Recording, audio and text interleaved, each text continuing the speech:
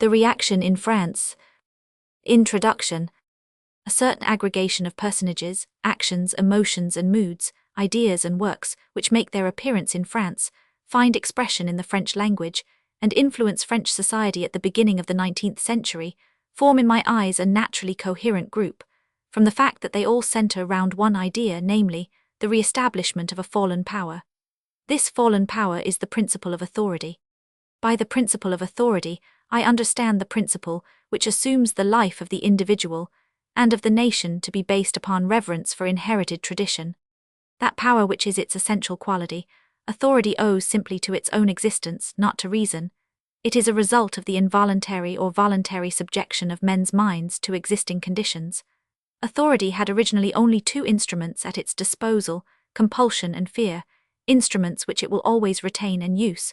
But at an early age it began to call forth such feelings as reverence and gratitude. Men were not ashamed of, did not suffer from, their dependence on authority, when they felt that they owed an obligation to it. The authority of the family, the authority of society, the authority of the state, long synonymous with the will of the despotic ruler, gradually asserted themselves, and supported themselves, one and all, upon a still higher authority, the authority of religion. In it the principle of authority reaches the absolute stage. The will of the Almighty becomes the supreme law, to which all must bow and which must be blindly obeyed. The principle of authority has had a powerful educative influence on the human race, but its real mission is to make itself superfluous. At a comparatively low stage, man submits to law because it emanates from authority, at a higher, because he recognizes its reasonableness. Where authority is absolute, it must, and as a matter of fact does, demand recognition as something mysterious and miraculous, and treat all criticism as rebellion and heresy. It is its ratification by religion which makes authority absolute. Owing, however, to the manner in which Christianity had developed in Europe, the principle of authority had not as yet manifested itself in that continent in perfect purity. Christianity had officially at least proclaimed itself to be the religion of love, the religion of Christ. History shows that what the Church in reality laid most weight on was belief in the dogmas of Christianity, and in the duty of submission to supernatural authority, not love, but obedience was necessarily of supreme importance to it, as well as to the state. So far, however, even the strictest of theologians, priests and religious writers had employed the language of religious enthusiasm, had proclaimed the message of love along with the doctrines of the faith, and striven not merely to further the cause of authority, but also to win souls. It was not until a majority of the educated minds of many countries freed themselves from the yoke of authority in the domain of the supernatural, and consequently became critically disposed towards it in the political and social domains also, that the principle of authority in its purity and its barrenness began to be vindicated unemotionally, with arguments appealing most frequently to reason alone, but occasionally also to the imagination. It is possible to champion the principle of authority in church and state, in society and in the family, nay, even in the domain of human knowledge, as the principle of knowledge and of wisdom. During the period of which I purpose describing the spiritual life, it was so championed in all those domains, but at the time now referred to it was overthrown in them all. In order to understand how it came to be resuscitated, proclaimed, developed, vindicated, established, and finally again overthrown, it is necessary that we should see how, and by virtue of what fundamental principles, it was annulled at the time of the Revolution. It was not attacked at once in all the different domains, but it became evident that its existence in them all depended upon its existence in what was considered the highest, that of religion, for it was the Church which, as authority, imparted authority in all the other spheres of life to the king by the grace of God, to marriage as a sacrament, 100. Therefore the principle of authority in general stood or fell with the authority of the Church. When that was undermined, it drew all other authorities with it in its fall. Not that the man who, in the 18th century, labored more energetically and successfully than any other for the emancipation of the intellect from ecclesiasticism and dogma had foreseen such a result of his labor. Far from it, Voltaire desired no outward revolution. In his little tale, Le Monde comme il va, the wise Balzac, who is at first utterly revolted by the depravity of the great city of Persepolis, gradually comes to see that the bad state of matters has its good sides, and when the fate of the city hangs upon his report to the angel Ithuriel, he pronounces himself to be entirely opposed to its destruction. Even the angel does not in the end propose making any change in the customs of Persepolis, because, though things are not good, they are certainly bearable. This train of thought can hardly be called revolutionary, and Voltaire is, at least at times, of the same opinion as Balzac. It was always to the sovereigns, not to the peoples, that he appealed to transform his ideas into actions, and he often declared that the cause of kings and of philosophers was one and the same. Hence, when Holbach and his collaborators asserted that hardly once in 1,000 years was there to be found amongst these rulers by the grace of God, these representatives of the deity, a man possessing the most ordinary sense of justice or compassion, or the commonest abilities and virtues, Voltaire could not control his wrath. His letters to the King of Prussia, too, contain violent outbursts of indignation at le système de la nature. He did not recognize himself in these disciples and in these conclusions. Nevertheless, it is Voltaire who constitutes the destructive principle throughout the Revolution, just as it is Rousseau who is the rallying, uniting spirit. For Voltaire had destroyed the principle of authority by vindicating the liberty of thought of the individual. Rousseau had displaced and superseded it by the feeling of universal brotherhood and mutual dependence. What these two great men had planned the Revolution carried into effect. It was the executor of their wills. The thought of the individual became destructive action, and the feeling of mutual dependence uniting organization. From Voltaire came the wrath of the revolutionists, from Rousseau their enthusiasm. The Revolution, authority being originally, and in its essence, ecclesiastical and religious, an understanding of the successive developments in the position of the Revolution to church and religion is indispensable to a comprehension of the intellectual reaction which followed. For, as that reaction meant the re-establishment of the principle of authority, it naturally, as well as logically, began with the rehabilitation of the Church. The Revolution was in reality quite as much of a religious as of a political nature. Regarded from one standpoint, it was the practical result of the labors of the great free-thinking philosophers of the 18th century. It is to the Revolution of 1789 that we owe the greatest conquest wrested by the human intellect from prejudice and power liberty of conscience, religious toleration. It is certainly not to the Christian Church that humanity is indebted for this inestimable blessing, for the Church opposed to the utmost every demand suggestive of it. At the moment when the Revolution begins, all the preparations for the great encounter between the principle of authority on the one side and the principles of individuality and solidarity on the other are complete. All the leaders, all the knights and squires who are to fight in the great joust, are already at their posts, unknown to each other, unknown to the world, which is soon to ring with their names. They are men with very varied pedigrees and pasts. There are noblemen like Mirabeau, priests like Morat, Fauchet and Talleyrand, physicians like Marat, lawyers like Robespierre, poets, philosophers, orators, authors like 1000. J. Chenier, Condorcet, Danton and Desmoulins, a whole host of men of talent and men of character. The Church rallies all its forces for a desperate struggle, in which it is doomed to be worsted. The Revolution progresses, first hesitatingly, then threateningly, then irresistibly, finally in the intoxication of victory. With the summoning of the Estates the lists are opened, challenges are exchanged, and the great umpire history gives the signal for the fray. As soon as the Estates are assembled, the first and unanimous demand of the clergy is that the Catholic, Apostolic, and Roman religion shall be recognized as the national religion, with the exclusive monopoly of public worship. And yet among the lower orders of the clergy were to be found many republicans, but of the liberty demanded by these, religious liberty did not form a part. The liberal-minded abbes might declaim against the Inquisition, and bestow on it such epithets as cannibal and tiger-like, but they were all opposed to toleration. The revolutionary abbe, Fauchet, who, after the capture of the Bastille, blessed the tricolored uniforms of the citizen soldiers, and made of the tricolour the national flag, jeered at the idea of toleration, and prophesied general and complete demoralization as its only possible result.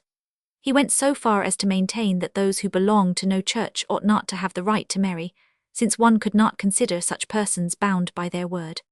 When the Estates met as the National Assembly, the clergy were soon compelled to make concessions, but even when the feeling against them found expression, it always in the end assumed the mildest, most deferential form. When, for example, in February 1790, incensed by Garrett's declaring consecration to the priesthood to be civic suicide, a number of priests, amongst them Abbe Maury and the bishops of Nancy and Clermont, started up, accused Garrett of blasphemy, and moved that the Catholic religion should be proclaimed as the national religion. The motion was rejected, but in such a manner as clearly evinced the timidity and hesitation of its opponents. It would, they declared, be an insult to religion, and to the feelings of the whole assembly, to act as if there could be any doubt in such a matter. Men did not yet dare to say what they thought, and so an assembly, the majority of which were freethinkers, took part in church processions and attended Catholic public worship. Only 2 months later, the motion that Catholicism should be proclaimed the state religion was again brought forward, this time after Maury's angry tirade against the proposal to secularize the property of the church. The proposer of the motion on this occasion was a priest, Dame Gerle, who afterwards, as a Jacobin, did his utmost to blot out the remembrance of his first public appearance. Mirabeau answered with a reference to a window in the Louvre which he could see from the place where he stood. The very window, he shouted, from which a French autocrat, who combined secular aims with the spiritual aims of religion, fired the shot which gave the signal for the massacre of St. Bartholomew. But once again the assembly avoided the settling of the question by declaring that the majesty of religion and the reverence due to it forbade their making it the subject of debate. The left with one accord refrained from voting, and a protest was signed by 297 members, of whom 144 were ecclesiastics. Vacillation and self-contradiction were the order of the day. The aristocracy, who 100 years before had joyfully acclaimed Louis XIV's revocation of the Edict of Nantes, had been influenced to such an extent by the literature of the 18th century that, in their capacity as an estate, they in a genuinely Voltairean spirit expressed themselves in favor of universal toleration, but they at the same time gave hesitating expression to the opinion that the Catholic Church ought to be the national church. The Third Estate, the citizens, a considerable proportion of whom were Jansenists, and consequently in reality less liberal-minded, had expressed itself in a similarly evasive manner. But once the National Assembly was constituted, there was no longer any real uncertainty. As we all know, one of the first acts of that assembly was the Declaration of the Rights of Man, and liberty of thought and speech in matters of religion was specified as one of these rights. Article 10 of the Declaration runs as follows: "No one may be harassed on account of his opinions, not even of his religious opinions, provided his expression of the same be not subversive of lawful order." The Pope replied by declaring this liberty to be an unnatural and foolish right, subversive of reason sick. This was a sufficient indication of the relative positions of the two camps. When toleration becomes the subject of debate in the Constituent Assembly, we perceive the direction things are taking. One of the clauses in the first draft of the Declaration of the Rights of Man ran thus: "Public worship being a matter of public import, it is the prerogative of society to control it, to permit the rights of one church and forbid those of another." Upon this clause Mirabeau made a violent attack. "It is not toleration that I champion," he said. "In the matter of religion, unrestricted liberty is in my eyes such a sacred right that the employment of the word toleration to express it savours to me of tyranny, for the very existence of an authority which has the power to tolerate, and consequently the power not to do so, is an infringement on freedom of thought." In a subsequent debate he went still farther. A ruling religion has been spoken of. What is meant in this case by ruling? I do not understand the word and must request a definition of it. Does it mean a religion which suppresses other religions? Has not the Assembly interdicted the word suppression? Or does it mean the religion of the sovereign? The sovereign has not the right to rule over men's consciences or to direct their opinions. Or does it apply to the religion of the majority? Religion is a matter of opinion. This or that religion is the outcome of this or that opinion. An opinion is not formed by counting votes. Thought is a man's own, is independent, and cannot be restricted. It is evident that men were beginning to have the courage of their opinions in religious matters. I adduce another example of the rapidity with which, both in the Assembly and in society in general, they were advancing from a timid first apprehension to certainty of the great spiritual revolution which was taking place. In October 1789, there stood at the bar of the National Assembly a deputation of curiously dressed men with oriental features. They were Jews from Alsace and Lorraine, who had been deputed by their fellow believers to appeal for mercy.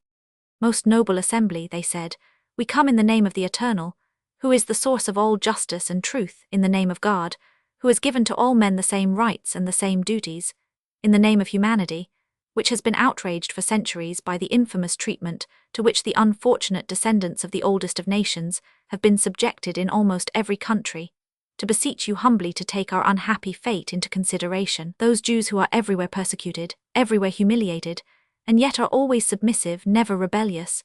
Those Jews who are despised and harassed by all nations, whereas they ought to be pitied and tolerated, cast themselves at your feet, and venture to hope that, even in the midst of the important tasks which engross you, you will not neglect and despise their complaint, but will listen compassionately to the timid protests which they venture to offer from the depth of degradation in which they are sunk. May an improvement in our position, which we have hitherto desired in vain, and which we now tearfully implore, be your work, your benefaction. Clermont-Tonnerre warmly supported this petition. He was opposed by the audacious and callous Abbé Maury, who argued thus: "It is absurd to talk in our days of persecution and intolerance. The Jews are our brothers, but to make the Jews citizens would be equivalent to permitting Englishmen or Danes to become Frenchmen without any process of naturalization, without ceasing to be Englishmen or Danes." He also dwelt upon the usurious proclivities of the Jews and the other vices attributed to them. Not a man amongst them has ennobled his hands by guiding a plough or cultivating a plot of ground. Considering that Jews were strictly prohibited by law from acquiring even the smallest piece of land, and that their position was such that, when they entered a town, they were liable to the same duty as was imposed on pigs, Maury's argument was easy of refutation. But hatred of the Jews was still so strong that no one contradicted him. It was feared that, if civic rights were conferred on the Jews, they would turn the whole of Alsace into a Jewish colony. There was a general feeling of embarrassment. Only one member of the Assembly, a man who as yet had attracted no notice, Maximilien Robespierre, spoke in favor of the motion for granting the Jews equality. He declared their vices to be the consequence of the degraded position in which they had been kept. But he was alone in supporting a measure which, significantly enough, classed Protestants, actors, and Jews together. The human rights of the Protestants and the actors were acknowledged, but as Mirabeau recognized the impossibility of passing the clause of the motion which concerned the Jews, he adjourned the debate on this clause indefinitely. 2 years passed. In 1791 the Jews once more appealed, but in what a changed tone! The humble prayer of the slave had become the peremptory demand of the man. The conclusion of the appeal runs as follows: "If there were one religion which incapacitated its followers from being citizens, whilst the followers of all other religions made good citizens, then these other religions would be the ruling religions. But there is no ruling religion, since all have equal rights. If the Jews are refused civic rights because they are Jews, they are punished for belonging by birth to a certain religion. In this case there is no religious liberty, seeing that loss of civic rights accompanies the liberty. This much is certain: in advancing men to religious liberty, the intention was that they should simultaneously be advanced to civic liberty. There is no half liberty, just as there is no half justice." 2 years spent in the atmosphere of the Revolution had given to these pariahs not only self-esteem but pride. This time the measure was passed without debate. In the Constituent Assembly, the animosity towards positive religion and its priests with which the philosophers had inoculated their age did not find vent in words. As yet it only expressed itself in deeds. All church property was proclaimed to be state property. Voltaire had impressed upon his disciples that it was their mission to annihilate the infamous thing écraser l'infâme. In the decisions of the Assembly, faithful Catholics saw an attempt to carry out this injunction. It seemed to them as if all the powers of hell had been let loose upon the Church of Christ, as if the philosophers were bent upon exterminating the Christian religion, not only in France, but throughout Europe, nay, throughout the whole world. Conjuration contre la religion catholique et les souverains, 1792. In order to attain this result, the philosophers had addressed themselves to the sovereigns of the great countries, to Frederick of Prussia, Catherine of Russia, and others, but it was from the French middle class that the blow came. The priests, who, as the saying goes, have found what Archimedes sought, a fulcrum in another world from which to move this one, now began to stir up the spirit of fanaticism in the provinces. In the town of Arras, a picture of the crucifixion was paraded in the streets, in which Maury and the Royalists were represented standing on the right side of the cross, and the revolutionists on the left side, below the unrepentant thief. At Nimes there was a regular riot when the news came that a Protestant, Saint Etienne, had been elected president of the National Assembly. The new ordering of the Church's affairs was brought about by a coalition of the Voltairean and Jansenist members of the Assembly. The Jansenists had a religious hatred of earthly greatness, and, as fatalists, unquestioningly accepted the existence of human misery. Therefore it displeased them to see the Church rich, and they took no account of the manner in which the poor benefited by its wealth. Moreover, the scandalous lives led by many of the high-placed ecclesiastics aroused their moral indignation. Everyone, for instance, knew that Bishop Geronte's mistress, Mademoiselle Guimard, distributed ecclesiastical promotion behind the scenes of the opera, that the Archbishop of Narbonne had a regular harem in one of his abbeys, and that the monks of the Abbey of Grantself had quarters for their ladies in a neighbouring village, where the tables were regularly spread for nightly revels. If the revolutionists had been content with secularizing church property, they could not well have been convicted of attacking religion. But they interfered in the church's internal arrangements and discipline, and even altered its ritual, and its dignitaries naturally proclaimed that the foundations of religion were shaken. Therefore the ordinary priest hardly ever dared take the oath of allegiance to the Constitution. The small yearly payment received from the state by those who did so was likened to Judas Iscariot's blood money, although in times past it had been considered just that bishops should own palaces and pleasure grounds, and have luxuries of every kind at their disposal, while the lower orders of the clergy were positively starving. As a result of the new order of things, many riotous and many comic scenes were witnessed in the provinces. In one of Camille Desmoulins's newspaper articles, we find an amusing description of the compulsory parting between a village curé and his charge. Coming out at the church door one Sunday after Mass, Monsieur le curé is surprised by the sight of a coach loaded with all his belongings. On the top sits Javot, his housekeeper, to whom the schoolmaster, with tears in his eyes, is saying farewell. The curé is handed into the carriage amidst cries of, "Goodbye, goodbye, your reverence," and off he has to go, though he rages and storms as long as his church steeple is in sight. In other places, however, the priest was forced to take the oath with the bayonet at his breast, and in one instance a recalcitrant was shot dead in his pulpit. But if dissident priests were occasionally maltreated, the treatment meted out by these priests to their opponents was infinitely worse. They taught the peasants that the new constitution, which did not in reality interfere with religion at all, was a work of the devil. They impressed upon their congregations that it was a mortal sin to take the sacrament from the hands of a priest who had sworn allegiance to the government, that the children of parents who had been married by such priests were illegitimate, nay, that the curse of God rested on them. One priest who had taken the oath was stoned in his church, another was hanged from the chancel lamp. The churches which had been closed by order of the National Assembly were broken open again. In certain departments murderous bands of devotees, led by priests, marched about armed with guns and spears. The situation was worst in Brittany, when the Breton peasant who had gone many miles to hear Mass said by a true non-enduring priest, on his return met a dozen or so of his neighbours coming out of his own church, where they had been comfortably attending the ministrations of the new government cure. He was so infuriated that he felt justified in committing any of the outrages to which the church incited him. By the time the Legislative Assembly met, there were no longer any estates. The nobles had emigrated, and the exiled ecclesiastical dignitaries were imploring assistance at foreign courts. The lower ranks of the clergy, inspired by anti-revolutionary fanaticism, were inflaming the ignorant multitude. The debates now held in the Assembly were very different in tone from those of the old days. Now the standing grievance against religion was the naively formulated one that it did not harmonize with the Constitution, and that against the clergy, that their one aim was to recover their property. The lies and violence of the priests had stirred up a feeling of great bitterness against them. A few conciliatory voices were heard, such as that of André Chenier, who maintained that the priests did not trouble the state when the state did not interfere with them, or Talleyrand, who insisted that, as no form of religion was prescribed by law, neither should any be prohibited by law, but Voltairean indignation was long the order of the day. These were the halcyon days of the Girondists, and the Girondists were the practical expression of the ideas of Voltaire. In a public declaration drawn up by their famous leader, Vergniaud, we read, "The rebellious priests are preparing a revolt against the Constitution. These insolent myrmidons of absolutism are supplicating all the sovereigns of Europe for money and soldiers wherewith to reconquer the sceptre of France."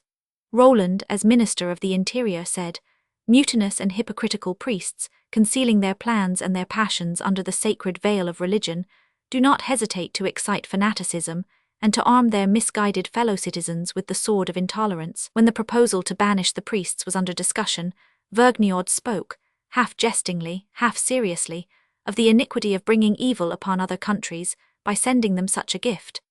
Generally speaking, he maintained, nothing can be more immoral than that one country should send into another the criminals of whom it desires to be rid. But he comforts himself with the idea that in Italy they will be received as saints, and that in this gift of living saints which we are sending him, the Pope will recognize a humble attempt to express our gratitude for all the arms, legs, and other relics of dead saints with which he has favoured our pious credulity during the centuries gone by. "Yes," cries Isnard, the future president of the convention, let us send these plague-stricken creatures to the hospitals of Italy. And he adds that when a priest is depraved, he is never partly, but always wholly depraved, that to forgive crimes is the same as to commit them, that an end must be put to the existing state of matters, and that the enemies of the revolution are themselves, compelling the revolution to crush them. From his lips issue for the first time the terrible words which were to be echoed and reechoed times without number in days to come. There is no need of proofs. That is to say, all priests accused were at once to be banished. And when the fear was expressed that such proceedings would result in civil war, the noted Girondist, Guadet, a disciple of Holbach, reassured the assembly with a speech containing the following assertion: "Every one knows that a priest is as cowardly as he is covetous, that he wields no weapons but those of superstition, and that, having fought nowhere but in the theological prizering, he is a nonentity on the field of battle." It was soon seen how mistaken, in this matter at least, Guadet and his sympathizers were, and what bold, enthusiastic leaders the priests made in the sanguinary civil war which ensued. Things reached such a pitch that speakers actually began to excuse themselves when they were obliged to address the assembly on church matters. François de Nantes, as spokesman of a committee, be it noted, declares, "Our one consolation in being obliged to take up your time with the discussion of church matters is the hope that the measures you will take will prevent the necessity of your ever hearing of them again." His whole speech is a tissue of audacities. These sentiments were shared by high and low. One of Louis XVI's ministers, the insolent, high-handed Cahiers de Gerville, said one day on leaving the council chamber to his colleague Malville, who noted down the expression in his memoirs, "I wish I had these damned vermin, the clergy of all lands, between my fingers, that I might squeeze them all to death at once." But the spirit of the revolution found temperate, dignified expression in a letter from the Republic to the Pope, which a woman had been commissioned to write. It is addressed to the Prince Bishop in Rome. In the name of the Republic, Madame Roland writes, "High Priest of the Roman Church, sovereign of a state which is slipping out of your hands, know that the only possible way in which you can preserve state and church is by making a disinterested confession and proclamation of those gospel principles which breathe a spirit of the purest democracy, the tenderest humanity, and the most perfect equality principles with which Christ's representatives have adorned themselves only for the purpose of supporting and increasing a sovereign power which is now falling to pieces from decrepitude. The age of ignorance is past." But such language as this is quite out of keeping with what was generally spoken and written. The period of calm conviction was at an end, that of unbridled passions had begun. The passions followed in the track of the convictions. Hatred of Catholicism reached its climax. It broke out in one great flame all over France. Those were the golden days of the clubs. The Cordelier Club held its meetings in the chapel of a monastery. All the paintings, tapestries, and carvings were torn down. Nothing but the skeleton of the church remained. The president's seat was in the chancel, where the rain blew in through the broken panes of the east window. His table was composed of joiners' benches. On it lay a row of red caps, and whoever wished to speak had to put on one of these. Behind him was a statue of Liberty with broken instruments of torture in her hands. Planks, fragments of stalls, of church benches, or of shattered images provided seats for a dirty, wild audience in ragged carmagnoles, as their jackets were called, shouldering spears, or sitting with their bare arms crossed. The orators spoke boldly and to the point. Everything was called by its plainest name. An indecent word or audacious gesture roused applause. They were often interrupted by opponents, and at times by the screeching of small owls, which had been driven from their homes under the monastery roof, and now flew in and out through the broken windows seeking food. These were not to be silenced by the chairman's bell. They were sometimes shot, and fell fluttering and bleeding among the crowd. Among the speakers were Danton, Marat, and Camille Desmoulins, the amiable, witty Camille, whose moderation brought upon him the charge of hypocrisy, and who even before the tribunal of the Revolution spoke of the sans-culotte, Jesus. Camille had private reasons for his hatred of the priests. When in December 1790 he wished to marry his beloved Lucille, without doubt one of the purest and most beautiful of the female characters of the Revolution, no priest would perform the ceremony because he had written in a newspaper article that the religion of Mahomet was as intelligible as the religion of Jesus. He was obliged to recant this assertion and to go to confession before he could be married. But now he made amends. In his newspaper, La Vie Cordelier, he wrote, "The whole subject of priests and of religions is disposed of when it has been said that they resemble each other in all being equally absurd, and when it has been instanced that the Tartars eat the excrement of the Grand Lama as the greatest delicacy. There is no fool too foolish to be honored as Jupiter's equal. The Mongolians worship a cow, which is the object of as many genuflections as the god Apis. We have not the right to be aggravated by such follies, we who in our simplicity have so long allowed ourselves to be persuaded that it is possible to swallow a god as one swallows an oyster. An influential paper which had a great circulation among the Cordeliers was L'Austelot's Les Revolutions de Paris. One of its numbers, published during Lent 1792, contained the following tirade, apropos of the shows at the fair. In the days when there was a ruling religion in France, the tonsured jugglers allowed no competition during Holy Week. They alone might give performances. Now there is free competition. When the ordinary conjurer shows himself upon his stage, he is attired in a cloak and strange headgear, by which he is distinguished from the surrounding crowd. But as soon as the performance is over he takes off his costume. The priest wears his all day long, and performs his part off as well as on the stage. When will they blush to play the role of the harlequins of humanity? Henceforward the revolutionary nickname of the priests is Theophagi. In the month of April, the same newspaper contains an article in which it is proposed to apply to priests the regulations instituted by Johanna of Naples for the control of women of ill fame. They ought to be shut up in a house where they can preach and pray as much as they choose for those who seek them there, but should be prohibited from going abroad, so that they may not infect the population. The wine of Voltaire has turned into vinegar, into poison. A rival club of a very different type from the Cordeliers was the Jacobins. Its intellectual tendency was more serious and more pedantic. Its patron was Rousseau, as its rivals was Voltaire. The original programme of the Jacobins' love of equality, hatred of all established inequality, was derived purely from Rousseau. With it they managed to combine ambition, a cold, calculating, revolutionary spirit of persecution, and underlying everything else, devotion to rule, that is to say, to the regulation of society according to Rousseau's principles. To the student who observes historic phenomena from the literary point of view, nothing in the history of the Revolution is more striking than the distinct manner in which all its men of action and of words acknowledge the literature of the 18th century to be the mainspring of their actions and utterances. They seem to seek no other honor than that of transforming ready-made principles into action. At Mirabeau's grave it was told to his honor that he had said of the philosophers, "They have produced light, I will produce movement," and there is scarcely a paragraph in the Contrat Social which did not, during the course of the Revolution, reappear either in a law or a public declaration, or a newspaper article, or a speech in the National Assembly, or in the very constitution of the Republic itself. The most important of its theorists, that power emanates from the people, that law is the expression of their will, is to be found literally reproduced in the Declaration of the Rights of Man. As soon as the idea of association occurs to the Jacobins, they instantaneously trace it back to Rousseau, and employ all his phraseology. Abbe Fortschritt writes in an article in La Bouche de Fer, "Great Rousseau, of the candid mind and feeling heart, thou art one of the first to have understood the eternal laws of equity. Yes, every man has a right to the earth, has a right of property in what he requires for his support." And he goes on to maintain that the social contract is a contract between the man and his country. Saint Just expresses himself in almost the same words in his speech, demanding the death of Louis XVI. The social contract is a contract which the citizens conclude with one another, and not a contract with the government. Men have no responsibility in the matter of a contract into which they have not entered, but it is Robespierre who, as leader of the Jacobins, gives typical expression to their devotion to the principles of Rousseau. He was the first enemy of the Girondist rationalism.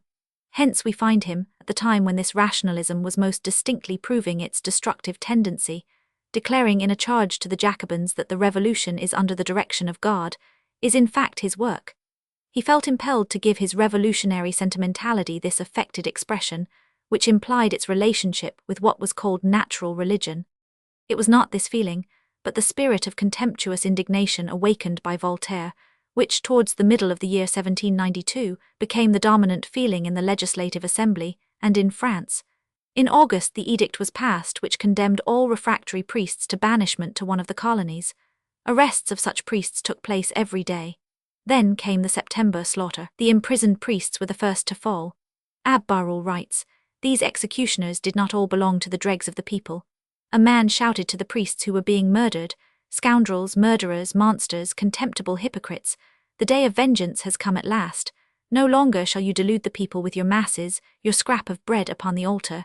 The fortitude displayed by most of the priests is worthy of all admiration. In the prison of the Carmelite convent, 172 of them unhesitatingly elected to be shot, rather than take the oath of allegiance to the Constitution. It is touching to read the description of the composure of those who were locked into the church. From time to time, we sent some of our comrades up to the window in the tower, to look in what posture the unfortunate men who were being sacrificed in the courtyard were meeting their fate, so that we might know how to conduct ourselves when our turn came. They told us that those who stretched out their arms suffered longest, because the sword blows slackened before they reached the head Jurgniac de Saint-Merde. In all, 1480 human beings were butchered. The number is unquestionably an appalling one. But it is to be noted, as not without interest, that, according to Michelit's calculation, the number of men and women executed between the beginning and the end of the Revolution does not amount to a 40th part of the number killed in the Battle of the Moskwa alone. The hatred which had found such ferocious expression in the days of September had not cooled down when the convention assembled. Let us see what the member of convention writes, reads, and says on the subject of priests and religion. One of them, Lequinio by name, presents his colleagues with a book which he has written and dedicated to the Pope. Its title is Les Préjugés de Trutes. In it we read, "Religion is a political chain invented for the purpose of fettering men. Its only use has been to ensure the pleasures of a few individuals by holding all the others in check." The tirades against the priests in this book surpass in violence and indecency any yet published. Amongst its mildest affirmations concerning them is one perpetually made at this time, with all manner of variations. When they are honest, they are stupid or mad. As a rule, they are audacious impostors, veritable assassins of the human race. We must go to Kierkegaard's Øyeblik at the moment to find outbursts corresponding to this. Such is the literature of the day, and Lequinio is not to be regarded as an exception, though he carried his war with prejudice to the extent of inviting the public executioner to dine with him and his family, for the purpose of overcoming the prejudice against that official. In Les Revolutions de Paris, the newspaper which the member of convention perused before he went forth to take his part in the debates of the day, he read one morning in December 1792, apropos of the celebration of the midnight mass in Paris, "There is no particular harm in holding exhibitions of dancing marionettes or conjurers' tricks in the public streets in the light of day. It is quite permissible that children and nurses should be amused, but to meet in dark assembly halls at night for the purpose of singing hymns, lighting tapers, and burning incense in honor of an illegitimate child and an unfaithful wife is a scandal, an offense against public morality, which demands the attention of the police and strict repressive measures." Previously quoted utterances have been aglow with exasperation, hatred, and scorn, but as yet they have not been ribald. They were the revengeful cries of that human reason which had been so long fettered and tortured. This language is scurrilous, and there is another change. Those who have hitherto been oppressed are betraying a marked inclination in their turn to play the part of oppressors. Action followed swiftly upon resolve. They proceeded, writes Mercier in Le Nouveau Paris, to the destruction of everything connected with the old worship, not with the frenzy of zealotry, but with an ironical contempt and uncontrolled mirth which could not but astound the onlooker. The churches were positively ravaged. One troop of its emissaries communicated to the convention that they had permitted Brown Mary, a certain miracle-working image, to retire, after all the hard work she had had in fooling the world for 1800 years. The altars were plundered for the benefit of the treasury of the Republic. Here is a fragment of a report. There are no longer any priests in the department of Neva. The altars have been despoiled of the piles of gold which ministered to priestly vanity. 30 millions worth of valuable articles will be sent to Paris. 2 carts laden with crucifixes, gold croziers, and 2 millions in gold coin have already arrived at the mint. 3 times as much will immediately follow. Sometimes the carts stopped at the door of the assembly hall of the convention, and sacks full of gold and silver were piled up in the hall itself. Another report is in the ironical style. "I have been unjustly accused of an onslaught on religion. The fact is that I asked most politely before I acted, and 300 or 400 saints begged for permission to go to the mint." The language employed on the occasion was something in this style: "Ye who have been the tools of fanaticism, ye saints and holy ones of every description, show now that ye are patriots, and help your country by marching to the mint." In a third report, the delegates congratulate themselves on the result of their philosophically mission in the department of Gers. Public feeling was ripe, and it was decided that the abolition of fanaticism should be solemnly celebrated on the last day of the 3rd decade. The whole population assembled in a rustic spot to hold the festival of brotherhood. After a Spartan meal, they hurried into the town, tore down all the emblems of fanaticism, and trampled them underfoot. A scavenger's cart drove up, bringing 2 miracle-working virgins and a variety of crucifixes and images of saints, to which but a short time before, superstition had offered incense.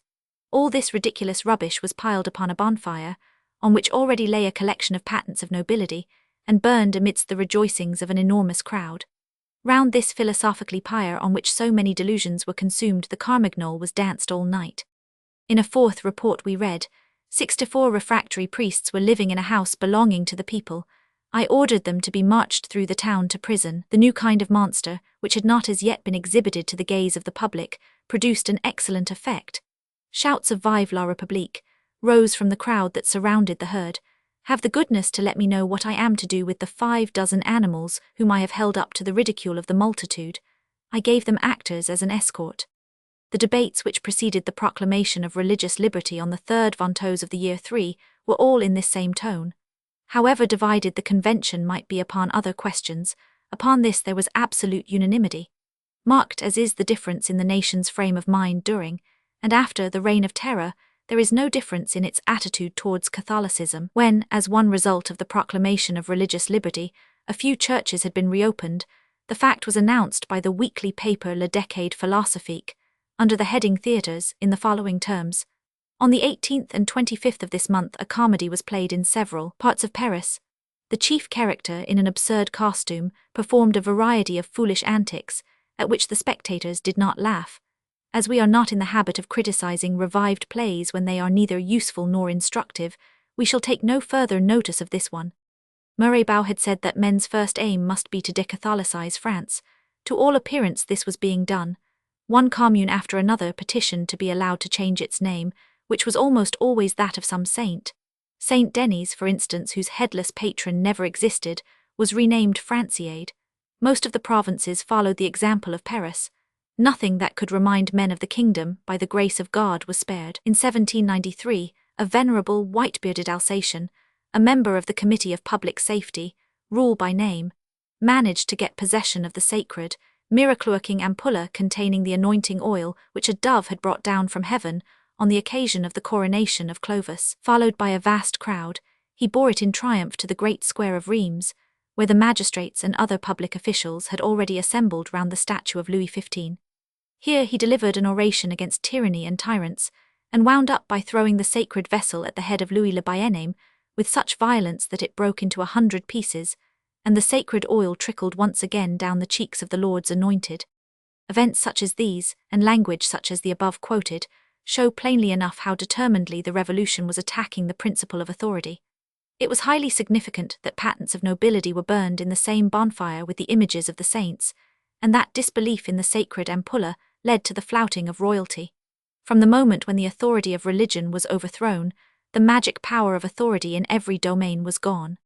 It was supplanted by the watchword, liberty, equality, and fraternity, but this watchword contained at least 2 fundamental principles instead of one. Liberty as a fundamental principle may be regarded as emanating from Voltaire, fraternity from Rousseau, and equality and liberty did not combine well. When not long before the Revolution, Saint Martin the mystic proclaimed his mysterious doctrine of the Holy Trinity ternaire liberty, equality, and fraternity, which always had been, and always should behead, did not foresee the possibility of disunion, of conflict between these principles. Voltaire says somewhere, "It was a wise provision that made of the Trinity one God. If there had been 3, they would have come to blows." In 1793, Saint Martin's Trinity revealed the contradictions which lay latent in it. In the month of April, the new Declaration of the Rights of Man which Robespierre had drawn up and persuaded the Jacobins to accept as their programme was published.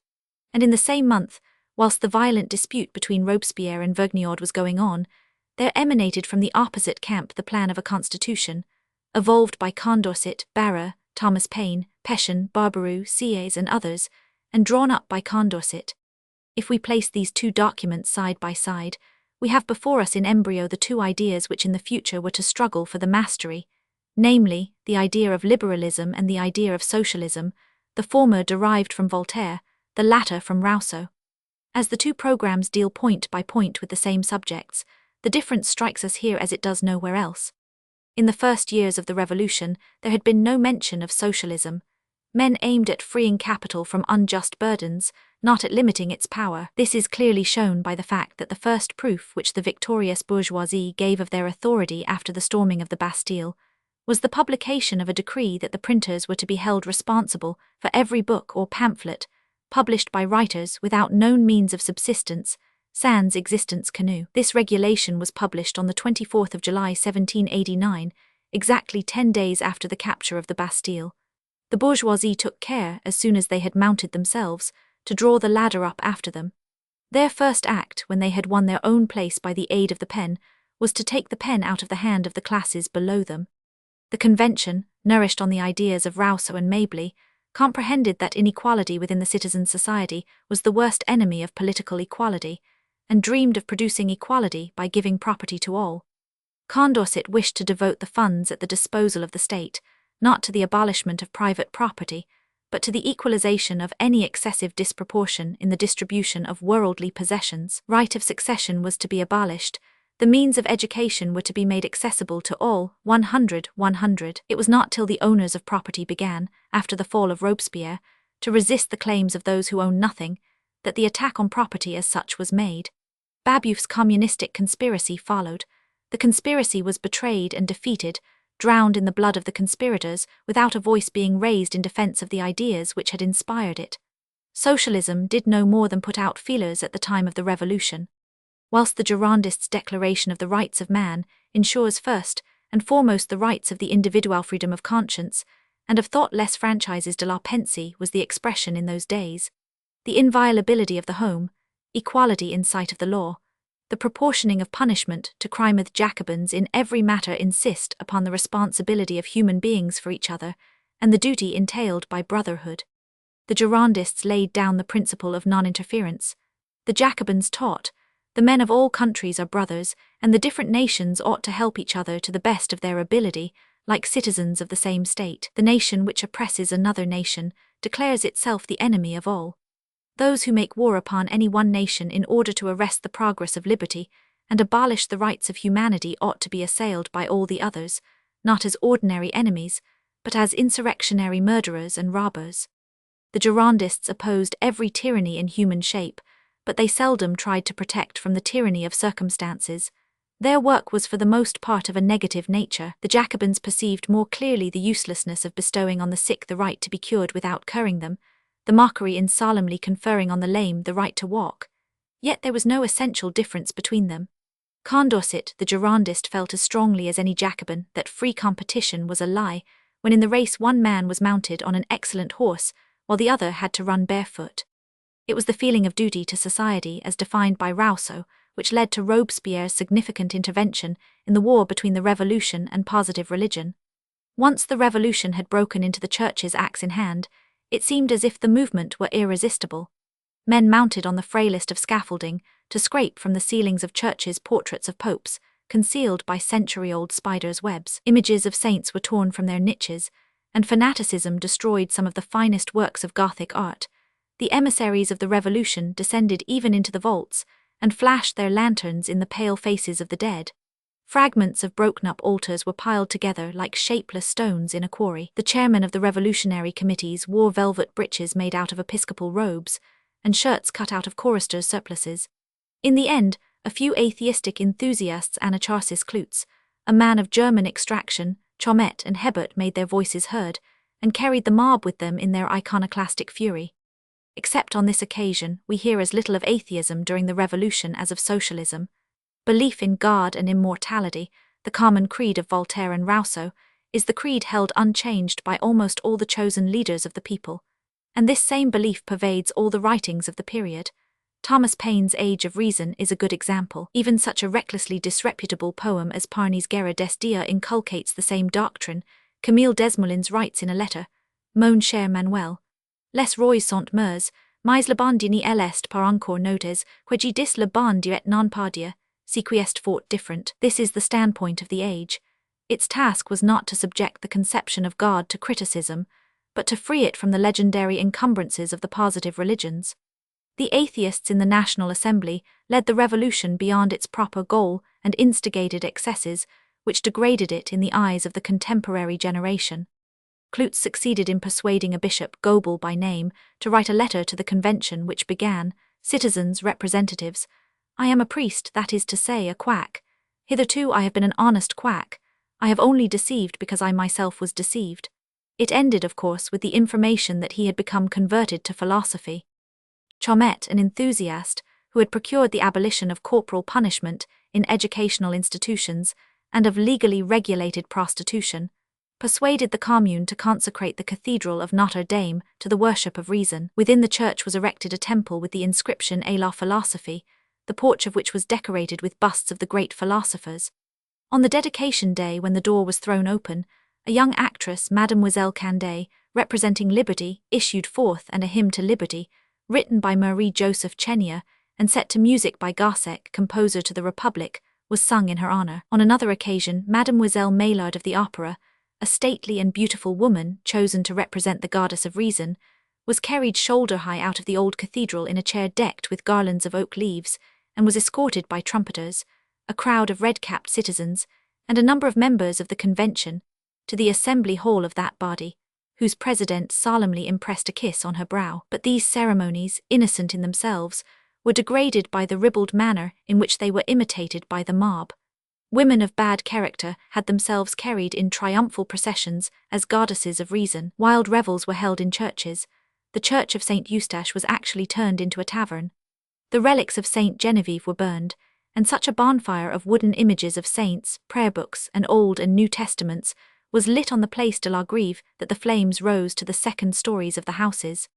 Clootz was elected president of the Jacobin Club. Hereupon Robespierre, as a good disciple of Rousseau, and with his eye on Europe, prevailed on the convention to issue a public declaration that the French people acknowledged the existence of the Supreme Being, and he moreover persuaded the Jacobins to present a petition to the convention, praying that assembly to do all that was in its power to restore belief in God and in the immortality of the soul.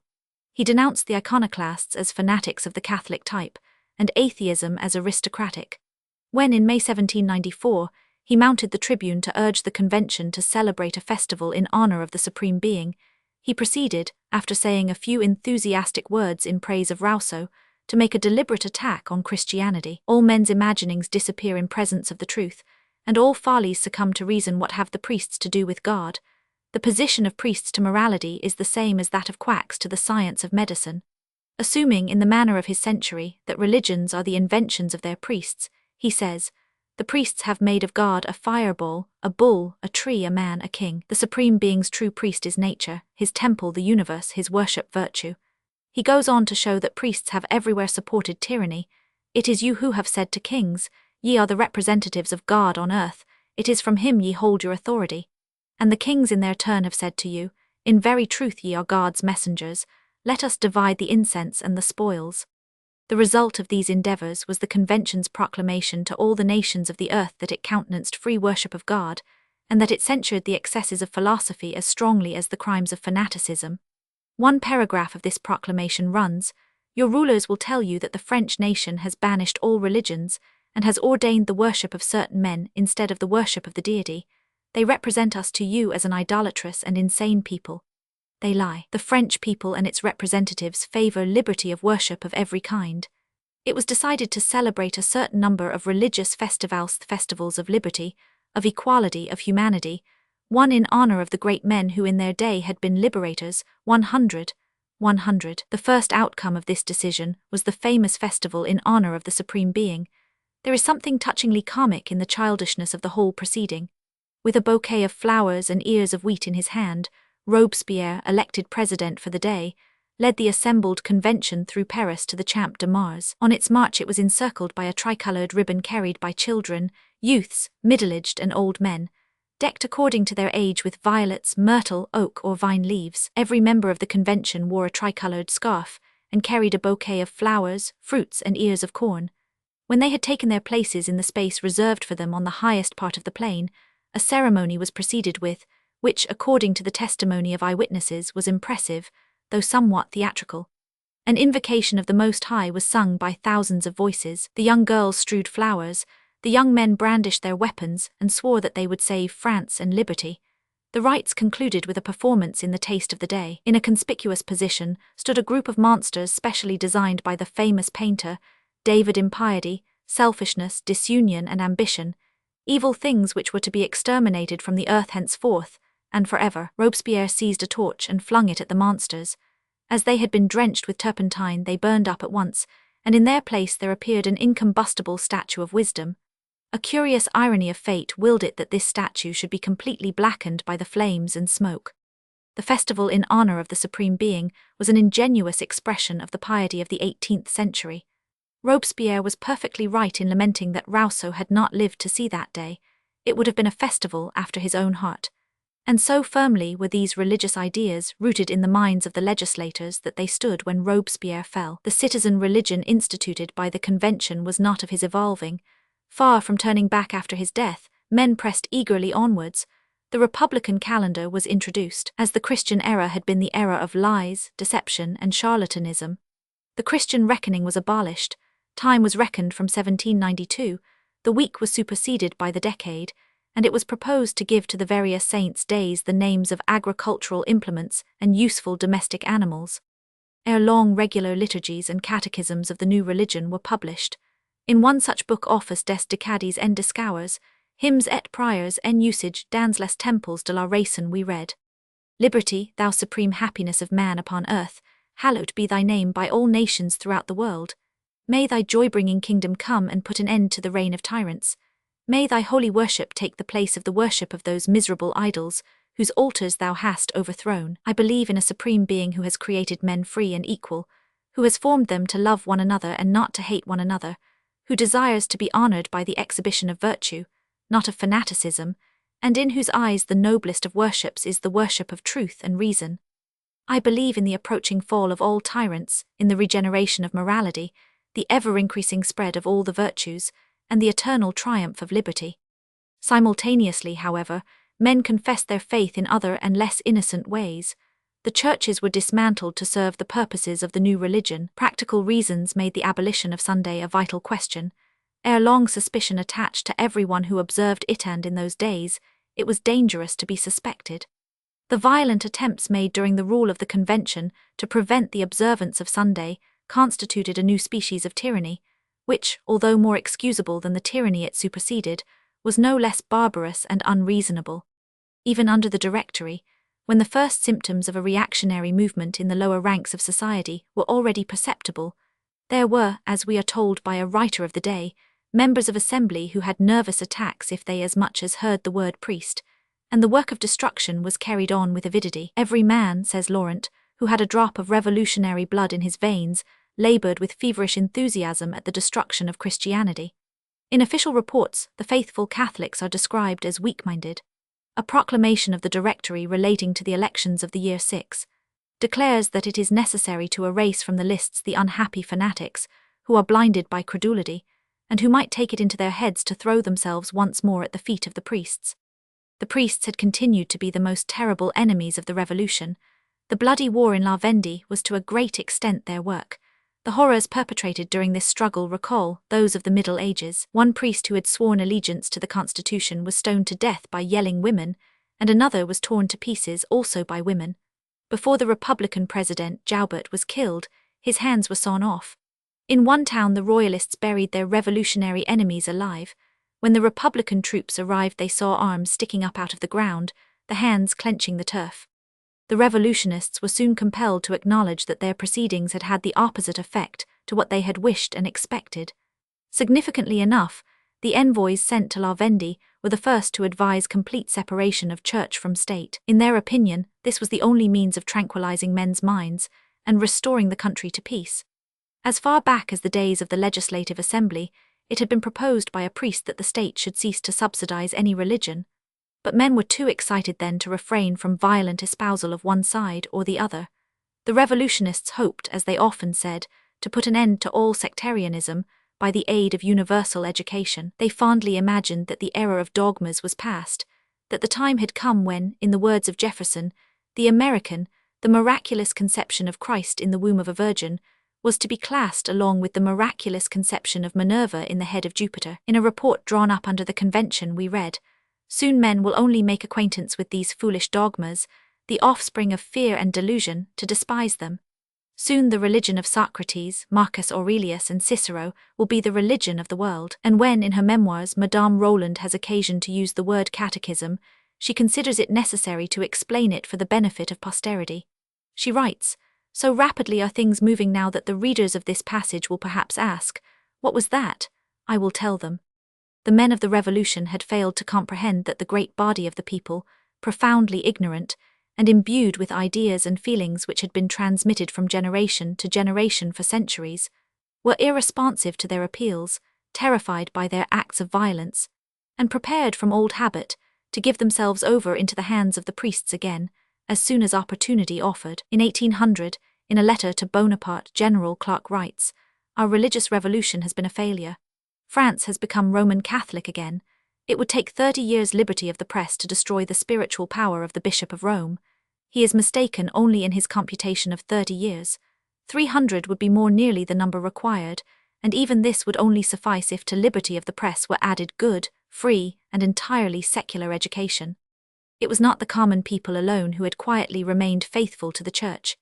In the upper-class families in the provinces, the mother with her daughters had generally remained Catholic, since the father, with the Frenchman's natural caution and distrust of free thought, almost invariably, whatever his private opinions might be, regarded religion as a beneficial restraint upon women. The ladies had always embroidered altar cloths, patronized the priest, given him money for his poor parishioners, attended Mass most regularly. Now the celebration of Mass was forbidden. The industrious and phlegmatic French peasant, his wife and his whole household had, until the Revolution came, been accustomed to look up to Monsieur le Curé as a species of earthly providence, been accustomed to salute him reverently when he passed, and to ask his advice. He had baptized the children, and from his hands they had received their first sacrament. He had united Jacques to Fanchette in holy matrimony. He had administered the last sacraments to the old mother. No one read in the peasant's house. No one cultivated literature or philosophy or music. Every impulse of the soul that rose above the ploughshare and the clods which it flung up took the direction of the church. Poor as it might be, it was a festal hall in comparison with the carter's Haviland. It was a holy place. They knelt in it. Now the church was closed. Anyone who has seen the peasants of France or Italy pray, seen the touching devotion which shines from eyes as earnest and as clear as a dog's, can understand what it meant to such people that there was no longer to be Mass or priest. And Sunday too. The peasant is opposed to every change the utility of which is not at once apparent to him. Sunday to be done away with. Had anyone ever heard the like? Could such an idea have occurred to anyone except these gentlemen in Paris? Sunday, which had been kept holy for more than 1,000 years, possibly since the creation of the world. God himself had rested on the 7th day, but now the week was to have 10 days, and to be called decade, a word which conveyed no meaning. Was God, too, to be done away with? Add to all this the effect upon the younger, and as yet undepraved priests, Fracinus, who, after the Restoration, became so famous as a Catholic vindicator of Christianity, tells how he himself and a friend, also a priest, continued to perform their sacred avocations during the Reign of Terror, in spite of all the threats of banishment, and how, in order to prove and strengthen themselves, and familiarize themselves with the death which awaited them if they were discovered, they went in turn to watch the executions on the permanent scaffold of Rodez. Think of young enthusiasts such as these, or the priests described in Lamartine's Jocelyn, meeting their flocks on Sunday mornings in underground caves, in cold, damp cellars, which might well call to mind the catacombs of the early Christians. The congregation talk of the trials of the church, comfort one another, hear a sermon, receive the Holy Sacrament, and go their way with tearful eyes and uplifted hearts. The great lady and the simple peasant woman have felt that they are members of one body, as they never felt it when the one occupied the best seat in church, while the other sat on the bench at the door. Even the confiscation of the property of the church turned out to be for the church's good. Many a priest who had been demoralized by good living suddenly found himself reduced to apostolic poverty. If deprivations only roused the wrath of many, they chastened others. The cause for which a man suffers becomes dear to him. The wavering, half-philosophic priest, who, as we are told by Barante, was almost ashamed to confess his belief in the doctrines of Christianity, felt his self-esteem increase when the cause which he served was persecuted. In 1801, Bishop Lecars writes, "The religion which our Saviour founded without the aid of wealth, he will maintain without its aid, which is unworthy of his acceptance." When he called his 12 apostles, to what did he call them? to the enjoyment of riches or of honor.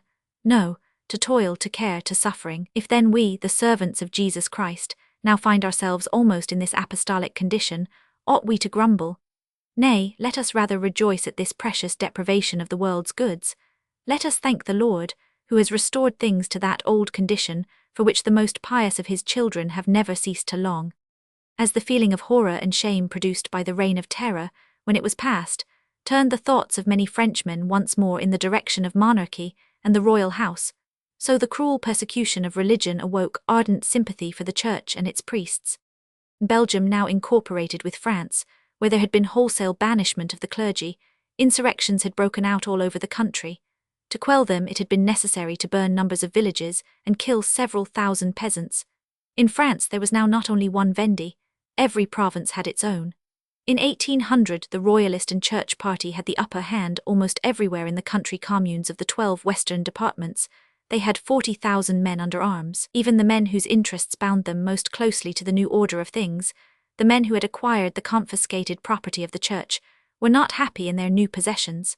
The land of the new owner had formerly belonged to the priest, the hospital, or the school. These had been plundered, and he had become rich through their impoverishment. The women of his household, his wife, his mother, were uneasy and often depressed, and when he himself was ill he felt the stings of an evil conscience. He trusted that the priest would grant him absolution at the last moment, but was tormented by the fear that he might not. Taine, Le Régime Moderne 100. All this was a good preparation for the rehabilitation of religion. And we must not forget the intellectual force, the valuable ally, which the Church gained by suddenly, as it were, finding itself able to appropriate the fundamental principle of the revolution, and in its name win new supporters. The whole situation was altered from the day when the Church, hostile to liberty up to the last possible moment, finally, vanquished by necessity, inscribed liberty on its banner. Oppressed and feeling the need of liberty for itself, it now spoke in the name of liberty, and that so touchingly that all who heard the crocodile weep took it to be a defenseless creature. Liberal Catholicism, how the words jar, came into being. The Church wrested the best weapon of the revolution out of its hands, and put it into those of her own adherents, only temporarily, of course, until she had reconquered her old power. Then, alas for liberty! But in the meantime the Pope had suddenly become liberal. Religious liberalism, they called it. When the order of the Jesuits was reconstructed, even the Jesuits declared that their desire was good, true liberty. How much honesty there was in this appeal to liberty was seen as soon as religion was in power again. When in 1808 Napoleon demanded of the Pope that he should concede liberty of religion, the Pope replied, "Because such liberty is at variance with the law of the Church, with the decrees of its councils, and with the Catholic religion, because, moreover, by reason of the terrible consequences it would entail, it is incompatible with the peace and happiness of nations, we have condemned it." Simple-minded Catholics, like Lamennais, who at a somewhat later period acted on the supposition that all this talk of liberty was intended to be taken literally, discovered how much it meant. But even after Lamennais had been disposed of by a papal bull in 1832, his disciple Montalembert, who renounced his master's theories and became the most vigorous champion of the Church in the middle of this century, was permitted to go on preaching liberal Catholicism. It was not until 1873, when such Catholicism could no longer be turned to any possible use, that it was anathematized in one of the most virulent bulls on record. Only few of those who read the bull in the newspapers understood its full import. The appeals in the name of liberty gained the Church many supporters, and to the men of principle who, at the moment of the revulsion under the consulate, were influenced by these appeals, and whose sympathy for the Church was increased by the harsh treatment meted out to the Pope under the Empire, there were added on the restoration of the Bourbons the many whose religion is always that of their masters, all the approvers of Holberg's Fox moral. Give no thought to religious matters, abide blindly by the prevailing belief. About the year 1800, however, though an occasional revolutionary excess was still not unheard of, France enjoyed complete religious liberty, guaranteed by law. To the persecution of priests under the Convention and the imperfect tolerance of the Directory had succeeded perfect legal security for all confessions. The priests had been relieved from the obnoxious oath, its place being taken by a simple promise to obey the law, and each priest was now supported by the voluntary contributions of his parishioners, the state abstaining from all interference. These contributions were naturally often small, and many a prelate looked back with longing to the fleshpots of the old days, and to what Robespierre called the alliance between the sceptre and the censor. Bonaparte had the choice between fostering the germ of religious liberty and making a tool of religious tradition. He did not deliberate. The re-establishment of the church was an indispensable link in the chain of his policy. The Concordat. One night in the month of October 1801, the gates of Paris were secretly opened to admit a closed carriage with a military escort. What was concealed in that carnage? Was it a criminal? Was it contraband ware? There sat in it an old priest, Caprara by name, the Pope's envoy to General Bonaparte, and the contraband article thus smuggled into Paris in the darkness was the Concordat, the compact with Rome which re-established the Christian religion in France. It was considered rash to allow a priest coming on such an errand to make his entrance in daylight. The first consul, with his usual sagacity and forethought, had arranged that he should arrive at night. It was not violence that was feared, only laughter. They dared not, says Thiers, put such temptation in the way of the mirth-loving population of Paris. The same difficulty recurred in April 1802, when, after countless attempts to come to an agreement, during the course of which it often seemed as if the negotiations were on the point of being finally broken off, things were so far settled that Napoleon could accord an official reception to the cardinal legate. Ecclesiastical etiquette prescribes that a gold crucifix shall be borne in front of a papal legate, and the cardinal demanded that, on his way to the reception at the Tuileries, this should be done by a mounted officer in a red uniform. On this occasion also the government, as Thiers tells us, was afraid of the effect of such a spectacle on the population of Paris. A compromise was come to. It was agreed to do with the crucifix what had been done with the cardinal himself 6 months previously, namely, drive it in a closed carriage. At last, a week later on Easter Sunday, April 18, 1802, 28th Germinal of the year 10, a copy of the Concordat was posted up early in the morning in all the streets of Paris, and the first consul, after signing the Peace of Amiens in honor of the day, proceeded to Notre Dame to hear the great Te Deum sung in celebration of the reinstitution of Christian worship, or, to use the official expression, the reconciliation of the Republic with heaven. Programs of the ceremonies had been distributed. The first consul was attended by a numerous and distinguished suite. He had himself intimated to the wives of all the high officials that they were expected to appear in full dress. They accompanied Madame Bonaparte. He himself was surrounded by his staff, all his generals, and all the most important civil functionaries. The carriages which had belonged to the old court were taken into use again on this occasion. Bonaparte drove to church in the old royal state coach, and with all the pomp of royalty. Salvos of artillery proclaimed to the world this resurrection of the church from the dead, and this first attempt at the revival of royal power and royal splendor. The route of the procession from the Tuileries to Notre Dame was lined by troops of the First Army Corps. The Archbishop of Paris received the first consul at the church door and offered him holy water. He was then conducted under a canopy to the seat reserved for him. The Senate, the Legislative Assembly, and the Tribune occupied the places at the two sides of the altar. The church was soon full of uniforms, beautiful dresses, and liveries. Liveries, which had disappeared during the Revolution, reappeared along with cassocks. Behind the first consul stood his generals, in gala uniform, rather obedient than convinced, as Thiers remarks. They did their best to show what was really the case, namely, that they were there against their will, and that the whole ceremony was in their eyes a contemptible farce. Their behavior was characterized by those who differed from them as unseemly. That of the first consul presented a marked contrast. Attired in his red consul's uniform, he stood motionless, with a severe, inscrutable countenance, serious and cold, displaying neither the indifference of the unwilling spectators nor the devotion of the faithful. On the hilt of his sword glittered the famous regent diamond, which he had set there for the occasion, as a sign that the symbols of majesty which had hitherto belonged to the crown now belonged to the sword. His demeanor showed plainly enough that this act of his was not an act of faith, but of will, and that he was determined his will should prevail. On the morning of the day on which this famous Te Deum was sung, the government organ Le Moniteur published by Bonaparte's express order a review of a book, the second edition of which was dedicated to him as the restorer of the church. The book was Chateaubriand's Génie du Christianisme. The review was written by Fontaines. It had appeared in the Mercure 3 days before, but was now, by government orders, republished in the official organ. Le Génie du Christianisme was as much part of the programme of the day as the low-neck dresses and the liveries. The religious reaction in society and in literature may be dated almost from the same hour, from the same fate. In a letter from Joubert to Chateaubriand's friend, Madame de Beaumont, we come upon the remarkable words, "Our friend was created and brought into the world expressly for this occasion." The planning and compassing of this same religious solemnity had cost Bonaparte an infinite amount of trouble, but of what avail was it that at every street corner men read that the example of centuries, as well as reason, bade them appeal to the papal sovereign to reconcile opinions and customs? Of what avail that the city was illuminated, and a state concert given at the Tuileries in honor of the solemn occasion?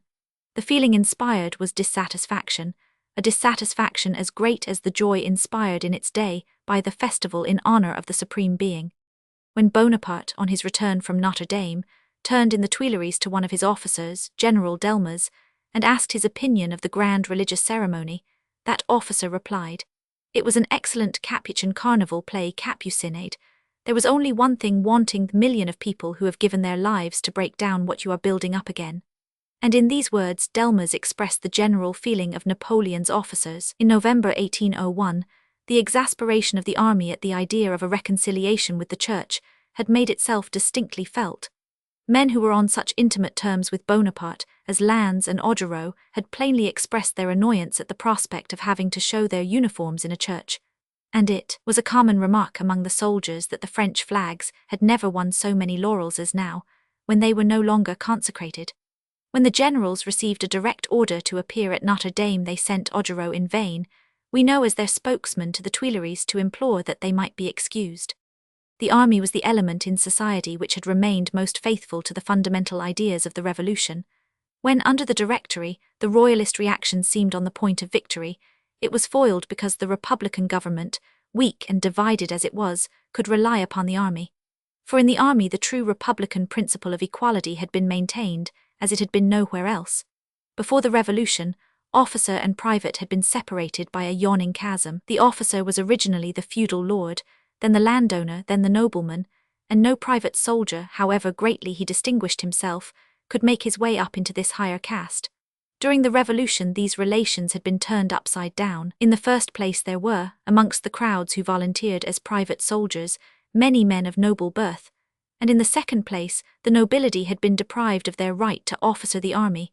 The officers were chosen from the ranks. Moreover, the fatigues and hardships shared alike by all during the wars of the Republic had made officers and privates comrades. In spite of regimental discipline, the private soldier felt himself to be the brother-in-arms of his officer, whose equal he might any day become by his bravery and the fortunes of war. A return to monarchical government would have been at once fatal to this new constitution of the army, and every mark of favour shown to the Church was regarded as a presage or preliminary of such a return. Hence the army still spoke the old revolutionary language, was equally hostile to kings, nobles and priests. It lived in apprehension of a restoration of the monarchy and of Catholicism, trusted in Bonaparte as the man who was to prevent this, and was prepared, in case of his defection, to appeal to another Jacobin general, Jourdan, Bernadotte, or Augereau, arrange a counter-coup d'état. So bitter was the feeling in the army against the Catholic priesthood at the moment when the Concordat was signed, that secret meetings were held, and a conspiracy was organized to annul this compact with the Church. Many officers of rank, even distinguished generals, were mixed up in the affair. Morat was in communication with the conspirators, although he never attended their meetings. At one of these meetings they went the length of resolving on the assassination of the first consul. A certain Donadieu offered to do the deed, but General Oudinot, who was present, informed Davoust of what was impending, and Donadieu, who was arrested, confessed everything. The conspirators were dispersed. Some were imprisoned, some banished, among the latter being General Monnier, who had commanded one of Desaix's brigades at Marengo. All this gives us a sufficiently clear idea of the state of opinion in the army, and the civil authorities were of the same mind. The plan of the Concordat had met with unanimous opposition. Talleyrand, as Minister of Foreign Affairs, had persistently advised against it. The Concordat struck at himself as a former bishop, and with his political clear-sightedness, he foresaw its serious consequences for France. The Council of State received the first consul's announcement that he had signed the compact with cold silence, and yet it was in this assembly that he had his most devoted adherents. Even Thiers, whose admiration for Bonaparte leads him to give an incomplete account of the episode of the Concordat, writes, "The members sat gloomy and dumb, as if they had seen one of the most beneficial achievements of the Revolution undone before their eyes. The icy silence was not broken. They dispersed without expressing an opinion, without saying a word. The announcement met with even a worse reception in the Legislative Assembly. That body entered its protest against the re-establishment of the Church by electing as its president Dupuy, the author of Origine des Cultes, a book then much in repute, which explains Christianity as an astronomical myth, the work parodied in Monod's famous pamphlet on Napoleon as a sun myth. Bonaparte, although he already felt himself possessed of almost unlimited power, dared not lay the Concordat alone before the Legislative Assembly. Along with it he submitted to their approval the so-called organic laws, which aimed at establishing the relative independence of the French Church. Knowing that they feared papal influence, he hoped by this means to secure their votes. But it was not until all its most energetic members had been expelled that the Assembly sanctioned the Concordat. In the Tribune there was a regular revolt, and nothing less than a new breach of the Constitution, namely, the reduction of the number of members of that chamber to 80, was required to overcome its opposition.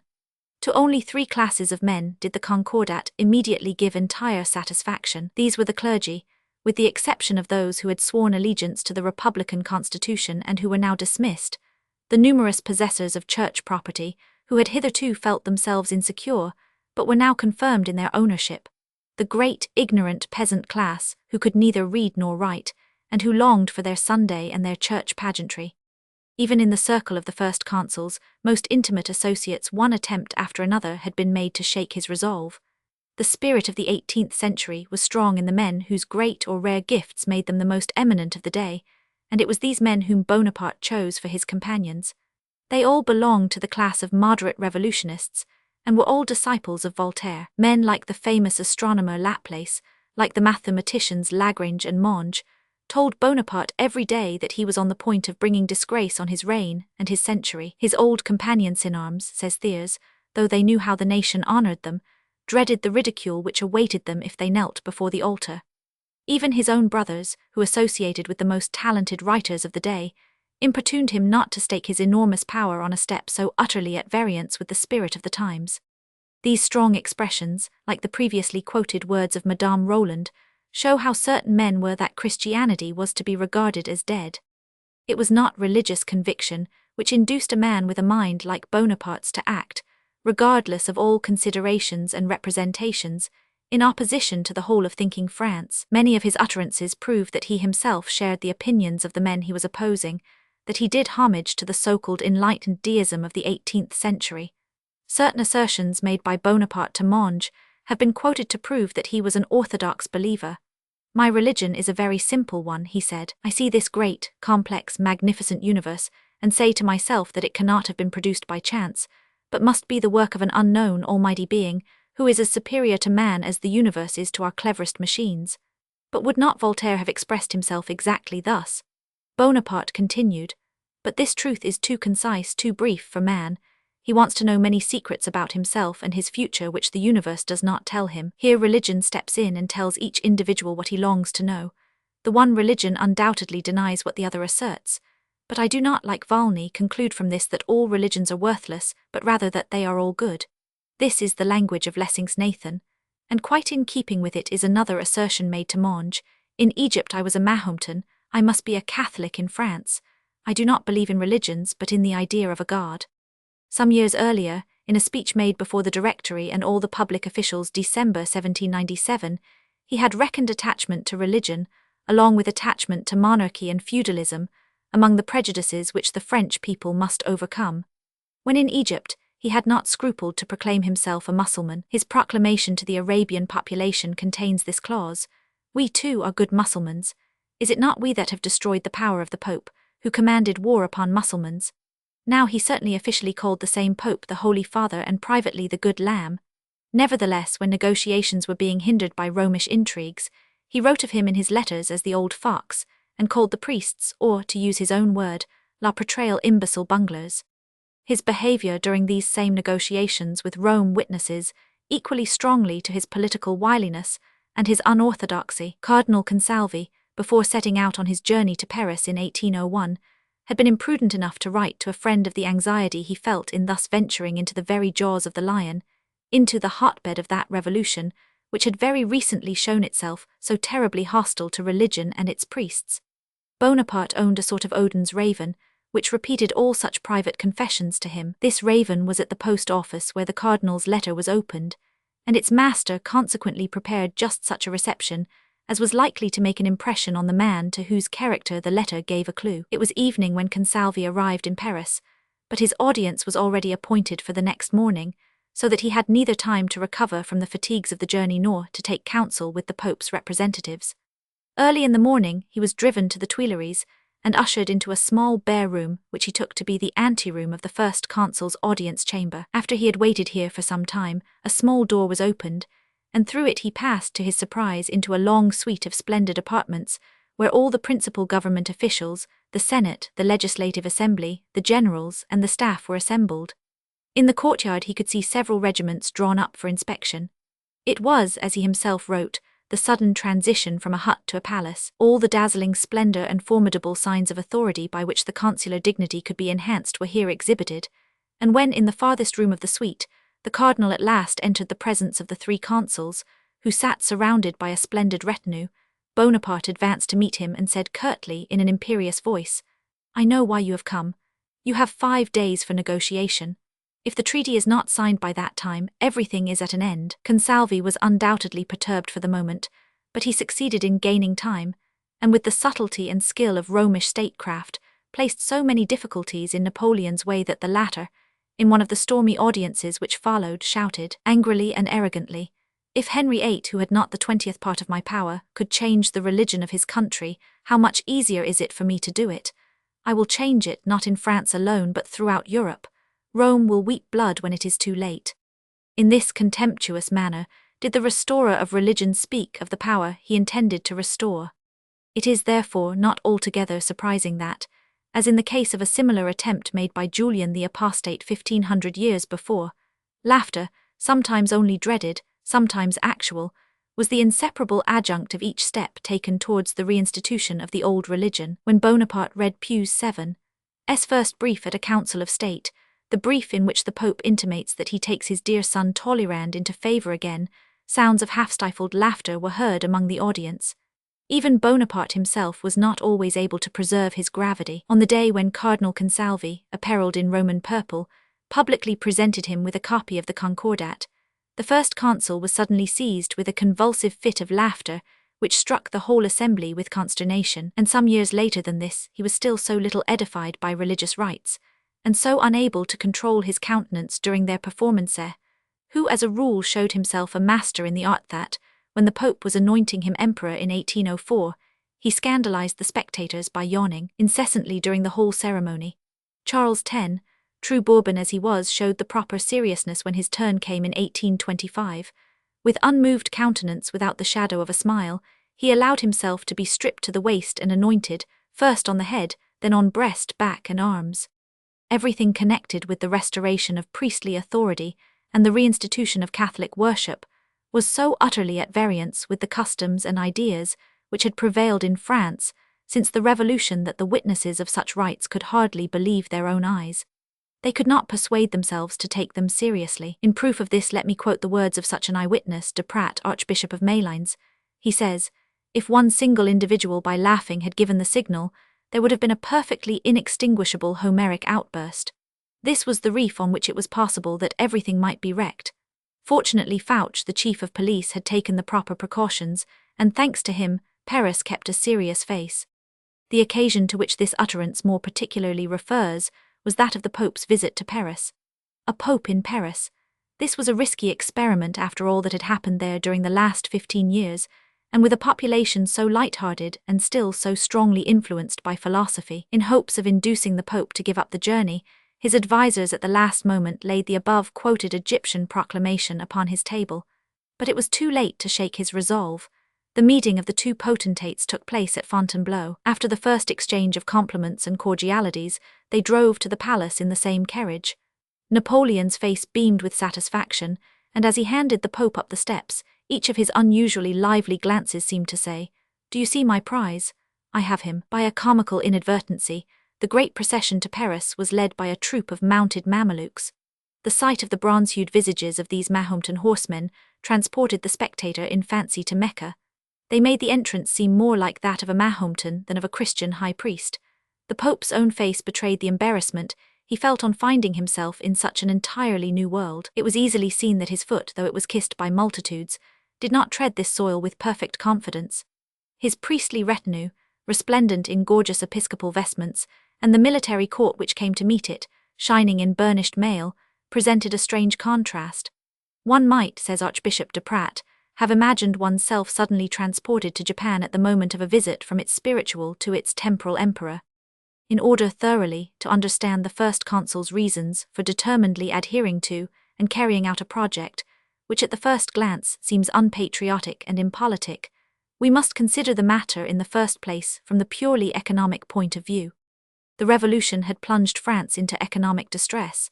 Prosperity was at an end, the population was threatened by famine. In the middle of the 90s, more than half of the country lay uncultivated.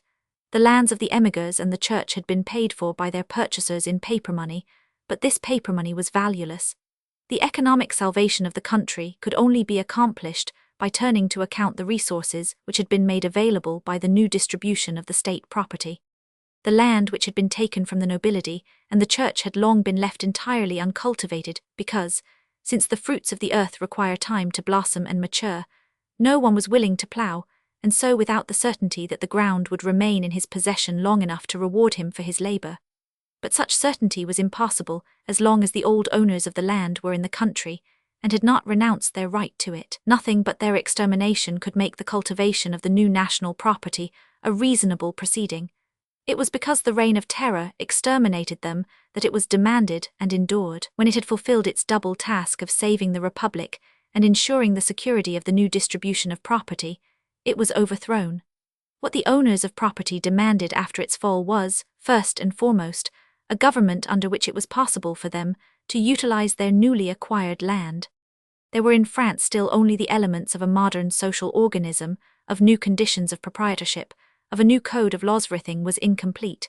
The estates had disappeared, classes did not as yet exist, the new order of things had not yet become, as it were, a part of the family and the individual ethical consciousness. Security, durability, was what now had to be achieved. This could not be done by restoring the monarchy, for at this period monarchy still meant the old order of things, the old laws, the old distribution of property. Bonaparte gave France the security she desired, and he did more than this. By his victories he spread the new French ideas and customs abroad throughout Europe. The weak point in the international position of France at the beginning of the century lay in the antagonism between its new social order and the old social order prevailing in all the other countries. For the sake of its own security, it was necessary that the French nation should metamorphose the social institutions of the nations it overcame. Bonaparte understood this, and introduced the new order of things wherever his influence permitted him to do so.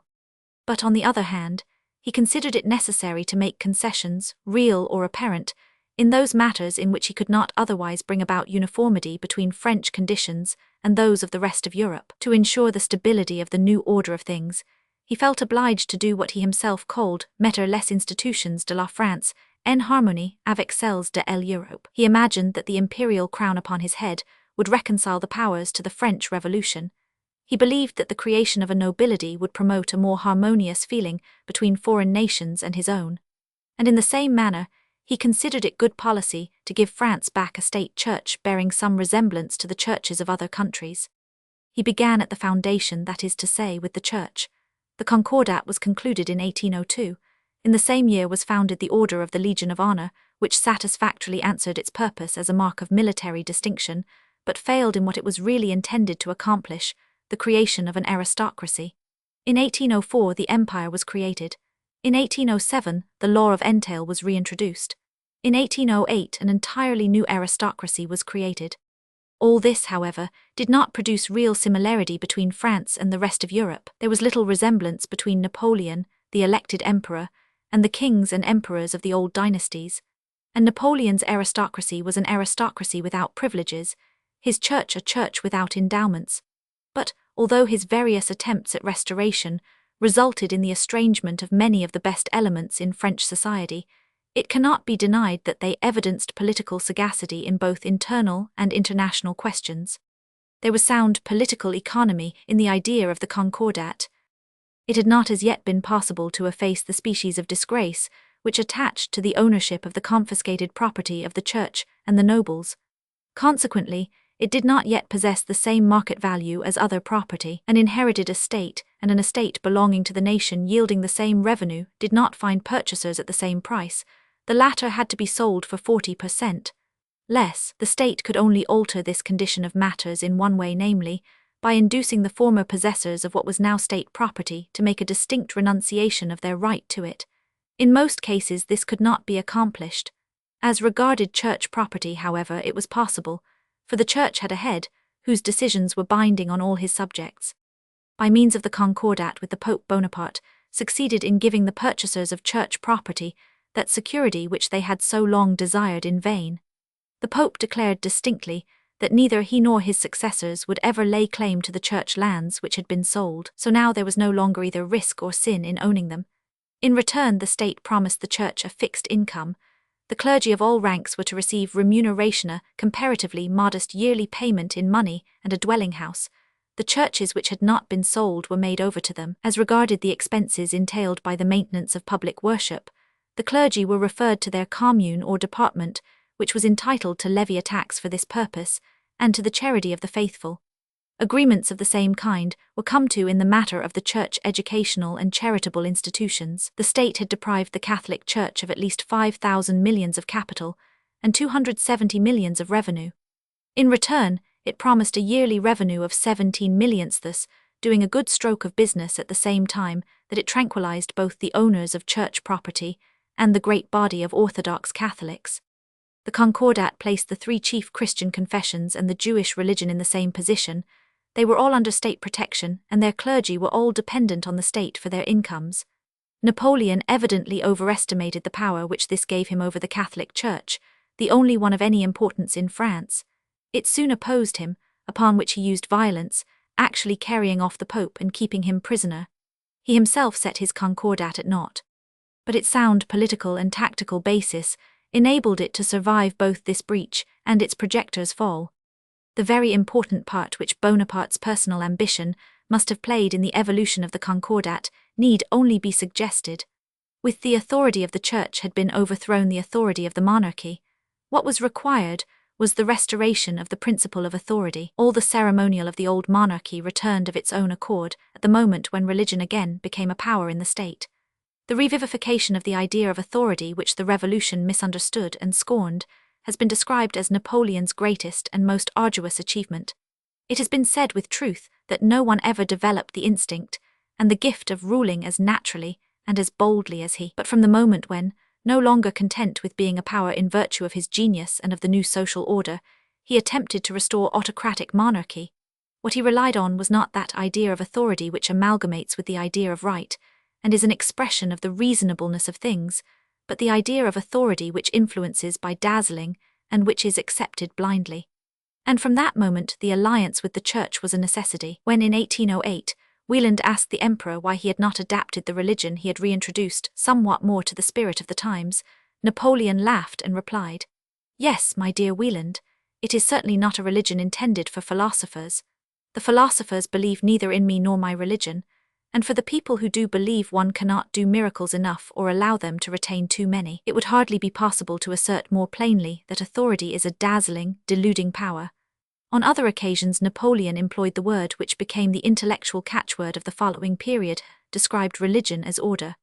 Johannes Müller writes to his brother in 1806, "The emperor spoke of what lay at the foundation of all religions, and of their necessity, and said that men required to be kept in order." In this conception of religion as order we seem to trace some resemblance between Napoleon and the Jacobins, just as there is certainly a similarity between his attempts to rehabilitate the Church and Robespierre's endeavours to reanimate religious feeling. As a politician, Robespierre believed in the ordering, regulating power of religion, and as a politician at a period when the great majority of educated men were deists, he feared atheism as an idea altogether foreign to his age. Bonaparte perceived what an invaluable instrument in the hand of a ruler a traditional religion and form of public worship was, and, if for no other reason than this, was determined on an alliance with the clergy, whom he, when a victor in Italy, had flattered and favoured with a view to eventualities. He was well aware that in France as in other countries the ignorant majority were still attached to the traditional religion, and that the teachings of the 18th century philosophers could not possibly as yet have penetrated to the lowest and widest layer of the population. At an earlier period, he had openly avowed his aims. At a meeting of his Council of State in the year 1800, he exclaimed, "With my government functionaries, my armed police, and my priests, I am in a position to do whatever I please."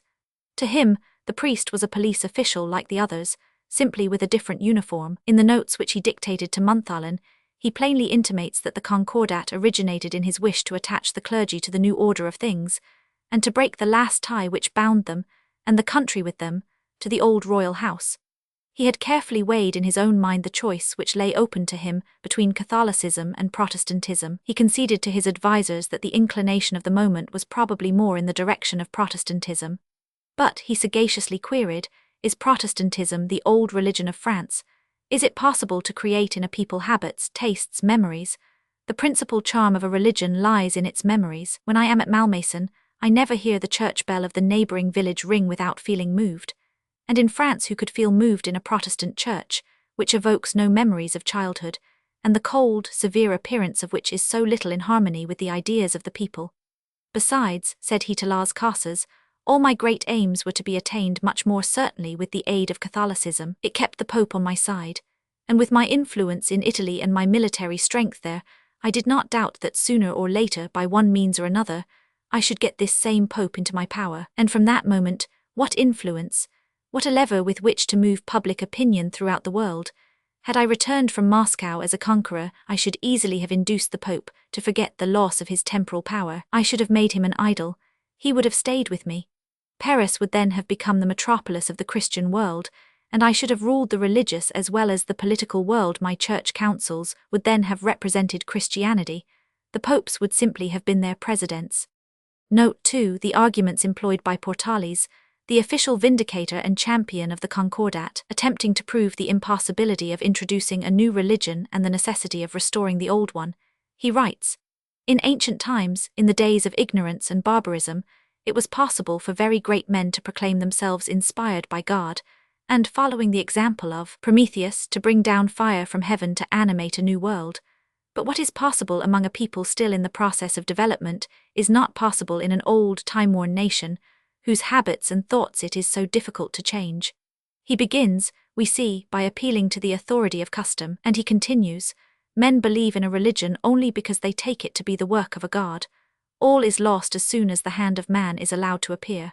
It is unnecessary to argue that this language is not the language of faith. What Portales refers to are the unsuccessful attempts to supersede the so-called revealed religion by a revolutionary religion, a religion of reason, like Rousseau's and Robespierre's. These attempts had failed, although the new religion did not need to be invented, but in reality already lived in the minds of the educated classes. Had failed, because it was impossible, directly after the overthrow of all outward authority, to give to the conviction shared by the majority of the educated an outward authority of the nature of that which had been overthrown. They bore no fruit, because their originators failed to grasp the fact that the human mind is perpetually remoulding its religious and moral conceptions, because they did not understand that the emancipated mind must inevitably feel itself moving onward even faster than before its emancipation towards a more perfect apprehension, and must consequently feel itself compelled ever and anew to reject every limiting dogmatic principle, but to return, because the spontaneously evolved and chosen form of belief had proved untenable, to the much more untenable, old, petrified form, was certainly better politics than logic. There was no argument possible except an appeal to the direct utility of the proceeding. Therefore Portales returns again and yet again to the position, not that religion is true, but that it is useful, that it is necessary, that it is impossible to rule without it, that morality without religious dogmas would be like justice without courts for its administration. It is plain that the doctrine of hellfire, as long as it is believed in, is a powerful instrument in the hand of a ruler. Portales is actually honest enough to say in plain words, the question of the truth or falsehood of this or that positive religion is a purely theological question, which does not concern us. Even if they are false, religions have this advantage, that they are a hindrance to the spread of arbitrary independent teaching. They form a faith focus for individuals. Governments are at ease with regard to ascertain dogmas which do not change. Superstition is, so to speak, regulated, circumscribed, confined within bounds which it either cannot or dare not overstep. With subtle duplicity, Bonaparte endeavored to represent the restoration of the Church in a different light to the different parties. To the Catholics it was represented as a service to Christianity, only paralleled by the deeds of Constantine and Charlemagne; to the philosophers as an act by which the Church was completely subjected to the state and the secular authorities. "It is an inoculation against religion," said Napoleon to the philosopher Cabanis. "In 50 years there will be no religion left in France." So much is certain that he had no doubt whatever that by bringing about this reconciliation between Church and State, he was ensuring himself an obedient and devoted ally. To what extent he was mistaken is matter of history. He had soon cause to repent bitterly of having allied himself with the most undeveloped and ignorant, instead of the ablest and best, part of the nation. Duprat tells that he heard Napoleon say again and again that the Concordat was the greatest mistake of his reign. It can hardly be called a political mistake, but it certainly was the first and decisive departure from the spirit of the revolution. It ensured certain of the secular results of that revolution, but ensured them at the expense of the progress of French civilization. The principle of authority. Bonaparte, intending as he did to deal the Republic a deathblow, struck at its heart.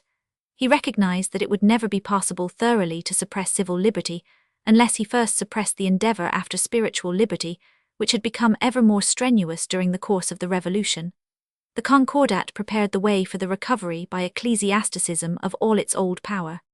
It appeared to contemporaries as if all the tremendous exertions which had been made might now be regarded as made in vain.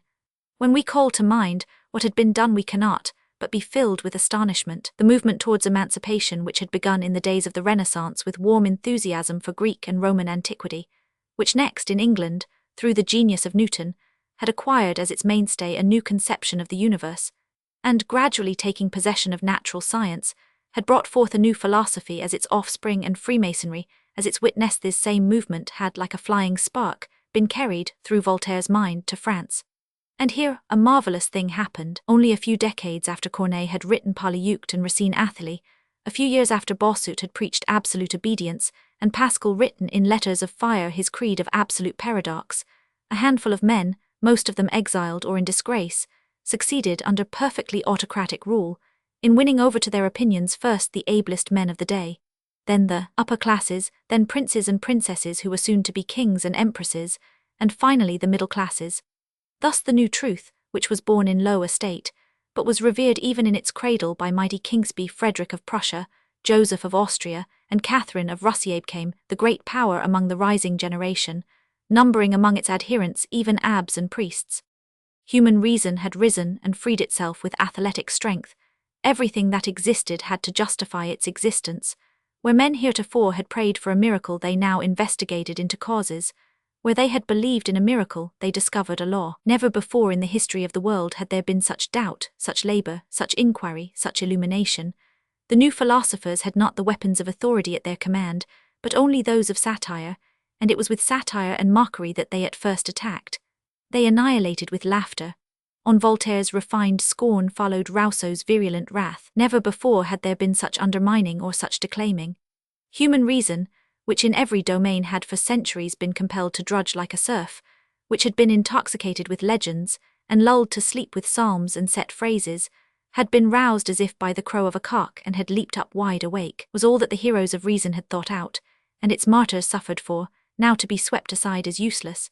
Were the enthusiasms that had made so many of the noblest hearts beat high, and inspired them with courage on the battlefield and the scaffold, now all to be squeezed together like the genius in the fairy tale, and shut up for good in an iron strong-box sealed with the seal of an emperor and a pope.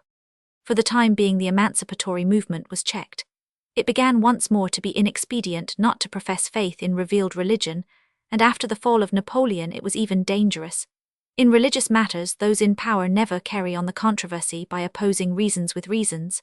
The proofs of the gainsayers were not answered by proofs, but by the stopping of commons. The majority of the men without private means, who had prepared themselves for government appointments, and could not overcome their irresistible desire to have a three-course dinner every day, were entirely reliable supporters of the re-establishment of the Church. No one over 25 years of age will be surprised by the number of supporters orthodoxy gained from the moment when it advanced from being an absurdity to being a means of subsistence. To such converts add the great party of the timorous, all those who lived in fear of the Red Republic, and in whose eyes religion was, first and foremost, a safeguard against it. It was among these that the army of the principle of authority obtained most recruits. From a religious body, the church suddenly turned into a political party. A change in outward conditions is always prepared for by a change in opinions, and the outward change even more certainly produces opinions which correspond to the new conditions. The feelings and thoughts which prepared for the Concordat were after its conclusion at perfect liberty to express themselves. They called forth others of the same nature, and with the expression of these feelings and thoughts in literature began an intellectual movement which has its point of departure in the Concordat, and translates that document into the language of literature. It is the course of this intellectual movement which we are to follow. If we omitted to do so, there would be a sensible hiatus in that psychology of the first half of our century which it is the object of these studies to elaborate. Granted that the subject is not a paying one, that it is neither rich nor attractive, it is nevertheless, from our point of view, a very important one. From which class of society did the literary movement emanate? If it could by any possibility have emanated from the peasantry, there might have been something simply-hearted and touching about it. If from the ranks of the hardly tried, suffering priesthood, it would perhaps have attracted attention by its fervour. If it had been the production of the party who, following the example of their ruler, attached themselves to the church from worldly motives, it would have been marked by the absence of any inspiring idea. But none of these supposed cases is the actual one. These three groups formed the public for the new literature, were its sounding board and echo. Not one of them was intellectually fertile. The new Catholic school of literature was destitute of the qualities of simplicity and fervour, but it was not without an inspiring idea. With conviction and determination, it vindicates the idea which the Revolution had utterly repudiated and discredited, namely, the principle of authority. Its tendency is rather political than religious. Its leaders do not desire so much to rescue souls as to rescue tradition. They crave for religion as a panacea for lawlessness. The persistency of their appeal to authority is due to their bankruptcy in everything except outward authority. The movement begins at widely separated, disconnected points. None of its originators are at first acquainted with each other.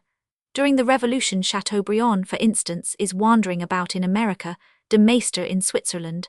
Barnold plans his first work at Heidelberg. As soon as the intellectual reaction begins, most of the emigrants return home, and the principle of authority is championed in literature both by foreign, independent writers like de Maistre, and by men like Chateaubriand and Barnold, whom Bonaparte's assumption of power recalls to France. These latter attach themselves for the time being to Bonaparte, in his capacity of restorer of the church. But soon, either during his reign or after his fall, they espouse with far greater warmth, far more strength of conviction, the cause of the Bourbons, to which their own fundamental principle draws them with all the force of consistency. Napoleon's plan of gaining the support of the church and depriving the Bourbons of the sympathy of the clergy by means of the Concordat failed, as it was naturally predestined to do. Soon there was open war between him and the Pope, and soon the literary movement, the origin of which is contemporaneous with the Concordat, declares itself openly on the side of royalty with its supposed rightful claims. The originators of the movement naturally feel drawn to each other. They make one another's acquaintance and soon found a kind of school. They have several important characteristics in common, characteristics which are also to be found even in the latest disciples of the school, men like Lamennais, de Vigny, Lamartine and Hugo. They are all without exception of noble birth and bound by personal ties to the old royal families. De Maistre was the King of Sardinia's ambassador in Russia. Barnold served in his youth in Louis XV's regiment of musketeers, and during that king's last days went regularly to his bedside to get the parole for the day had had smallpox, and consequently ran no risk of infection. The first time his duty brought him into the apartment of the new king, Louis XVI, Marie Antoinette honoured the young musketeer with a friendly look and a few gracious words. That last glance of a dying king, who bequeathed to his successor a ruined monarchy, and that first look of a young, beautiful and hopeful queen were never effaced from Barnold's memory. They became the guiding stars of his life. As to Chateaubriand, directly he heard of the judicial murder of the Duke of Enghien, he sent in his resignation as Secretary of Legation under Napoleon's government, and from that moment until 1824 acted the part of a faithful servant of the Bourbons. It was a role which he entered into so seriously, and which circumstances rendered so compulsory, that he played it to perfection. As regards the next generation, Lamartine has told us in the preface to his Meditations and in his reminiscences how, as a young officer in the Guards, he galloped by the side of Louis XVIII's carriage when that monarch moved from Paris to Saint-Germain. De Vigny was from his childhood an enthusiastic royalist. In the days of the Empire, his father gave him the cross of St. Louis to kiss. His ideas of feudal fealty made him an officer of the king. His pride led him to stand to his colours even when all the hopes he had conceived of the legitimist monarchy were disappointed and superseded by an unexpressed feeling of contempt. After the Revolution of 1830, he became the unprejudiced, but reserved and laconic conservative whose acquaintance we make in his later works. Victor Hugo has himself sufficiently explained to his readers how powerful was the influence exercised upon him as a young author by the recollection of the royalist surroundings of his childhood, and especially by the teaching of his mother, the enthusiastically loyal Breton bourgeois.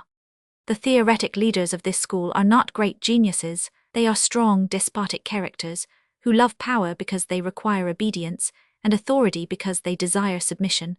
Or they are proud and vain members of the aristocracy of intellect, who would rather bow the knee to paradox than follow with the crowd of writers who have done homage to reason. Or, but this only seldom, they are romanticists, who are moved to tears by the thought of the faith which they no longer possess, but which they make desperate efforts to acquire. They are fighters like de Maistre and laymanismen made of the stuff of pontiffs and inquisitors, or they are obstinacy personified, like Barnard and Chateaubriand, who speak as they do more from obstinacy than persuasion. Moi, catholique en titre, says Chateaubriand of himself, that is the correct word, obstinate, not fervent. Their power over their contemporaries lay in their talent, for talent is such a magician that it can sustain any cause for a considerable time. Chateaubriand was the colourist of the school, de Maistre, with his strength of character, his wit, and his astounding theories, its leader. Barnard, with his rules for everything, its schoolmaster. The best of the young, aspiring poets of the day began their career under its influence, and though it did not retain its hold on them long, it gained by their means a popularity which, added to the authority possessed by its thinkers, was sufficient to make its cause seem for a short time victorious, more especially as the restoration of the Bourbons realized its political ideals. In the course of a few years, however, all its best men, with music playing and colours flying, went over to the enemy's camp. The school was dissolved by its own essential unnaturalness, the principle which held it together, that principle of tradition and authority which had presented the appearance of an impregnable fortress, turned out to be undermined, hollow, concealing under its very foundations an unsuspected explosive. Men discovered that they had taken up their position on the top of a powder magazine, and hastened to leave it before it blew up. Sylvain Merchel writes in a book published in 1800 Pour et contre la Bible, a very decided religious reaction distinguishes this first year of the 19th century. It distinguishes the first 20, and in countries of slow development and those inclined to be stationary, at least 70. The literary reaction against the spirit of the 18th century does not begin as a definitely religious reaction. We have seen that in the group of works which I have designated the emigrant literature, it has not yet become submission to authority, but is the natural and justifiable defense of feeling, soul, passion, and poetry against frigid intellectuality, exact calculation, and a literature stifled by rules and dead traditions. Of the first step in this reactionary movement I wrote, the first move is only to take Rousseau's weapons and direct them against his antagonist Voltaire. Men are no longer contented with Voltaire's cold deism, they oppose to it Rousseau's copious and vague sentimentality. They follow in Rousseau's footsteps, build on the foundation of his emotionalism and imagination. A glance at the successive phases of the Revolution has shown us that this movement is, as it were, presaged in the midst of the great upheaval by Robespierre's attempt to place Rousseau as an obstacle in the way of the annihilation of all the sentiment which had been so closely associated with the tradition and authority of the Church, and which threatened to disappear with the Church. In its origin, the great religious reaction was, as we have seen, only the revulsion, the revolt of feeling against reason. What begot it was the perfectly vague craving to feel, and to give expression to feeling. The history of the movement is the history of the lamentable manner in which this craving was gradually misdirected. The first step in the reaction was the election of Rousseau to lead the revolt, the second was a revolt against Rousseau. Let us open almost any work by Barnard, de Maistre, or Laymanis, and we find that its point of departure is an eager attempt to refute Rousseau, or rather, to satirize and crush him. During the first stage of the reaction, the principle of sentiment was opposed to the dominion of reason.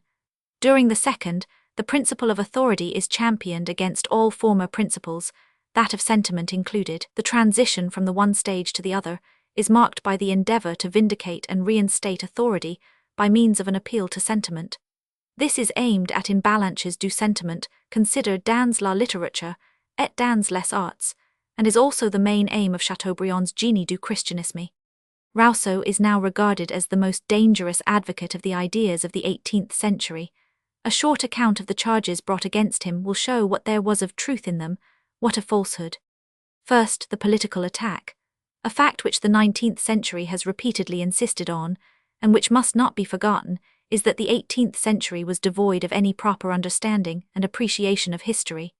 One of its most famous representatives, D'Alembert, went so far as to wish that the remembrance of all past times could be blotted out. The naive belief of Rousseau and his century that isolated thought, unconnected with history or reality, is capable of changing the whole existing order of things, was now universally contested. The preceding generation had believed that all would be well when they had a written constitution which abolished what they considered abuses and established what they regarded as right.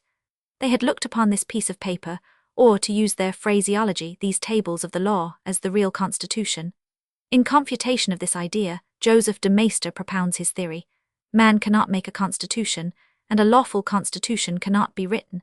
He is both unmistakably right and extraordinarily wrong. He has a prescience of the great truth, which may be regarded as acknowledged in the politics of today, that the true constitution of a country is the actual existing distribution of power, a distribution which is not changed, although dilettante politicians alter it upon a sheet of paper. In de Maistre's judgment, the powers that be have right on their side. Any rebellion seems to him a crime, but keenly alive to realities, he has no faith in a written constitution as a preventive. Writing on the subject of a preventive of lawlessness, he says, "It may be custom or conscience or a papal tiara or a dagger, but it is always a something. The written constitution alone is to him nothing real." His great mistake is to be found in the reason on which he bases his aversion to this written constitution. He is of opinion that what is written, what is foreseen and determined by human wisdom, is to be regarded as an infringement on the province of divine providence. It is impertinence towards God not to have confidence in the unforeseen future. Every government which is founded upon settled laws is founded upon a usurpation of the prerogative of the divine lawgiver. The real working constitution he regards, on the contrary, as being of a divine nature, for from his orthodox standpoint he maintains that it is God who makes the nations what they are. To the sovereignty of the people he, like Barnald and Lamennais, opposes the sovereignty of God, thus finally anchoring in theocracy. Rousseau's political theories were undoubtedly most imperfect, and it was easy to perceive the dangers that lay concealed in them. His principle, that no one is bound to obey laws to which he has not given his consent, not only strikes at the authority which is power, but also at the authority which is simply a form of reason, and thus makes all government impossible. His second principle, that sovereignty is an attribute of the people, may, if the word people be unwisely apprehended, lead to tyranny of the majority and make all liberty impossible. His third great principle, that all men are equal, may lead to universal levelling instead of to justice. Here are enough points of attack for a criticism undertaken from the modern standpoint. Hegel in his day attempted such a criticism. He propounded a new interpretation of the sovereignty of the people, defining it as really meaning the sovereignty of the state. Heiberg, who was given to carrying the Hegelian theories to extremes, presents us in his essay on authority with Hegel's idea, in the astounding and reactionary proposition, that it is a matter of no consequence whether or not the interests of the citizens are furthered by the development of the state, since it is not the state which exists for the sake of the citizens, but the citizens who exist for the sake of the state. Though we of the present day have a distinct antipathy to such propositions, we nevertheless give to these protests against Rousseau's theories the attention which we consider due to any development of modern thought. But the protests of de Maistre's day were neither based on thought nor on reason, but purely and simply on belief in authority, and the opposition is, moreover, dishonorable in its methods. The attack is always directed against some isolated proposition, which, if we read it with the desire to understand it, is comprehensible, but which it is easy to reduce to an absurdity, because of the audacious manner in which it is expressed. Barnald, for instance, scoffs at Rousseau for saying, "A people has always the right to change its laws, even the best of them, for if it chooses to do itself an injury, who has the right to prevent it?" The proposition is a rash one, but it does not in reality justify the retrogressive step. It only denies the right of outsiders to make it an excuse for interfering, and the reader is unpleasantly affected when he discovers that the reason why Barnold is so exasperated by these words is that he considers the law-giving power to be the prerogative of God, not of the people. Rousseau's social theories were also violently attacked. It is not difficult to understand how Rousseau, with the society of his own day before his eyes, should arrive at the conclusion that it would be quite possible to do without a society at all. But this mistaken idea, in combination with the fanciful one of a lost, happy, natural condition, led him to formulate such a proposition as, man is born good, and society corrupts him, and to give utterance to the comic paradox which reappears in all the polemical works of the Restoration period, pierced with refutations as a pincushion is with pins. The man who thinks is a degenerate animal. Such utterances lent themselves to attack. In the ardour of his impeachment of society, Rousseau permits himself to say, society is not a consequence of the nature of man. Everything that has not its origin in the nature of things has disadvantages, and civil society has most of all. Society, cries Barnold not without eloquence, as if society consisted of the walls of our houses or the ramparts of our towns, as if there were not, wherever a human being is born, a father, a mother, a child, a language, heaven, earth, God, and society. The doctrine he instills into his contemporaries is that the earliest society was a family, and that in the family authority is not elective, but a result of the nature of things. To the doctrine that society is the result of a voluntary agreement, of a contract, he opposes his doctrine that society is enforced obligee, is the production of a power, whether it be the power of persuasion or of arms. To the theory that power, that authority, originally received the law from the people, he opposes his theory that there can be no people before there is a power. To the revolutionary principle that society is fraternity and equality, he opposes the principle of patriarchal absolutism, that society is paternity and dependence. Power belongs to God and is communicated by him. Here again the argument of historical actuality proves extraordinarily convincing, and the author seizes the opportunity to deduce, as it were surreptitiously, the doctrine of the one and only lawful sovereignty, sovereignty by the grace of God, from our respect for history and reality. In order to strike as deadly a blow as possible at Rousseau's conception of the state as a contract, this conception was represented as not only foolish, but actually criminal. And yet it is but the natural, the inevitable outcome of the 18th century's overestimation of the conscious side of human life, and want of understanding of the unconscious, the instinctive. How much more justly does Hegel judge Rousseau? He gives him the credit of having laid down a principle, the constituent of which is thought, in other words, will as the principle of the state, observing that he was only mistaken in understanding by will merely the individual, conscious and arbitrary will, a misunderstanding which leads to other, merely reasonable conclusions, subversive of the absolutely divine, and its authority and majesty. In the Contrat social, Jean-Jacques had attempted to find the basis of governments and laws in the nature of man and society, taken purely in the abstract. Before Rousseau's day, Montesquieu had written, I have never heard law discussed without a careful investigation being made into the origin of societies, a proceeding which to me seems perfectly absurd. If human beings did not form a society, if they avoided or fled from one another, one would ask the reason and try to find out why they kept separate. But as it is, they are all born bound to each other. A son is born in his father's home, and remains connected with him. Thus is society, and its cause. If for the relation of the child to the father, we substitute the relation to the mother, as being even a closer one, the reasoning is perfectly correct. But Rousseau, leaving this solution out of the question, desired to show what ideas had led men to hold together, what aim they proposed to themselves in so doing, and by what means they could best attain this aim. Now, it admits of no dispute that it is only by the mutual consent of its members that society exists. This consent or contract is most undoubtedly the spiritual basis on which society rests, but the contract is entered into tacitly, is an understood thing, has always existed, has consequently no external actuality. In exactly the same manner we accept the geometric definition of the origin of a bowl. A bowl or sphere is generated by the revolution of a semicircle about its diameter. The definition is perfectly correct, but has no connection whatever with the material conditions requisite to the existence of any given bowl. Never yet has a bowl been made by causing a semicircle to revolve round its axis. This same figure may be retained as giving an exact idea of the style of reasoning on social subjects characteristic of the 18th century, nay, of the whole intellectual tendency of the century.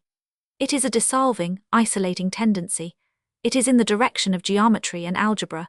Men endeavor to comprehend the most difficult and most complicated real situations by the aid of abstract ideas. This is a weakness which enables Barnold to gain an easy victory by an appeal to the principle of power. He opposes Rousseau's disintegrating theories with the doctrines of the days of the old absolute monarchy. God is the sovereign power that rules all beings. The godman is the power that rules mankind. The head of the state is the power that rules all his subjects. The head of the family is the power in his house. As all power is created in the image of God and originates with God, all power is absolute. Rousseau is, thirdly, attacked in the domain of morality. He had endeavored to make the inward, unwritten law of which Antigone speaks the source of every outward moral law. He had said, "What God desires man to do, he does not let him know through another man. He tells him it himself, writes it on the table of his heart. If this be the case, what becomes of tradition and authority and revelations at second hand?" Barnold consequently replies, "If man were obliged to obey this inward law, he would be as devoid of will as the stone, which must submit to the law of gravitation. If on the contrary he is at liberty not to obey it, an authority is required, which shall direct his attention to these laws and teach him to obey them." Thus in morals too the guiding power is transferred from man's own inward feeling to outward authority. The antagonism to Rousseau is so strong that Barnold, for instance, writes page upon page of declamation against the philosopher's appeal to mothers to nurse their children themselves. One would imagine that, in this instance at least, Rousseau's theories would meet with the approval of the stern inculcators of duty. Not at all the appealing question shows that Jean-Jacques looked upon human beings as simply animals. J.J. Rousseau declared in the name of nature that it was the duty of women to suckle their children, exactly as she-animals do, and for the same reason fathers and mothers, regarded by the philosophers as simply males and females, in turn regarded their children simply as their young. And why is Barnold so wrathful? Evidently because he fears that Rousseau may deprive religion of some of its credit by issuing a reasonable commandment not inscribed on the tables of its laws. Rousseau, he goes on to say, probably imagined that he had surprised religion in the neglect of a duty, but possibly religion, more far-sighted than he, feared anything which might serve young married people as a reason or excuse for living, separated from each other, even momentarily. The motherly solicitude of the Catholic Church for the happiness of spouses and the multiplication of the human race thighs also is to be placed in the clearest light by means of an attack on Rousseau. We have seen to what misunderstanding of the idea of society the unhistoric, mathematical line of thought of the 18th century led.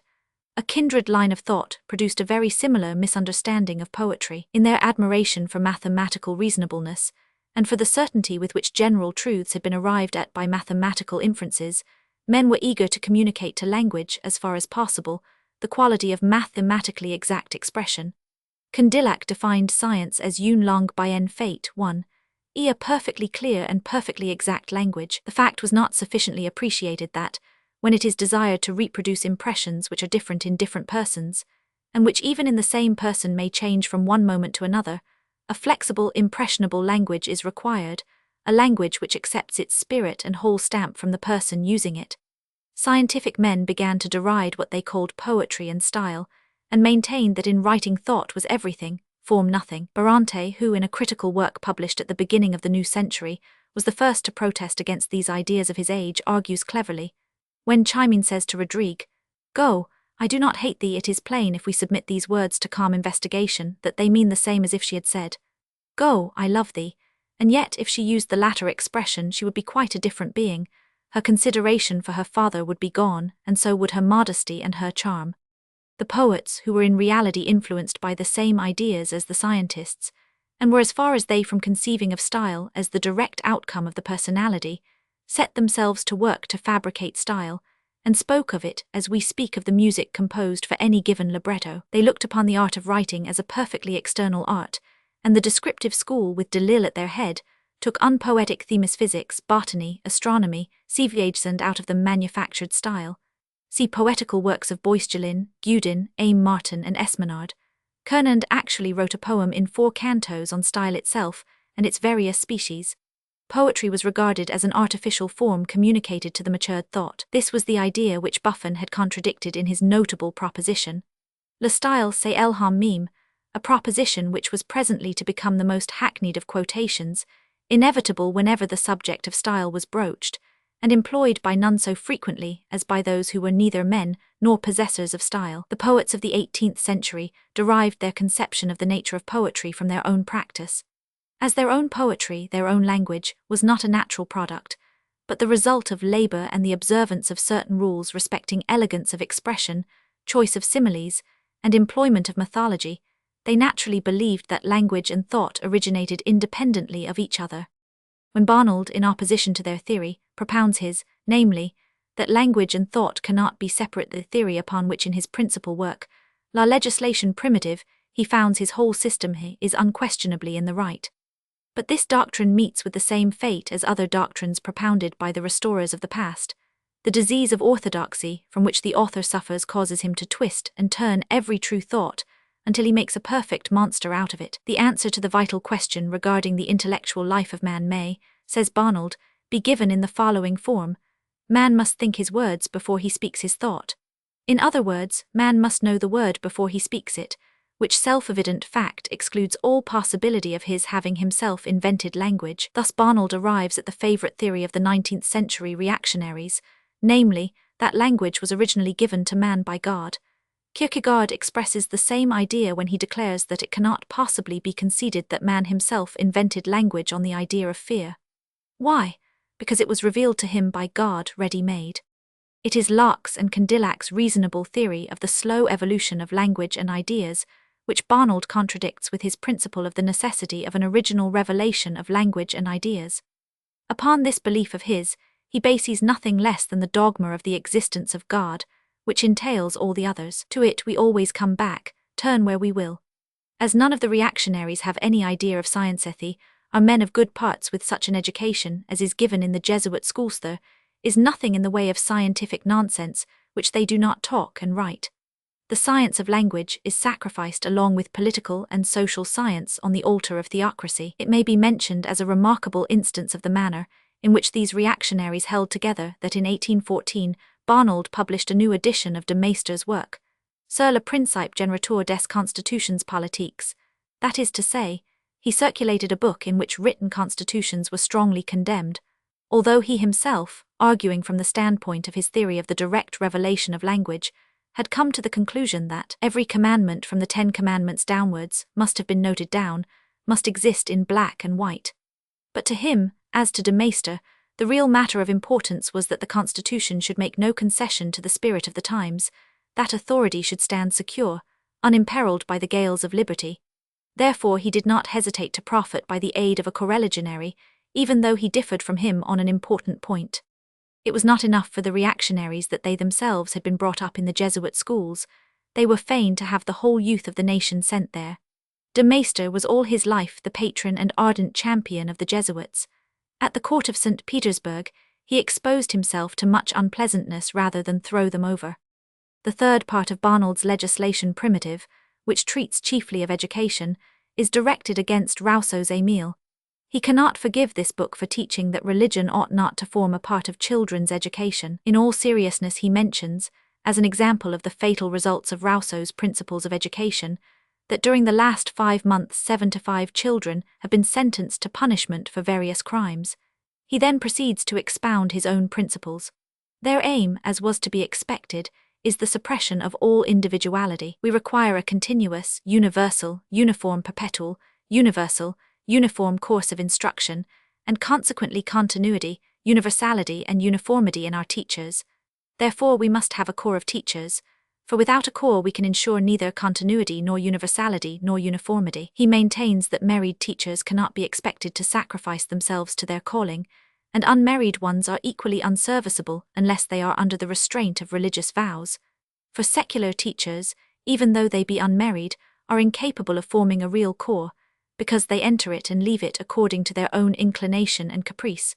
Moreover, no father of a family would dare to entrust his children to an unmarried man, whose morals were not certified by his religious vows and discipline.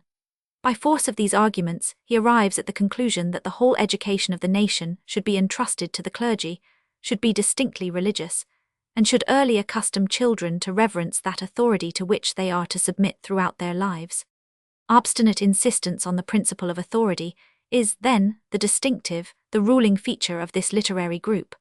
The French rebuilders of society champion the principle with much more ardor than those of Germany, partly because of their racial peculiarities, partly because of their different religion. The reactionary movement in German literature has its origin, as we have seen, in the law-defying self-assertion and self-will of the individual. In spite of its Catholic tendencies and its apery of Catholicism, German Romanticism never became so entirely Catholic, so deferential to authority, as the French reaction. Teutonic and Protestant self-will always militated against this. The French mind yielded easily. And it must be allowed that there is something attractive in the complete, unmitigated reaction, which is lacking in the undecided, incomplete reaction. Even when the revulsion is at hand, and the dissolution of the school fast approaching, we find Lamennais maintaining in his book on indifference in the matter of religion that it is not sentiment, and still less the spirit of investigation, which is the mark of true religion, but that the true religion is incontestably the religion which is founded upon the strongest possible visible authority. And from the very beginning of the movement, the utterances of all its adherents breathed the same spirit. To Barnold, religion is a kind of police for maintaining order. In proof of this, let me quote a few sentences which I have collected from his works. Religion, which is the bond in every society, more especially tightens the knot of political society. The very word religion religare sufficiently indicates that it is the natural and necessary bond of human society in general, of the family, and of the state. Religion introduces order into society, because it teaches men whence power and duties proceed. The principles of order are an essential part of religion. Religion will triumph because, as Malebranche says, order is the inviolable law of minds. Rejoicing at the spread of the reaction, he exclaims, "We already see all European authors who have any real title to fame acknowledging or defending the necessity of the Christian religion, and stamping their works with the seal of its immortality. Forlit authors mark this well. All works in which the fundamental principles of order are denied or controverted will disappear. Only those in which they are acknowledged and reverently upheld will descend with honor to posterity. We observe that there is no question here of piety, of fervent faith, of sentiment. Religion is the bond, is order, is the principle of authority. How far we are from Germany, where even moonlight sentimentality turned into religion." Curiously enough, this enthusiastic vindication of religion as order gives Barnold a certain resemblance which he himself would have angrily refused to acknowledge to the man he detested almost more than any other, namely Robespierre. Robespierre, too, had a passionate love of order, and for its sake desired a state religion. The difference is that Robespierre only wished such order as would preserve the gains of the revolution, whilst to Barnold the word meant the sum and substance of all old tradition. He and de Maistre are at one on this point. De Maistre says, "Without a pope no sovereignty, without sovereignty no unity, without unity no authority, without authority no faith." He places monarchy beyond the reach of all criticism and investigation by pronouncing it to be a miracle. He eulogizes brute force as such. In his books he submits military society to the discipline of the corporal's cane, civil society to that of the executioner's axe. This last was the measure which Robespierre took in grim reality, though not until he saw no salvation for the revolution, except in a dictatorship. Thus de Maistre, too, has his points of resemblance to Robespierre. He puts the finishing touch to his work in a eulogy of the Inquisition. What these writers vindicate is, then, authority and power. In the state, authority is overthrown by popular institutions, which entail compulsory changes of ministry. In religion, it is endangered when the clergy attain to comparative independence of Rome, hence de Maistre's book against Gallicanism, or are made completely independent by Presbyterianism, as Barnold has it. In the family it is done away with from the moment that divorce is permitted under any circumstances whatsoever. King, minister and subject, pope, priest and flock, husband, wife and child, these are to Barnold inseparable triads, formed after the image of the Trinity, and in their inseparability they safeguard the great fundamental principles of authority and order. By sounding here and sounding there, and everywhere coming upon the same fundamental thought, we have discovered what was the ruling idea of the new period. It may be called by many names. It is the great principle of externality, as opposed to that of inward, personal feeling and private investigation. It is the great principle of theocracy, of the sovereignty of God, as opposed to the sovereignty of the people.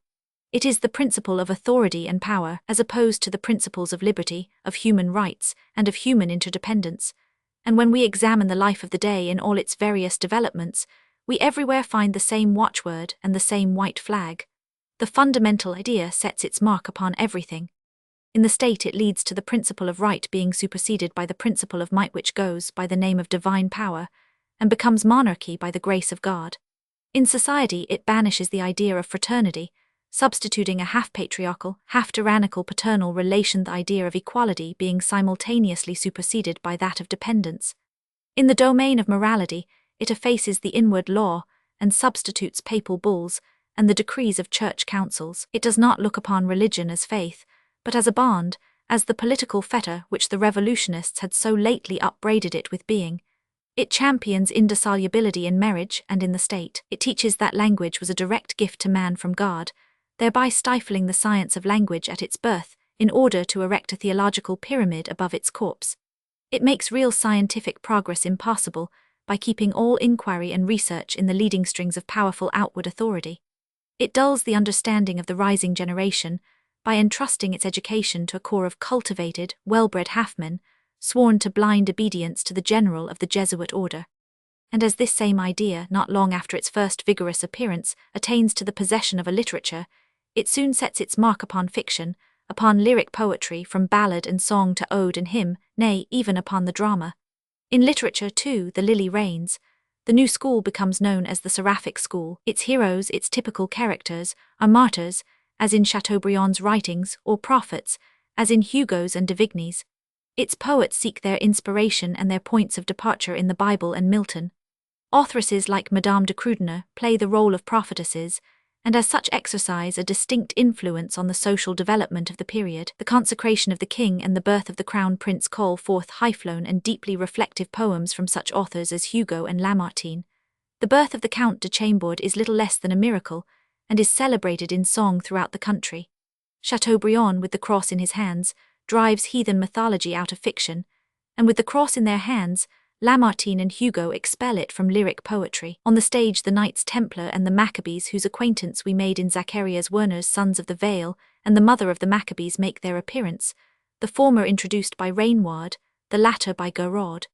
There is not a feeling in the human heart, not a corner of the human mind, and not a branch of literature, upon which this restoration of the spirit of the past does not set its stamp during its day of power.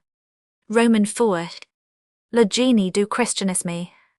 Chateaubriand's book, Le Génie du Christianisme, which originally bore the significant title Buttes de la Religion chrétienne, marks the transition from the first to the second stage of the reaction, because, cold and devoid of real feeling as it is an attempt to vindicate and rehabilitate authority by means of an appeal to sentiment and imagination. It was a defense of Christianity of a perfectly new species, from the fact that it appealed to imagination, not to faith, to sentiment, not to reason. It impresses one as being proffered under the conviction that reason was now inimical to Christianity, and that faith no longer existed. The author, not many years before he wrote this work, had been a freethinker, indeed a materialist. We have proof of this in some marginal notes in his own handwriting, discovered by Saint Beuve in a book which had belonged to him. Alongside of the words, God, matter, and destiny are one, Chateaubriand has written, "This is my system, this is what I believe." Alongside of the following sentences, "You say that God has created you free. That is not the point in question. Did he foresee that I should fall, that I should be miserable to all eternity? Yes, undoubtedly. In that case your God is nothing but a horrible and unreasonable tyrant." We read in the margin, "This objection is irrefutable, and completely demolishes the whole edifice of Christian doctrine. But in any case it is doctrine which no one believes in now." This is the standpoint of Chateaubriand's youth, but one to which he did not long adhere. He was too much the born doubter to be able to hold firmly to even a negative conviction. What there was of faith in the philosophy of the 18th century, namely, its belief in the steady progress of humanity, was probably what he first rejected, and on the loss of this conviction quickly followed the loss of all the rest. He himself attributes his conversion to the influence of his mother's dying prayer to him to keep to her faith. "I wept and believed," he says. Himself converted, or half converted by means of sentiment, he now endeavored to influence others in the same manner. Although intellectual receptivity for the dogmas of Christianity was no longer to be looked for, it was surely still possible to arouse sympathy with its touching, noble poetry. It was an idea characteristic of both the period and the man, this of transforming the apology for Christianity into aesthetics. He devotes a whole chapter to the sweet, melodious music of the church bells. He describes the simple village church, with its feeling of innocence and peace. He presents us with pictures and symbols when we expect proofs. Barnold remarked that in books which were works of reason, such as his own, truth displayed itself like a king at the head of his army on the day of battle, while in books like Chateaubriand's Génie du Christianisme, it had more resemblance to a queen on her coronation day, surrounded with everything magnificent and beautiful that could be got together. His meaning is that Chateaubriand aims rather at moving men than at convincing them. In private conversation he expressed himself more bluntly. He said, "I gave my pills as they were, he gave his with sugar." Certainly no book affords a clearer indication of the want of serious reality in the religious regeneration of the day. Its point of view is that which men have agreed to call the romantic. It is to the past it turns, and as the romanticist is a man of imagination, he sees the past in an imaginary light. The religion of the romanticist is a parade religion, a tool for the politician, a lyre for the poet, a symbol for the philosopher, a fashion for the man of the world. Like the German, the Danish, and at a later period the French romanticists, Chateaubriand loves the mysterious. He begins his vindication of belief in authority by appealing to men's sense of mystery in life generally. There is nothing beautiful or sweet or great in life that is not mysterious. The most wonderful feelings are those which at once move and perplex us. Bashfulness, chaste love, pure friendship, are full of mystery is not innocence, which in its essence is nothing but holy ignorance, the most ineffable mystery. Women, the more admirable half of the human race, cannot live without mysteries. The transition from this to the dogmas of a so-called revealed religion strikes us as sudden. De Maistre makes a somewhat similar use of mystery. When he has shown that such and such a social institution is inexplicable, he believes that he has proved it to be divine. There is, in his opinion, no reasonable explanation for hereditary royalty and hereditary nobility which is proof sufficient that they exist by the grace of God. What is there to be said in defense of war? Hardly anything, thinks de Maistre. Consequently war too is a mystery. A little reflection shows us the necessity of such argument. Authority demands mystery as its counterpart. Note what Michaud says in the dedication of his poem, An Exile's Spring le Printemps d'un Prescrit, 1803. Society ought to have its mysterious side as well as religion. I have always thought that we should at times believe in the laws of our country as we believe in the commandments of God. In private as well as in public life, there are things which a man does better if he does them without reflecting upon his reason for acting. The style of Chateaubriand's work is dazzlingly brilliant, but for this it would not have created the sensation it 999. It contains descriptions of nature, emotional outbursts, and some few sparsely scattered thoughts of real value, but all that is of genuine value from the literary and poetical point of view is to be found in the tales Atala and René, which, according to Chateaubriand's original plan, were to have formed chapters of the work where they would have cut a curious figure among such chapters as those on missionaries and sisters of mercy. They were, preliminarily, sent out as feelers long before the main work, and they do not concern us now. We have studied them in their historical significance in their proper place. In Le Génie du Christianisme, Chateaubriand did not, he has himself told us, endeavor to prove that Christianity is excellent because it comes from God, but that it comes from God because it is excellent. He shows that men have been wrong in despising Christianity, that it has beautiful, noble, poetic qualities. He does not perceive that, even if he succeeds in proving in many instances the narrowness of view of those encyclopedists whom he is continually attacking, this in itself is no manner of proof of the divine origin of religion. The whole work is in reality an outcome of the dislike and contempt which he had gradually developed for the philosophy and literature of the 18th century. The spirit of this philosophy and literature now appeared to him to be fatal to all the higher desires and aspirations of the human soul. The 18th century had misunderstood feeling and poetry, therefore what it had exalted must be condemned, and what it had dared to disdain must be exalted. And for what had it shown greater contempt than for Christianity? Chateaubriand was not a man of a pious, but of an artistic nature, and he conceived a fruitful artistic idea.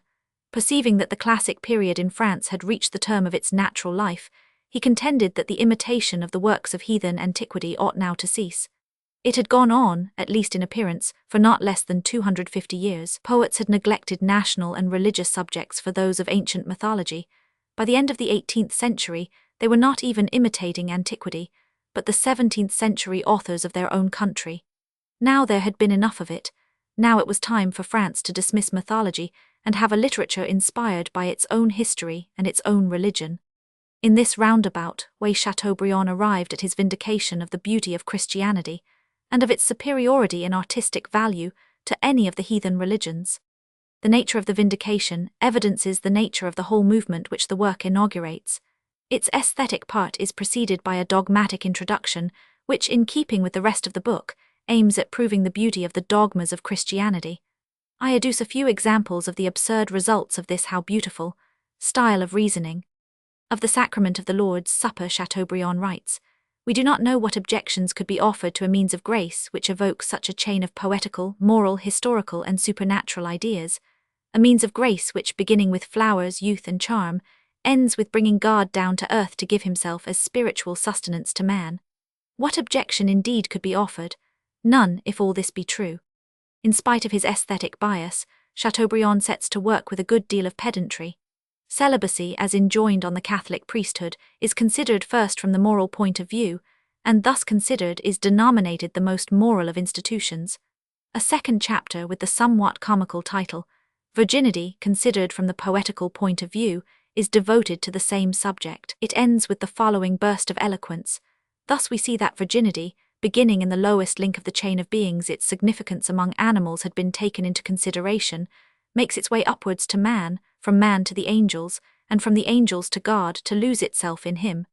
In the original edition, as if this were not enough, there was added, God is the great solitary, the eternal celibate of the universe. It is curious that no notice should be taken of his paternal relation to the second person of the Trinity. But this omission makes the appeal to the case of the Saviour the more effective. Chateaubriand says, "The lawgiver of Christianity was born of a virgin and died virgin." And to this he adds, "Did he not intend thereby to teach us that the earth as regarded human beings was now, both for political and natural reasons, sufficiently populated, and that far from multiplying the race we ought rather to restrict its increase?" We are struck dumb by finding Malthus's theory of population come out as the sum and end of this Christian Romanticism. Who would have believed that there was so much political economy in the Gospels?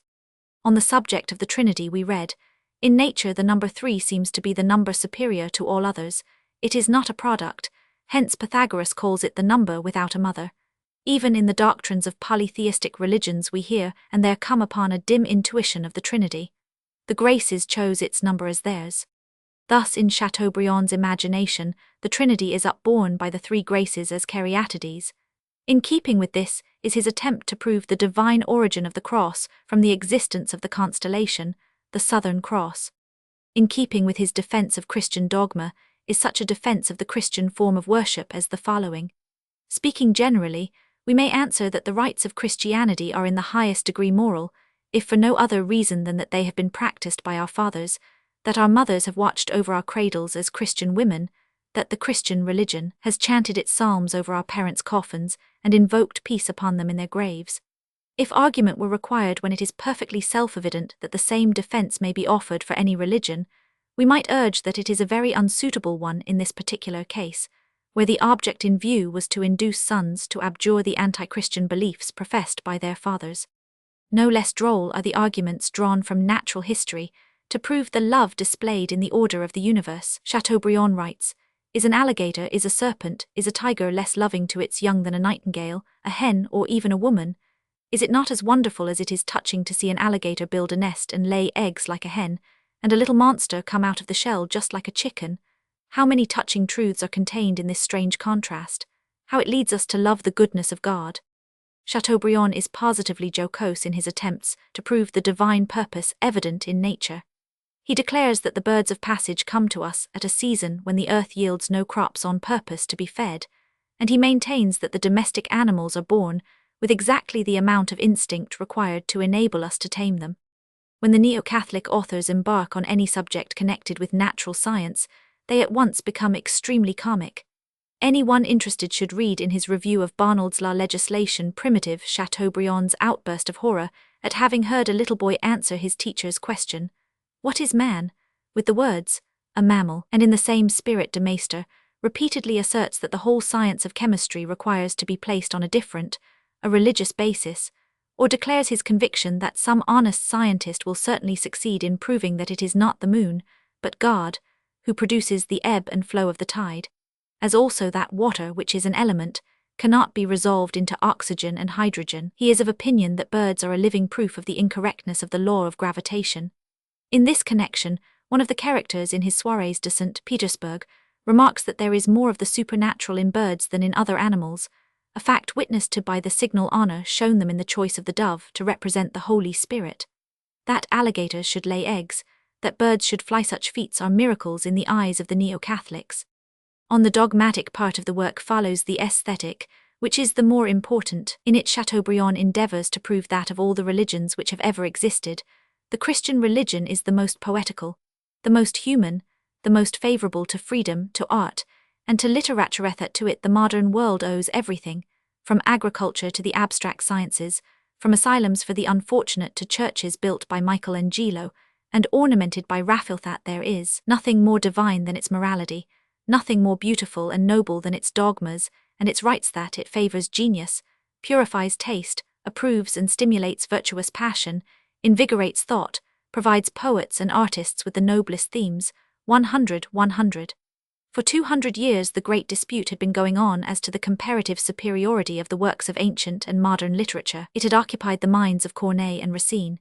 It had produced the earliest translations of Greek and Roman poetry, and it had by slow degrees led the modern mind to recover its self-confidence, after the first overpowering impression of the grandeur of ancient literature had worn off. It was this 200 years-long discussion which Chateaubriand revived in a new form, namely, as the question of the value of the Christian religion to poetry and the arts, compared with that of the old mythologies. In the most remarkable manner, he ignores the fact that the great question in the case of a religion is not whether or in what degree it is poetical, but whether it has the truth on its side or not. Very remarkable, too, are the arguments to which he has recourse to support his assertions. He vaunts, for example, the aesthetic superiority of the Christian hell to the heathen Tartarus. Is it not infinitely grander poetry of torture, hymns of flesh and blood?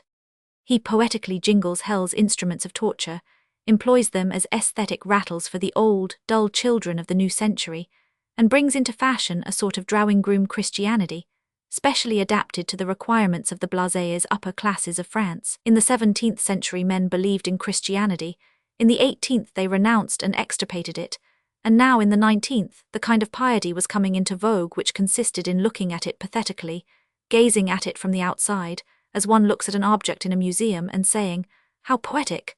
How touching! How beautiful!" Fragments from the ruins of monasteries were set up in gardens, with a figure dressed as a hermit guarding them. A gold cross was once more thought a most becoming ornament for a fashionable lady. The audiences at sacred concerts melted into tears. Men were touched by the thought of all the comfort religion affords to the poor and the suffering. They had lost the simple faith of olden days and now clung to externals, to the significance of the Catholic Church in literature and art, its influence on society and the state. To make the antiquated principle of authority look young and attractive, they painted it with the rouge of sentimental enthusiasm. But they only succeeded in making the principle that had once been so awe-inspiring ridiculous. Constant wrote his book on religion in the house of his friend, Madame de Charrière. Chateaubriand wrote his in the companionship of his devoted and intimate friend, Madame de Beaumont, who assisted him by searching for the quotations he required. His mind does not seem to have been taken up with his work to the exclusion of all mundane thoughts. We know how grandiloquently Chateaubriand inveighed during Louis XVIII's reign against the married priests, in what a bitter spirit he stirred up the royalist and church party against them, how determined he was that they should be deprived of every sou of their pay, to punish them for having taken advantage of the laws of the Republic to marry like other citizens. Yet was not he himself, as the author of Le Génie du Christianisme in the preface to which he writes of himself as the humble Levite, a kind of priest, nay, more than a common priest? And was not he married, and that, too, without the aid of a priest? I draw attention to this because it is one of the thousand signs of something that is to be detected everywhere throughout this religious reaction, something to which I believe we are justified in applying, ugly as it is, the word hypocrisy. Such then is Chateaubriand's book, and such are the circumstances in which it came into being. To its unprecedented success and enormous influence it owes an importance greater than its proper due. It was the book of the moment. It smuggled in, well packed in sentimentality, that principle of authority which was soon to ascend the throne. V. Joseph de Maistre. The ascension was brought about by a man of a very different stamp. Count Joseph de Maistre was born at Chambéry in Savoy in 1754. The de Maistre family, which belonged to the highest class of the bureaucracy, had immigrated from France at the beginning of the 17th century. In the boy's home, his father's severe, imperious spirit, with its strong tone of old-fashioned piety, ruled supreme. Joseph, who was the eldest of 10 children, was trained in such absolute obedience that even when he was at the University of Turin, he never allowed himself to read a book without first writing to ask his father's permission. From a very early age he was devoted to serious study. He learned 7 languages, which is an uncommon thing for a Frenchman to do even now, and was more uncommon then. He entered the civil service, became, like his father before him, a magistrate in his native town and a senator, and married at the age of 32. 2 children had been born to him when the French Revolution broke out and made a complete change in his life. Savoy was incorporated with France, and to remain faithful to his king, Joseph de Maistre gave up his home. He had to choose between becoming a citizen of the French Republic and having all his property confiscated, and he chose without hesitation. For a few years he lived in Switzerland. Here he wrote his first work, Considerations sur la France, published anonymously in London in 1797, and made the acquaintance of Madame de Staël. Though he considered that her head had been turned by modern philosophy, in his opinion an inevitable consequence in the case of any woman, he acknowledged her to be astonishingly brilliant, especially when she was not trying to be so. They bickered and wrangled, but were none the less good friends. In 1797, when the King of Sardinia was obliged to leave his continental territories and take refuge on his rocky island, Count de Maistre happened to be in Turin. He fled to Venice, arriving after many hairbreadth escapes, and there he and his family suffered great privations. From 1800 to 1802, as chief magistrate of Sardinia, he laboured hard to improve the slovenly administration of justice which he found prevailing there. In 1802, the deserted king sent him as envoy extraordinary and minister plenipotentiary to St. Petersburg. His acceptance of this appointment obliged him to part from his wife and children, to whom he was tenderly attached. The pay was so miserable that it barely sufficed to cover his own necessary expenses, could not afford to provide himself with a fur-lined coat. But in Russia, now passing through the most prosperous period of the reign of Alexander I, de Maistre's capacities found scope for development, and this poor ambassador of a petty power succeeded in winning the emperor's entire confidence. The strength and purity of his character, his pronounced royalist and conservative views, his knowledge, his sagacity, and his wit ensured him a prominent place at a court whose sovereign knew how to appreciate both an uncommon character and remarkable talent. Although by birth a Piedmontese, and as a diplomatist to a certain extent a cosmopolitan, Joseph de Maistre belongs by his language and not by that Elenito French literature. All his literary theories were French, and there was much that was French in his intellectual idiosyncrasy. Not only was France always in his eyes the chief power in Europe, and the King of France, as the most Christian king, the main bulwark of monarchy and Christianity, but he was at heart on the side of France, even when it was for his ideas that her enemies were waging war upon her. In spite of everything, he rejoiced when Republican France defeated the army of the Allied monarchs, for what they desired was the division of France, the annihilation of its power. But our descendants, who will think with indifference of our sufferings and dance upon our graves, will make very light of the excesses which we have witnessed, and which have preserved undivided the most delectable kingdom after that of heaven. He desires the defeat of the Jacobins, but not the ruin of France, which would be equivalent to the inevitable intellectual relapse of the human race. De Maistre. In a manner he felt himself to be a Frenchman, all his life long he proclaims, and by his actions proves, himself to be the loyal subject and servant of the King of Sardinia. But when he is more than usually ill rewarded for his services, the thought strikes him that it was really by a kind of mistake of nature that he was not born a Frenchman. We read in one of his letters Correspondance diplomatique, I cannot get rid of the feeling that, let me do what I will, I am not the man to suit his majesty. Sometimes in my poetic daydreams I imagine that nature, carrying me in her apron from Nice to France, tripped on the Alps a very excusable thing in an old lady, and let me fall into Chambéry. She ought by rights to have gone straight to Paris, or at any rate to have stopped at Turin, where I could have developed properly. But on the 1st of April 1754, the irreparable mistake was made. I discover in myself a certain Gallican element, for which, be it observed, I have all due respect. Thus it is not merely permissible but obligatory to set de Maistre's name first on the list of the men who brought about the powerful reaction in France against the fundamental ideas of the 18th century. His first book, written in 1796, already shows the character of the reaction to which he gives expression, and which he endows with stubborn consistency.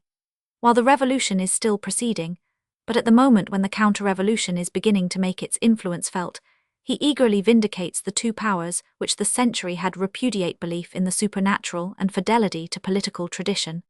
Maintaining that every nation, like every individual, has its mission to fulfill, he declares that France has guiltily abused the position of authority given to her in Europe. She stood at the head of the religious system, and not without reason were her kings called the most Christian. As she has used her power to act in direct contradiction to her mission, it can surprise no one that she is being brought back to the right path by terrible chastisements. The French Revolution is marked by satanic traits, which distinguish it from anything ever seen before, and possibly from anything that will ever be seen again. Its so-called legislators have issued such a proclamation as this: "The nation supports no religion," words which would almost seem to indicate hatred of the divine being. Even Rousseau, though he was the most mistaken of men, perceived that it was only a narrow-minded and arrogant philosophy which could suppose the founders of such religions as the Jewish and the Mahometan to be nothing but lucky impostors. Philosophy is a disintegrating, religion alone an organizing power. But no religion in the world can be compared with Christianity. It alone, although it is founded upon supernatural facts and is a revelation of incomprehensible dogmas, has been believed for 18 centuries and been defended by the greatest men of all ages, from Origen to Pascal. Now it has been dethroned, and its altars have been overturned. Philosophy reigns triumphant. But if Christianity issues from this ordeal purer and stronger than ever, then Frenchmen make way for the most Christian king, place him on his ancient throne, lift high his flaming banner oriflamme, and proclaim that Christ commands, guides, and conquers. There is no government but theocracy, priestly rule, and every constitution comes from God. A constitution is never the result of a contract, and the laws which rule the nations are never written laws, for those constitutions which are written are never anything but proclamations of older laws, of which all that can be said is that they exist because they exist. The Constitution of 1795 is, like earlier revolutionary constitutions, made for man, but there is not such a thing as man. In the course of my life I have seen Frenchmen, Italians, Russians. I know too, thanks to Montesquieu, that there are Persians, but man I have never met. If he exists, it is contrary to my knowledge. No, when the population, the customs, the religion, the geographical position, the existing political conditions, the good and bad qualities of a nation are known, then a constitution is the solution to the problem of finding the laws suitable for that particular nation.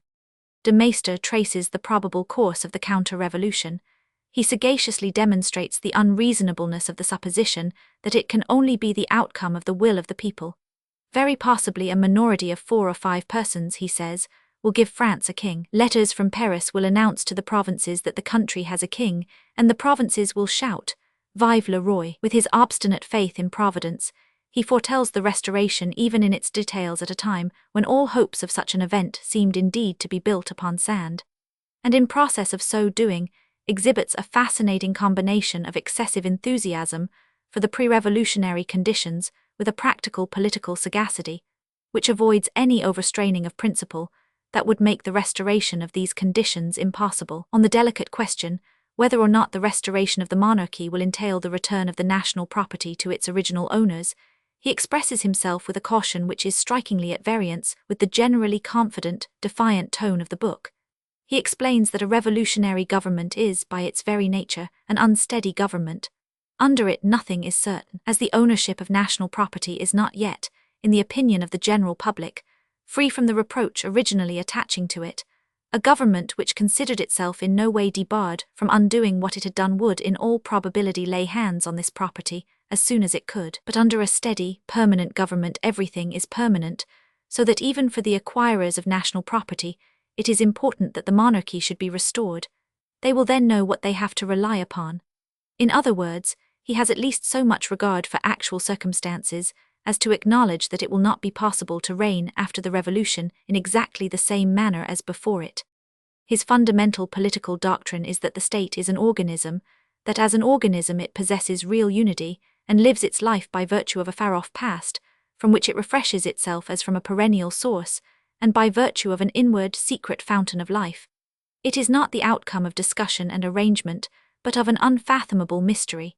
Hence a written constitution signifies nothing. It is the soul of the nation which gives the nation unity and permanence, and this soul is the love of the nation for itself and its national memories. France is not 30 millions of human beings living between the Pyrenees and the Rhine, but 1,000 millions who have lived there.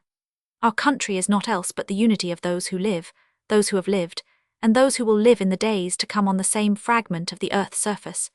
The fact that one family is the symbol of the continued existence of this nation leads de Maistre to monarchy. Sovereignty cannot be divided, therefore the king does not share his power with the great of the land. These latter have no privileges, but they have duties. They form the king's council. They are guardians of the national unity, inasmuch as they unite the people to the throne, and guardians of the national continuity, inasmuch as they are the sustainers of tradition. It is their duty perpetually to proclaim to the people the benefit of authority, and to the king the benefits of liberty.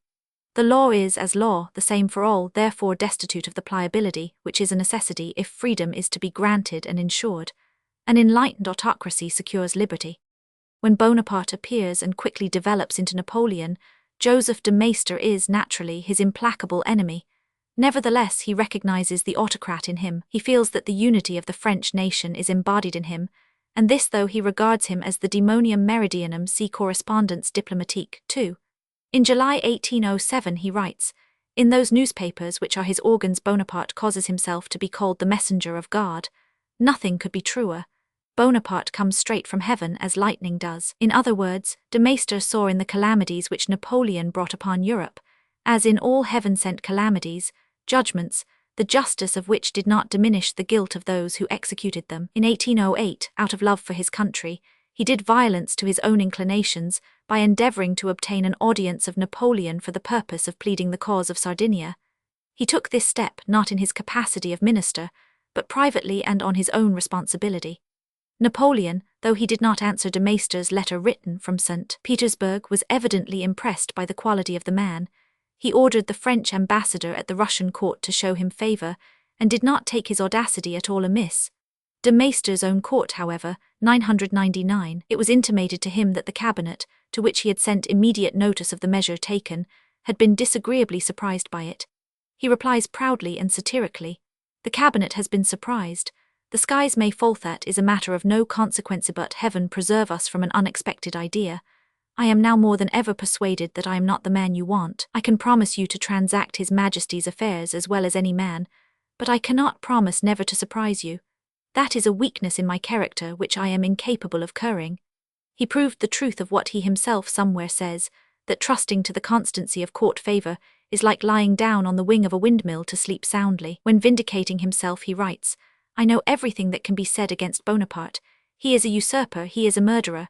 But note well that he is less of a usurper than William of Orange, and less of a murderer than Elizabeth of England.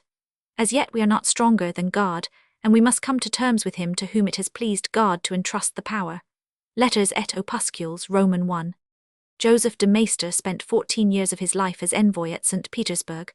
The long separation from the female members of his family was very painful to him, and the cares of a father often weighed heavily on his mind. It is touching to read in one of his letters that when he was lying awake at night, overtired with work, he often imagined that he heard his youngest little daughter, whom he did not know, crying in Turin. As a proof of his favour and esteem for de Maistre, the Tsar gave commissions in the Russian army to his brother and son. The brother was wounded during the campaign in the Caucasus. The son fought in the war against Napoleon. "No one," writes the father, "knows what war is unless he has a son fighting. I do what I can to banish the thoughts of hewn-off arms and smashed skulls that constantly torment me. Then I sup like a youth, sleep like a child, and awake like a man, that is to say, early." The great panegyrist of the executioner and the auto-da-fé had in private life a very tender heart. His private utterances often convey the impression of kindliness, as his public do of whimsical wit. He perhaps shows most amiably in his letters to his daughter, "You ask me, dear child, why it is that women are condemned to mediocrity. They are not. They may become great, but it must be in a feminine way. Every creature ought to keep to its own place and not strive after advantages other than those which properly belong to it. I have a dog called Biribai, who is a great amusement to us all. If he were to take it into his head to have himself saddled and bridled to carry me out into the country, I should be as little pleased with him as with your brother's English mare if she were to take it into her head to jump on my knee, or to sit down at the breakfastable with me. The mistake some women make come from their imagining that in order to rise above the common level, they must act like men. If 20 years ago a pretty woman had asked me, "Do you not believe that a woman is just as capable of being a great general as a man?" I should have answered, "Most undoubtedly I do, madam. If you commanded an army, the enemy would fall on their knees to you as I do now, and you would enter their capital with drums beating and banners flying." If she had said to me, "What is there to prevent my knowing as much of astronomy as Newton?" I should have replied with equal sincerity, "Nothing whatever, O peerless beauty. You have but to look through the telescope, and the stars will consider it an honor to be gazed at by your beautiful eyes, and will hasten to discover all their mysteries to you." These are the things we say to women, both in prose and verse, but the woman who takes such speeches seriously is uncommonly stupid. After declaring that woman's mission is to bear and to bring up men, he adds, "But dear child, I am for moderation in everything. I believe, speaking generally, that women ought not to aim at acquirements which are at variance with their duties, but I am far from thinking that they ought to be perfectly ignorant. I do not wish them to believe that Pekin is in France, or that Alexander the Great proposed marriage to a daughter of Louis XIV. And in a following letter he writes, "I see that you are angry with me for my impertinent attack on learned women. It is absolutely necessary that we should make friends again before Easter. The fact that you have misunderstood me ought to make the process easy. I never said that women were monkeys. I swear to you by all that is most holy that I have always thought them incomparably more beautiful, more amiable, and more useful. But I did say, and this I abide by, that the women who want to be men are monkeys, for wanting to be learned is wanting to be a man. I think that the Holy Spirit has shown his wisdom in arranging things as they are, sad as it may seem. I make my humble obeisance to the young lady you tell me of, who is writing an epic poem, but heaven preserve me from becoming her husband. I should live in terror of seeing her delivered in my house of a tragedy, or possibly even of a farceffer. When talent has once set off, there is no knowing where it will stop. The best and most convincing observation in your letter is that upon the raw material employed in the creation of man. Strictly speaking, it is only man who is made of dust and ashes, or, not to mince matters, of dirt, whereas woman was made of a mire that had already been prepared and elevated to the dignity of a rib. Corpo di Bacco, questo vuol dire molto. You cannot say too much, my dear child, as far as I am concerned, about the nobility of women, even those of the bourgeois class. To a man there should be nothing more excellent than a woman, just as to a woman 100, Roman 100, but it is precisely because of the exalted opinion I have of these noble ribs that I become seriously angry when I see any of them desiring to transform themselves into original mire. And now it seems to me that the question is completely disposed of. Letters et Opuscules, 156. It surprises us to find the strictly orthodox Catholic jesting thus lightly with Bible legend. But even in his witty and sportive moods de Maistre is faithful to his reactionary principles. It is one of his characteristics that a certain piquant wit goes hand in hand with the violent, demonic energy of his attack, an energy which reveals itself even in the little fact that his favorite expression is a brûle-pourpoint in its literal meaning to fire, with the muzzle of one's pistol, upon one's antagonist's coat. In the Soirées de St. Petersburg, in which he already writes of Bacon with some of that animosity to which he afterwards gave full vent in a large and erudite work, he makes a humorous observation which is quite in accord with the newest scientific view of the matter. Bacon was a barometer that announced fine weather, and because he announced it, men believed that it was he who had produced it. And in a letter he writes, "I cannot tell how there came to be this war to the death between me and the late Lord Chancellor Bacon. We have boxed like two Fleet Street boxers, and if he has pulled out some of my hair, I imagine that his wig no longer sits very straight on his head." When de Maistre is broaching his favourite theories, his humour is often very sarcastic, as, for instance, when he discourses in the second part of the Soirées on the ways of maintaining esprit de corps. There is much cynicism in such pleasantry as this.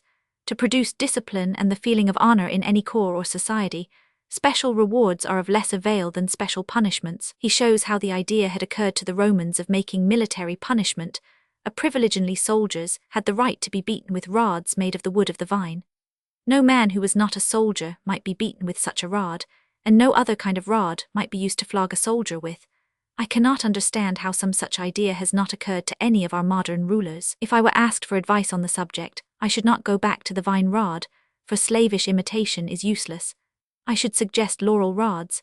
He further proposes that a great forcing house should be erected in the capital, exclusively for the purpose of producing the necessary supply of laurel branches with which the non-commissioned officers are to belabor the backs of the Russian army. This forcing house is to be under the supervision of a general, who must also be a knight of St. George of the second class at lowest, and whose title is to be chief inspector of the laurel forcing house. The trees are to be attended to by old pensioners of unblemished character. Models of the rods, which must all be exactly alike, are to be kept in a red case at the War Office. Each non-commissioned officer is to carry one hanging by a ribbon of St. George from his buttonhole, and on the facade of the forcing house is to be inscribed, "This is my tree, which brings forth my leaves."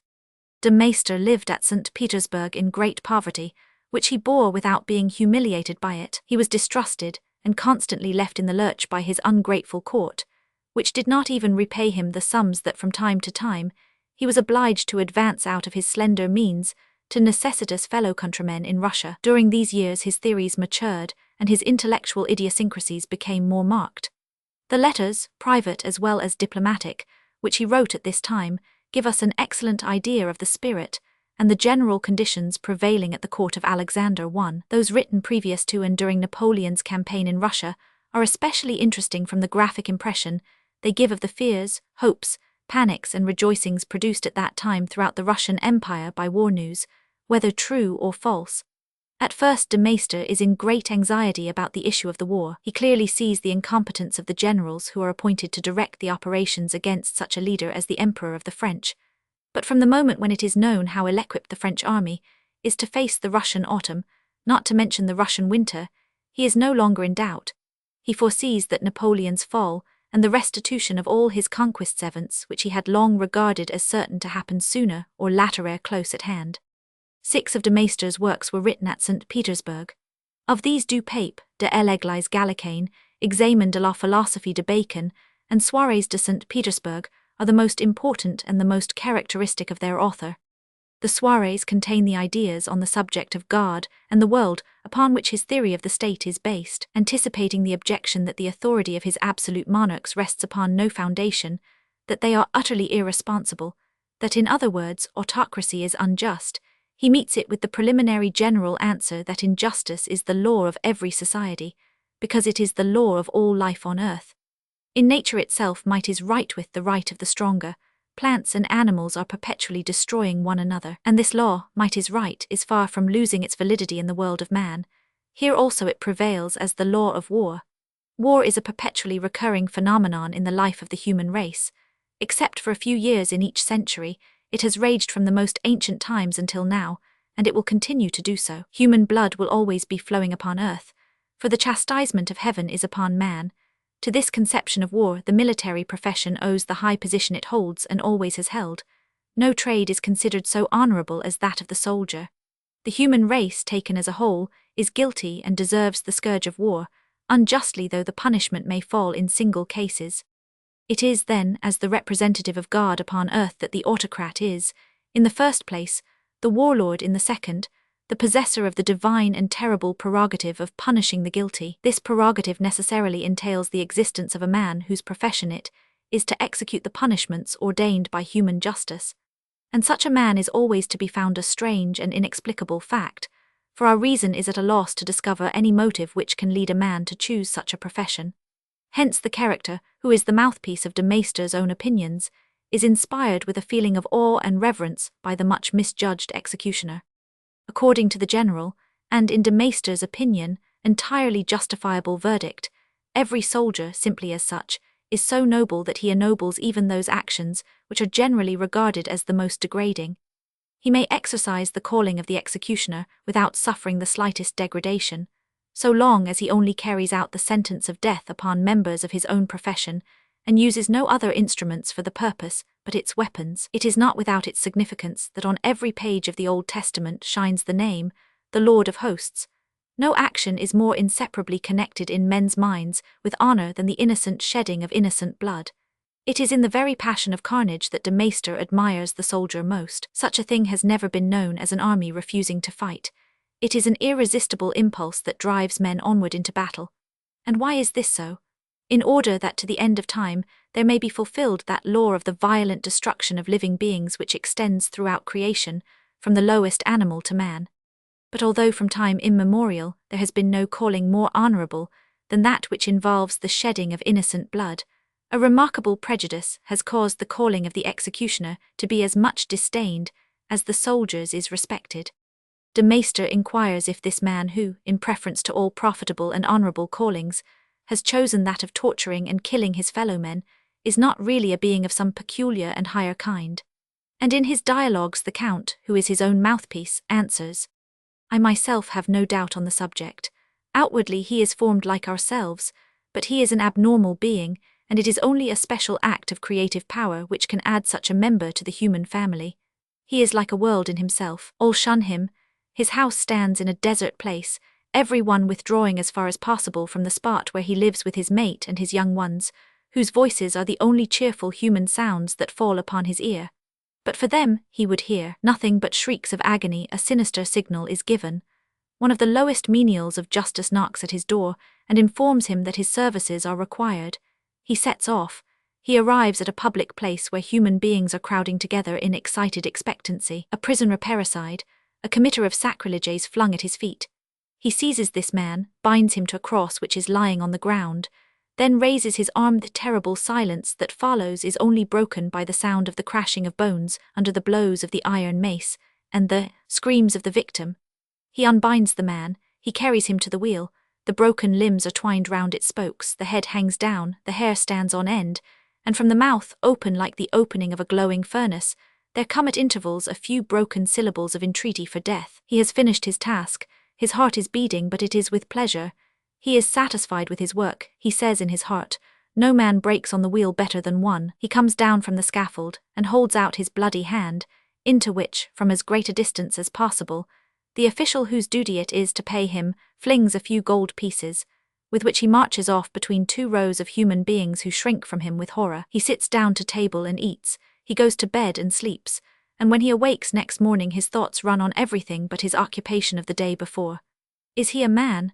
Yes, God allows him to enter his temples and accepts his prayer. He is no criminal, and yet in no human language is he called honourable or estimable. Nevertheless all greatness, all power, all order depend upon the executioner. He is the terror of human society and the tie that holds it together.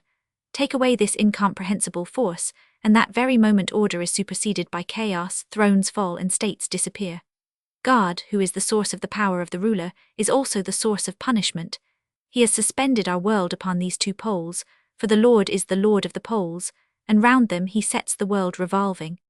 And in order that this reverence for the office of the executioner, which it is in keeping with his plan to inculcate, and which it entertains him to astound with, may make a proper impression on the reader, De Maistre takes up the subject again in one of the later conversations. He asks what a reasoning being coming from another world to investigate into the conditions prevailing in ours would think of the executioner, and himself gives the answer. He is an august being, the cornerstone of society.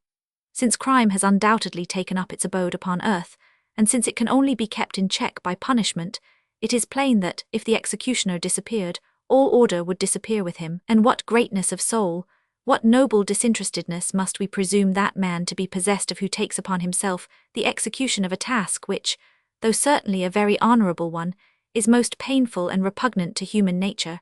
100. In these utterances we have at one and the same time the delight in consistency, which is to be observed in the earliest 19th century devotees of the principle of authority, the delight in a disconcerting idea, which is one of De Maistre's own chief mental characteristics, and the delight in describing suffering, which he has in common with Goras, and so many of the other champions of the gloomy doctrine of the necessary subjection of humanity to kings and priests.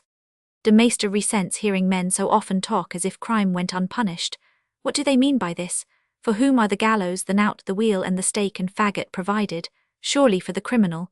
Justice may sometimes miscarry, but such exceptions do not alter the rule. It is folly to believe in all the judicial murders one hears talked about. Take the frequently quoted case of Carlas.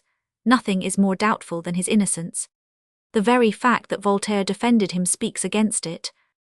But given the worst that an innocent man is deprived of his life, it is simply a misfortune like any other. When a guilty man escapes, we have another exception and misfortune of the same kind. The events which lead to the discovery of a crime are, however, often so unexpected and improbable that we cannot but believe that human justice is supported by higher aid, and all the time that we are foolishly blaming human justice for having punished an innocent man, nothing is more probable than that he really is guilty, though of some other unknown crime. Many such cases are on record, the truth coming to light through the confession of the criminals.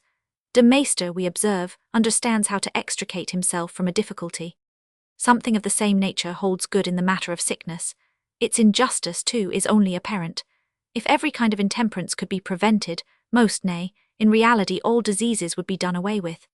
This inference may be arrived at by arguing as follows: if there were no moral evil in the world, there would be no physical evil, and since an infinite number of diseases are direct consequences of certain offences, it is permissible to generalize and say that this holds good of them all. Everything then is ordered upon moral principles. It is undeniable that life is a terrible thing, but this does not prove that God is unjust. He is offended, he is insulted, and to appease his anger blood is required. Man early comprehended his own fall, early understood that it is the innocent who must and alone can, by the transference of merit, atone for the sins of the guilty, that there is no salvation without the shedding of sacrificial blood. Hence the idea of sacrifice is one of perpetual and keen interest to De Maistre. Sacrifice is ideal slaughter, slaughter the one and only aim of which is the accomplishment of what is right and meet. From the earliest ages men have offered both animal and human sacrifices, and in Christianity the practice is sanctified and acquires a deeper meaning.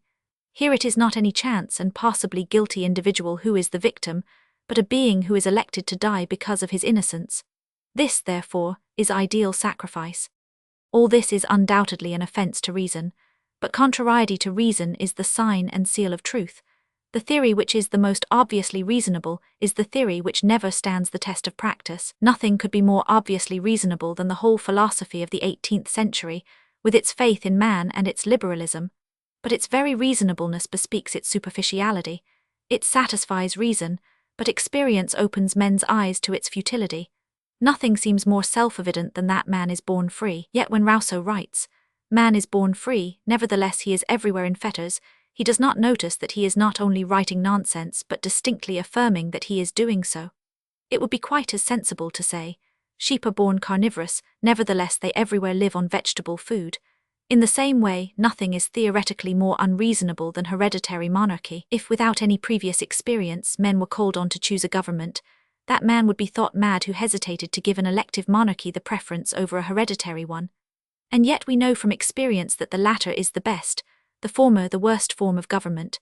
In other words, the world, far from being a reasonable world, is full of things that are profoundly at variance with reason. Christianity, the Christian conception of life, is therefore no new, hitherto unknown conception. It is connected by many links with the whole succession of heathen religions, and is prepared for by them. All the truths of Christianity are foreshadowed in the creeds of heathendom. In heathen sacrificial practices, for instance, we already have the essential idea of sacrifice. And De Maistre waxes wroth over Voltaire's violent, irreligious tirades against the sacrificial festivals of the old pagans. He is yet more exasperated when, at the end of a description of a sacrifice of both adults and children, he comes upon the words, "However, the sacrifices of the Inquisition, of which we have so often spoken, are 100 times more execrable." It is apropos of this utterance that in his essay Éclaircissement, Sur les Sacrifices, De Maistre first takes up the cudgels for the Inquisition, to the defence of which institution he was ere long to devote a special work. He writes, "The passage relating to the Inquisition appears to have been written during an attack of delirium. What? The lawful execution of a small number of human beings, condemned to death by a fully qualified court of justice, according to the strict letter of a penal law which had previously been solemnly proclaimed, and which each one of the victims was perfectly free to avoid transgressingto, call such an execution 100 times more abominable than the horrible act of the parents who cast their children into the flaming arms of Moloch. What wild insanity! What forgetfulness of all reason, all justice, all shame! De Maistre storms thus because he is here attacking the man who was his opposite, and who fought, like himself, with the weapons of wit and paradox, but wielded them with far greater power. Founding his theory of the state upon the basis of religion, De Maistre derived the power of the ruler from God. It is from God that kings receive their rights, and to God that they owe duty. It is not the king's power but his duty that is absolute, for it is duty to the absolute. The rights of the people may be called the duty of the king to God. In the proverb, the voice of the people is the voice of God, there is this truth that the rights of the people are the rights of God in his relation to the king. And the voice of God is not a mere figure of speech, the living voice of God speaks through the church. The king is responsible to God, and the church is the depositary of divine truth. But the church, as well as the state, is under the rule of an autocrat. As the state means the king, advised and guided by the great men of his country, so the church means the pope, advised and guided by cardinals and bishops. The very idea of sovereignty implies that the king is absolute, the pope infallible. People are not surprised that the captain of a ship should be, as such, an infallible sovereign, should permit no criticism of his orders, should issue unqualified commands and require them to be obeyed blindly. Yet they are surprised that in all church matters the pope should be infallible. They are accustomed to the idea that all the other courts of justice, low and high, are submitted to the jurisdiction of a highest court, the judgments of which are irreversible and may not be criticized. Yet they are astonished that the pope, as head of the church, is infallible. If they had any conception of what sovereignty means, they would not be astonished. A skillful attempt, this of de Maester's, to prove to laymen the reasonableness of ecclesiastical dogma. In his book Du Pape, which Catholics consider a work of the first importance, he carries his reasoning on ecclesiastical matters to its logical conclusion.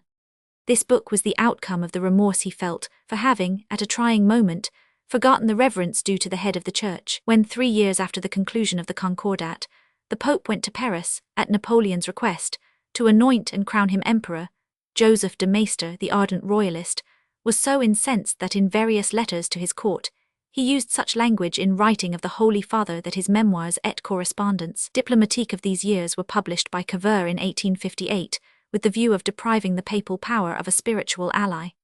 In the course of a few years Napoleon and the Pope quarrelled, and when de Maistre saw the Pope insulted and illused by the Emperor, he repented his hasty words, and resolved to make ample reparation.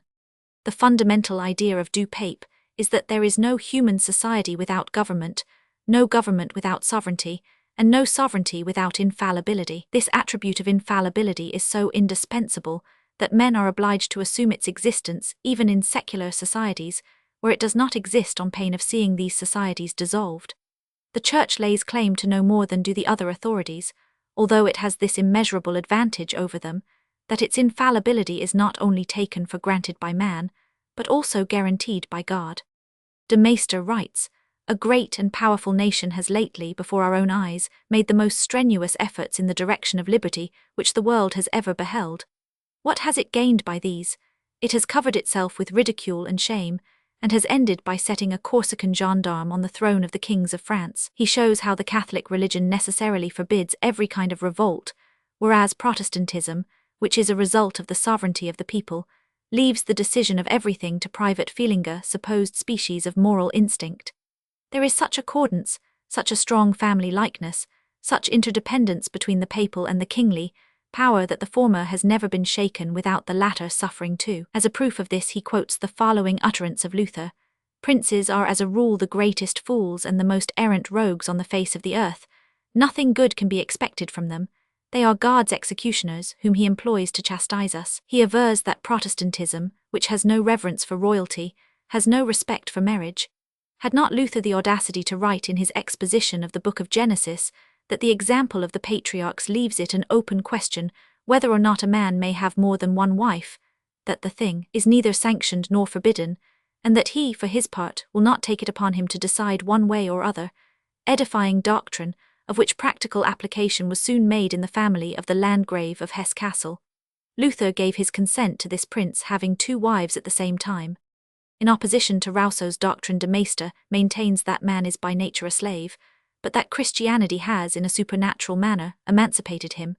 For this reason he calls the Christian woman a truly supernatural being. Voltaire he without more ado calls the man into whose hands hell has given all its power, and he puts the crowning touch to his work by propounding the following theory: monarchy is a miracle, and instead of reverencing it as such, we rail against it as tyranny. The soldier who does not kill a man when commanded to do so by his lawful sovereign is not less guilty than he who kills without having received orders to do so. Those states which have introduced Protestantism have been punished by the loss of their monarchs. De Maistre has discovered that the average length of reigns is shorter in Protestant than in Catholic countries. The one inexplicable exception to this rule is provided by Denmark, which is the only Protestant country whose sovereigns live as long after the Reformation as before it. Denmark appears, from some unknown reason, but doubtless one honourable to the nation, to have been exempted from this law of the shortening of reigns. The fifth book of the earliest edition of Du Pape was afterwards published as a separate work. It is the well-known De l'Église gallicaine, a treatise in which de Maistre draws from the doctrine of papal authority conclusions utterly subversive of the claim of the French Church to relative independence. On this occasion, he assumes an antagonistic and supercilious attitude towards Bossuet, a man for whom he generally has nothing but praise. The special object of his attack and invective is the Church Council held in France in 1682, for the purpose of strictly defining the limits of the Pope's power. He is almost as much incensed against that of 1700, which pronounced Jesuits and Jansenists to be equally blameworthy. It is to a lifelong enthusiasm that de Maistre here gives expression. From his youth, he had been the devoted friend, admirer, and supporter of the Jesuits. His diplomatic letters from Russia tell of his constant endeavours to be of assistance to them in their difficult position as Roman Catholics in a Greek Catholic country, of his anxiety to shield them when the court is exasperated by their efforts to convert members of the aristocracy. 100.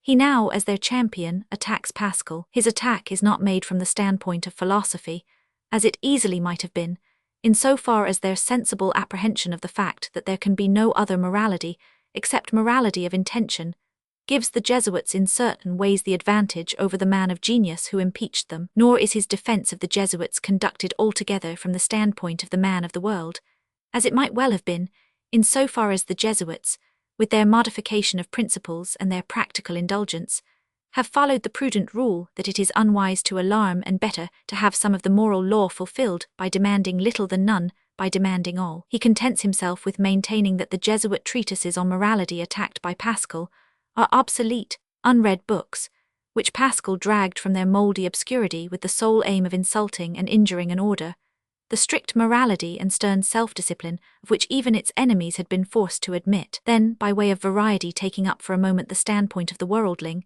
he remarks humorously, "It is, when we come to think of it, very comical that we worldlings should take upon us to inveigh against the lax morality of the Jesuits. This much is certain, that the whole aspect of society would be changed if every member of it acted up even to Escobar's moral standard, and were guilty of no shortcomings other than those excused by him. It was very natural that the energetic champion of the ideas of the past should, towards the close of his career, make a special effort to clear the reputation of the great, misunderstood, misjudged Inquisition.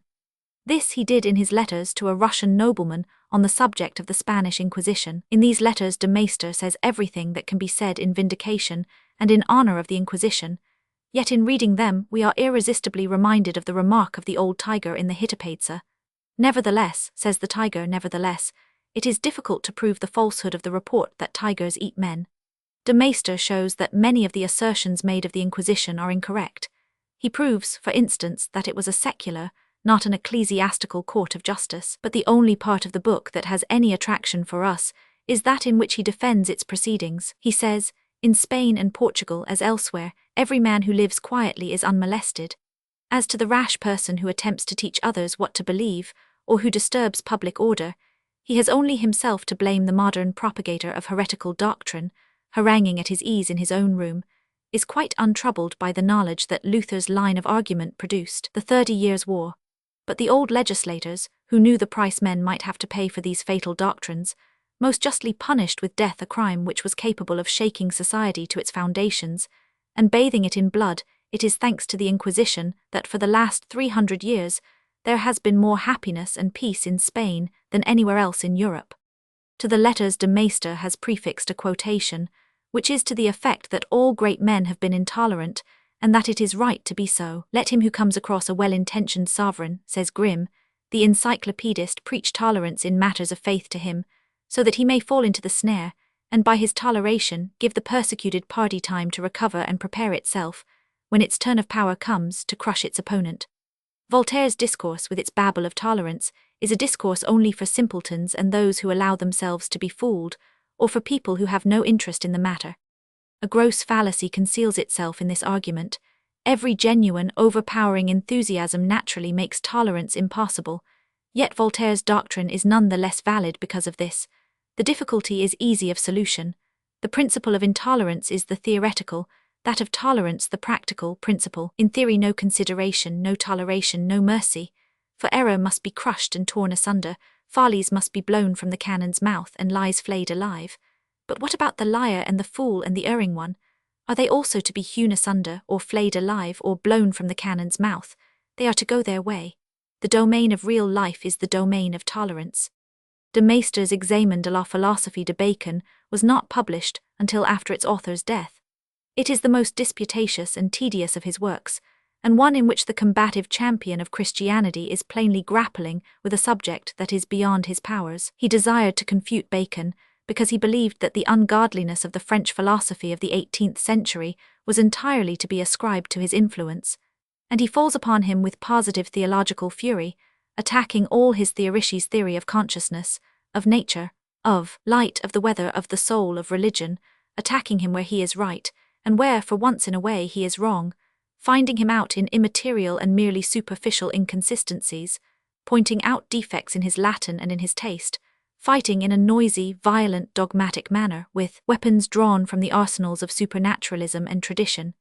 In single chapters, such as that on Causes Finales, he displays a certain futile acuteness. In others, such as that entitled Union de la Religion et de la Science, cold-blooded fanaticism. In this latter chapter we read, "Science undoubtedly has its value, but it is necessary that it should be kept within bounds. It has been very aptly said that science resembles fire. Confined to the hearths which are destined to receive it, it is man's most useful and powerful servant. Left to the hazard of chance, it is a terrible scourge." Faithful to his rule of allowing no stain to cling to the shield or sword of the Church, he vehemently maintains, contradicting an assertion of Bacon's French translator, that the Church has never opposed the progress of natural science. The translator had plainly affirmed that nothing had injured the Church more than the clear demonstration of the truth of certain facts which it had long denied, and the proclaimers of which it had actually persecuted, and he had named Galileo as an example. After lauding the Church as the patron of science in other cases, and trying as far as possible to explain away the case of Galileo, de Maistre is forced to make an admission, and this is how he does it. Galileo was condemned by the Inquisition, that is to say, by a court liable to err like any other, and which in this case actually was mistaken regarding the main point at issue. But Galileo in numberless ways damaged his own cause, and by his own repeated indiscretions brought upon himself a humiliation which he might easily, and without dishonor, have avoided if he had kept his promise not to write, if he had not been determined to find proof in Holy Scripture of the truth of the Copernican theory, if he had even written in Latin instead of unsettling the public mind by employing the vulgar tongue, nothing would have happened to him. To the end de Maistre was true to his character. He would not yield a foot of the ground that had been lost centuries before.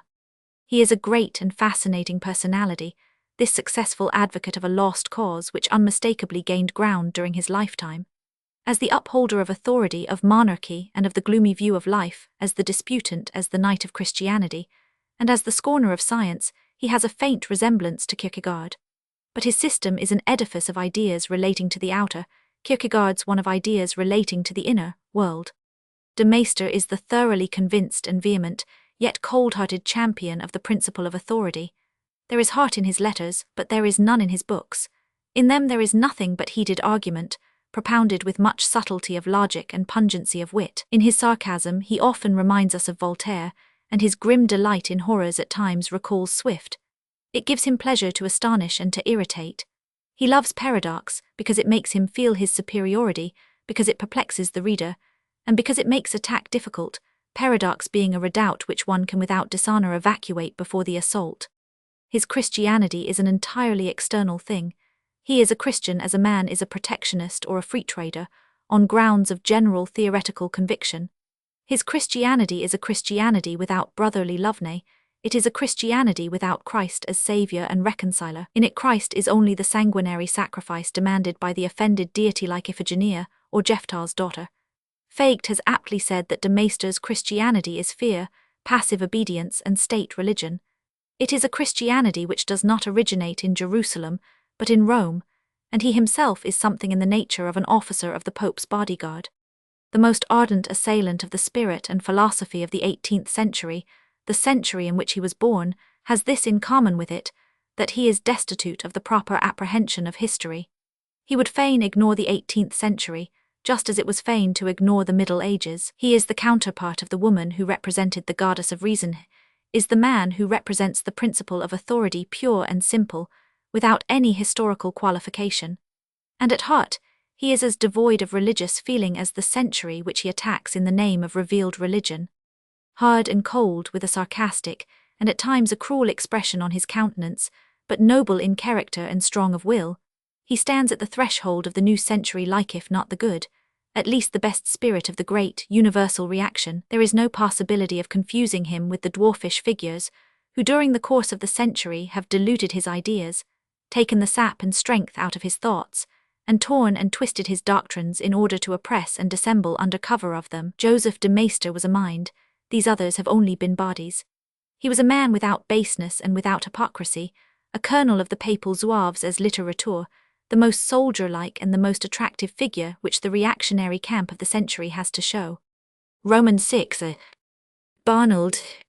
Side by side with Joseph de Maistre stands Barnold, the famous medieval schoolmaster of the European reaction, a man with the same bent of mind and the same practical aims, but as monotonous as de Maistre is versatile, as conventional as de Maistre is wittily fantastic. Louis Gabriel Ambroise, Vicomte de Barnold, was born in 1754, the same year as de Maistre at Mona, in the south of France. He began life as an officer in Louis XV's musketeers. During the first stage of the Revolution, he favoured liberal ideas, but only for a short time. He married early, and was made chief magistrate of the department of Aveyron, an appointment which he resigned when Louis XVI found himself obliged to consent to the subjection of the clergy to the secular laws. In 1791 he emigrated, and joined the army of the Prince of Condé. He wrote his Theory du Pouvoir at Heidelberg. The police of the Directory destroyed almost the whole first edition of this book, but a copy which had been sent to Bonaparte luckily reached its destination, and made such a favourable impression on the great man that he removed its author's name from the list of exiles. Not unprofitably had Barnold taught that every revolution is begun by the subject, but ended by the ruler, that it begins because the authorities have been weak and have yielded, and ends because they have recovered strength. He had shown that all disturbance only serves to strengthen authority, and prophesied that the revolution, which had begun with the declaration of the rights of man, would end with the declaration of the rights of God, these latter being the very rights which Bonaparte, by means of his Concordat, was now proclaiming. Barnold's position was assured. He remained devotedly attached to the Bourbons, but was content to dream of them in an appointment conferred on him by the Emperor. He was made conseiller tutélaire of the university, with a salary of 12,000 francs a year for doing nothing. Chateaubriand reviewed his books with reverent admiration. De Maistre wrote to him after the publication of his Recherches philosophiques. Is it conceivable that nature has amused herself by tuning two strings until they are in as perfect harmony with each other as your mind and mine? If certain manuscripts of mine are ever printed, you will find in them almost the same expressions you yourself have used, and yet I certainly have altered nothing. In another letter he expresses himself even more strongly. I have thought nothing which you have not written, and written nothing which you have not thought. Barnold felt himself flattered by these assertions, though he doubted their truth, and this with good reason, for similar as are the results arrived at by these comrades-in-arms, there is little resemblance between their mental processes.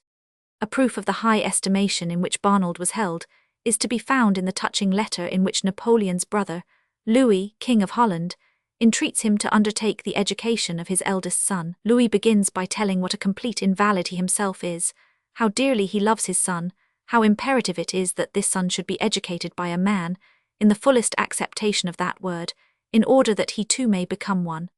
Then he says, although I do not know you personally, my investigations have led me to the conclusion that you are one of the men whom I esteem most highly. Therefore you will pardon me that now, when I have to choose the person to whom I must entrust what is more to me than life, I apply to you. If the happiness which you doubtless enjoy in a peaceful home has not made you indifferent to the service you are capable of rendering, I do not say to me, a single individual, but to a whole nation which is even more deserving than it is unfortunate, and that is, saying much, you will consent to become my son's tutor. And he concludes in the same strain, defending himself against slanders which he imagines may have reached Barnold's ears. With such humility did a king appeal to this man, and in vain. He refused the request. Barnold. A still more remarkable instance may be adduced of the importance at that time, attributed to the influence of a determined upholder of authority of Barnard's caliber. One day Barnard received a note requesting him to call upon Cardinal Mori, an ecclesiastic whose position under the Empire was a very different one from that of the days when he argued in the National Assembly against the civic rights of the Jews. When they were alone, the cardinal asked Barnard what his answer would be if the emperor requested him to undertake the education of the King of Rome. For a moment Barnard was silent, astonished by the honor shown him. He then gave, it is said, the discouraging answer, "I confess that if I ever taught him to rule, it would be in any place but Rome." After the restoration of the monarchy, no one did more than Barnard to ensure that Rome and its spirit, the principle of authority, should rule in place of being ruled. All his life long he had opposed the liberty of the press. He attained to the position of its censor. In 1815 he was elected to the Chamber of Deputies, where he sat on the extreme right. Under Louis Roman XVIII, he was made a member of the Academy and a peer of France, in which latter capacity he obstinately opposed liberty of religion and liberty of the press. In 1830 he retired from public life because it was against his conscience to swear allegiance to the monarchy of July. Anyone taking up Barnard's works directly after de Maistre will have difficulty in wading through them, for nearly all of them are deadly dull. There are no human beings in his books, nothing but doctrines, and Barnard's doctrines consist of theologico-political propositions, which we are required to accept without proof. One cannot imagine a mind with a more implicit belief in dogmas, that is to say, a mind which more entirely ignores realities and scientific thought. He seems never to have doubted. Never once during his long career as an author does it appear to have entered his mind to question any one of the few simple fundamental principles on which he bases his theories. These principles are to be found in his works in a petrified form, speaking exactly in the form of triads. Like the scholastics of the Middle Ages before him, like Hegel after him, Barnard thinks in triads, only he thinks without any perception of the two-sidedness of ideas, without flexibility, without inspiration. All relations are by him reduced to the great triad of cause, means, and effect. In the state we have power as the cause, ministers as the means, and subjects as the effect. In the religious world we have the triad God, Jesus the mediator, and man. In another acceptation, Jesus is himself power, minister, and subject: power by his thought, minister by his word, subject as sacrifice. In the political sense, too, he is power, minister, and subject: power as king of the Jews, minister as priest, subject as the submissive martyr. In the family, in society, in the state, in the universe, the same triunity is demonstrated, and all this is done with the aim of proving the necessity and the truth of monarchy. Monarchy is a true thing, because it is founded on the principle by which the world is ordered. The universe is monarchic. Hence revolutionists and republicans who have dared for the moment to abolish monarchy have actually been making the bold attempt to overturn the order of the universe. It is not a constitution which they have abolished, but the constitution, for there is only one. Barnard jeers at the witness of experience, scorns that of historic lessons of experience are without significance to him who is in possession of the eternal, fundamental principles. Even natural history he will have nothing to do with, because in it he perceives the idea of evolution, which is of the evil one. There is no such thing as historical evolution, there is historical tradition, and it is to this we must cling. For by means of tradition we reach God. In the chain of blind men which we call humanity, only the first blind man requires a staff, and this staff is the commandment of God, which is transmitted by tradition. The 18th century had placed more faith than any of its precursors in man's conscious capacity of invention and production. Rousseau maintained that it was man who invented and founded society. Barnard contests this theory. Man, he says, has invented nothing. He no more invented the family or society than he invented speech or writing. He was in the beginning the blank page, the tabula rasa, of which Condillac and the sensationalists Roman said this blank page has not been filled with the impressions of the senses, but with the direct instructions of God. For God was not merely the creator in the beginning, he continues to create to this very day. He founded society, and founded it that it might preserve his words and his thoughts, but this it can only do by preserving tradition unbroken. The intention, the mission of tradition, then, is to keep God in the world. Hence every attempt to break with tradition is an attempt at spiritual suicide, and the endeavor to preserve tradition is simply aspiration after the full pulsation of life. A tenacious clinging to the purest spiritual inheritance produces the purest, fullest life. Therefore Barnard clings to the dogmas and to the supremacy of the Roman Catholic Church. In order to vindicate the doctrine of creation and continued creative acts in every domain of nature, he is obliged to prove the same immutability in the universe of which he is the advocate in politics. Hence, from the year 1800 onwards, he is perpetually attacking what was a comparatively new thing in those days, the doctrine of evolution. Like Voltaire before him and Disraeli after him, he makes merry over the idea of man being descended from a fish. With love and understanding, but with a persistently flattering pen, Barnold describes the government of France under kings like Henry IV, and regents like Richelieu. In his turn attacking the revolutionary assailants of the old monarchy and its nobles, he skillfully argues that the monarchy was not the despotism, nor the aristocracy the exclusive caste, which their detractors made them out to have been. He shrewdly points out the defects of the succeeding system, with its much boasted liberty for everyone, which meant no more than that everyone had a right to vote, and warmly defends the advantages of the old order of things, which permitted the rich man to become a nobleman, but set limits to plutocracy by prohibiting the nobleman's working to become rich. He willfully overlooks the fact that the original advantages of the old monarchy existed at last only on paper, and that under its auspices the most shameful injustice and the basest cupidity grew up and prospered. In his aversion to the independence of parliaments and courts of justice, to liberty of conscience and liberty of the press, Barnold is doubtless sincere enough, but in his eulogies of the old form of government there is a want of common honesty. As a historian he is ignorant, but not so ignorant as not to know what that government really was. His writings are now not only antiquated but decayed. Open his long treatises where we will, a faint odour of dust and musty leaves and corruption meets us. The most important chapters in the once famous researches, philosophiques such as those on the origin of speech and writing read like fragments of some old theological textbook. As a general rule, the shorter treatises and occasional articles of philosophers of Barnold's type retain most freshness, but one can read through the 2 thick volumes which Barnold published under the title of Mélanges littéraires et politiques, without coming upon a single page to which the word fresh can be applied. Even such essays as those on the writings of Voltaire, on the Jews, and on tolerance, topics which might have been expected to tempt him to say something strong or bitter, at any rate something which would imprint itself on the memoir, terribly monotonous and colourless. Whether he is disapproving of Voltaire's morality, or maintaining that the Jews ought to be deprived of civic rights, or proving that tolerance is a vice and an impossibility, we have always the same solemn and empty ceremonial, the same application of the formula of cause, means, and effect, the same grave, monotonous tempoon 2, 3, 1, 2, 3. Barnold is unreadable because of the very passionlessness on which he prided himself. The only one among his books which still attracts readers, and that simply because of its occasional flashes of passionate enthusiasm, is the famous Du Divorce, undoubtedly the most entertaining of them all. It begins with a long jeremiad on the sad condition of the world since authority was overthrown.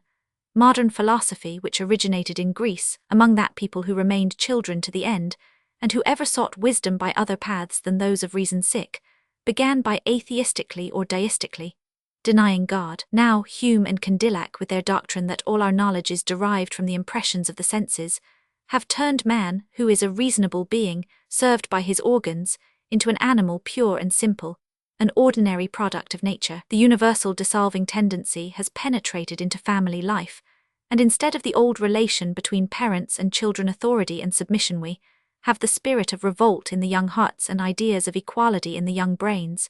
The children regard themselves as the equals of their parents, actually permitting themselves to address them as thou. The parents, conscious of their own weakness, no longer dare to assert their authority, but try to become their children's friends, or confidentially too frequently their accomplices. The enervated conception of life is imaged in an equally enervated conception of death. It has been proposed to preserve the ashes of the departed in glass or porcelain urns, and, horrible to relate, a mother has actually been permitted by the authorities to burn the corpse of her daughter in heathen fashion. There has been universal agitation for the abolition of capital punishment, that precious institution, see premier moyen de conservation de la société, and in some countries it is already abolished. Governments have had attacks of the sudden madness which goes by the name of philanthropy. The so-called natural sciences, so-called, is amusing, which ought really to be styled the material sciences, because they treat of the material world alone, have ousted the higher, the intellectual sciences, beginning with that of metaphysics, so renowned in days of old. In poetry, noble tragedy has had to make way for the light and humorous style. In fiction, which so clearly mirrors the spirit of an age, love used always to be sacrificed to duty. Now the reverse is the case, and it is Rousseau who has written the novel which more than any other has misled the imagination and corrupted the hearts of women, namely, La Nouvelle Héloïse. The principle of authority has been overthrown even in the art of gardening. The rural uncultivatedness of the English garden has taken the place of the symmetrical splendor of the art of la nature. In view of all this endeavor to dissolve society, Barnold makes his attempt to save it. It is a special institution which he aims at rescuing. Society is founded upon marriage, stands or falls with that. The revolution has made divorce lawful, but where divorce is possible, marriage no longer exists. Therefore, every possible effort must be made to procure the repeal of the law of divorce. The effort was made, and was only too successful. Let us hear what Barnold's theory is. He maintains as usual that a properly developed reasoning faculty reduces all relations to the triad of ideas, cause, means and effect, most universally applicable, which reason can evolve. These ideas lie at the foundation of every judgment, and form the basis of all social order. Every society consists of three distinct personages, who may be termed the social personages. Reason perceives in God, who wills, the first cause, in the man who executes God's will, the means or minister or mediator, and in the order of things which goes by the name of society, the effect which is produced by the will of God and the action of man. But the reason which argues thus exists, in Barnold's opinion, only in conjunction with the Catholic religion. He says, religion, which places God at the head of society, gives man an exalted idea of his own dignity and a strong feeling of independence, whilst philosophy, which assigns the highest place to man himself, is always grovelling at the feet of some idol or other, in Asia at Mahomet's, in Europe at Luther's, Rousseau's or Voltaire's. Do Divorce 42. We observe that Barnold calmly classes Luther with anti-Christians like Mahomet and Voltaire. All the Catholic authors of the period do this, and also insist on the affinity between Protestantism and immorality. When de Maistre is discoursing on the Reformation, he asserts with the utmost gravity that one half of Europe changed its religion in order that a dissolute monk might be enabled to marry a nun. In his theory Du Pouvoir II, Barnold writes, a choleric, sensual monk reformed religion in Germany. A voluptuous, cruel king reformed it in England. It is significant that the Reformation was supported in Germany by the Landgrave of Hesse, who was desirous to marry Margarethe von Zola whilst his first wife still lived, in England by Henry Roman VIII, who wished to divorce Catherine of Aragon in order to marry Anne Boleyn, and in France by Margaret of Navarre, a princess of more than doubtful morals.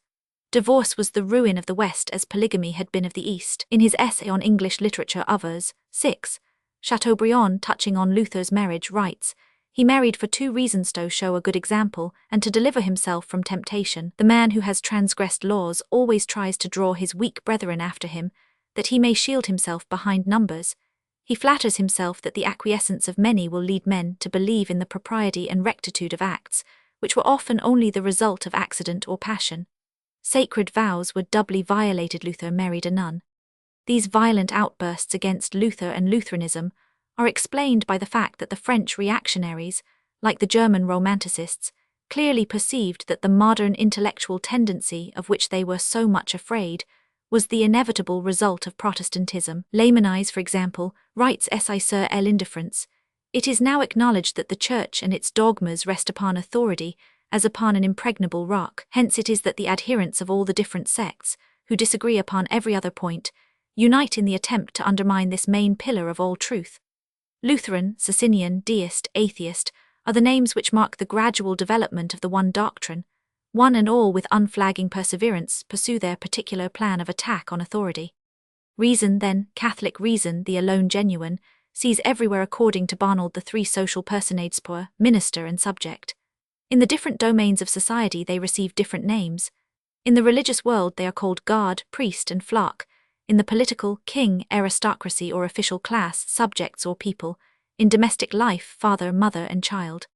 The reader who is not yet familiar with Barnold's mode of thought is likely to be taken aback by this last idea, but Barnold is so perfectly serious in his identification of the father with power, the mother with the minister, and the child with the subject, that he actually, as a rule, employs the designations father, mother and child in place of the others, because he says they apply to animals as well as to man, whereas power, minister and subject apply exclusively to thinking beings. Besides, he elsewhere says, we must do our utmost to spiritualize man and his relations in view of the attempts that are made to degrade them. He introduces his theory with his customary formule. Man and woman, he says, both exist, but their manner of existence is not the same. They are like each other, but not equals. The union of the sexes is the object of the difference between them. The production of a human being is the object of their union. The father is strong, the child weak, the father active, the child inactive. The mother forms the connecting link. How so? The father, says Barnold, is a conscious being, and cannot become a father except with his own will. The mother, on the contrary, may, even with full consciousness, become a mother against her will, hence inactively. The child neither wills to be born nor is conscious of being born. It is thus upon that revolting and tragic arrangement of nature, which permits a woman to become a mother against her will, that Barnold bases the difference in rank of the sexes. He says, moreover, du divorce, 5th edition, in this gradation of their relationship is to be found the solution of the question of divorce, namely, that it ought not to be allowed. If Barnold's mad theory, like many another equally mad, had simply remained a theory, which no one dreamt of putting into practice, there would be nothing to resent, but it was upon the principles proclaimed in his work that the laws of marriage and divorce which held good in France for the next 70 years were based. Immediately after the restoration of the Bourbons, 12 years after the publication of Du Divorce, Barnold's influence was so irresistible that the lethargic, religiously disposed National Assembly abolished divorce by an overwhelming majority, 236 to 11 votes. It may be said, proceeds Barnold, writing of education, that the father is the power which, through the mother as minister or means, performs the reproductive and maintaining acts, which have the child as object or subject. The relation of man and woman in marriage is simply this: man is power le pouvoir, woman is duty le devoir. Does not Holy Scripture itself call man woman's head or reason, woman man's helpmeet or minister, and signify that the child is the subject by perpetually inculcating obedience as its duty? Woman resembles man as man resembles God. Man is created in the image of God, but is not because of this his equal. Woman is made of the flesh and blood of man, but is his inferior. Barnold's theory chimes in with Milton's, he for God only, she for God in him. Paradise Lost, Book 4. He says, the society of the family is a society to which the man contributes the protecting power of strength, the woman the necessities of weakness. He le pouvoir, she le devoir. Thus does the French philosopher caricature the doctrine of St. Paul, which in its day was a great and noble advance in the direction of the emancipation of woman. What then is Barnold's definition of marriage? Marriage is the engagement entered into by two persons of opposite sexes to found a society which is called a family. It is this engagement which distinguishes marriage from every other species of cohabitation of man and woman. Barnold refers with the utmost indignation to Condorcet's witty saying, that if men have any duty towards the beings who do not yet exist, it cannot be that of endowing them with existence. Indeed it is, he exclaims, marriage exists for the express purpose of continuing the race, but we are not therefore to conclude, maintains Barnold, that a childless marriage, that is to say, a marriage which appears to have failed in accomplishing its purpose, may be dissolved. For by annulling the first marriage in order to legalize a second, the production of children in the first is made impossible, without their production in the second being positively ensured. Though a husband and wife have no children, there is always a possibility that children may come. And since marriage is only instituted for the sake of the possible children, the fact that they as yet have none is no reason for annulling it. To Barnold, marriage is the possible society, to which the family as the real society corresponds. The object of marriage, he teaches, is not the happiness of the wedded pair. What then is its object? Marriage, he answers, exists for the sake of society. In marriage, religion and the state see only the duties which it imposes.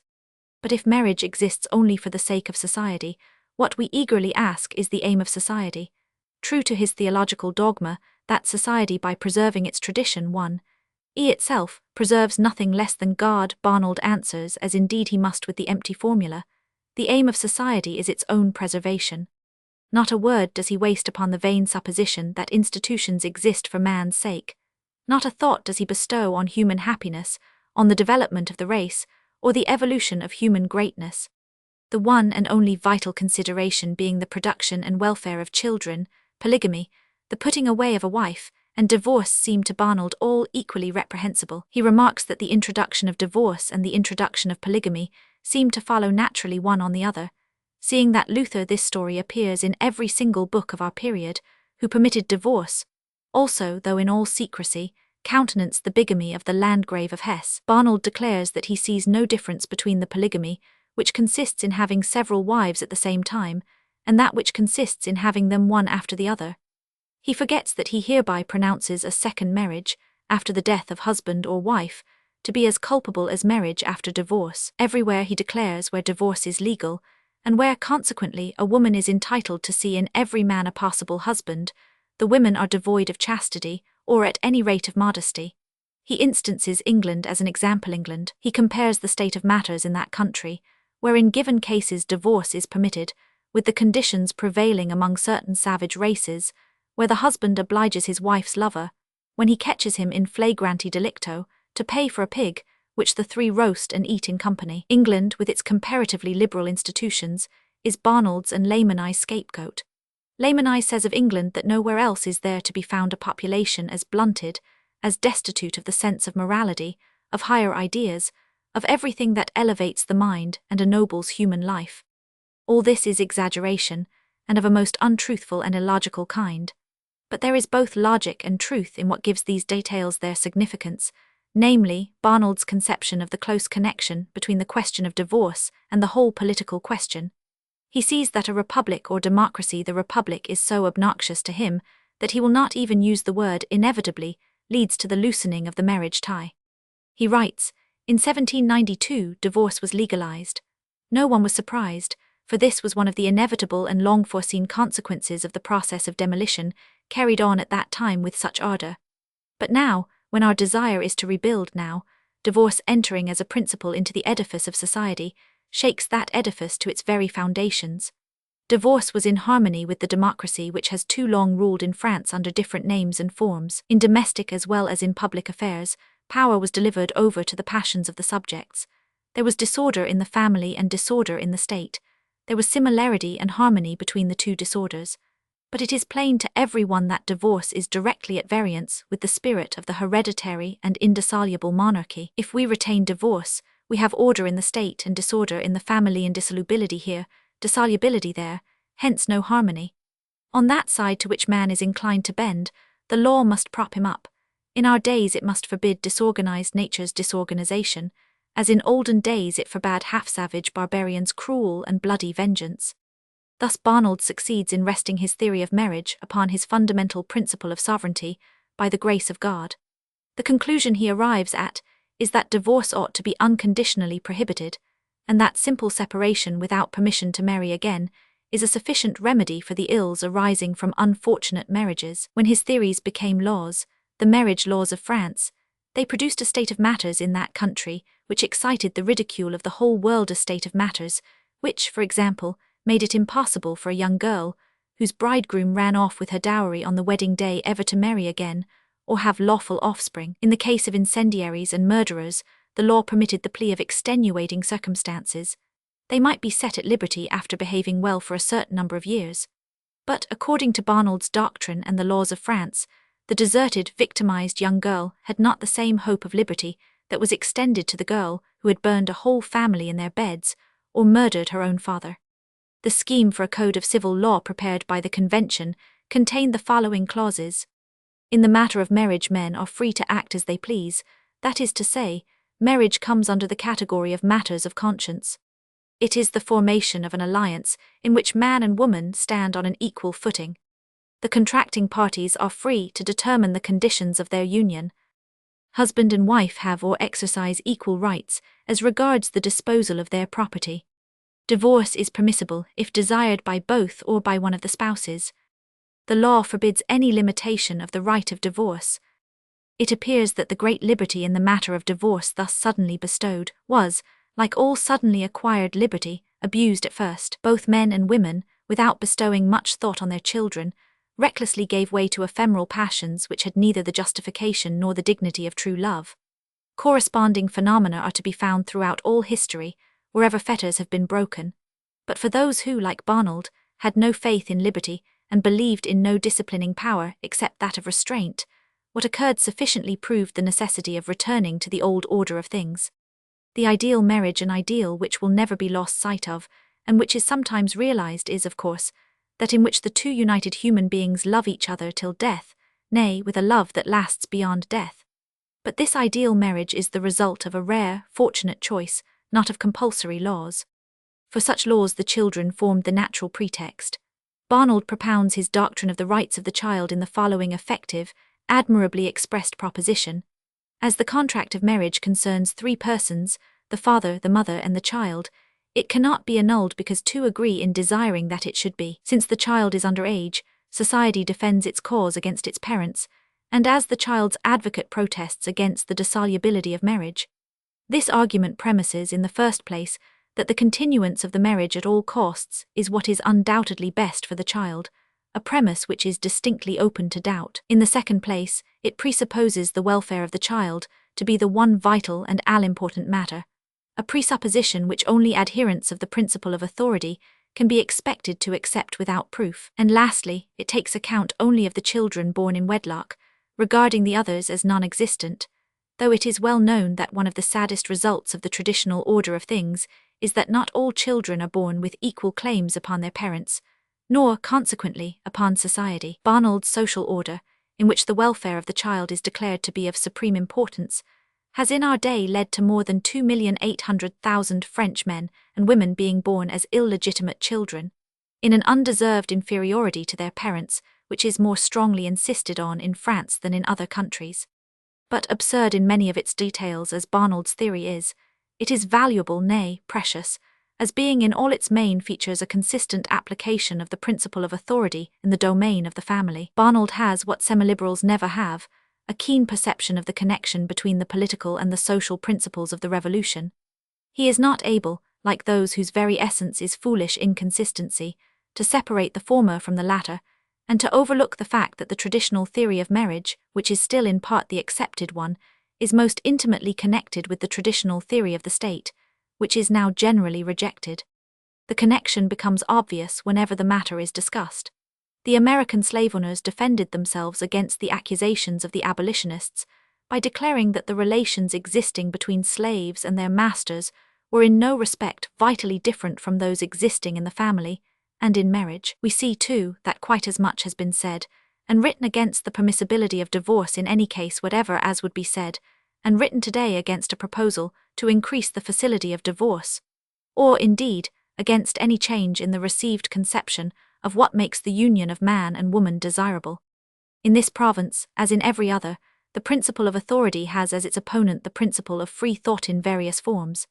If we leave the socialistic theories, which we shall consider later in connection with the Saint-Simonists altogether out of the question, we find authority confronted in the matter under discussion by free thought in the shape of the principle of individualism, as developed by English, French, and American thinkers. The code of laws drafted by the Convention, from which extracts have been given above, is based on this principle, the fundamental idea of which is that it is not, as is generally maintained, the family, but the individual human being who is the main pillar of society, and that this individual is sovereign. The doctrine of the sovereignty of God, as proclaimed by the devotees of hereditary autocracy, and the ambiguous doctrine of the sovereignty of the people, as proclaimed by the revolutionary worshippers of the majority, are superseded by the doctrine of the sovereignty of the individual in expression, first employed by the American writer Samuel Warren, from whom it was borrowed by John Stuart Mill. Sovereignty of the individual ensures, as the phrase implies, the absolute liberty of every human being, prohibits any man's usurping any authority or control whatever over other men.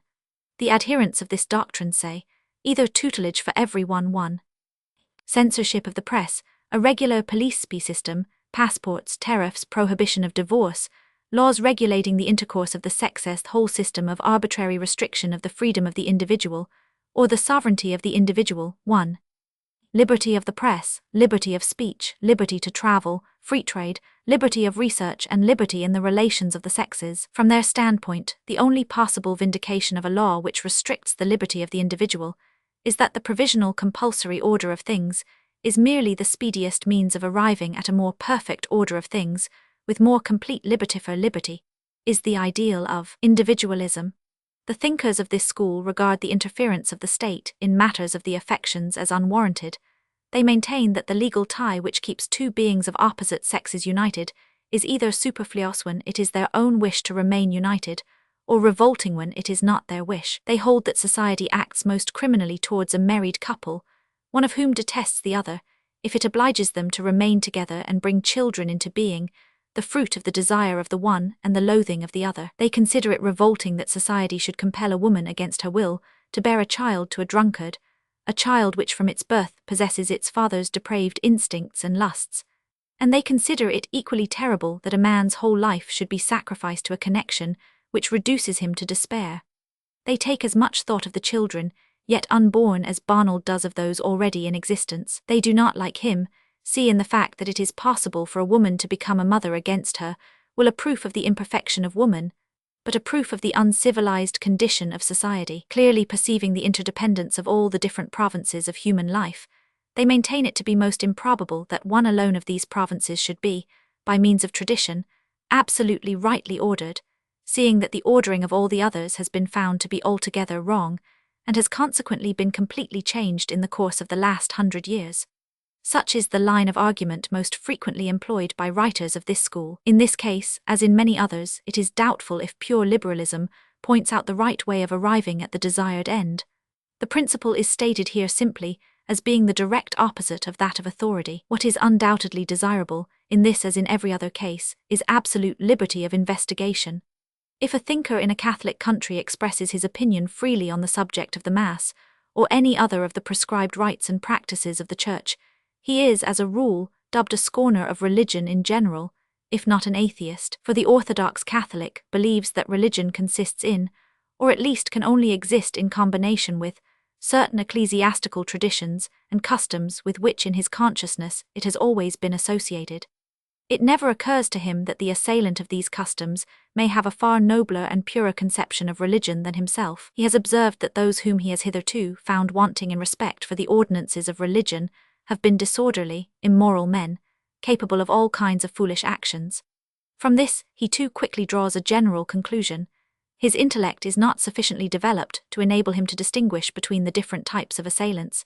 He confuses the earnest thinker and champion of a higher truth with the common rabble of graceless scoffers, confuses his superior with his inferiors. The very same thing happens in the matter of the traditional conception of the proper relation of the sexes. The rules and regulations of this relation in a given country at a given time are no more marriage than Catholicism in Spain in the 18th century is religion. Some men are below the standard presupposed by the institution of marriage as it exists, some are above it, whilst the majority in civilized countries exactly come up to it, bring public opinion into harmony with their views, and, confounding the two groups of those who think otherwise, hold them up together to public scorn. The same idea which leads to the assertion of the principle of authority in religion, and in the state, leads to its assertion in the matter of the relation of the sexes.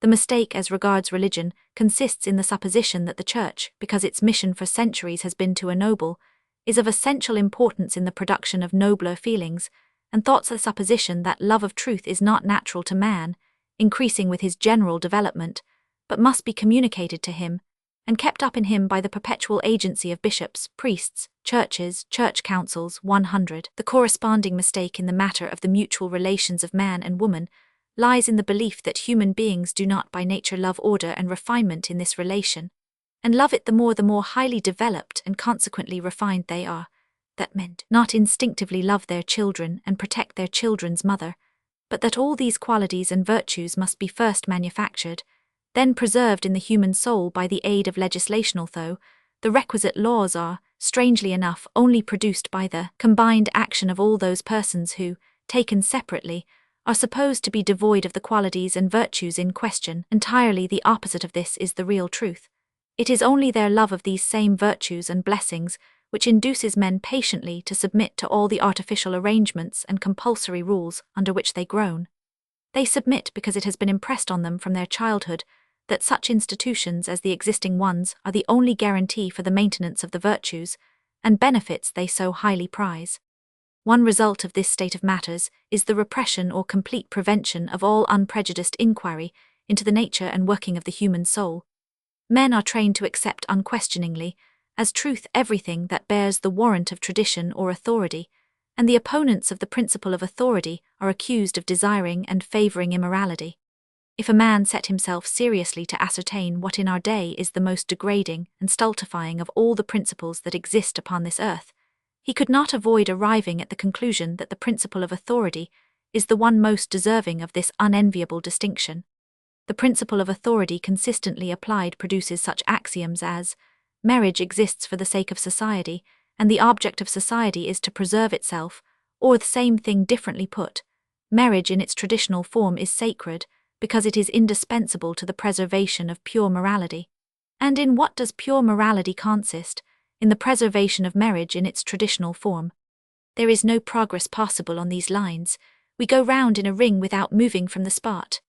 But if, on the contrary, the opponents of the principle of authority insist, the object of society is the greatest happiness of its members, and the object of marriage the welfare of the family, we are left free to find out what this welfare and this greatest happiness are. And if they further say, moral purity consists in that species of relation between beings of opposite sexes which conduces most to their development and mutual happiness, taking the farthest off as well as the immediate results of the union into consideration, this definition, supposing it to be accepted or put to the test of experiment, leaves such freedom for thorough and scientific investigation into all that concerns the health of the body, of the soul, and of society as has never before been known. Order and refinement. These were the watchwords of the champions of the principle of authority. By all means let us have order and refinement, but what men have had to learn, and what they will learn even though it should take them centuries, is that order and refinement are the work of science or natural development, and never are or can be the work of arbitrary legislation, or of a criminal code and a public opinion founded upon tradition and authority. There is no real ordering, no real order of society but that which is the result of scientific insight into the nature of man. All societists society called the family as well as that called the stat exist, not for their own sake, but for the sake of men, for the purpose of enabling each individual composing them to attain certain great aims and great benefits. Such aims and benefits are personal development, moral purity, the education of the young, the protection of women. If these objects can only be attained in the manner indicated by the principle of authority, then of course liberty, in so many other domains regarded as a blessing, is in these domains to be regarded as a curse, and is to be attacked and exterminated. But if they can possibly be attained in other ways, possibly be attained better in other ways, and such a possibility is difficult to disprove, if, finally, the measure of attainment arrived at in the traditional manner is hardly worth taking into account, then absolutely free inquiry, without regard to human or superhuman authority, is man's bounden duty. In a century such as that in which we live, the principle of authority, as the principle which prevents all free inquiry, is the worst, the most stupid, and the most degrading that can be imagined, and stands self-condemned. The man who, by deriding or forbidding free investigation into any social question whatsoever, prevents, as he undoubtedly does, the suggestion of hypotheses and the trying of practical experiments which might prove to be of value to his fellow-men, is a criminal for whom, if there were equity and justice upon earth, no punishment would be considered too severe. It unfortunately happens that the majority of educated men are criminals of this class, so that the prospect of having them punished is very slight. Barnold was such a criminal, but in his outward circumstances we can find no trace of the pursuit of an avenging nemesis. He lived to the age of 86, and was all his life one of the most influential and respected men of his period. He died in 1840, full of days and of honour. Romans 7. Chateaubriand. There was no poetry in France under the Empire. Chateaubriand was doubtless an author with great poetic gifts, but Napoleon was the one poet in the grand style. Chateaubriand, who hated him, felt this. He writes in the fourth part of his memoirs, "A marvellous power of imagination inspired this cold politician, but for his muse he would not have been what he was. His intellect carried out his poetic ideas. The long succession of his wars, victories, and defeats was a great Iliad, the Russian campaign a giant tragedy, with which none written at a desk could compare." Even in the days of the Revolution, for kindred reasons, poetry had disappeared. A few poets still wrote tragedies in the old style, only they transformed Voltaire's philosophical tragedy into political tragedy, exploiting the republics of Rome and Greece for the benefit of the new French Republic, which discovered the prototypes of its heroes in the men whom it called the sans-culottes of Rome and Athens. But the interest of these plays could not compare with the interest of the great dramas of the National Assembly and the Convention. Just as in ancient days, the gladiatorial combats destroyed men's appreciation of plays, in which no one was really killed. Now the fifth acts of tragedies seemed flat and stale in comparison with the concluding scenes in the meetings of the convention, during which the vanquished were led off to the scaffold. The dagger of Melpomene could not, in the long run, compete with the guillotine, who by means of a poetical work could produce an emotion at all corresponding to what the audience felt on the occasion of the impeachment, sentence and death of the king and queen, who could devise stage plots to compare with Robespierre's and Danton's plots against Vergniaud and the Girondists, or the snares that were afterwards laid for Robespierre. We have evidence that this was the feeling of contemporaries. Ducis, the famous translator of Shakespeare, replies to a friend who has been urging him to write for the theatre, "Do not talk to me of tragedies. We have tragedies in every street. I have but to put my foot out at the door to step into blood up to the ankles." That there is not much exaggeration in these words is proved by a letter written by Chomet in 1793 to the municipal authorities of Paris, in which he complains that short-sighted persons were constantly exposed to the unpleasantness of stepping into human blood. Under Napoleon there is another circumstance to be taken into account, namely, that France had a master. When an author attempted any slight deviation from the beaten track, he was promptly checked. Take Renoir for an example. His play Les Etats de Blois, which had been performed at St. Cloud, was prohibited in Paris by express order of the Emperor. It was the cannon's turn to speak. The great cannon in front of the Invalides, which was constantly thundering out the intelligence of a new victory, drowned every other voice, and all the hearts full of youthful enthusiasm, all the ardent souls that at another time would have vented their ardour in poetry, all those who were most warmly attached to liberty and to the ideas of the Revolution, crowded to the colours, and endeavoured to forget their longing for liberty and poetry in the intoxication of martial glory. Intellectual life was extinguished as a sweet song sung in a room is stopped by the incessant rattling of heavy carts through the street. A couple of anecdotes may serve to illustrate the noisiness and the depression. To the question, "What do you think at this time?" Sieyès replied, "I do not think." To the question, "What have you done under the Empire for your convictions?" General Lafayette replied, "I have remained standing upright." Two of the arts were susceptible of inspiration by the spirit of the time, the art of the painter and the art of the actor. Gerard painted the Battle of Austerlitz, Gros the plague scenes at Jaffa, the Battle of Aboukir, and the Battle of the Pyramids. Talma, who, as he himself tells, learned for the first time one evening when he was in company with the leaders of the Girondists to understand and to represent Roman republicans, not as they exist in the imagination of schoolboys, but as men. Talma learned from Napoleon to play the parts of Caesars and of kings. According to the well-known story, Bonaparte employed Talma to instruct him in the art of assuming imperial attitudes. The real truth is the reverse of this. It was from Napoleon that Talma learned the authoritative deportment, the short, commanding tone, the imperious gestures which he then reproduced on the stage. When in 1826 the great actor lay consumed with raging fever, he carefully examined in a mirror the traces of madness and terror on his own face, and half mad at the time, struck himself on the forehead and cried, "Now I have it. If I ever act again, I shall do exactly this when I play the part of Charles VI." Thus passionately did this man love his art, but from his sickbed he was not to rise again. One branch of literature alone acquired an influence which it had not before possessed, youngest of all the branches, which had hitherto been of no importance, but which soon became a powerful newspaper. The well-known journal Des Débats was started to begin the attack upon Voltaire, and to provide the prevailing ideas of the day with an organ. The French clerical press employed every possible means to attain its end, in exactly the same spirit which led it, after the Franco-Prussian War, to dub Voltaire the miserable Prussian.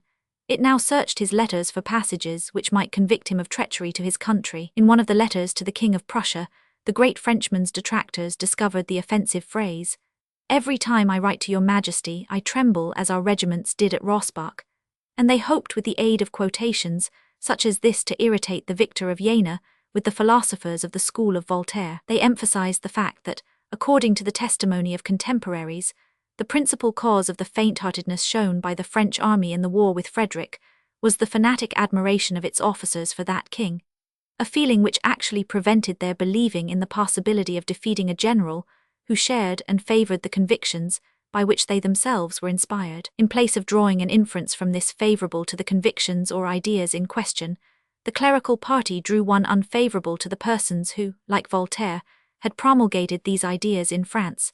They denounced them as traitors to their country. The following utterance of the editor of the journal Des Débats gives us some notion of the general tone of that paper. When I say the philosophy of the 18th century, I mean everything that is false in legislation, morals, and politics. The Neo-Catholics had another newspaper entirely in their hands, the Mercure de France, the most notable contributors to which were Chateaubriand and Barnald. The authors who formed the remnant of the army of the 18th century attempted to combat the influence of these powerful journals, but with little success. In former days, the whole energy of the contending parties had been expended in winning over the reading public, or the nation, to their respective sides. Now the desire of both was to win the favor of the mighty potentate. The journal Des Débats endeavored to stir up the emperor's wrath against philosophy. The philosophers tried to make him angry with the journal Des Débats. The clerical party denounced the philosophers as destroyers by profession, who, as such, must inevitably hate Napoleon, the great master-builder. The philosophers accused the clericals of intending, as soon as the emperor's building was completed, to hand over the keys of it to another. The future showed that the philosophers were right. The adherents of the Neo-Catholic school were, and remained closely attached to the old royal family. Their mode of procedure was to praise de Lille because he was in disgrace, and Chateaubriand because, by resigning his appointment after the execution of the Duke of Enghien, he proved himself to be an enemy of tyranny.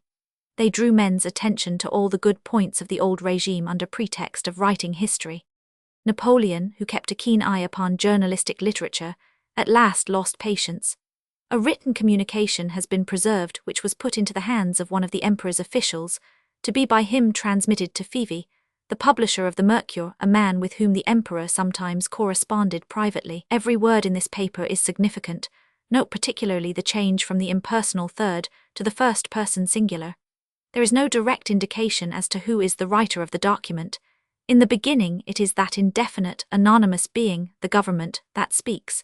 Then all at once we feel who is wielding the pen. The lion shows his claws. Monsieur de Lavalette will go to Monsieur Fivi and say to him that in the journal Des Débats, which is read with more attention than the other newspapers, because it has 10 times as large a circulation, articles have been found, written in a spirit altogether favourable to the Bourbons, consequently with complete indifference to the welfare of the state, say that it has been determined to suppress any articles in this paper that are too ill-affected, that the system pursued is undoubtedly a system of long-suffering, that it is, however, not enough that they should not be directly hostile, that the government has the right to demand that they shall be entirely devoted to the reigning house, and that they shall not suffer but oppose everything which can add lustre to the cause of the Bourbons or evoke reminiscences favourable to them, that as yet no decisive step has been determined on, that the inclination is to permit the journal Des Débats to continue to appear if men are presented to me in whom I can have confidence, and to whom I can entrust the editorship of the paper.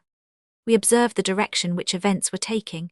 During the course of the emperor's reign, Neo-Catholicism lost ever more and more of that favour which it at first enjoyed, and not until the return of the Bourbons did it once more completely triumph. Immediately after the accession of Napoleon, Chateaubriand, Barnald, and de Maistre have full liberty to write. The journal Des Débats is encouraged to undertake its crusade against the philosophy of the 18th century. The Pope visits Napoleon in Paris. All honour is shown to the clergy. Freycinus preaches where and what he pleases. During the last years of the empire, the leaders of the Catholic party are compelled to be silent. The journal Des Débats is suppressed. The Pope is a prisoner. The clergy are in deep disgrace, and Freycinus may not preach at all. Not until the monarchy was restored was there a rehabilitation of ecclesiasticism, a confirmation of what had been begun by the Concordat. It has been said, and said with truth, that no real poetry was written under the rule of Napoleon. Nevertheless, an attempt, and by no means an insignificant attempt, was made at this time to give to the France of the 19th century what Voltaire in his Henriade had attempted to give to the France of the 18th, neither more nor less than a great national epic. It cannot be denied that the task was a tolerably hopeless one.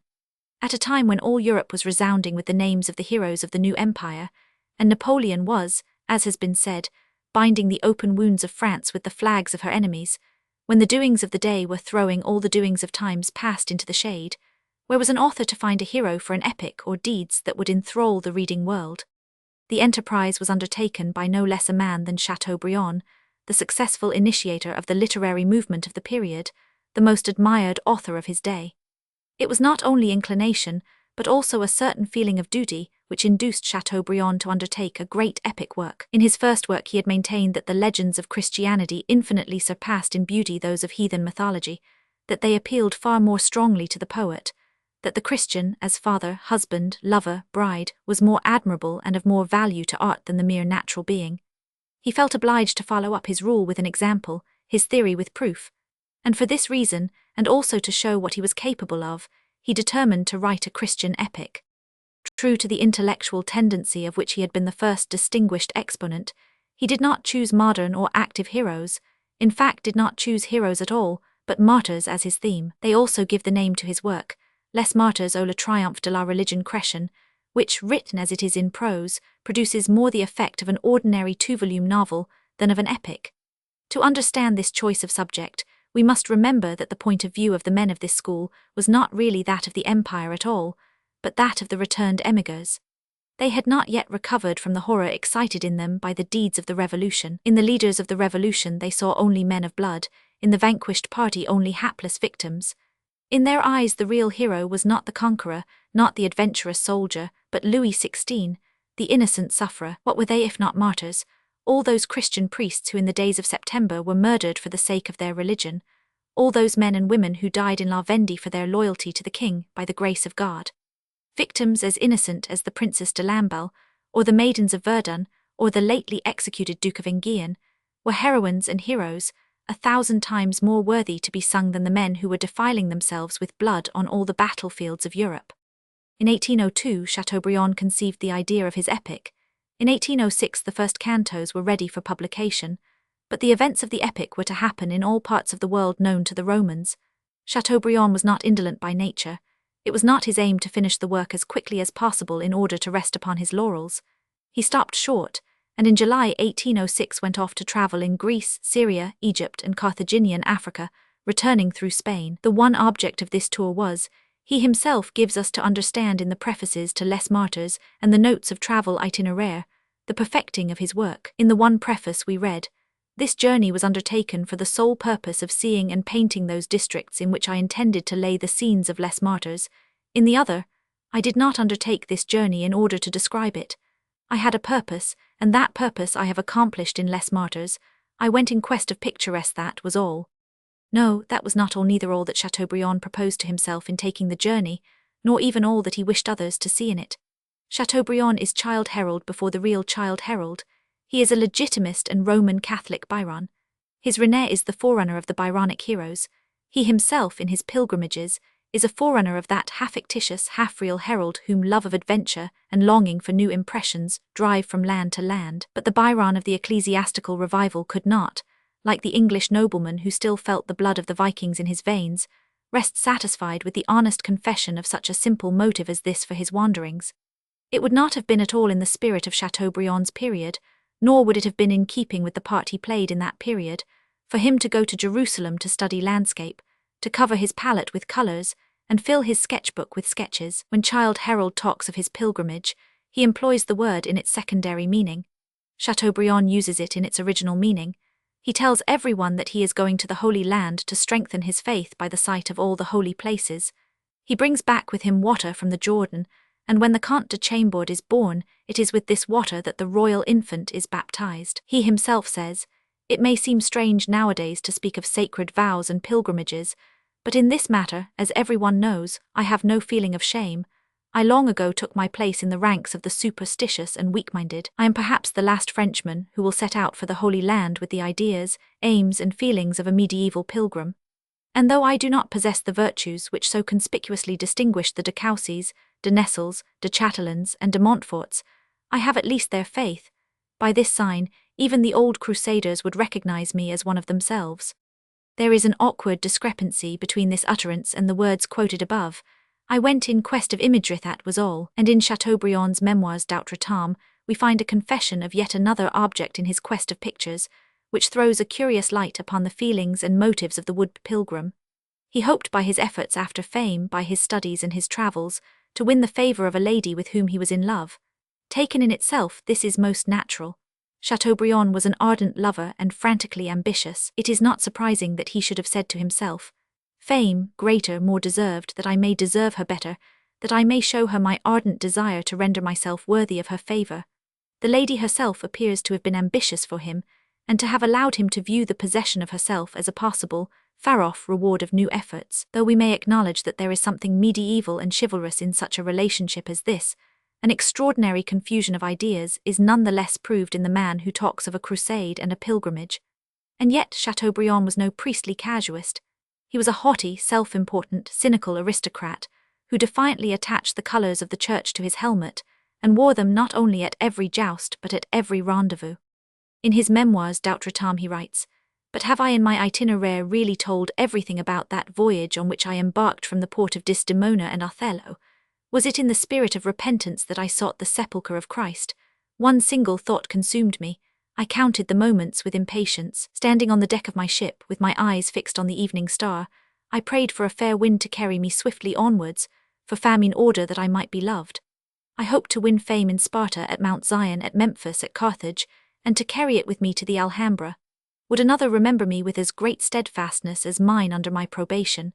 If I secretly enjoy a moment's happiness, it is disturbed by memories of those days of seduction, of enchantment, of madness."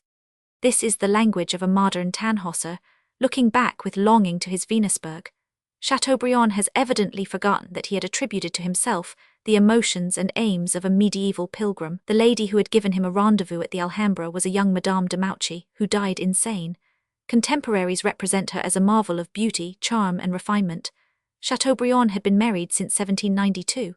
His marriage was undoubtedly a rash and foolish one, but as the ardent champion of Christian morality, he ought to have considered himself bound by it, regardless of circumstances. In his memoirs he tells how it came about. "The negotiations were entered into without my knowledge. I had not seen Mademoiselle de Lavigne more than 3 or 4 times. I did not feel myself at all fitted to be a husband. All my illusions were still strong, nothing was exhausted in me, the vigour of life had been redoubled in me by my travels.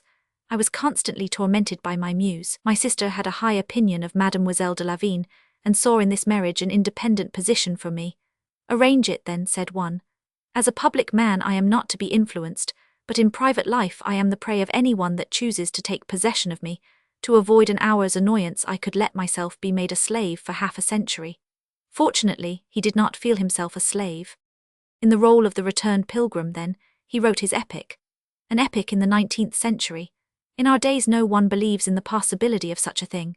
A clearer comprehension than that possessed by any former age of the historical conditions which went to the production of the great national epics of antiquity has convinced us of the vanity of endeavouring in modern times to rival works of the freshness of the Iliad or the naivete, in spite of a high degree of culture of the Odyssey. Just as little as it would occur to any real poet today to imitate the Vedas, the Psalms of David, or the Völuspá, would it occur to him to attempt to compete with the immortal works in which, late in the morning of their days, nations, childlike and yet mature, have told the story of their gods and of their heroesses. The Greeks have done in their national epics, the Germans in the Nibelungenlied, and the Finns in Kalevala, the epics which, like Virgil's and Tasso's, Camoens, Klopstock's and Voltaire's, are conscious, laboured imitations of these old popular works, and which have transformed the miraculous element in them into dead epic machinery, have never taken rank with their models.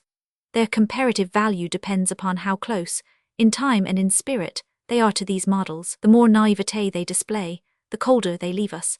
The epic poems written in modern times which have not been failures, Goethe's Hermann und Dorothea, or Mickiewicz' Herr Pan Tadeuszave, entirely dispensed with the appurtenances of the old epic.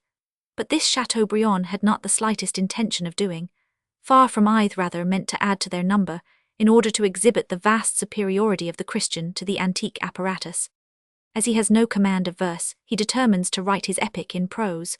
But great master of prose as he is, we know in anticipation how he will grope after a style.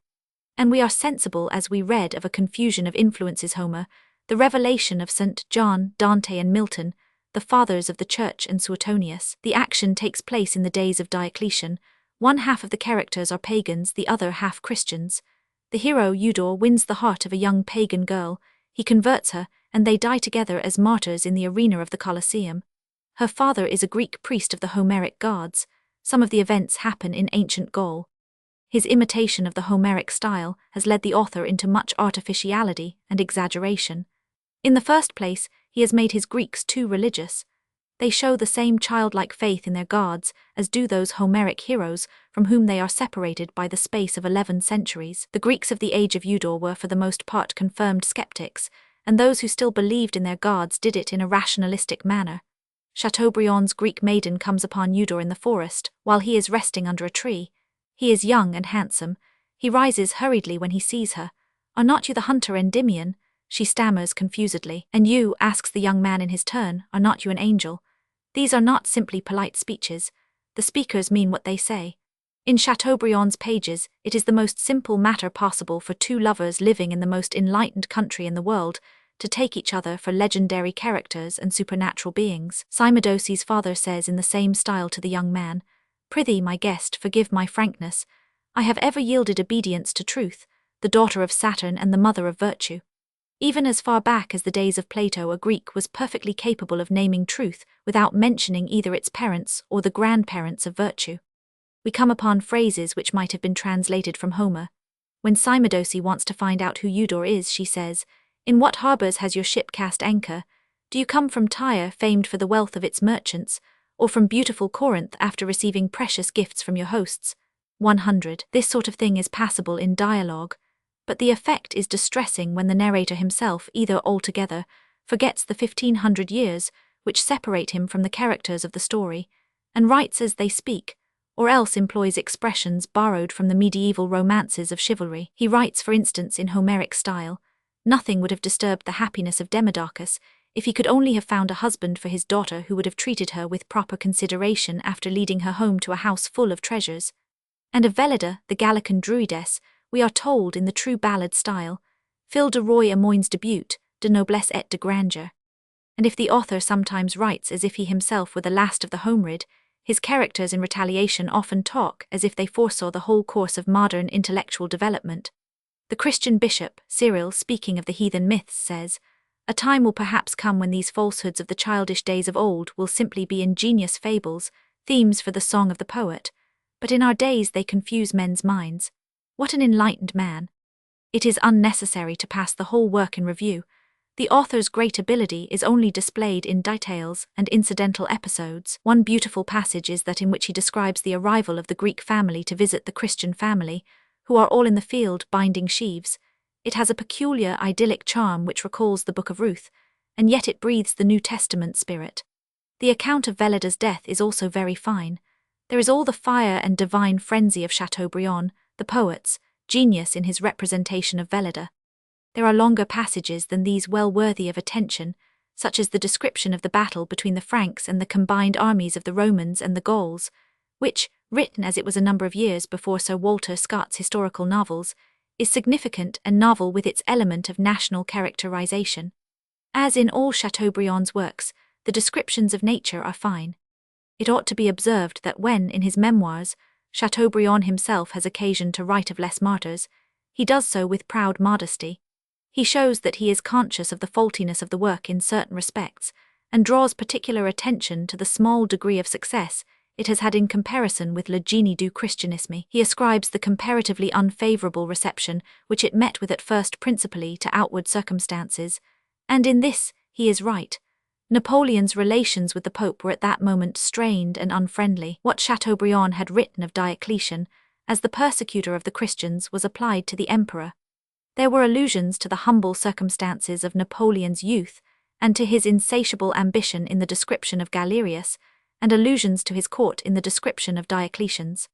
Hence Les Martyrs was not supported and circulated by the government, as Chateaubriand's first work had been, and the clergy, with the Bishop of Chartres at their head, did not consider the book sufficiently orthodox. They discovered heresies in it. But in the end, in spite of everything, it made its way. 4 editions were sold in a few years.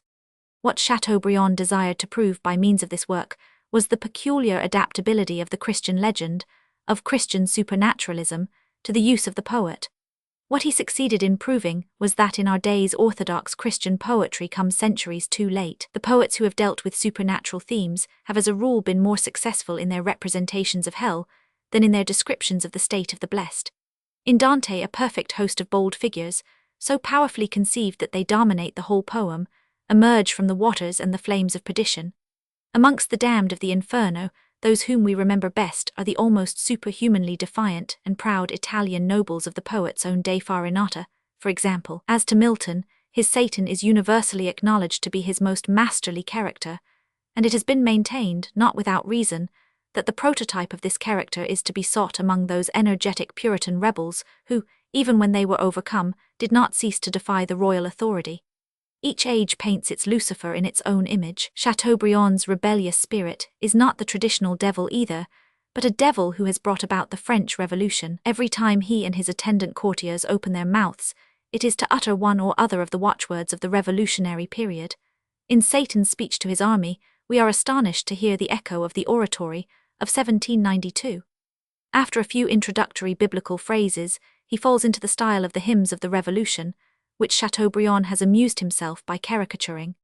Satan says, Dia des nations, trans ardors, guerriers généreux, milices invincibles, magnanimes enfants de cette forte patrie, le jour de gloire est arrive. French literature had progressed so far that the Marseillaise was put into the mouth of the devil by the country's greatest poet. And what kind of being is he, this devil? A spark of life is communicated to him by caricaturing Rouget de Lisle, but for this he is a boneless, bloodless, allegorical figure. Watch him descending to his kingdom, quicker than thought he traverses space, which will one day disappear. A truly marvelous idea, this. On the farther side of the howling remains of chaos, he comes to the boundaries of those regions which are as imperishable as the vengeance which created them, cursed regions, death's grave and cradle, over which time has no power, and which will still exist when the universe has been carried away like a tent that is set up for a day. He follows no path through the darkness, but drawn downwards by the weight of his crimes, descends naturally into hell. In his kingdom, he is surrounded by figures which are either purely allegorical, in which case they are the funnier the more terrible the author has intended them to be, or else caricatures of Voltairians and Voltaire, which, in the middle of this solemn epic poem, produce the effect of scraps of ill-natured newspaper articles which have found their way in by some mistake. Death is thus described. A phantom suddenly appears upon the threshold of the inexorable portal. It is death. It shows like a dark spot against the flames of the burning prison cells behind it. Its skeleton allows the livid yellow beams of hellfire to pass through the apertures between its bones. Satan, seized with horror, turns away his head to avoid the skeleton's kiss. And here are two other demons, bound by 100 knots of adamant. To a throne of bronze the demon of despair sits, ruling the empire of sorrow. At the entrance of the first vestibule the eternity of sufferings lies stretched upon a bed of iron. He is motionless, his heart does not even beat. In his hand he holds an inexhaustible hourglass. He knows and says only one word: never. We are reminded of the automaton upon a clock, which says nothing but cuckoo. These demons are like nothing upon earth, but the prototypes of the demons of false wisdom are unmistakable. We have seen that all the ideas of the day on the subject of religion might be summed up in the one word, order. Hence in hell as well as in heaven, order is pertinaciously insisted on. Apropos of a quarrel in hell we read, a terrible conflict would have ensued if God, who is the sole origin of all order even in hell, had not reduced the brawlers to silence. And we are told of the demon of false wisdom. He found fault with the works of the Almighty. He desired in his pride to establish another order amongst the angels and in the kingdom of heavenly wisdom. It was he who became the father of atheism, that horrible spectre whom Satan himself had not begotten, and who fell in love with death. Curiously enough, it is precisely a change of order, a change in the order of precedence in the court of heaven itself, which this most hateful of all devils has been attempting to make. He speaks. The feigned severity of his voice, his apparent calmness, deceive the blinded crowd. Monarchs of hell, ye know that I have always been opposed to violence. We shall only prevail by gentleness, by argument, by persuasion. Let me spread among my worshippers, and among the Christians themselves, those principles which dissolve the ties of society and undermine the foundations of empires. Compare with this the description of the philosophers of the day. These disciples of a vain science attack the Christians, praise a life of retirement, live at the feet of the great, and ask for money. Some of them occupy themselves seriously with the idea of forming a sort of Platonic commonwealth, peopled by sages, who will spend their lives together as friends and brothers. Others meditate profoundly on the secrets of nature. Some see everything in mind, others seek everything in matter. Some, although they live under a monarchy, preach a republic, asserting that society ought to be demolished and rebuilt upon a new plan. Others, in imitation of the Christians, attempt to teach the people morality. Divided as regards what is good, of one accord in all that is evil, swollen with vanity, taking themselves for great geniuses, these sophists invent all manner of extraordinary notions and systems. At their head is Hieroclos, a man worthy to be the leader of such a battalion. There is something cynical and shameless in his face. It is easy to see how unfit his ignoble hands are to wield the sword of the soldier, how fit to handle the pen of the atheist, or the sword of the executioner. These assertions are made of Rome and of Hieroclos, but Paris and Voltaire are so plainly indicated that proof is unnecessary. French literature had now come the length of representing Voltaire, the man who time after time struck the sword out of the hands of the Catholic executioners and extinguished the flames in which they were preparing to burn innocent victims, as a man specially cut out for the trade of executioner, and so careless had the champions of orthodoxy become that they forgot his obstinate faith in God, and desiring to paint the devil as black as possible, represented him as an atheist. Now, whatever else Satan and his comrades may be, they neither are nor can be atheists. Let us turn from Chateaubriand's hell to his paradise. It is always difficult to describe heaven. We all know what hell is, but when heaven is in question, a certain feeling of embarrassment comes over us. Information is scarce, as a French lady said, and to describe it was doubly difficult at the time when Parny, in his Guerre des Dieux, had, so to speak, produced in anticipation a parody of any such attempt that might be made. Fragments of Parny's graceless poem were still in all men's minds. Its best scenes, such as the arrival of the Trinity at Mount Olympus, and the return visit paid in heaven by the gods, are really witty, although the style, instead of corresponding to the imposing title, is as smooth and polished as the paintings of Velvet Bruchhull. Yet even Parny's scurrility did not make the heaven of orthodoxy as comical as it is made by Chateaubriand's enthusiasm. In the centre of the created worlds, in the midst of the innumerable stars which serve as ramparts, roads, and avenues, is suspended the great city of God, of which no mortal tongue can tell the marvels. The Almighty himself laid its 12 foundation stones, and surrounded it with that wall of jasper which the beloved disciple saw the angel measuring with the golden reed. Clothed with the glory of the Most High, Jerusalem is adorned like a bride, for her bridegroom richness of material vies with perfection of form. Here hang in mid-air galleries of sapphires and diamonds, which the genius of man feebly imitated in the gardens of Babylon. There rise triumphal arches, built of dazzling stars. Arcades of suns traverse the endless spaces of the firmament. A native of Copenhagen is irresistibly reminded by all this of the glories of Tivoli, as they revealed themselves to his childish eyes on evenings when the grounds were illuminated. We are allowed a glimpse of the interior of the holy city.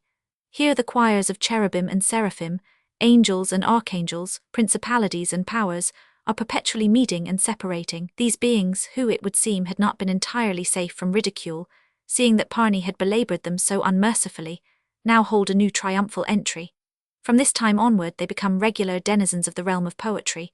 We find the whole host assembled even in de Vigny's Eloa, and in Victor Hugo's Odes Liver 1, Ode 5, Ode 9, Ode 10. We learn what their occupations are.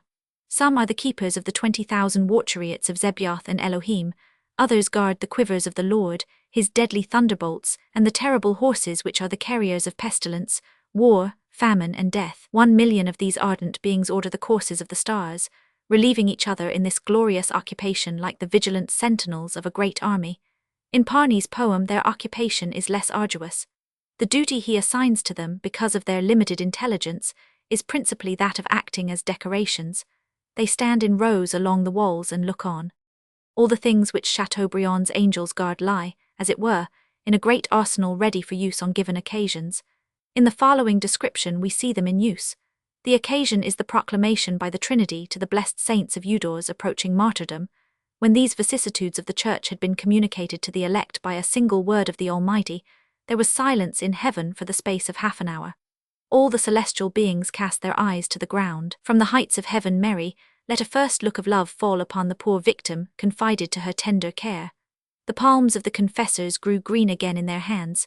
The glorious squadron opened its ranks to make room for the new martyrs. Michael the dragon-slayer shoulders his redoubtable spear. His deathless comrades don shining cuirasses, diamond and golden shields. The quivers of the Lord and the flaming swords are taken down from the vaulted roof of heaven. The wheels of the chariot of Emmanuel turn upon their axles of fire and lightning. The cherubim spread their rushing wings, et illuminent la fureur de leurs yeux. This is half masquerade, half ballet. But let us pass from these adjuncts to bliss itself, We find it thus described: the chief happiness of the elect lies in the consciousness that their bliss is boundless.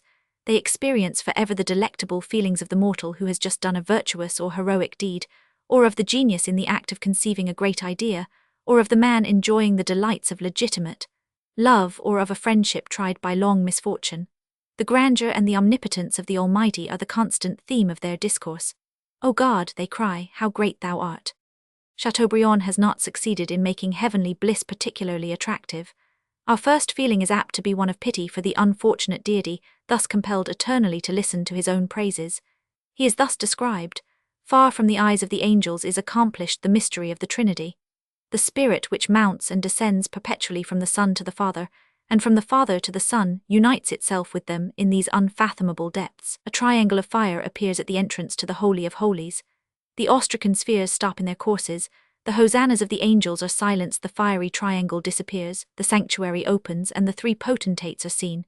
The Father sits upon a throne of clouds, a compass in his hands, a sphere beneath his feet. On his right hand sits the Son, armed with lightnings. On the left the Holy Spirit rises like a pillar of fire. Jehovah gives a sign, and time, reassured, continues its course. We are not informed how many times in the day, week, or month this magnificent ceremony takes place. Possibly it is in the intervals of these accomplishments of the mystery of the Trinity that the divine being divides itself, for at times it appears to be divided. Appealed to by the God of mercy and peace on behalf of the threatened church, the mighty and terrible God made known his plans to the assembled hosts of heaven. On ordinary occasions the Son sits at a mystic table, and 24 elders, clothed in white with crowns of gold on their heads, sit upon thrones by his side. Close by stands his living chariot, the wheels of which emit fire. When the expected of the nations deigns to vouchsafe a perfect vision of himself to the elect, they fall down before him as if dead. But he stretches forth his right hand and says to them, "Rise, ye blessed of my Father, look upon me, I am the first and the last." We feel as if this performance must lose much of its impressiveness by repetition. As an example of the supernaturalness of this heaven, it may be mentioned that the raiment of the holy elders is made white in the blood of the Lamb. That it is a modern production we observe from the fact that, in spite of the remarkable arbitrariness which prevails, its author has not escaped the influence of the spirit of his day, for even in this heaven we hear of laws of nature. We are told of the blessed that they desire to comprehend the laws which explain the easy flight of heavy bodies through the ether. This is a sort of anticipation of the standpoint in Byron's Cain.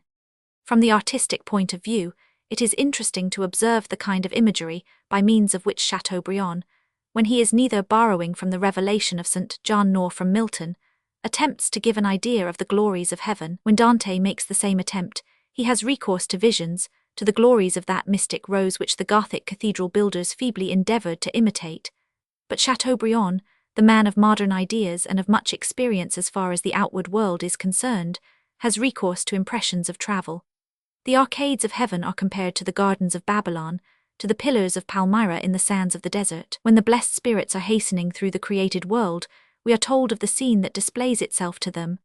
Thus present themselves to the eye of the traveller the great plains of India, the fertile valleys of Delhi and Kashmir, shores covered with pearls and fragrant with ambergris, where the tranquil waves lay themselves to rest beneath the blossoming cinnamon trees. Such imagery is somewhat too realistic for the spiritual theme. We shrink from representing all these archangels to ourselves in Indian surroundings, but it is in such ways that nature revenges herself upon the man who believes he can set her aside, or can produce something superior to her productions. A later author of this same school, de Vigny, who writes as much under the influence of Ossian as of Milton, compares the ether of the firmament to the mists of the Scottish mountains.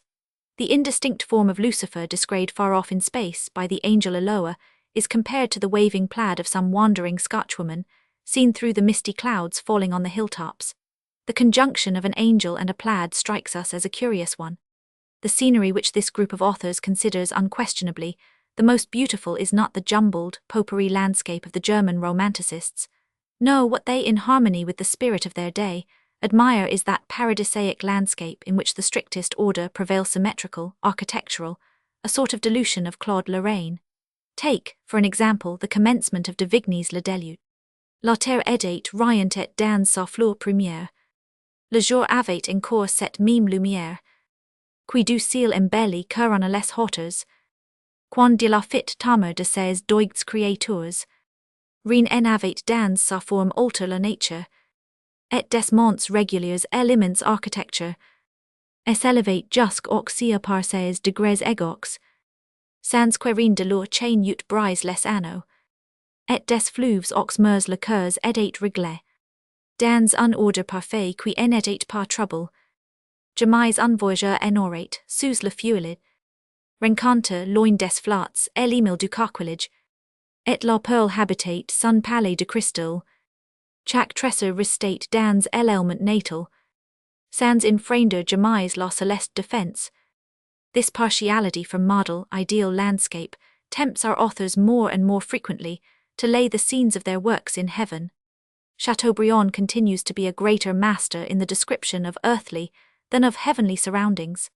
The action of de Vigny's earliest poems takes place, in genuine seraphic style, midway between heaven and earth. The scene of Victor Hugo's ode, Louis XVII, is the gate of heaven, that of La Vision heaven itself, the heavenly Jerusalem. In La Vision we come upon familiar imagery.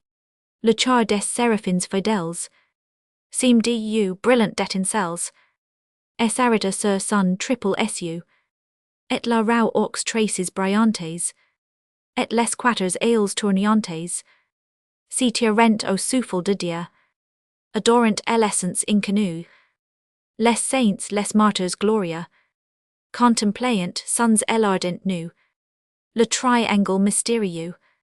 Though Lamartine in his first works lingers lovingly over terrestrial scenes, he yet constantly soars in hymns into the celestial ether where, as he tells us, sacred poetry dwells, crowned with palms and stars. Lord Byron, who, like de Vigny, writes a poem on the flood heaven and earth, is also partial to ether, though not such theological ether as a surrounding. But he loves wilder scenery, and it is as the painter of the sea that he finds his true sphere. He lifts poetry out of its ethereal environment and deposits it in the fresh, salt element. Chateaubriand, then, hardly succeeded in proving what he wished to prove, the superiority of Christianity to the purely human sources of poetic inspiration. Each time he attempts to do so he exposes or condemns himself. I adduce one other striking example of this. His hero Eudore sailing up the Gulf of Megara with Gina in front of him, Pyrrhus on the right and Corinth on the left, sees all these towns, which once were so flourishing, lying in ruins. A Greek fellow persenger is moved to tears by the remembrance of his country's ancient glory, and we are told in touching words how the individual feels as if his individual griefs disappeared, when he is brought face to face with the great, overwhelming calamities which crush whole nations. Then Eudore says, "Such an idea seemed to be beyond my youthful grasp, and nevertheless I understood it, whilst the other young men who were on board did not. What caused this difference between us? Our religions. They were pagans, I was a Christian." Chateaubriand plainly desires to impress upon us that such an appreciation of natural surroundings, and the lessons taught by them, is a special possession of the Christian, of which the pagan, as pagan, is destitute. But his position is considerably weakened by our knowledge that the utterance referred to by Eudore is nothing more nor less than a translation from a famous letter written by Sulpicius to Cicero. That the sentiments in question are actually the sentiments of a pagan. We can hardly be expected to accept this as a proof of the pagan's want of poetic feeling, but the trait is typical. Throughout all Chateaubriand's writings, dogmatic religion is constantly proclaimed to be in possession of certain supernatural beauties and qualities of which nature, as nature, is devoid, and yet everything in that religion which is of poetical or moral value is simply an expression of human nature. As Feuerbach puts it, every theory of God is, in its essence, a theory of human nature. Passing this half-audacious, half-conventional work, Les Martyrs, once again in review, we cannot deny that the part of it which directly treats of the supernatural world of Christianity is a failure. Indeed, Chateaubriand himself openly confesses as much in his memoirs. The parts which have any real value are the purely human parts, one of which we shall presently criticize. It was inevitable that the doubt and indifference of the century concerning the supernatural world should set its mark on the work of an author whose own religious enthusiasm was as much a matter of deliberate intention and determination as Chateaubriand's. Chateaubriand was not a conscious hypocrite, but he deceived himself. Proof of the manner in which he himself was affected by the reading of his martyrs is to be found in that refined and charming autobiographical work, which all agree in accepting as reliable Les Enchantments de Prudence by Madame de Saman, otherwise Madame Alert de Mériten's, the last woman whom Chateaubriand loved, and who loved him in return. This lady tells how in the summer of 1828, they used to meet at the Pont d'Austerlitz and dine together in the Jardin des Plantes in a private room. He ordered champagne to dispel my coldness, as he said, and then I sang to him Béranger's songs Mon aime la bonne ville, Le Dieu des bons gens 100. He listened as if enchanted. She paints these meetings in the warmest colours, and she mentions that it was one of Chateaubriand's greatest pleasures to listen to her reading passages from his works. Both in this book and elsewhere, Madame de Saman shows herself to have been possessed of excellent literary taste. He especially loved to hear her read his descriptions of landscape. But sometimes, she says, to affect him more profoundly, I produced Les Martyrs, and read the speeches and thanksgiving hymns of the confessors, or the thrilling prison and torture chamber scenes. Then he could not restrain his tears. One day he began to weep. I continued to read. He sobbed convulsively. I still went on, and when I came to the passage which tells how Eudore secretly offered to sacrifice himself in order to win the salvation of his mother, who had been too weak in her love for her children, he could contain himself no longer, and burst into a passion of tears and sobs. It was a case of emotions returning to their source. His highly strung nerves gave way. Completely overcome, exhausted with weeping, he expressed his gratitude to me, said that he had never experienced such rapture, called me by all the sweet names men give to the muses, told me that I was beautiful, more especially praised my eyes and their expression, imagining in the ardour of his passion that he had never seen anything like them before. The lady was at this time about 20, Chateaubriand exactly 60 years old. This quotation shows us that even such frigid passages in Les Martyrs, as the speeches of the white-robed elders, had really been felt by the author himself. We are touched by this young and noble woman's enthusiastic admiration for an old man, and the man himself rises in the reader's estimation from the fact of his being able, even at that age, to win the love of such a woman. But it is in strange surroundings that we come upon this outburst of strong emotion, a thing so rare with Chateaubriand that it may almost be called unique. Champagne, the songs of his political and religious opponent, Béranger, caresses and declarations of love, fits of weeping and sobbing over Les Martyrs, followed by more love-making. What an environment for the epic of orthodoxy! What an excess of human passion in a seraphic poet, a former minister of state and pilgrim to Jerusalem. Les Martyrs shows Chateaubriand's weakest side as an author. Such a scene as that described with the best intentions by Madame Alert de Méritens shows his weakest side as a man, and yet this outburst of human passion makes almost a satisfactory impression upon us compared with the artificiality by which he is so often distinguished. God and the king are too constantly in his mouth. We must not, however, allow this artificiality to blind us to what is really great in the talent and in the life of this remarkable personage. In order to get a complete impression of Chateaubriand, it is necessary to read the 12 volumes of Memoirs d'Outre-Tombe, as also those by which they are supplemented. Just as Rousseau's Confessions form the most interesting of his books, so the Memoirs constitute Chateaubriand's most impressive work. In them we find a complete personality, a whole man, and that a man of mark. This important personage, who possesses no great acuteness of observation as far as humanity in general is concerned, who in fact occupies himself very little with humanity in general, has focused all his acuteness upon the one subject which really interests him, his own ego, and has half consciously, half unconsciously, but in any case very completely, revealed and exhibited it to us. It is an ego proud to the verge of arrogance, melancholy to the verge of despondency, skeptical to the verge of indifference, without faith in progress of any kind, profoundly persuaded of the vanity of even those things which afford it temporary pleasure, such as love, fame, worldly position, and as time goes on, ever more saturated with ennui and ever more absorbingly occupied with itself. It is an ego which owns a warm, prolific imagination and great artistic talent, and which at a period the end of the 18th century when taste was all in favour of the light, the pretty, the small, felt itself solitary in its love of the grand, of the beauty of magnitude. In a certain sense Chateaubriand was like no other man of his day. He satisfied, as we saw, the requirement of the moment so exactly with his génie du christianisme that, as a sort of intellectual standard-bearer, he acquired an importance out of proportion to his character and talent. In so far the moment at which he made his appearance magnified him.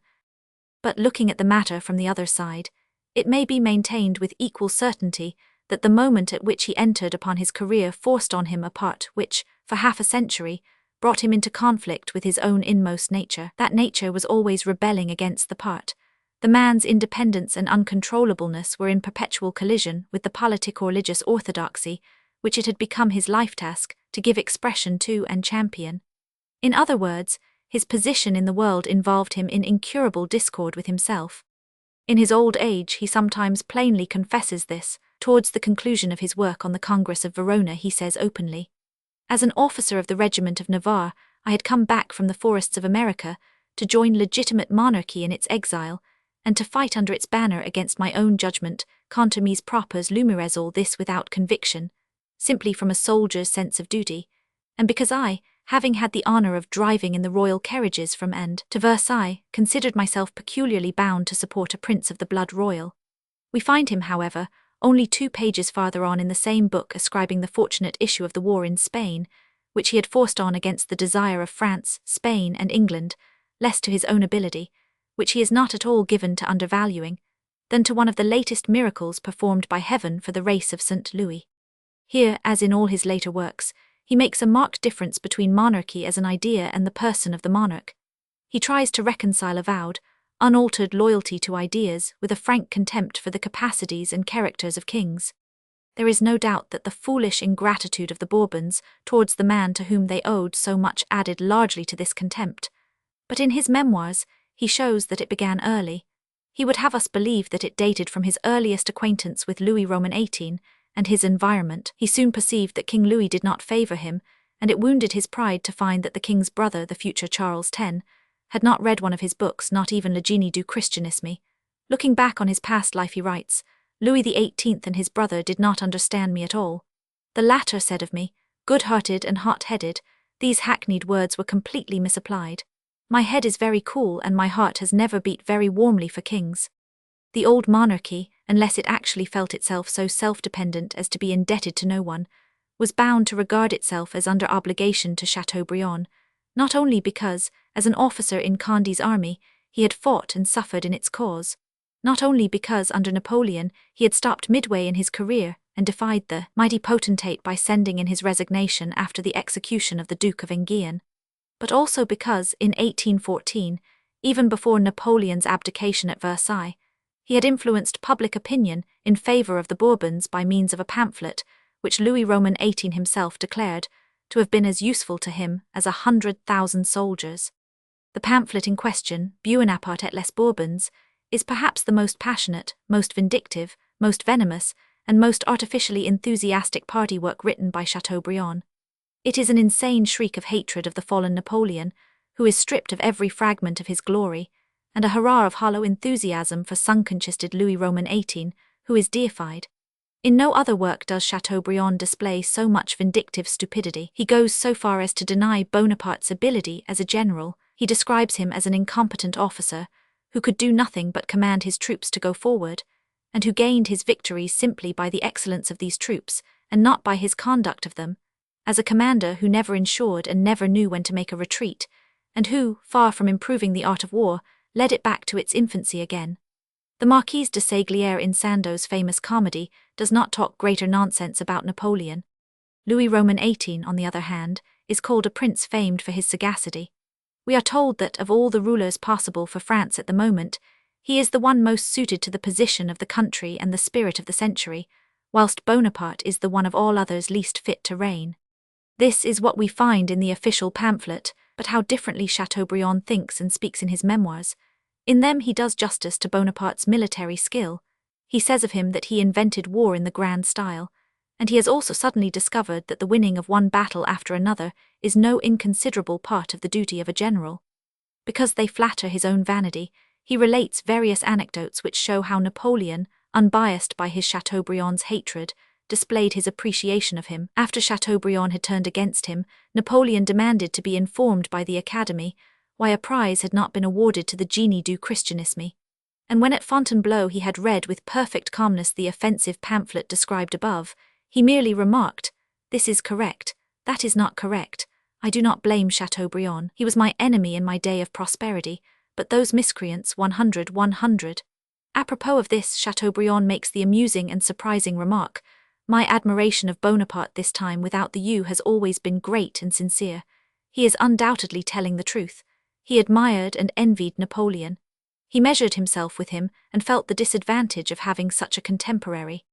In his memoirs, he also tells the truth about those kings, for whom he professed such loyalty and reverence. He tells that in 1814, he dreaded the impression likely to be produced by Louis XVII's personal appearance, and he gives a copy of the high-flown description which he in consequence circulated of the king's entry into Paris, a description which he wrote, he says, without being asked to do so, and without any taste for such compositions, but beautifying everything with the aid of the muses.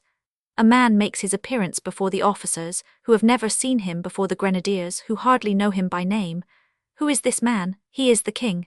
One and all fall down at his feet. Then he tells the real facts of the entrance, and calmly remarks, "I lied with regard to the soldiers." He gives a fine description of the attitude of the remnant of Napoleon's old guard, who were drawn up outside Notre Dame, and through whose ranks the king had to pass. I do not believe that human countenances ever wore a more terrible and threatening expression. He declares that they looked as if they were on the point of cutting the king to pieces.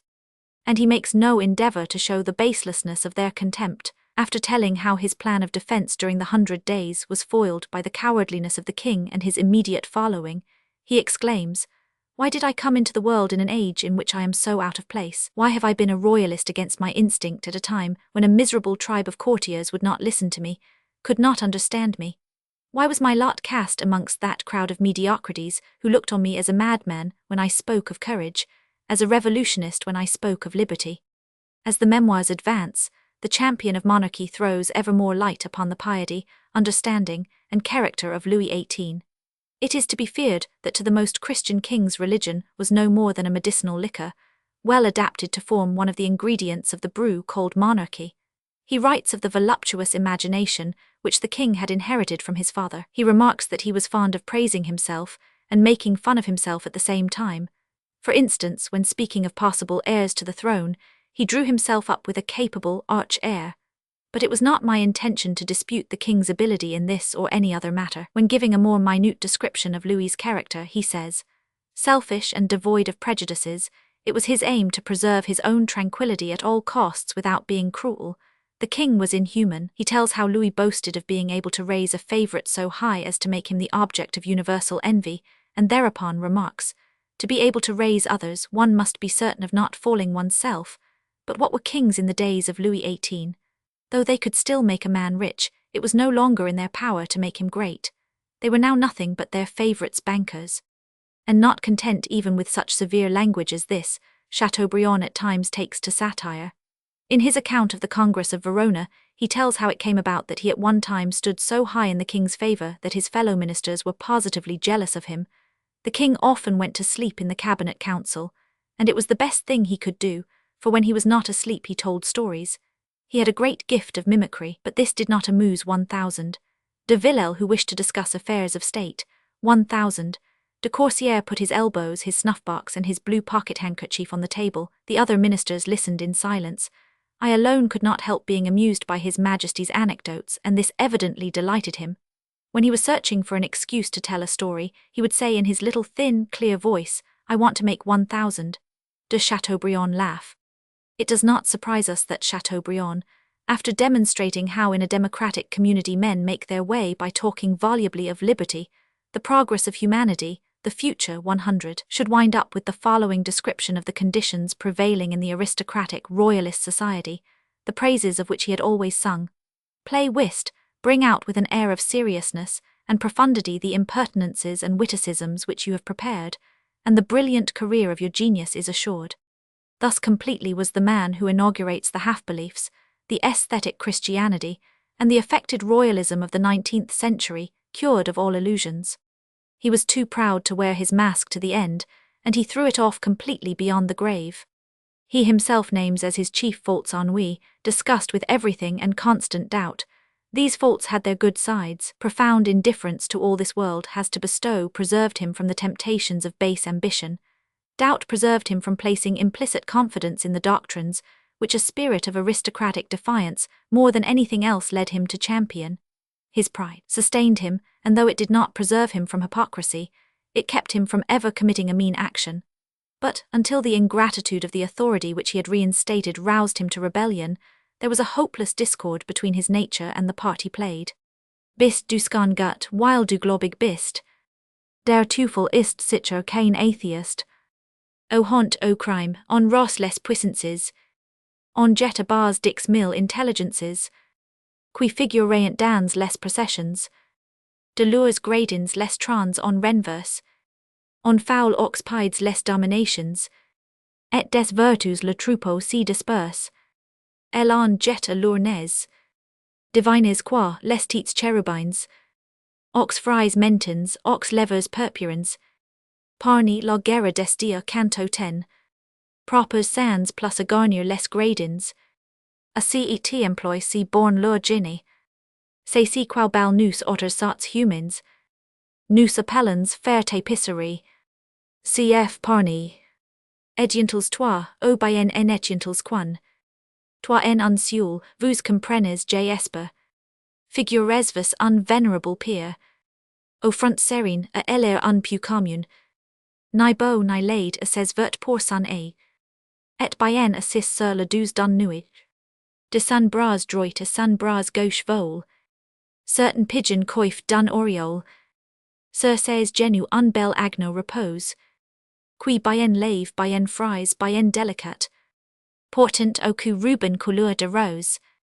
De l'oriole imprint aussi l'éclat.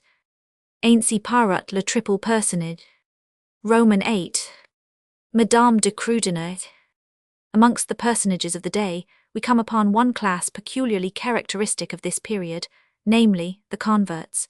In an anxiously religious age following upon one of little faith, this class was inevitably a numerous one. Lahup's conversion during the very course of the Revolution had excited much attention.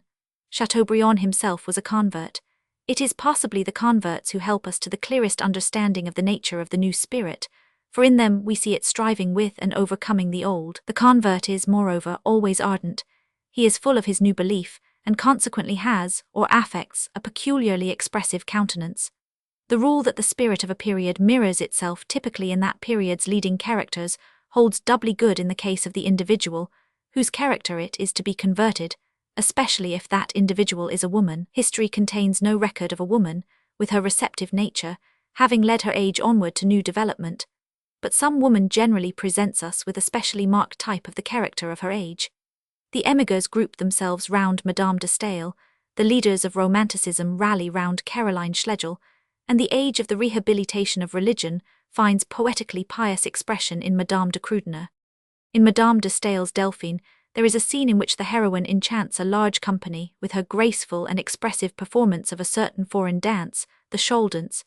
This scene had a foundation of reality. Her beautiful dancing was one of the many things for which the young and charming Baroness de Crudiner was remarkable. In Delphine, we read, "Never did grace and beauty produce a more remarkable effect upon a numerous assembly. This foreign dance has a charm of which nothing we are accustomed to see can give any idea. It is an altogether Asiatic mixture of indolence and vivacity, of melancholy and gaiety. Sometimes when the music became softer, Delphine walked a few steps with head bent and arms crossed, as if some memory or some regret had suddenly intermingled itself with the joyousness of a festival. But soon recommencing her light and lively dance, she enveloped herself in an Indian shawl which, showing the contours of her figure and falling back with her long hair, made of her a perfectly enchanting picture. The word Asiatic is unmistakably the characterizing word. In 1803, Joubert writes of Madame de Crudiner, "She is charming, with something Asiatic about her nature exaggerated. Such extreme tenderness of feeling can hardly exist without a touch of extravagance." Julian Barbara de Viertinghoff was born in 1764 at Riga, in Livonia. Her education was conducted half on French, half on German lines. Her father was a distinguished, sagacious man of the world, a philosopher and Freemason, an art lover and a Maecenas. Her mother, a sensible, conscientious woman, had been brought up on strict, old-fashioned Lutheran principles. Both parents belonged to the highest class of the old German-Russian aristocracy of the Baltic provinces, and were connected with the Russian court. The first teacher who made a real impression upon their young daughter, and whose instructions powerfully influenced her future, was the famous Parisian ballet dancer, Vestris. At the age of 18, Julie married Baron de Crudiner, a Russian diplomatist, a man 15 years her senior, who had already been married twice, and had been divorced from both his wives. Her heart had no share in this union. The match was considered an excellent one, her vanity was gratified, and she had no manner of objection to her husband. He seems to have been a sensible, worthy, well-educated man, cultivated and calm, by no means devoid of feeling, but both by nature and from his position wedded to all the conventions of society. The Graces had not stood by his cradle. It was into the most brilliant society of the 18th century that Baron de Krudener introduced his wife. At the time of his marriage, he was Russian envoy in Kurland, and immediately after the honeymoon the couple proceeded to Mittau, where Krudener negotiated the incorporation of the duchy with Russia, and where they were honoured with a visit from the Tsar Paul I. Amateur theatricals provided the young wife with her chief occupation and interest. She went on acting until almost immediately before the birth of her only son. A few weeks after this event, the young mother was presented to the Empress Catherine at St. Petersburg. Thence Krudener was sent as Russian ambassador to Venice, the most dissipated town of the day, where his wife lived in a whirl of gaiety. In Venice, a gifted young enthusiast, Alexander Stakchev, her husband's private secretary, fell violently in love with Madame de Krudener, but so great was his esteem for Krudener, and for the object of his attachment, that not a syllable crossed his lips. So well did he preserve his secret that Krudener took him with him when he was transferred to Copenhagen in 1784. In the woods of Frederiksborg, Julian and her adorer roved about admiring the beauties of nature in company. It was to the husband that Stakchev at last naively confessed his passion. Krudener was imprudent enough to show the letter to his wife, who now for the first time became certain of the nature of Stakchev's feeling for her, a feeling which she did not return, but which with innate coquetry she had encouraged. The knowledge that it was in her power to call forth such a passion had an extraordinary effect upon her. From this moment it was the one dream of her life to be adored. Stakchev took his departure, but all that had been fermenting in Julie's young heart now forced its way to the surface. Possessed by an ardent desire to love and be loved, she had first attempted to find the ideal of her dreams in her husband. When he, more the father than the lover, only tried to keep her extravagant feeling in check, she fell back upon herself and grieved at being what is now called misunderstood, but what she called not felt. Stakchev's passion rushed past her like a breath of fire, and thawed the inward cold which, as it were, held her emotions icebound.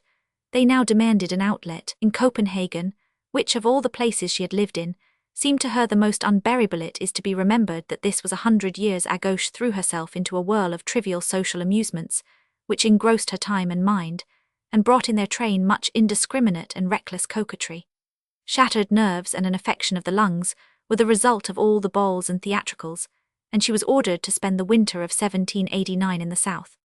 Instead of making her way to some quiet sunny spot on the shores of the Mediterranean, the lady whose health had completely broken down under the strain of town life hastened to Paris and there revived. In this intellectual city she is suddenly struck by her own ignorance, acquires a taste for reading, or rather for writers, and procures introductions to the great authors of the day. Barthélemy, the author of Le Jeune Anarchos, at whose reception into the Academy she was present, and Bernardin de Saint-Pierre, for whose Paul et Virginie she had always had the greatest admiration. She makes a cult of Saint-Pierre and nature, witnesses the fall of the Bastille, but at the same time runs up an account of some 20,000 francs at her milliner's. When she is in the south of France, a young officer, 1,000, de Friedeville, falls in love with her. Less inexperienced now than she had been in Copenhagen, she yields after a struggle to his persuasions. He induces her to spend another winter in France, in spite of a promise given to her husband, and to return to Paris instead of to Copenhagen in the following year. After Louis XVI's unsuccessful attempt at flight, Paris was no longer a safe place of residence for Madame de Krudener.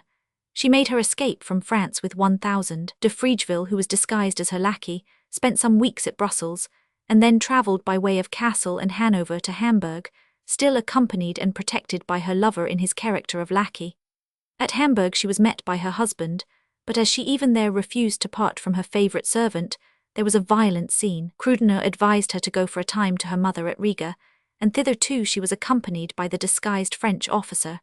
Her mother received her most cordially. In 1792, when she and her mother went to St. Petersburg to see her dying father, she again met her husband, who had come there to raise the money he required to procure a divorce. She threw herself at his feet, was forgiven, and made promises which she did not keep. For the next few years she wandered about Europe, separated from her husband and from de Friedeville, but living the life of the dissolute, gay lady of the last decade of the 18th century.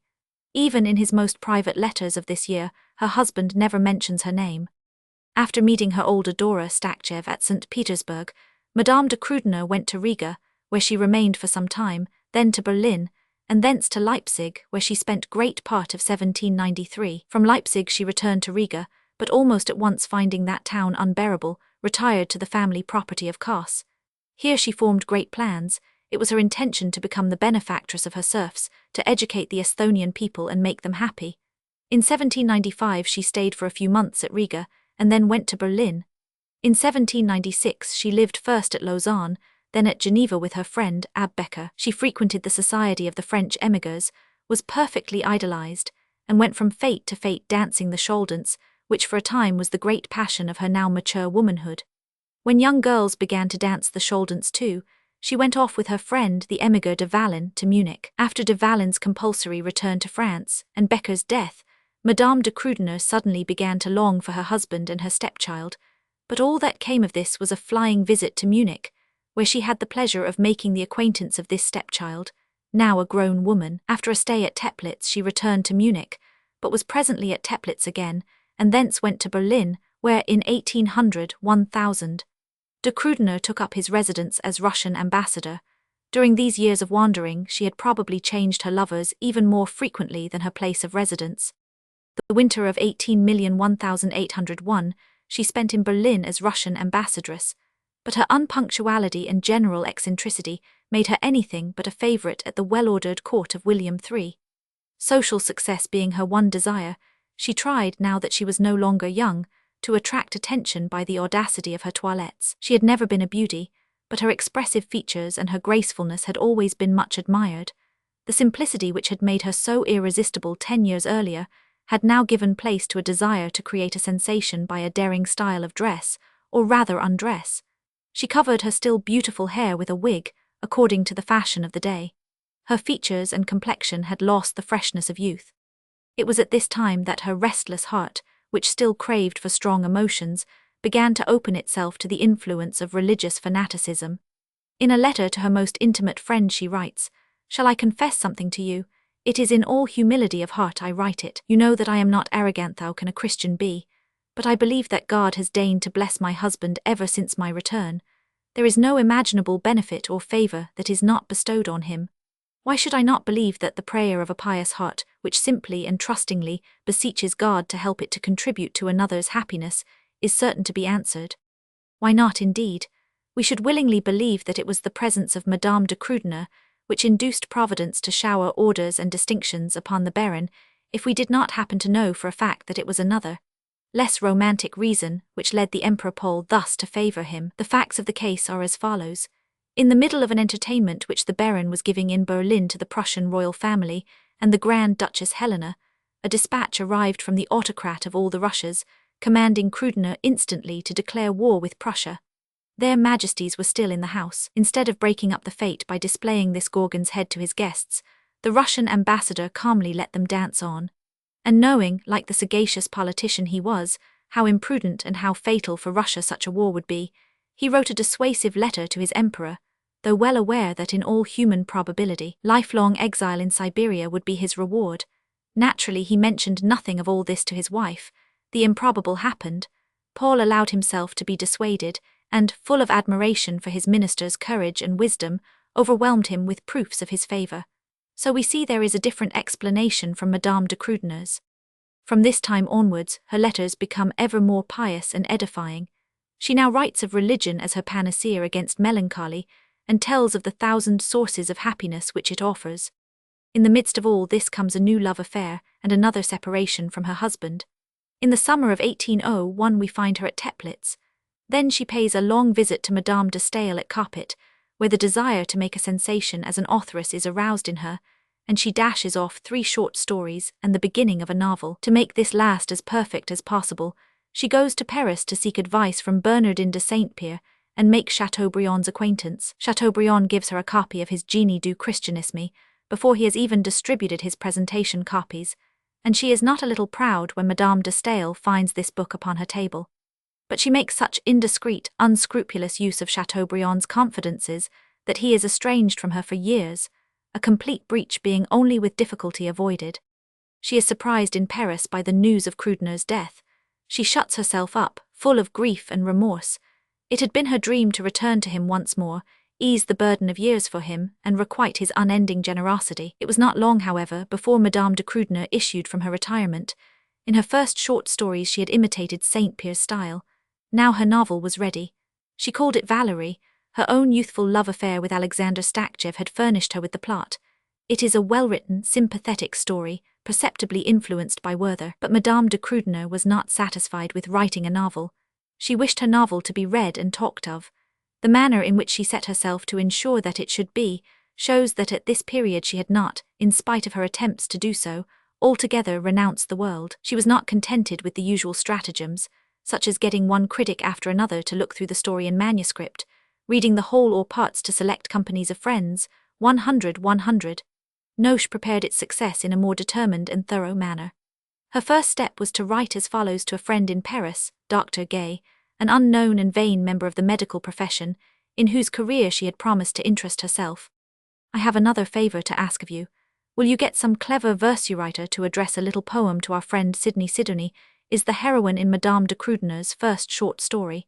I need hardly ask you to be sure to see that this poem is in as good taste as possible.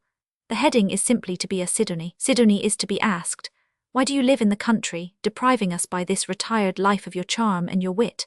Does the sensation you have created not call you to Paris? Only there will your charms and your talents be admired as they deserve. Your fascinating dancing has been described, but who is capable of describing all your attractions? My friend, it is to your friendship I confide all this. I feel quite ashamed on Sidney's behalf, for I know her modesty. You too know that she is not vain. I have more serious reasons than the gratification of petty vanity for asking you to have these verses written, and for my other actions. Be sure to say that she lives in great retirement, and that only in Paris is it possible to meet with appreciation. Take care to conceal that you have anything to do with this matter. Have the verses printed in the evening newspaper. It is quite true that Sidney's dancing is described in Delphine. Read the book, it will interest you. But remember, it is not to be mentioned in the verses that it is in Delphine she is described.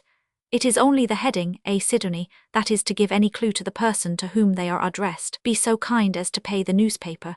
I hope to be able to explain my reasons to you. Send me the number containing the verses as soon as it comes out. If the paper will not accept the verses, or if there is to be too long a delay in their appearance, send me the manuscript and I shall have them inserted in a newspaper here. You will be doing a great favor to your friend, and she will explain to you by word of mouth why she has asked it. You know her timidity, her love of solitude, and her dislike of praise, but it is an important service you are doing her.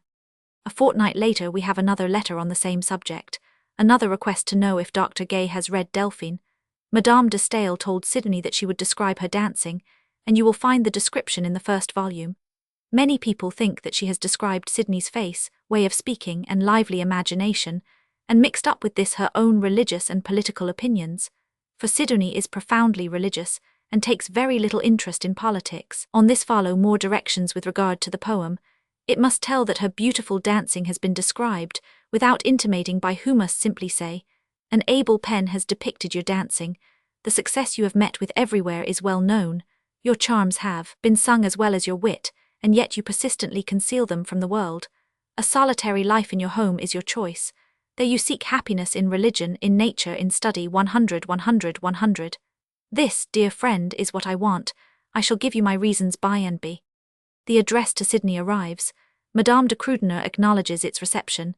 It is only fair, dear friend, that you should have a copy of the charming elegy you have written for me, so I herewith send you one. I wish to keep yours myself. The elegy runs, what is it you seek in your solitude?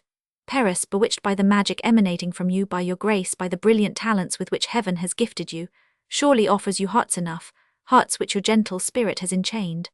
We saw you, we flocked round you on that day when you exercised the seductive power of grace and the constraining power of beauty, the day when, assured of the palm of genius, you did not despise the praises offered to talent. You even smiled upon a certain ingenious versifier who ventured to blend his weak voice with the chorus of the sages, and to sketch your magic dance in words. But the memory of those festive days has been effaced by the thunderbolt which has fallen from heaven upon you. Do not our hearts share in your melancholy reflections? Have they not, devoutly silent, sighed with you in your sorrow? We would not offend you with impotent consolation, that paraded offering to a paraded sorrow. We heard you sigh, and we sighed with you. We sighed with you, and you flee from us. Why do you flee? We are decked in mourning weeds, the arts keep silence, love hides itself, and with it hide all its attendant gaieties, that of yore were your joy and your glory. There is as much again, but this is enough. Madame de Crudner's letter ends, I send you this elegy, the antique colouring, and beauty of which I admire. I appropriate nothing in it except the sorrow, which you have correctly observed in me and have desired to alleviate. I have much more than this to say to you, dear Dr. Gay, much that is more flattering for you, but I cannot find room for it here, can only with a grateful heart offer my thanks to your noble art, so beneficial to humanity. Dr. Gay then proceeded to rhyme his prose. Madame de Crudner writes to him, Sydney has requested me to convey her heartfelt thanks to the kindest of friends. The verses are charming, they are already in print. What an enviably gifted man he is who wrote them. How easy it is to see that he is Sydney's friend. How well he paints what he desires us to see. In every stroke one feels that it is the soul which has wielded the brush, and what a noble soul. Sydney has also received an elegy in prose, which you must see, and which she considers exceedingly beautiful. What talent is displayed in the noble, simple style, and how one is drawn to the mind which speaks such a language. A few alterations have been made, very few. You have been most successful in doing what was desired. We observe that Sidonie was not content with writing out a rough draft of her own encomiums, but that she also corrected the fair copy. Such proceedings require no comment. The indefatigable doctor composes more poems, and receives requests to plague this, that, and the other critic. No importuning was required in the case of the pious historian Michaud, who spent 30 years of his life in writing the history of the Crusades. It was rendered superfluous by the intimacy of his relations with the authoress. His criticism was an enthusiastic one. At last Madame de Crudner is able to write to a friend, My health is much improved. I have been at balls 8 nights running without being the worse for it. What happiness! I cannot tell you, my friend, how much I am made of. Poems are showered on me, I am overwhelmed with attentions. People dispute the privilege of a word with me. It is 1,000 times more than I deserve. But Providence loves to overwhelm its children with benefits. Even when they do not deserve them, I should look upon it as cowardice not to publish a work which in my opinion is a useful one. Therefore I regard the journey to Paris in the light of a duty. For my heart, my imagination, everything, draws me to the Lake of Geneva. She went to Paris, and Valerie was published in December 1803. All Madame de Crudner's guns were primed, ready to salute the book. Not one missed fire. All the bells of criticism tolled. Like a good general, she was on the field of battle herself. She drove incognito from one fashionable shop to another, asking for hats or scarfs or feathers or wreaths or ribbons a la Valerie. When this elegant and still beautiful lady drove up in her carriage, and asked with such assurance for these articles of her own invention, the shopkeepers did their utmost to come to an understanding of what she wanted, and to provide it. And when astonished shopgirls denied the existence of such wares, Madame de Crudner smiled so kindly, and pitied them so much, because they did not know Valerie, that she quickly transformed them into eager canvassers of readers for her book. She drove on with her purchases to other shops, and in a few days had produced amongst the shopkeepers such a furious competition in articles a la Valerie that her friends, when they went at her instigation to ask for these wares, became innocent accomplices in her stratagem, and were constrained to bear witness to her triumph. Now Madame de Crudner writes to her friend, the success of Valerie is complete and unprecedented. An acquaintance said to me the other day, there is something supernatural about such success.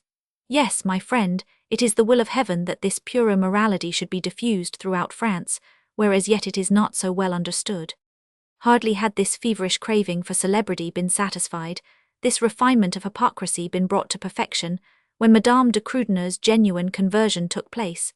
It came about in this wise. Sitting at the window of her house in Riga one day in 1805, she was in the act of bowing to one of the most favoured of her numerous admirers, when the unfortunate man was seized with a fit of apoplexy and fell down dead.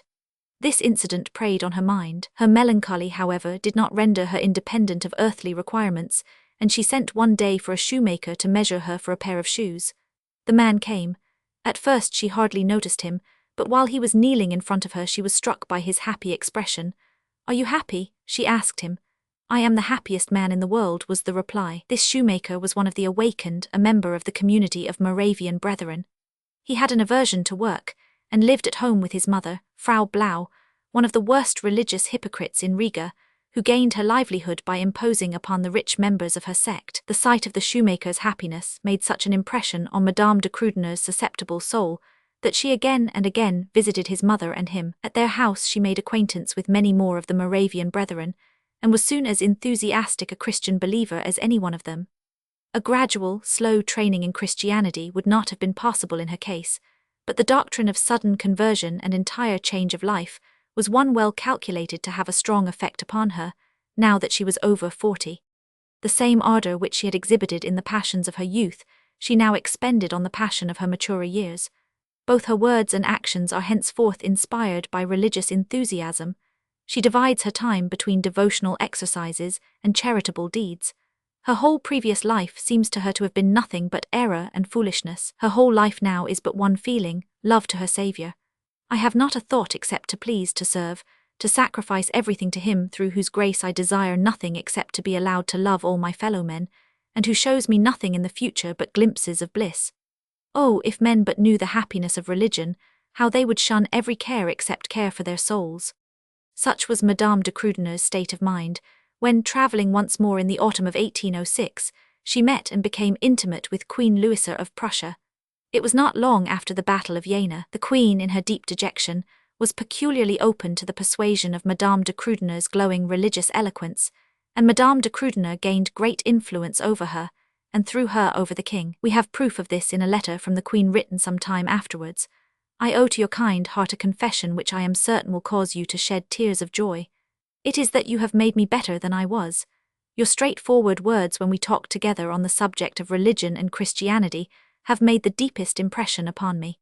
Madame de Krudener went to Karlsruhe on purpose to see young Stilling. Young Stilling had made a literary reputation for himself by the book in which he gave an account of his early life as a pious journeyman tailor. As a medical student at Strasbourg, he had associated with Goethe and won his favour.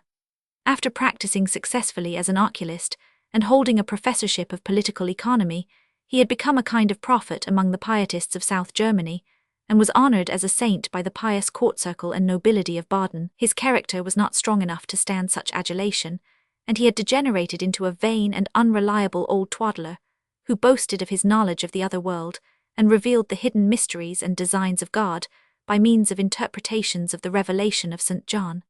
To young Stilling Madame de Krudener now did homage as her master and guide. He had a weakness for the admiration of great ladies, and a close friendship sprang up between them.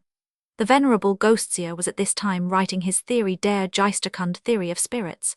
Madame de Krudener was firmly persuaded of the truth of one of his wise predictions, namely, that the millennium was to begin in the year 1816, or 1819 at latest. Not long after this visit to Karlsruhe, she met Queen Hortense, who was so fascinated by her that she gave her a private audience every morning. But it would seem that Madame de Krudener ingratiated herself in this case chiefly by reading to the Queen the manuscript of a novel she was writing, Arthilde by name, the pious moral of which did not prevent its being a truly delicious love story. She was now a pattern of every kind of Christian humility. When at Karlsruhe she climbed up to the dirtiest garrets to do deeds of charity.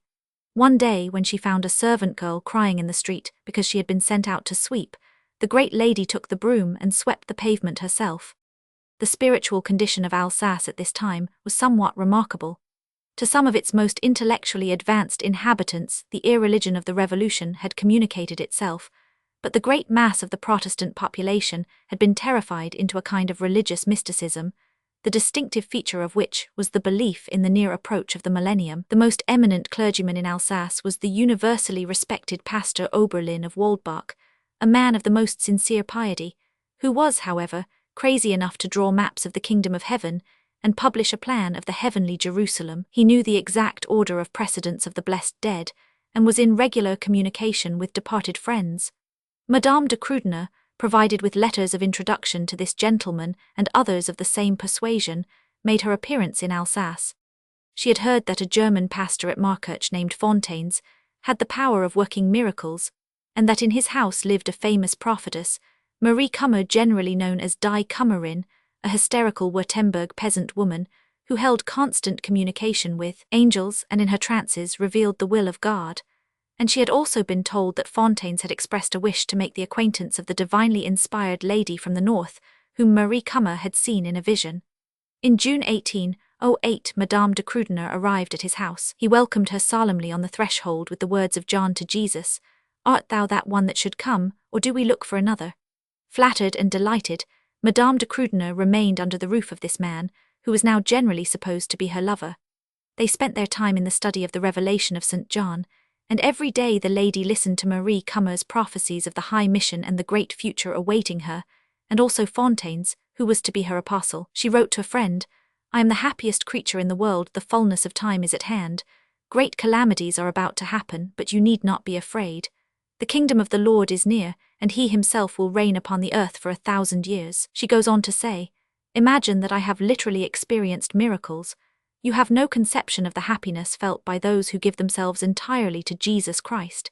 He, in his goodness and mercy, has given me the distinct promise that he will answer the prayers I offer for my relations and friends." It is not to be denied that the language in which she describes this new ardent devotion has a suspicious similarity to the language of a love which is not at all heavenly. Of God she writes, "It is impossible for me to tell what tenderness burns in my heart, how many tears I shed, what words tremble through my whole being when I feel myself loved thus, I, poor worm of the earth. I said to God the other day, 'What can I say to thee, O my beloved, O mon bien-aimé? Would that I could shout over the whole earth and through all the heavens how much I love thee. Would that I could lead not only all men but all the rebel spirits back to thee.'" In the Vatican hangs a picture by a modern Italian painter which represents a nun kneeling at the feet of Christ, who returns her tearful gaze with the tenderest of glances. One involuntarily thinks of this picture when reading Madame de Krüdener's outbursts during her period of divine intoxication. She writes on another occasion, "All we have to do is to love, and to persuade others to love, the kindest, the best, the tenderest of all fathers."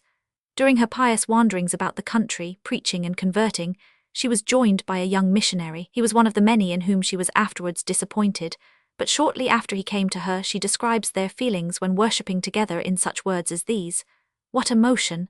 Can you imagine the bliss of our communions? No language can express it. We could not even hear the words spoken." It is impossible in reading this not to think of a passage in the writings of one of Madame de Krüdener's early admirers.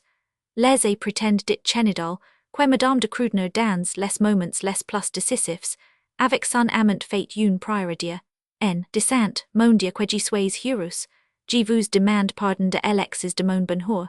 He adds, "Elle recueille ses sacrifices comme une personne qui va recevoir sa communion." Similar pious emotionalism is, however, common to all the mystics of the day. Madame de Krüdener did not know that both Fontaine's and Marie Cummer had a past which was anything but confidence-inspiring. At the outbreak of the Revolution, Fontaine's, then aged 20, was a violent Jacobin.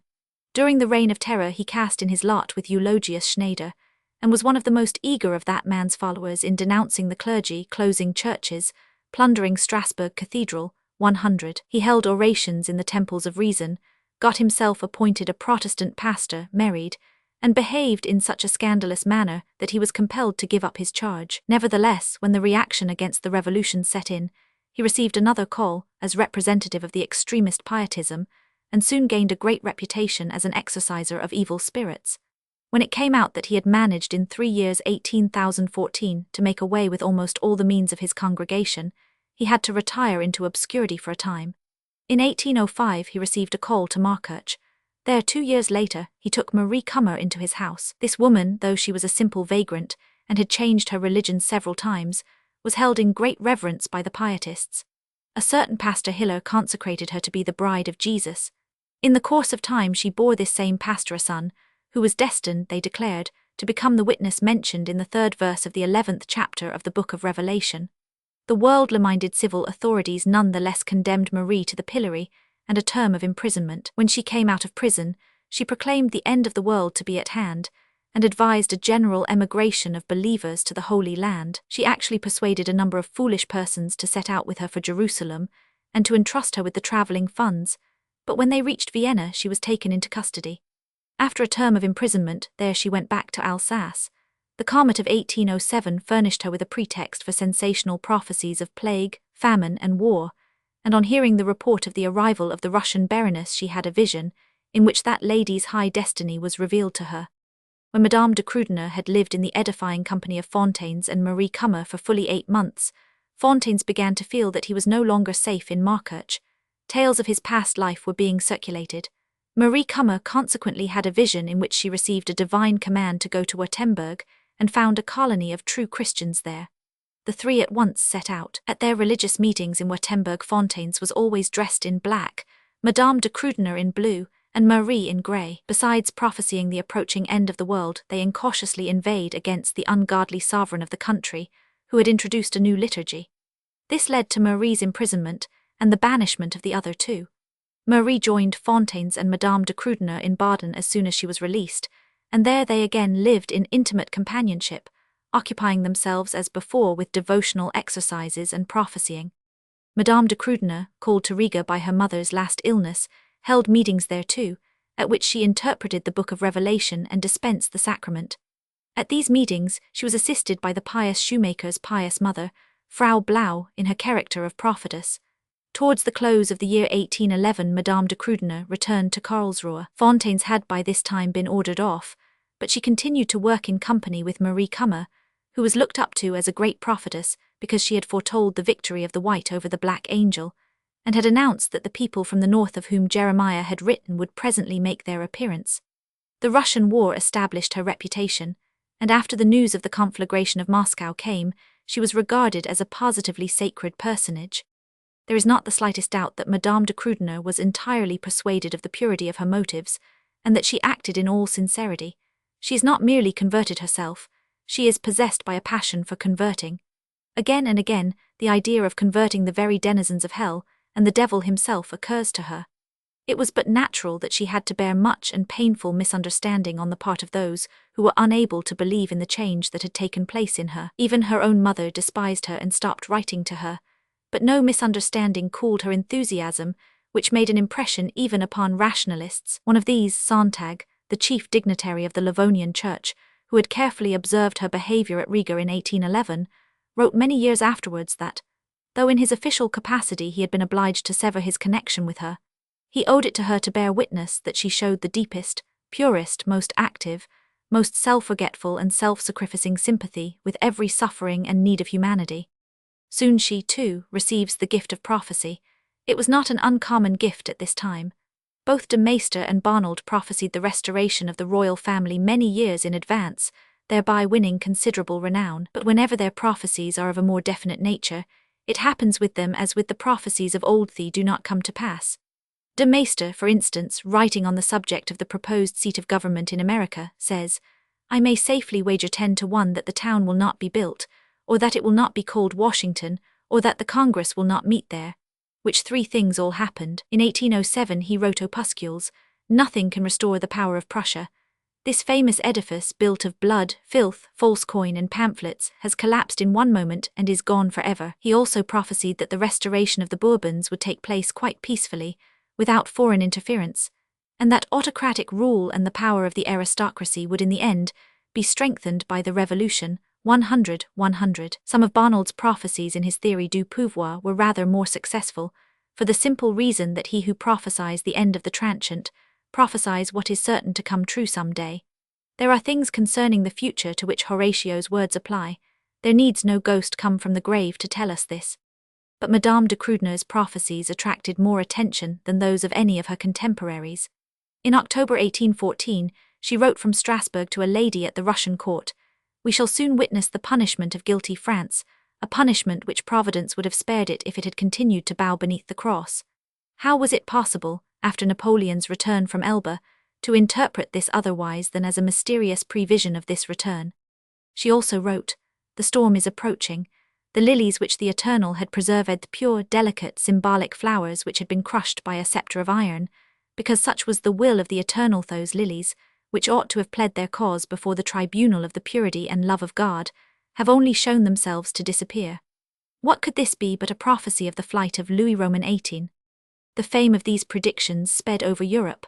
One of the first to hear of them was Tsar Alexander. Worn out by the campaigns of 1813 and 1814, tormented by an uneasy conscience, grieved by the sudden death of his only child and by the desertion of its mother, a lady who had been his mistress for 11 years, but whose affections were now transferred to one of his aides de camp, enfeebled by excesses of every kind, Alexander was exactly in the condition to be influenced by pious mysticism.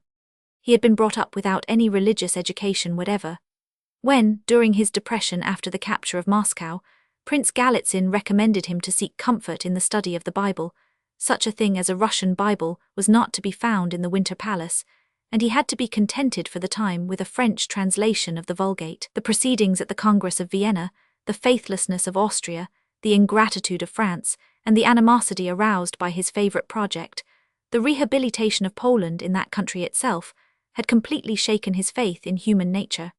The surprise of Napoleon's return from Elba had shaken his nerves. From the moment of his mistress's desertion, he came under the influence of his wife, the Empress Elizabeth, who in her deserted condition had long ago taken refuge in melancholy mysticism. She persuaded him when he was at Karlsruhe to visit Jung Stilling and learn what was his opinion of the political situation, viewed from the standpoint of the Book of Revelation. Jung Stilling assured him that Napoleon was none other than the Apollyon mentioned in the 9th chapter of that book, and that the millennium was at hand. In 1814, at the court of Baden, Madame de Krüdener had made the acquaintance of the Tsarina, and since then the ardent prophetess had carried on a correspondence with one of Elizabeth's maids of honor who had an enthusiastic admiration for the Tsar, with the full intention that her letters should be shown to him. Certain sentences in them were unmistakably written for his reading, such as the following: "What you tell me of the Tsar's great and noble qualities I have long known. I know, too, that the Lord will grant me the happiness of seeing him, that the Prince of Darkness will in vain endeavor to prevent our meeting. I have much to say to the Tsar." Immediately after the dispatch of the letter here quoted from, Madame de Krüdener moved to Heilbronn. The Russian headquarters were presently transferred there, and late in the evening of the 4th of June 1815, heedless of the aide-de-camp's rebuffs, she made her way, unannounced, into the Tsar's presence and remained closeted with him for 3 hours. When she left him, Alexander's eyes were full of tears, and he was much agitated. Soon her influence over him was complete. They would shut themselves up together for half a day at a time, praying, reading the Bible, and discussing theological problems. The days immediately preceding the Battle of Waterloo they spent at Heidelberg, occupied in studying the Psalms. The intelligence of the reverses at Ligny and Quatre Bras on the 16th and 17th of June reaches Alexander when he is thus employed. The Psalms console him and convince him of the justice of his cause. He prays and fasts.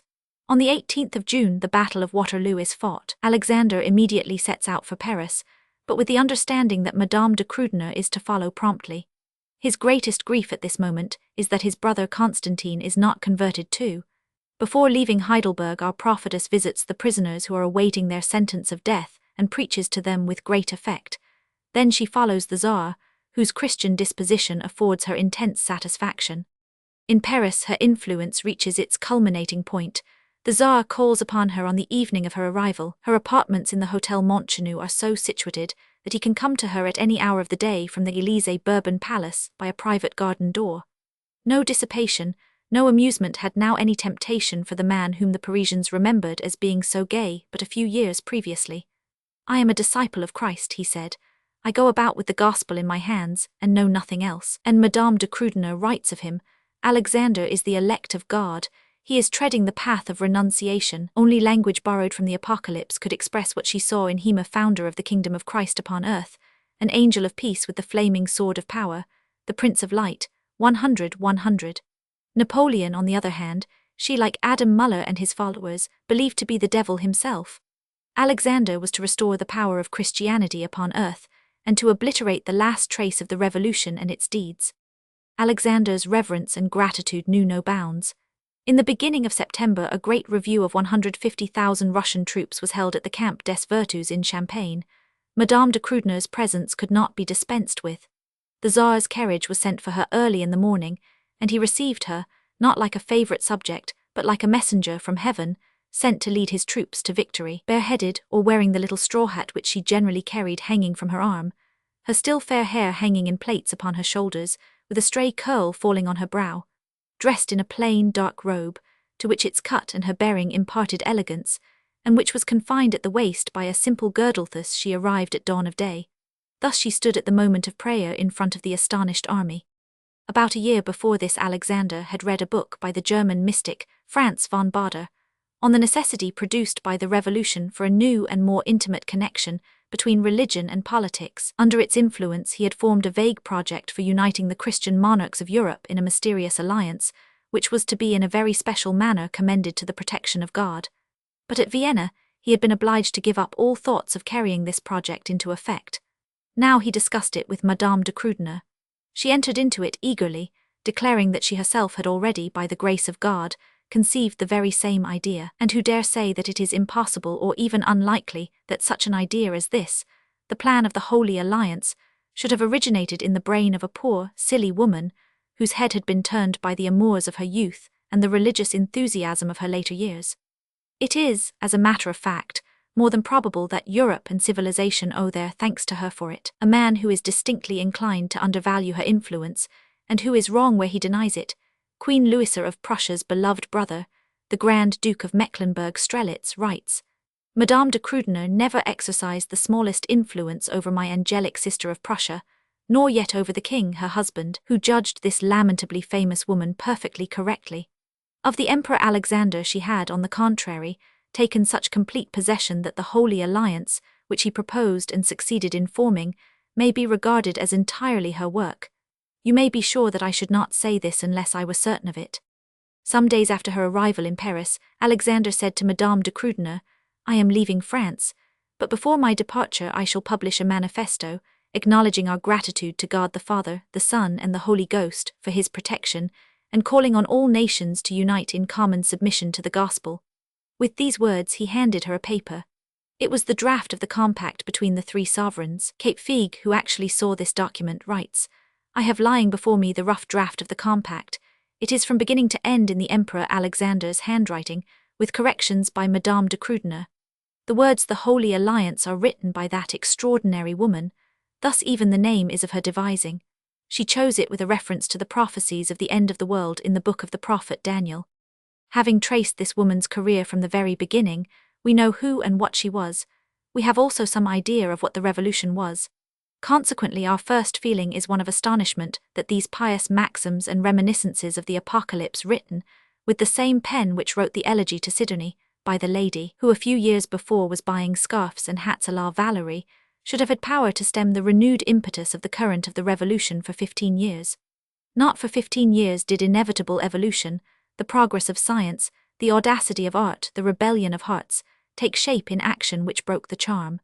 The three monarchs solemnly declare, in the name of the most holy and indivisible Trinity, that their intention in the present proclamation is to assert in face of the universe their irrevocable determination to be guided, both in the government of their own dominions and in their political relations with other governments, entirely by the rules of justice, love, and truth contained in the Christian religion.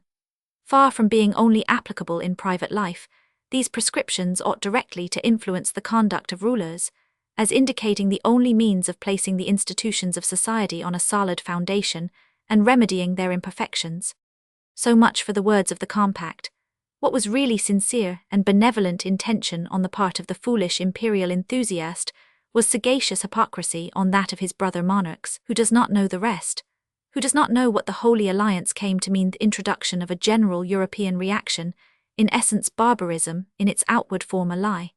It was in the name of the Holy Alliance that, during the saddest decades of our century, even the very feeblest endeavours in the direction of intellectual and political liberty were checked or crushed. The alliance received the voluntary adhesion of the potentate who had most to gain from it, the Pope. Without any petty consideration of his own position as head of the Roman Catholic Church, Pius lauded to the skies the resolution of his compeers Alexander, the Greek Pope, the King of Prussia, the Lutheran Pope, and the King of England, the Anglican Pope. At the Congress of Vienna, he proposed a plan of restoration, in comparison with which the dreams of all the reactionaries of other days paled, and all previous attempts to restore pre-revolutionary conditions sank into nothingness. With one stroke of the pen, the existence of the revolution and the empire was blotted out. The Holy Roman Empire was to be restored, and along with it all the social conditions and institutions of the Middle Agestides, church property, exemption of the clergy from taxation, and the Inquisition. The last years of Madame de Krüdener's life present no events of historical interest. She became ever more sincerely and fanatically religious, and her desire to display her faith in deeds became ever more ardent. It was now the one desire of her heart and object of her life to help the poor and the sick. She preached to the poor, founded churches, and proclaimed the advent of the kingdom of God. But from the moment when her Christianity took a practical form, the character of her position changed. The royal personages, the authorities, all the great, who as long as she remained the court lady had smiled upon her, instinctively divined an enemy in her as soon as she began to address herself to the people. On one occasion she traversed Switzerland from frontier to frontier in a sort of mad religious triumphal procession.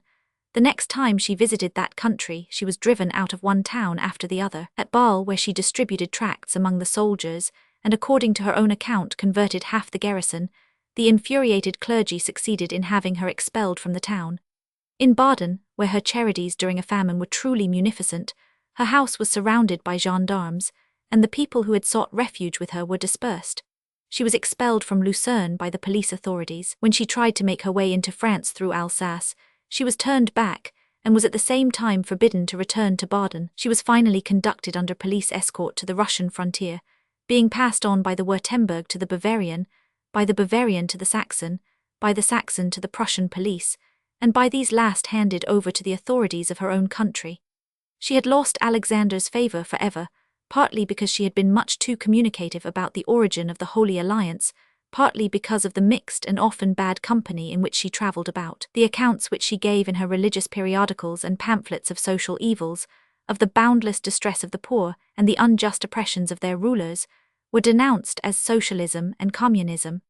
Christianity, as she understood it, could not but be obnoxious to the authorities. She was, moreover, foolish enough to express her enthusiastic sympathy with the Greek War of Independence in a very incautious manner, and presumptuous enough to declare openly that the Emperor, as founder of the Holy Alliance, was in duty bound to place himself in the forefront of a crusade against Turkey. Cast off by Alexander, she left St. Petersburg, and from this time onwards lived as a missionary, a life of self-inflicted penance.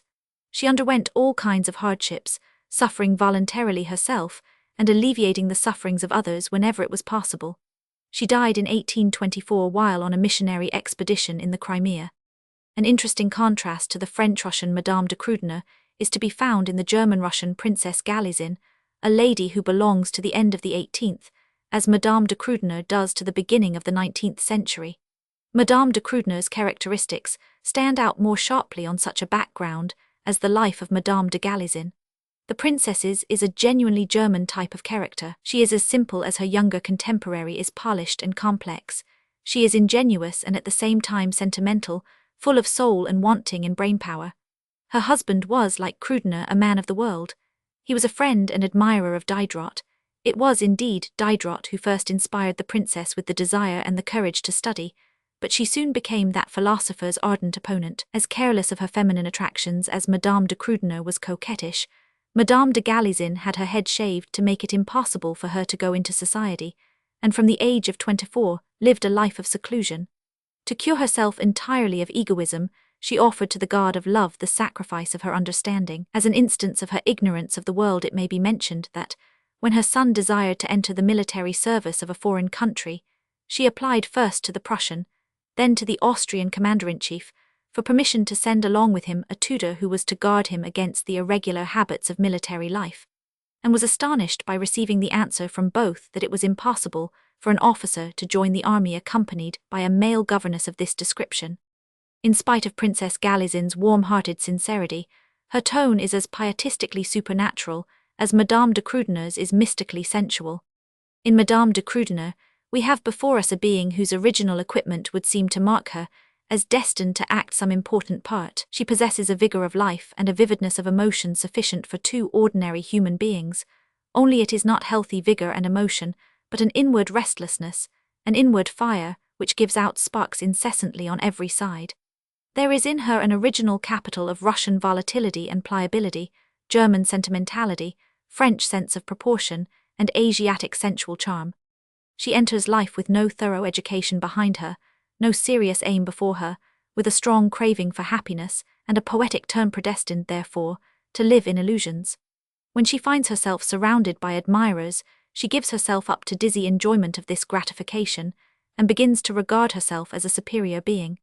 As long as she preserves outward fidelity to her husband, she lives in the illusion that she is the heroine of duty. When she becomes unfaithful, she chooses a new model, and is transformed in her own estimation into another ideal, the ideal fair sinner. She writes of the ladies of Geneva that they have neither the charm of virtue nor the charm of sin. This latter she herself acquired. She continued to be ideal in so far as it is ideal to be the first of one's own species, unique. On this supposition of her own ideality is founded her belief that it was she who brought happiness, orders, and titles to her husband. All illusion consists in a wrong association of cause and effect. Religious illusion like the rest, but religious illusion is a double illusion.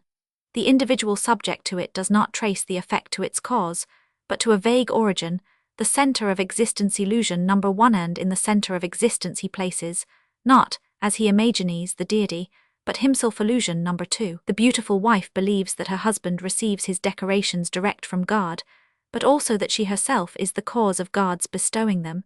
She is the real cause, God is the means by which she works. She continues to lead her gay life as long as it continues to provide her with illusions, but a clever woman with highly strung nerves tires in the long run of such a life, tires of the new admirer's jealousy of his predecessor, and of fooling herself and another for, say, the 10th time with the words, "You are the only man I have ever loved." After this life has lost its illusions, and existence for the time being its charm, the possibility of a new illusion presents itself. Madame de Krüdener regards the apoplectic shock which killed her lover in the same light as St. Augustine, Pascal, and Luther regarded similar occurrences. It is a hint, a warning to her. The happy shoemaker tells her of his certainty of being one of the elect of God. When she learns the secret of his happiness, she resolves that she too will be one of the elect. Faith in God is in her case the satisfaction of the desire to be elect, to be the chosen one. She believes herself to be converted, and is at the bottom of her heart what she was. When she puts into the mouth of the deity the words in which he assures her of his love, what is she doing but once again writing letters and elegies to Sydney? The echo of her own self-adoration sounds to her like a voice from heaven, and she thanks God now as she did before for being thus distinguished by herself. What she desires now as before is to be loved.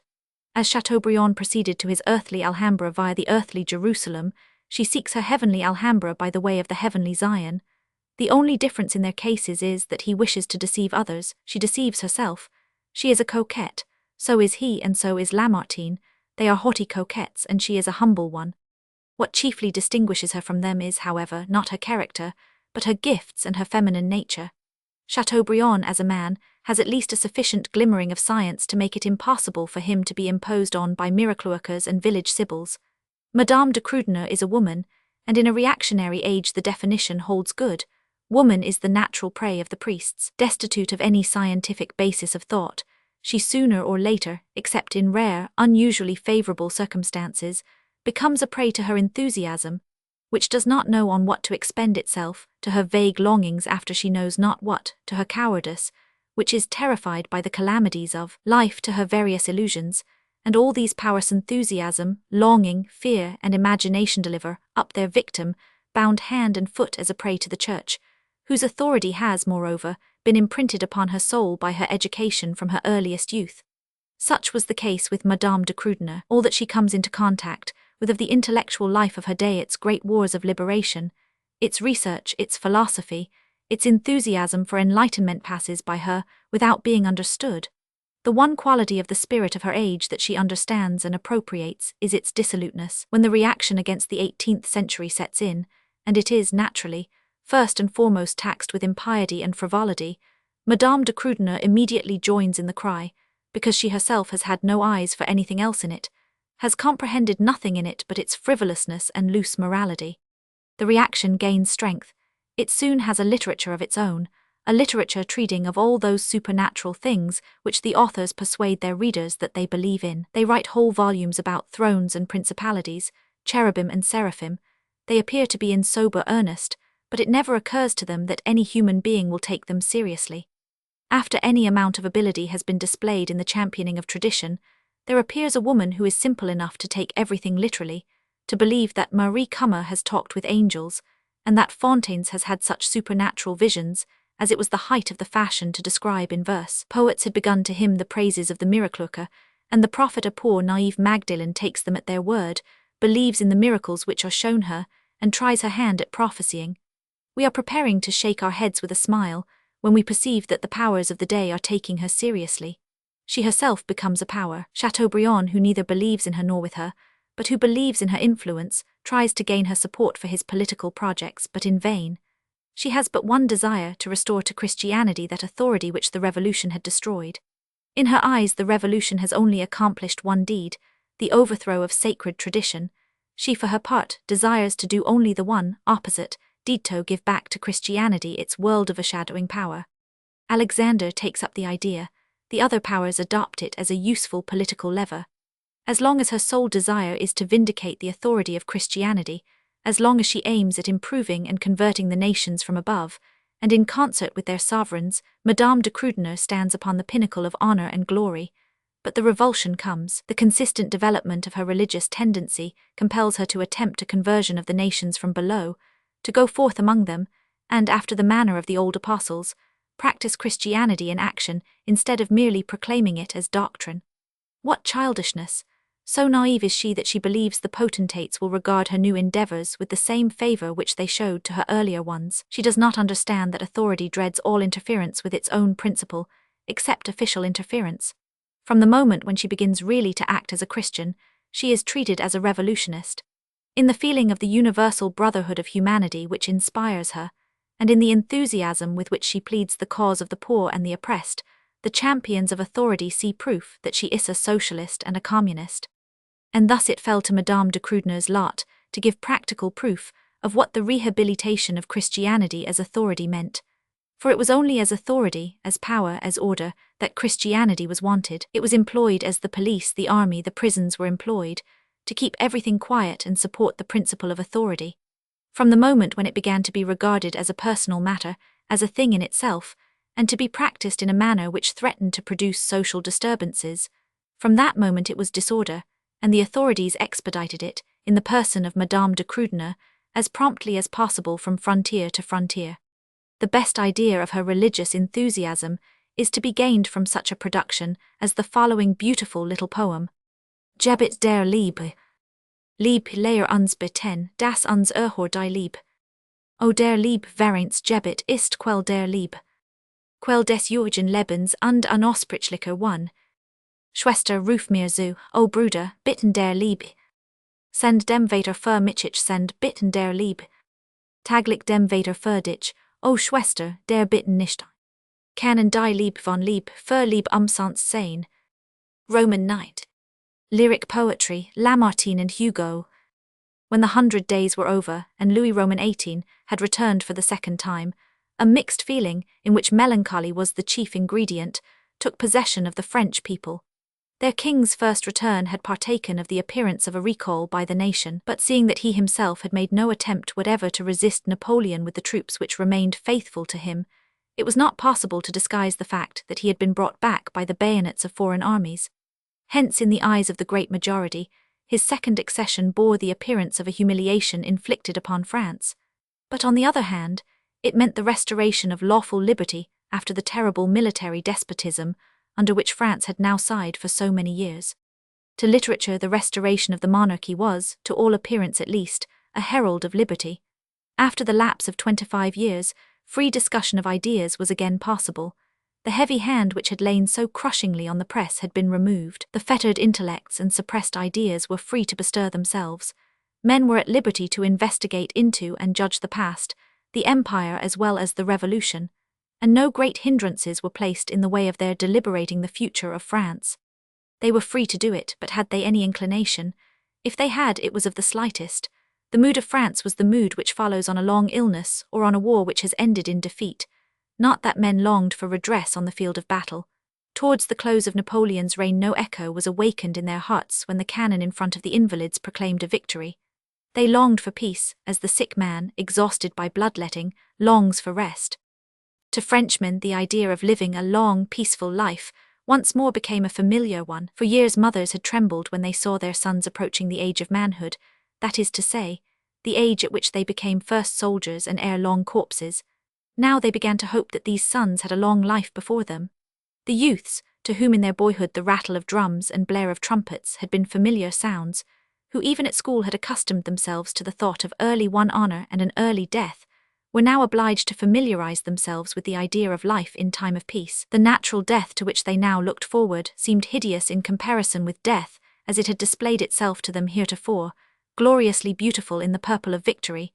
What was almost a feeling of disappointment came over them, and they began to brood. Most of the young men who had so long been forced to sacrifice their personal life to the life of the state, the requirements of war, the general aims of their country, welcomed with delight the news that they might break the ranks, and were no longer bound to walk in step behind the drum. They shook the dust of the highways off their feet, threw off their uniforms, and tried to banish every remembrance of military discipline. Coming straight from the battlefields of the empire, from the noise and bloodshed of war, they took refuge in the quietness of a country life, far from the bustle and uproar of human crowds. Such was the mood of the momenta-wearied but complex mood. There was disappointment in it, and hope, and inclination to personal daydreaming. It was not a mood favourable to action, but to brooding, reflection, deliberation. This national mood explains how it was possible for such poetry as Lamartine's Les Meditations to become the favourite literature of the day. No book since Chateaubriand's Génie du Christianisme had made such a sensation as did the first part of this work. 45,000 copies of it were sold in 4 years. Strange as it may seem to us now, the Restoration period found in Lamartine's poetry an interpretation of its feelings, and of all that moved its inmost heart a picture of its ideal longings, painted in the clearest, loveliest dream colours. It was poetry that resembled the music of an Aeolian harp, but the wind that played upon the strings was the spirit of the age. The poems were not so much songs as reflections, not so much heart as spirit harmonies, but in real life there had for long been enough, and more than enough, of the positive definite forms, decided characters, solid substance, silent acceptance of the strokes of fate. It was by no means considered a fault that there was no strong passion in the poems, no tendency to see the dark and dreadful sides of life, or, in fact, life as it is. There had been enough of all this in reality. After a period during which so many instincts had been forcibly suppressed, men rejoiced in this purely poetic instinct, in this most melodious poet, who had, as he himself said, a chord for every feeling and mood. They longed for just such lyric restfulness after philosophy, revolution, and wars without end. The poem Le Lac was read with delight by the whole French-speaking world, just because it was so long since men had felt in sympathy with nature, so long since they had looked at the face of the earth from any point of view but the tactical one. It was not only, however, as the poet of feeling that Lamartine represented the spirit of the day. He also represented it in his character of orthodox Christian. The leading note in his poetry was the note of Christian royalism and devotion to the Bourbon family in particular. To us, who are acquainted with a Lamartine in whom the revolution of 1848 seemed to find its incarnation, a Lamartine who was universally regarded as a prophet of humanism, it is of interest to examine the poet's spiritual starting point. Lamartine. Alphonse de Lamartine was born at Macon in 1790, of a family belonging to the ranks of the lesser nobility. His father was one of the king's last faithful adherents at the time of the Revolution, and suffered for his devotion. Alphonse's loving, pious mother taught him to read in an illustrated Bible. He thus received his first literary and artistic impressions from scenes in the lives of the patriarchs, the stories of Joseph and Samuel, of Sarah, and of Tobias and the angel. After 1794, the family lived a very retired life upon small means on their little property of Milly. The son was at first taught at home by an amiable abbe, then sent to a school at Lyon, the rough, coarse tone of which was terribly repellent to a boy of a naturally refined disposition. By his mother's and his own wish he was removed to a school at Belly, kept by certain Jesuits who had managed to elude the laws banishing them from France, and who called themselves fathers of the faith. Here young Lamartine felt himself inexpressibly happy. The teachers were kind and refined. One of them reminded him of Fenelon. In the present century, the Jesuits are undoubtedly not only the most unscrupulous, but also the most amiable, cleverest, and consequently most dangerous of all ecclesiastics. Amongst his fellow pupils, Lamartine soon found friends of his own standing, scions of French and Sardinian noble families. Among these were a young Alfieri, young Virieu, who, as 5, plays a part in Graziella, and a nephew of Joseph de Maistre, Louis de Vignette. Through de Vignette, Lamartine made acquaintance with all the members of the famous de Maistre family. Count Joseph attracted him least as a personality, but influenced him both by letters and by his works. One day at Belly, a master read some passages of Chateaubriand to the boys. The grandeur and charm of the majestic style made the deepest impression upon Lamartine, who had never heard anything like it before. But he declares in his memoirs that he almost immediately assumed a critical attitude. He fell, he says, into a frenzy of admiration, but not into a frenzy of bad taste, and he maintains that he presently, in talking to his comrades about the Génie du Christianisme, summed up his objections in the following pronouncement: "The main element in all perfect beauty, naturalness, is wanting. It is beautiful, but it is too beautiful. In other words, Lamartine, who himself wrote so instinctively, thought Chateaubriand's style strained. It is probable that he slightly antedates this criticism. In any case, his admiration was such that as late as 1824, when hymning the consecration of Charles X, he wrote, "El archevêque, et si priat chevalier qui sur elle écouderain, porte au milieu des lys la croix du pèlerin, et dont elle rayonnant de gloire et de génie, contemple du passe la pompe rajeunit. Le roi, Chateaubriand, si nomatus les temps répand, et l'avenir au passe dans son cœur si confond, et la France d'esprit et la France nouvelle, uniscent sur son front leur gloire fraternelle."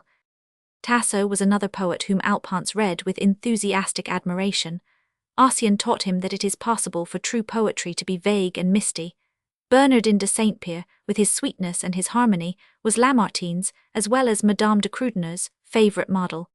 Some of the entertaining and immoral books of the 18th century, which fell into the boy's hands, delighted him, and excited his youthful imagination for a short time, but these impressions were effaced by those of the Jesuit school.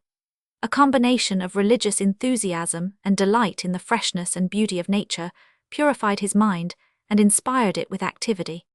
"Were I to live 1,000 years," he writes in his memoirs, "I should never forget those days of study, those hours of prayer, those nights spent in meditation, and the raptures of joy with which I fulfilled my duties, thinking all the time of God." And almost in the same breath he tells of the bliss of skimming in winter on his skates across the frozen marshes, as if borne on spirit wings, or of sitting under the hornbeams in the mild, still spring air, lost in devotional feeling, and happy in perfect peace of conscience.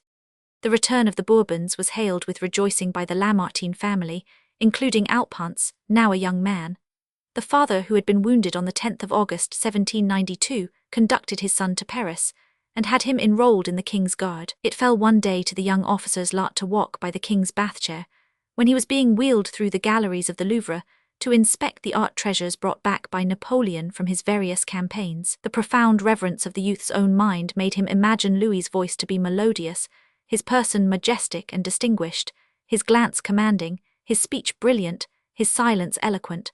Several times after this, the king addressed a few words to him when he was riding by the side of the royal carriage.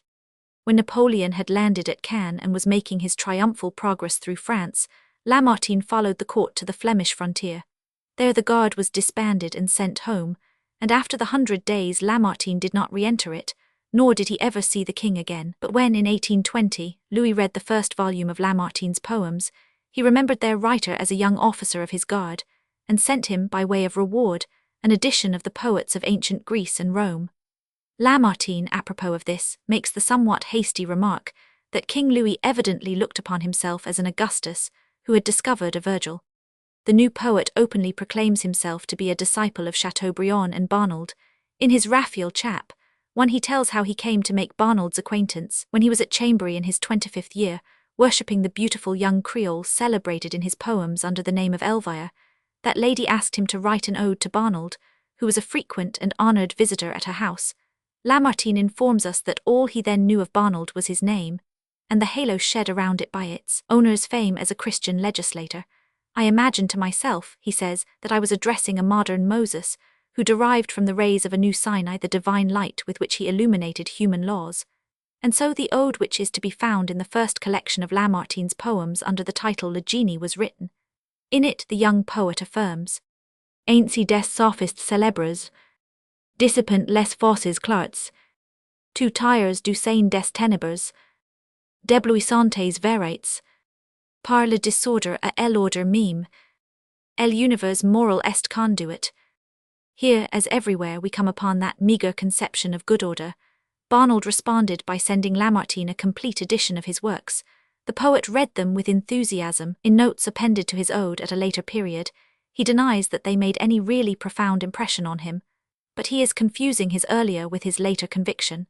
He writes, "I read these works with that poetical enthusiasm for the past, and that emotional reverence inspired by ruins which youthful imagination so easily transforms into dogma and doctrine. For some months I tried to believe, on the authority of Chateaubriand and Barnald, in revealed governments.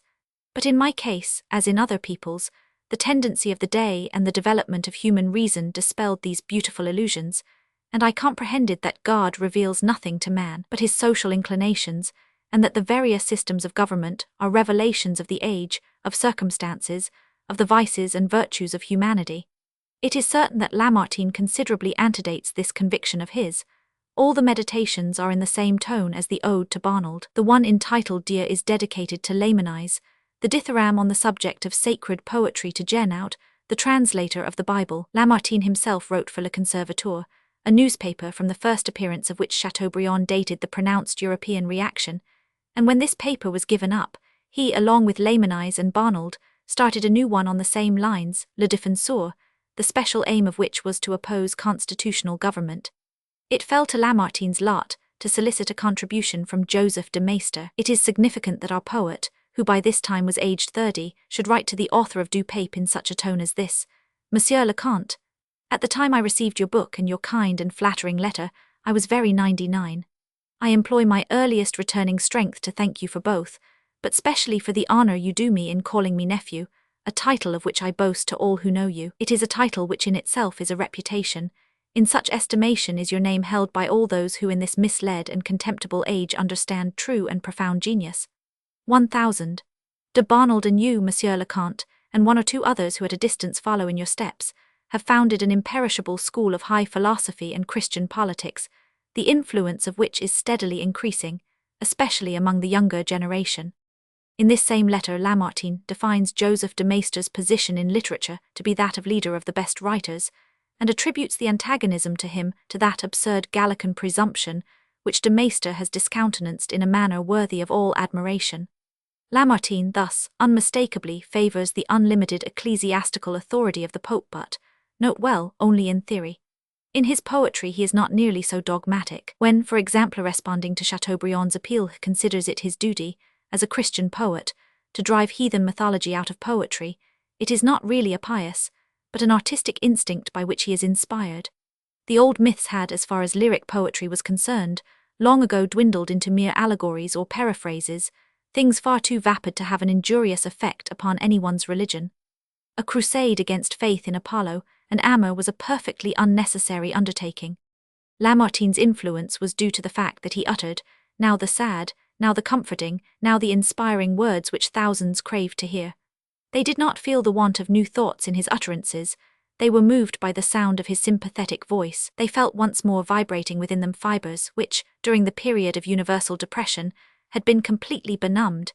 He conjured tones from strings which had long given forth no sound, and men delighted in the novelty, which consisted in a revival of old memories. But besides all this there was one really new element.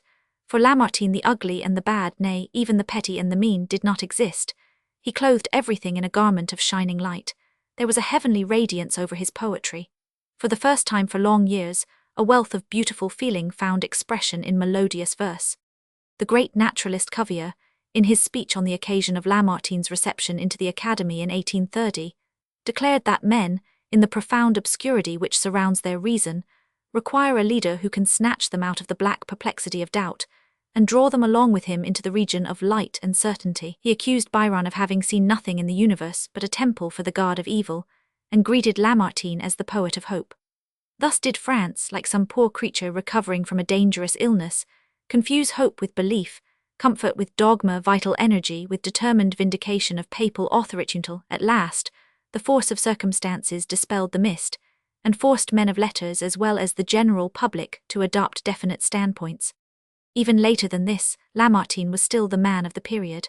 Only 4 months before the outbreak of the Revolution of July, a eulogium of Daru is prescribed as the theme of his oration before the French Academy. He accomplishes the feat of pronouncing it without naming Napoleon's name, and he says frankly, "This century will be dated from our double restoration of lost blessings, the restoration of liberty by the throne and of the throne by liberty. Let us not forget that our future is inseparably bound up with that of our kings, that it is impossible to separate the tree from its root without drying up the trunk, and that in our country it is monarchy which has borne everything, even the perfect fruit of liberty." Lamartine now enjoys a period of triumph, the period of budding fame. Fame did not come to him early, for he was 30 years old, but it penetrated like the first rays of the rising sun into his ambitious soul. Let us picture to ourselves a salon in the days of Louis Roman XVIII, as described by writers of the day.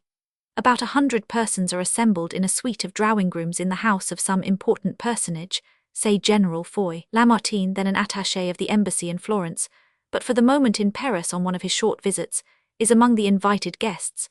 A movement of admiration passes through the assembly as he enters, young, erect, handsome, aristocratic in mien and bearing. A crowd, chiefly of ladies, gathers round him.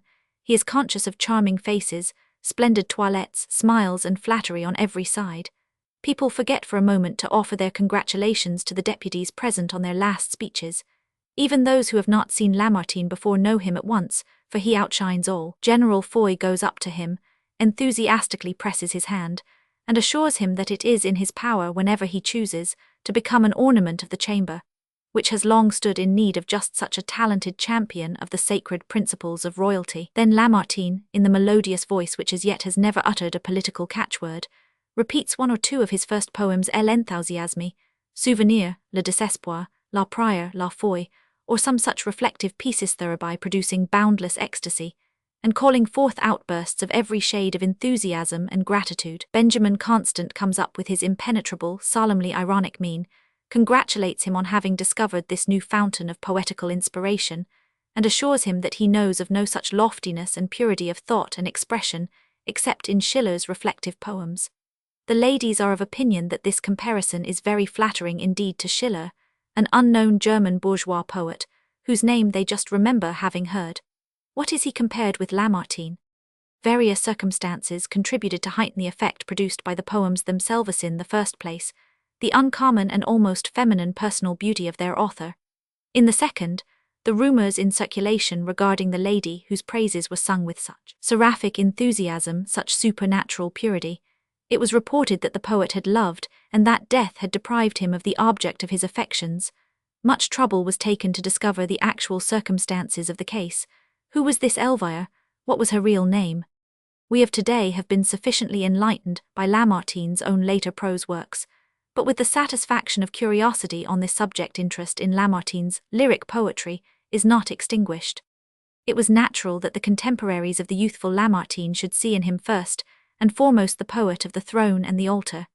His earliest published poem was a heartfelt expression of gratitude to the Jesuit school, which had sheltered him in his boyhood. Such a poem as his ode was simply the essence of Chateaubriand's Génie du Christianisme versified.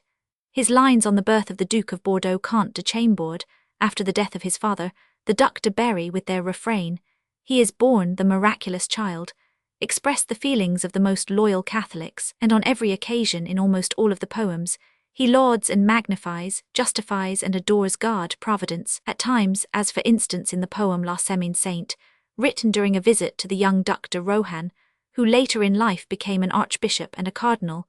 His verse is almost like a fervently devotional burning of incense, if he is to be taken at his word when he asserts, in writing of this poem many years afterwards, that he alone, among the young men who gathered round the Duke, had no relish whatever for the Church's mystic joys. All we can conclude is that his poetic talent was carried away by the current of the tendency of the day. Most of the purely religious poetry of Lamartine's youthful period is, from its want of simplicity and real feeling, almost unreadable nowadays. It is not lyric, it is not concise, it is reflection without matter, meditation without thoughts, breadth without depth. A good example is the poem dedicated to Byron, entitled El Ham. The French poet's conception of his English contemporary is the traditional, stereotyped, inexpressibly silly one of the day, namely, that he touches only the chords of despair, that his eye, like Satan's, fathoms abysses 100. To show Byron how the true poet ought to sing, Lamartine strikes up the most servile hymn of praise to a God who, he himself tells us, plagues, tortures, plunders, overwhelms with misfortune and misery, and concludes with the exhortation, Jet uncrivers le ciel, o chanter des enfers. The notes appended at a later period to this poem betray an astonishing ignorance of Lord Byron's history. Almost everything affirmed of him is incorrect. Though Lamartine added a poem to Childe Harold, he never so much as learned to spell the name correctly. The same admonitory tone which he here assumes towards Byron, he adopted many years later in writing of Alfred de Musset, to whom he also offered pious and moral truisms as medicaments. The piety which Lamartine felt in duty bound to display is less offensive, because more sincere, in the ode entitled El Immortalite. This poem is addressed to the beloved of his youth, Elvire, whose skepticism was a great grief to him, and its aim is to comfort her on her deathbed with the prospect of an immortality in which until now she has refused to believe. But even here we have such frigid allegorical ideas as, "And hope, standing by thy side, O death, dreaming upon a grave, opens to me a fairer world." In only one of the poems which invoke the deity is Lamartine really the lyric poet, and not merely the fluent verse writer, namely in Le Désespoir, a meditation which expresses revolt against our idea of God. In this poem we have rhythmic flow, passion, and two qualities rarely found in Lamartine's productions: vigor and conciseness. What has God seen since the creation of the world? La vertu succumbent sus elaudes impuni, el imposture en henor la verite bani, el errante libert, aux dia vivants du monde offert en sacrifice, et la force partout fondant de l'injustice, le rigner elimite. And in its original form, the poem contained verses, suppressed at the time of publication, which expressed sentiments far more bitter and impious than these. It is characteristic that almost immediately after the appearance of Le Désespoir, Lamartine, at his mother's request, refuted the ideas it expressed in a replipoem, Dura Elham, which, though not wanting in melodious sonority, is, as even its author perceived, not to be compared with the first. The first, he himself correctly observes, is the product of inspiration, the second of reflection. But all the theological trappings were, as one might say, only glued on to Lamartine's poetry. Or one might perhaps with more propriety liken them to a carelessly constructed raft, which for a time floats upon the bosom of the stream, and then breaks up into its component parts and disappears. All this pious dogmatism soon resolved itself into love of nature, worship of nature, a sincerely religious philosophy of nature. What really lived and breathed in those early poems was something independent of their religious dogmatism, namely, the whole emotional life of a gentle yet dignified soul. The soul which found expression in them had this characteristic of the new century, that it loved solitude, and only in solitude found itself and felt itself rich. It was an unsociable soul, only disposed to vibrate in harmony with nature. It was sad and pathetically earnest, under no circumstances whatever cheerful or gay. And finally, it was never erotic. One only of the poems was an expression of the happiness of satisfied love. The feeling pervading all the rest was sorrow over the loss of the loved one, whom death had claimed as his prey. The poetry of the 18th century had resolved love into gallantry, had taken neither it nor woman seriously, but in this new poetry love was the silent worship of a memory, and woman was adored and glorified as she had been in the days of the Minnesingers. Only now it was woman as the departed one, as the spirit. Never did Lamartine depict the wild grief of loss at the moment of the loss. In his poems grief has become a condition, a silent despair which blunts, stiffens, tortures, and at a rare time dissolves into tears. This new song was song which flowed naturally from its fountain, plentiful and pure. It was music like harp strains blended with the tones of celestial violins, and borne on these tones, simple, familiar emotions communicated themselves to the reader's mind, such thoughts as that of the poem La Retraite happiness awaits me nowhere, or of El Autumnature's autumnal morning garb harmonizes with my sorrow and is pleasant to my eyes, or of Le Golfe de Béathis spot, once the scene of such great events, preserves not a trace of them. In like manner we ourselves shall disappear, leaving no trace behind. But note well, a thought like this last was expressed in such wonderfully beautiful lines as the following. Ain't sie tout change, ain't sie tout pass. Ain't sie nausmemes nous passens. Hellers sans laisser plus de trace. Que cette barque au nous glissens. Sur cette mer au tout s'efface. There was never any systematic description of nature, or any attempt at painting. The momentary impression of nature was caught, even as it passed, by genius and preserved for all time. The poet is sitting at evening on the bare mountainside. Venus rises above the horizon le soir. A ray from the star seems to glide across his brow and touch his eyes, and he feels as if the departed one, in whose companionship he had lived here, were hovering near him. He addresses the ray from Venus. Mon cœur éclate et s'enflamme. J'y sends des transports in canoes. J'y songe à ceux qui n'y sont plus. Douce lumière est leur aim. Or, sitting on a rock by the lake Le Bourget, where in bygone happy days he had sat by her side, he is painfully affected by the feeling of the mutability of everything human, as compared with the unchangeableness of inanimate nature. This is the emotion to which he gives expression in his poem Le Lac, which, in spite of its extraordinary popularity, is probably the best he ever wrote. It is an excellent type of his poetry, flowing gently with no exertion perceptible, not even that exertion which we call art.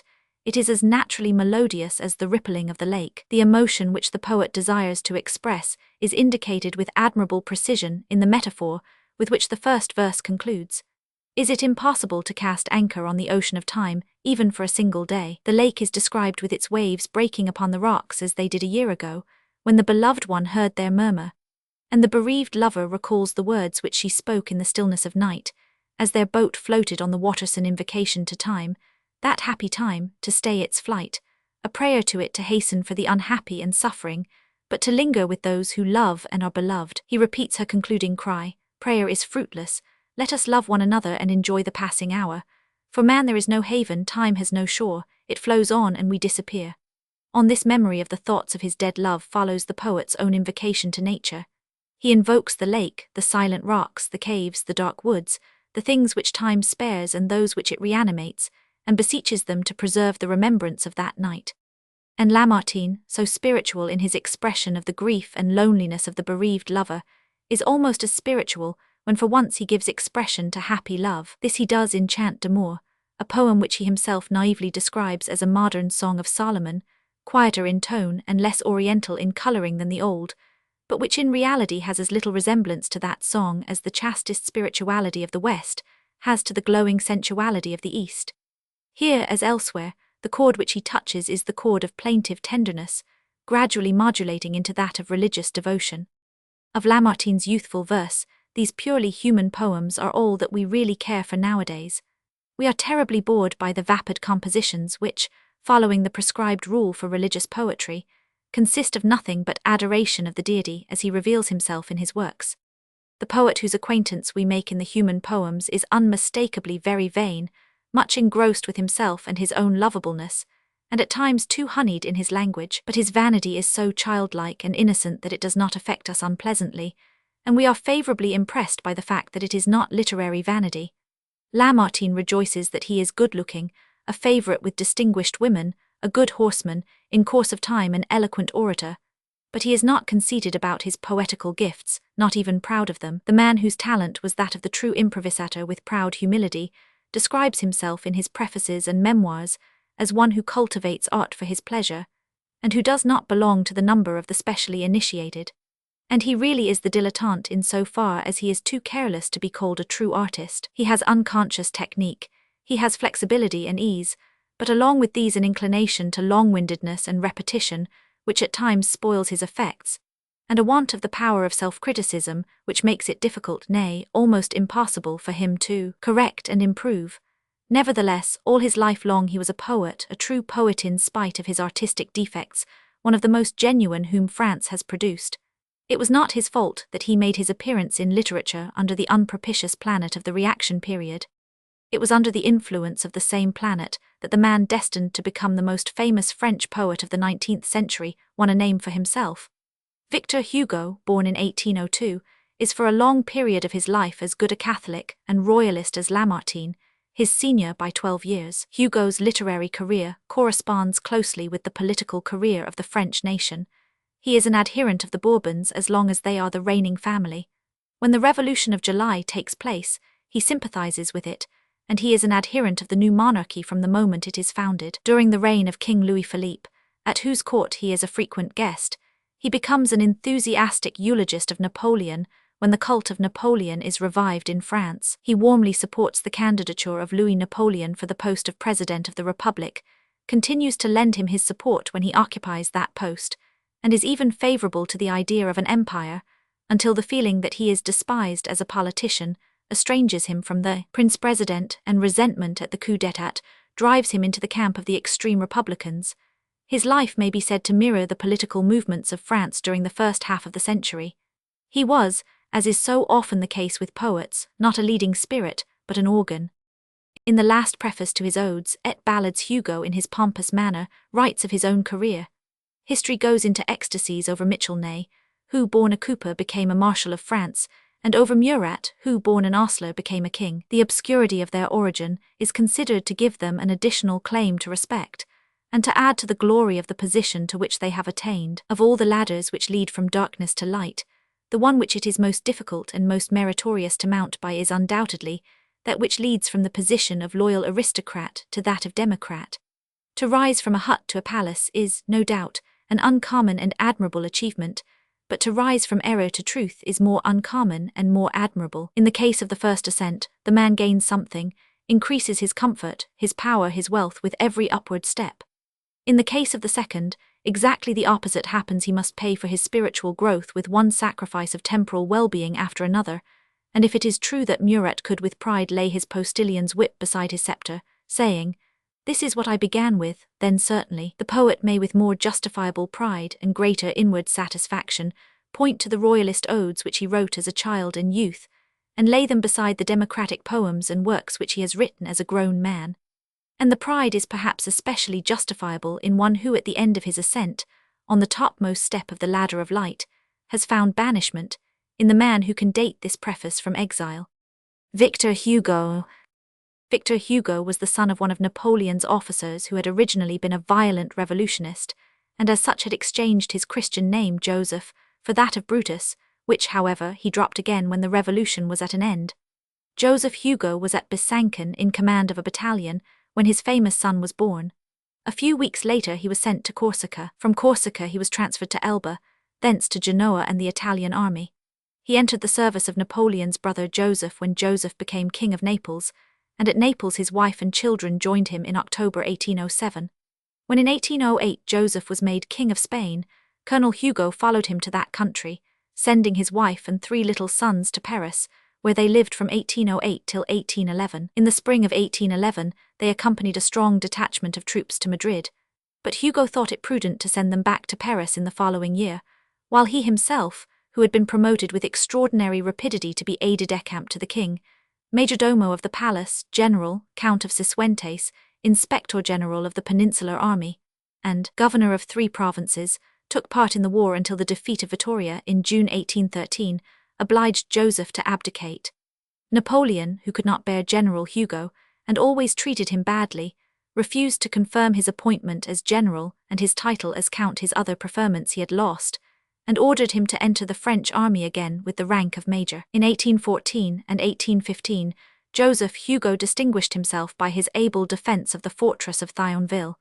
His son writes of him as if he had been an ardent votary of Napoleon. This he most certainly was not, and when the Bourbons returned they at once gained his complete allegiance by restoring him to his rank of general, with promotion dating from 1809, the year in which he had received it from King Joseph. Thus it was not only Victor Hugo's mother, the daughter of a loyal shipowner of the Breton town of Nantes, who was a devoted royalist. His father, too, was strongly attached to the restored royal house. Causes entirely unconnected with politics produced a misunderstanding between the parents, and they separated. The sons, Abel, Eugene, and Victor, remained with their mother in Paris. All 3 possessed literary ability, though only the youngest lived long enough to display his full power and win fame. All 3 were, to begin with, champions of royalty and the church. Victor said as a boy, "I will be Chateaubriand or no one." After winning prizes for their poems in Paris and at Toulouse, the 3 brothers, with the view of earning a living, started a literary periodical in 1819. Chateaubriand was at this time editing the extreme conservative newspaper Le Conservateur. The brothers named their venture Le Conservateur Littéraire, and Chateaubriand gave it a warm welcome.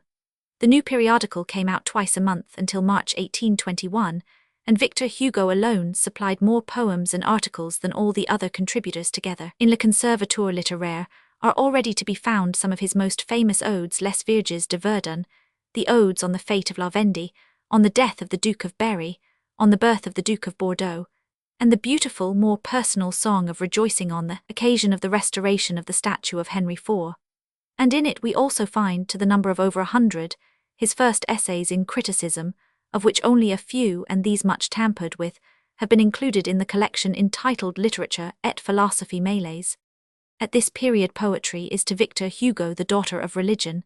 Apropos of an ode on the existence of God, he writes, "The desire to thank a bountiful God in language worthy of him begat poetry. From its birth it shared in the triumphs of religion, which united the earliest societies and began the civilization of the world. At the present day, when, in order to demolish society, men attack religion, the only bridle upon man, the only lasting tie which holds societies together, it is not surprising that they should seek to make an ally of poetry. But the divine muse does not allow herself to be inspired by that which is not. And at this period, too, he proclaims the superiority of Corneille and Racine to Shakespeare and Schiller. We have never understood the difference alleged to exist between classic and romantic art.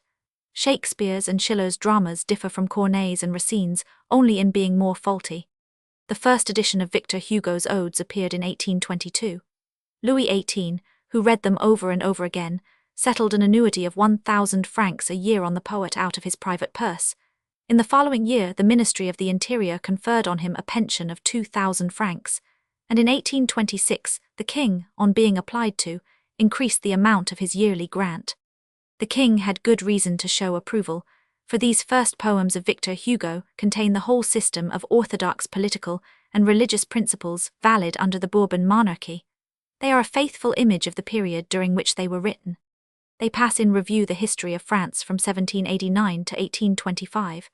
In those of them which treat of the Revolution we observe, as in the corresponding poems by Lamartine, that two words occur more frequently than any other executioners and victims. In the history of the Revolution, Hugo sees nothing else. For its leading spirits he has but this one designation: executioners. The convention he describes as a creation of the devil liver 1. Ode 4, and little as he loves heathen mythology, he cannot resist using the expression, Hydra of Anarchy, when he wishes to depict the horrors of the revolutionary period. For the enemies of the revolution victims is the stereotyped designation. The revolt of La Vendée is eulogized in every second poem, and odes are addressed to its heroes and heroines. La Vendée, Quiberon Emile, Sambruil. The guillotine is always present to the poet's imagination, and is the constant object of his anathemas, except when, as in the Ode Le Dévouement Liver 4. Ode 4, he is carried away to the extent of desiring martyrdom for himself, because the martyr's angel is the most beautiful of all the angels who bear the souls of men to heaven. Following in the footprints of Chateaubriand, Victor Hugo goes back to the Christian martyrs of ancient Rome, and in no fewer than 4 odes Le Repos Libre, El Homme Heureux, Le Chant du Cirque, Unchant de Fate de Néron describes the agonizing triumph of the martyrs over the brutal and voluptuous cruelty to which they in outward appearance succumb. And the symbolism, too, is the same as in Chateaubriand's poetry. It is the death of the orthodox noble or priest, which is represented under the form of the butcheries of the circus. One of the finest of these poems of the Revolution is the oldest, written in memory of a little company of innocent young girls who, under the Reign of Terror, were executed after a long imprisonment without being brought to trial, on the vague and incorrect suspicion that they had testified pleasure when the Prussians entered their town Les Vierges de Verdun. Hugo paints the tribunal of the Convention blacker than is necessary, by crediting the public prosecutor, Fauquier Tinville, with impure designs upon his victims and putting insulting proposals into his mouth. But even without the addition of unhistorical incidents, the sentence of these girls was so shameful, their fate so tragic, and their behavior so beautiful and dignified, that they well deserved a poetic monument, even a better one than Hugo raised to them.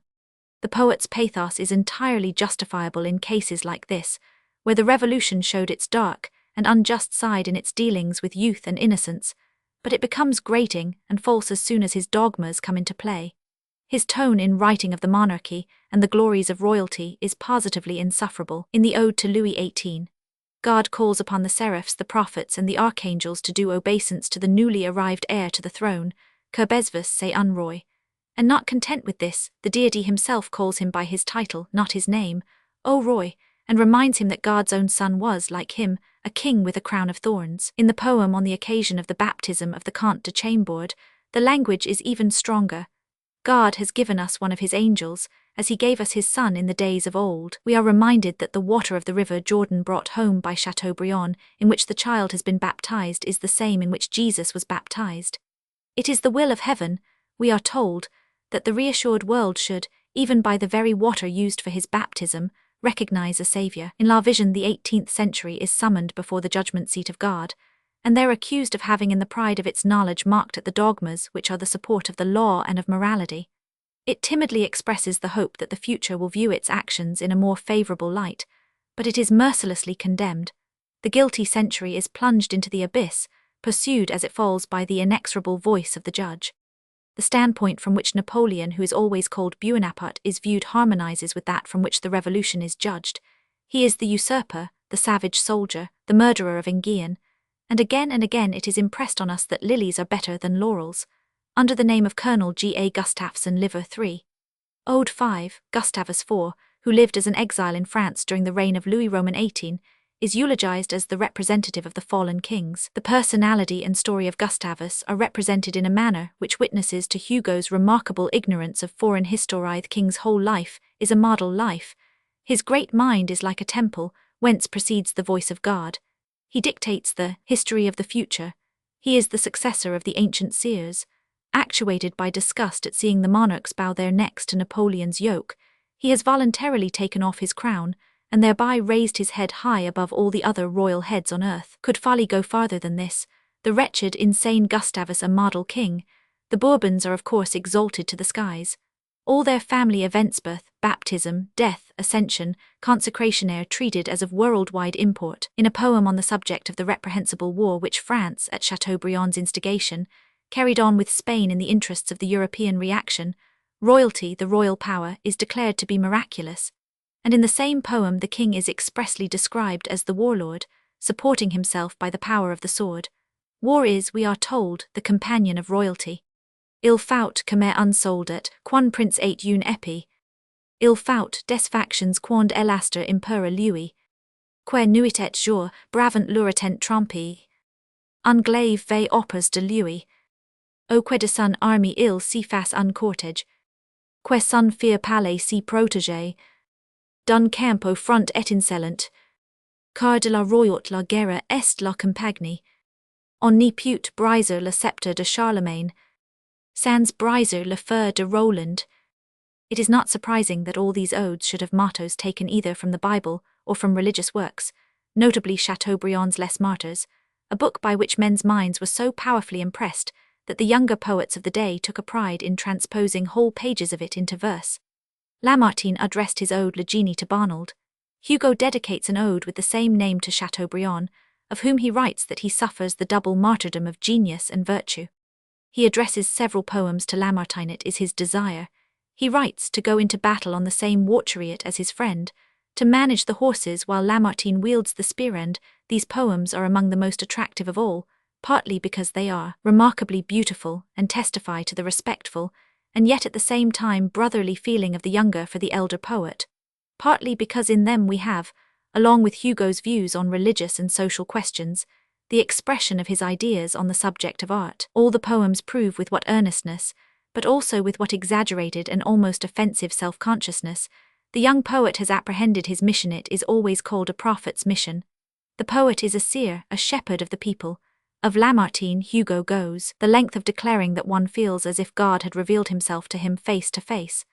But it is in the poems to Lamartine that we perceive most clearly what is Hugo's conception of the position and relation of the new literature to that of the 18th century. It bears a remarkable resemblance to a kindred literary phenomenon in Denmark, namely, Oehlenschläger and his friends' conception of their position to Bagesson. Read, for example, the poem La Lyre et la Harpe, Liver 4. Ode 2. The lyre represents the frivolous, licentious poetry of the preceding century, which chants the praises of Jupiter, Mars, Apollo, and Eros, and inculcates an intellectual Epicureanism, whereas in the tones of the harp we hear the admonition to watch and pray, to remember the seriousness of life, to think of death, to support and help our stumbling brethren. The poem is dedicated to Alf. De 50. The word harp in itself pointed to Lamartine. This offensive attitude towards the past is the first symptom of the approaching breach with that past's whole system of ideas, from which Hugo's significance as an author and leader of a literary movement dates. X. Love in the literature of the period. Of great significance as regards the whole character of the period is the answer to the question, what is the nature of the amatory sentiment in the writings of the authors of this group? Of all the emotions treated of in literature, the emotion of love is that which receives most attention, and as a rule makes most impression on the reader. Knowledge of the manner in which it is apprehended and represented is an important factor in any real understanding of the spirit of an age. In the age's conception of the passion of love we have, as it were, a gauge by which we can measure with extreme accuracy the force, the nature, the temperature of its whole emotional life. We see gallantry transformed into passion in the works of Rousseau. In the writings of Germany's great poets, this passion is chastened and humanized. The German Romanticists turn love into a sort of moonlight sentimentality. In revolutionary times it is represented as at war with existing and regular social relations. In the works of the skeptical authors of the 19th century, such as Heine, it is undermined by doubt of its existence. In such a period as that at present under consideration, a period which rejects the claims of the body, pins its faith to authority, and prizes order above all things, love necessarily receives a characteristic imprint. If we glance at the most notable descriptions of love which the period has bequeathed to us, we gain some idea of its main types of humanity, male and female. The first pair to meet our eyes are Eudore and Vellider in Les Martyrs. The hero of Les Martyrs is peculiarly interesting to us because Chateaubriand has painted him with many of the features of his own expressive countenance. So great is the similarity of their circumstances that the words and the reflections with which Chateaubriand and Eudore begin to tell the stories of their lives are almost identical. Eudore says, "Born at the foot of Mount Taygetus, the melancholy murmur of the sea was the first sound that fell upon my ear. On how many shores have I since then watched those waves break that I am now gazing on? Who could have told me a few short years ago that I should hear the waves moaning on the beaches of Italy, on the shores of the Batavians, the Britons, and the Gauls, which I then saw laving the bright sands of Messenia?" And Chateaubriand, in his Voyage en Italie, writes, "Born on the rocky shores of Brittany, the first sound which fell on my ear when I came into the world was the roar of the sea. And on how many shores have I since then seen the billows break on which I am now gazing? Who could have told me a few short years ago that I should hear moaning by the graves of Scipio, and Virgil the waves that rolled at my feet on English beaches and the shores of Maryland? 100. Both these heroes are, thus, far-travelled and sorely tried men of the type of Odysseus and Nice. Common to both are astonishment at the many and strange adventures of their own lives, and admiration of themselves, who have been protected throughout all these dangers by higher powers. But more significant is another feature which they have in common. Eudore, like Chateaubriand, is the hero who brings about the triumph of Christianity upon earth. Chateaubriand does in the reign of Napoleon what Eudore did in the reign of Galerius, and it is not his fault that he is not a martyr. The thought of martyrdom was one which often occupied him in his youth. He repeatedly said to friends that he would not have drawn back if his life had been required of him. The heroic figure always present to his imagination as a pattern is nothing less than the sacrificial victim who atones for the ungodliness and apostasy of the age, and who by his life-work and his sufferings appeases an angry God. In the first edition of Les Martyrs, Eudore is plainly called a lesser Christ. In writing of him, the author uses the expression that the Almighty demanded une hostie entière. In the later editions, this particular expression was, on religious grounds, omitted, but in another place the same idea has been inadvertently retained, with an almost comic effect. In the account of Eudore's martyrdom we read, "The chair of fire was now ready. Seated on its glowing bars, the Christian teacher preached the gospel more eloquently than before. Seraphims shed the dew of heaven on him, and his guardian angel sheltered him with his wings. Il parisait dans la flamme comme un pain délicieux, prepare pour les tables célestes." We have here the fundamental idea that distinguishes the type. The first sacrifice, the first saviour, the first host is not enough. Although he is a Christian, Chateaubriand does not believe that the sacrificial death of Christ has been a complete atonement, has done all that was required. To ensure the triumph of religion, minor saviours, such as Chateaubriand himself and his hero Eudore, are still needed. In German Romanticism, even a miserable creature like Golo in Tieck's Genova is understood to have a resemblance to Christ. The same is the case with Eudore. Though he errs in his youth, and for a short time treads the path of destruction in beautiful Naples, Chateaubriand knew by experience that the best resolutions are no security against such backsliding. He reforms, stands steadfast in every trial, and dies a shining light. His love for Vellider is one of these trials. Vellider is undoubtedly the most remarkable and most influential female character in the French literature of this period. She is a Gallic maiden of the 3rd century, and in her Chateaubriand depicts the French national type. This was no ordinary woman. She had that attractive waywardness which distinguishes the women of Gaul. Her glance was quick and keen, the expression of her mouth slightly satirical, her smile peculiarly gentle and expressive. Her bearing was now proud, now voluptuous. Her whole personality was a mixture of gentleness and dignity, of artlessness and art. But Vellider is not simply French, She bears the distinct impress of the age of her creation. She is an ideal of 1808. She is a priestess and belongs to the family of the archdruid. In the first decade of the 19th century, the feminine character was not perfect, unless it was marked by religious enthusiasm. It was also obligatory that Veleda should not be purely and simply the child of nature. She is so only to the same extent as were the ladies of 1808. We are expressly and somewhat pedantically told of her that in the family of the archdruid she had been carefully instructed in the literature of Greece and in the history of her own country. Veleda is the last priestess of the Druids, as Cymodocea is the last priestess of Homer. A short time ago Corinne had been the model of the ambitious young Frenchwoman, now she was supplanted by Veleda, and literature not being merely a medium of expression for society, but also an important agent in remolding it, we see the type pass from the world of imagination into the world of reality. What is Madame de Krüdener, standing in front of the Russian army, but a Christian Veleda? When we make the acquaintance of the young priestess, she is seated in a boat which is tossing on the waves of a tempestuous sea, trying to still the storm with her incantations. For she, like Fouque's Undine, has, or believes she has, a certain power over the sea. Later we hear her, in an eloquent speech, calling on her countrymen to take up arms against the Romans and reconquer their liberty. We see her, as the priestess of Tudates, sharpening her sickle to offer a human sacrifice. How beautiful she is as her creator describes her to Ustol and straight, scantily clothed in a short black sleeveless tunic, her golden sickle hanging from a girdle of steel. Her eyes are blue, her lips rosed. Her fair flowing hair is bound with a slender oak branch or a wreath of verbena. Hardly has she seen Eudor than she loves him, but such simple and natural passion is not enough for the age. It demands that Veleda shall be a devotee of Vesta, shall have taken the oath of eternal virginity. I am a virgin, the virgin of the island of the Seine. Whether I keep my oath or break it, I did for your sake. Eudor admires her but does not love her. His relation to her is that of the pious niece to Dido, a fact to which the author makes him draw our attention. The unfortunate Veleda tries all her magic arts. At one time she determines to steal her way into Eudor on the moonbeams. At another she is preparing to fly into the tower which he inhabits and win his love in the shape of another woman, but the very thought arouses her jealousy and causes her to desist. Eudor, though he does not return her passion, feels himself, as it were, infected by its atmosphere when he is beside her.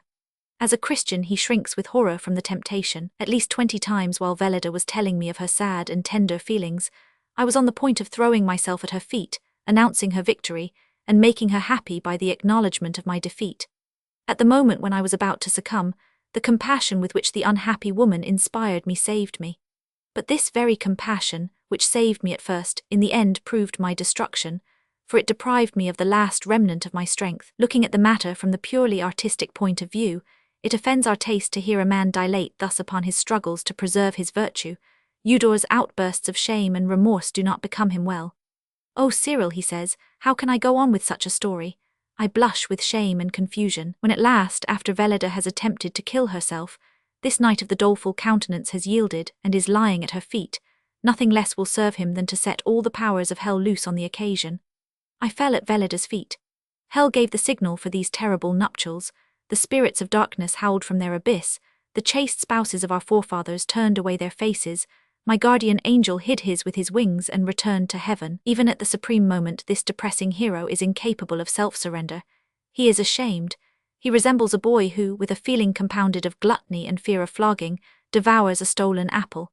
My happiness resembled despair, and anyone seeing us in the midst of our rapture would have taken us for two criminals who had just received their sentence of death. From that moment, I felt that I was stamped with the seal of divine wrath. Thick darkness spread like a smoke cloud in my soul. I felt as if a host of rebellious spirits had suddenly taken possession of it. Thoughts filled my mind which until this moment had never occurred to me. The language of hell poured from my lips. I uttered such blasphemies as are heard in the place where there is weeping and gnashing of teeth. It is thus on a background of hellfire that Chateaubriand depicts the love of the Christian confessor and the heathen prophetess. In Atala, where we have a kindred representation of combined suffering and pleasure, the insincere anathema against earthly love was not yet launched. We come upon much the same idea in one of Alfred de Vigny's youthful works, Eloa, a beautiful and notable poem which describes the seduction of a charming young angel of the female sex by the Prince of Darkness. The Satan of Les Martyrs was a revolutionist, but de Vigny's Satan is hardly to be distinguished from the Eros of the ancients. Without telling who he is, He ensnares the fair angel with his personal charms and his eloquence, and draws her with him into the abyss. He himself describes his power in the following words. Je suis celui quan aimet quan n'y connaît pas. Sir Elham Ji fond mon empire de flamme. Dans les desires du cœur, dans les rêves de l'âme. Dans les liens des corps, à traits mystérieux. Dans les trésors du sang, dans les regards des yeux. C'est moi qui fais parler l'épouse dans ses songs. La jeune fille heureuse apprend de heureux mensonges. Je leur donne des nuits qui consolent des jours. Je suis le roi secret des secrets amours. We are irresistibly reminded of the song to Eros in the Antigone of Sophocles.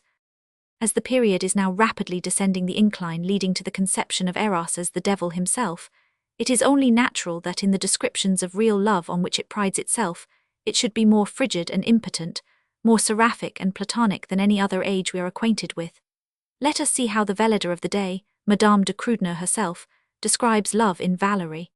Although Valerie is an imitation of Werther, it is in many ways extremely unlike Werther.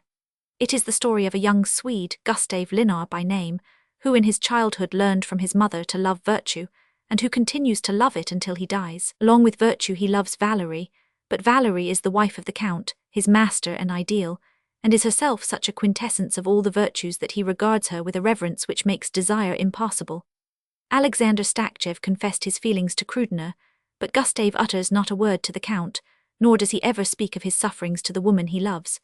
Preyed upon by uncomprehended and unavowed love, and far too well-behaved to shoot himself, he dies of consumption. This is his style. Oh, my friend, how criminal of me to have yielded to a passion which I was well aware would be my destruction. But I will at least die in the love of virtue and sacred truth. I will not charge heaven with my misfortunes, as so many men in my plight do. What virtue? I will endure without complaint the suffering which I have brought upon myself, and which I love, although it is killing me. I will go when the Almighty calls me, burdened with many sins but not with that of suicide. Roman 2. Gustave is not a man. It is generally acknowledged that the portraiture of men is not the strong point of female authors. They almost invariably depict them as entirely absorbed in their relations with women.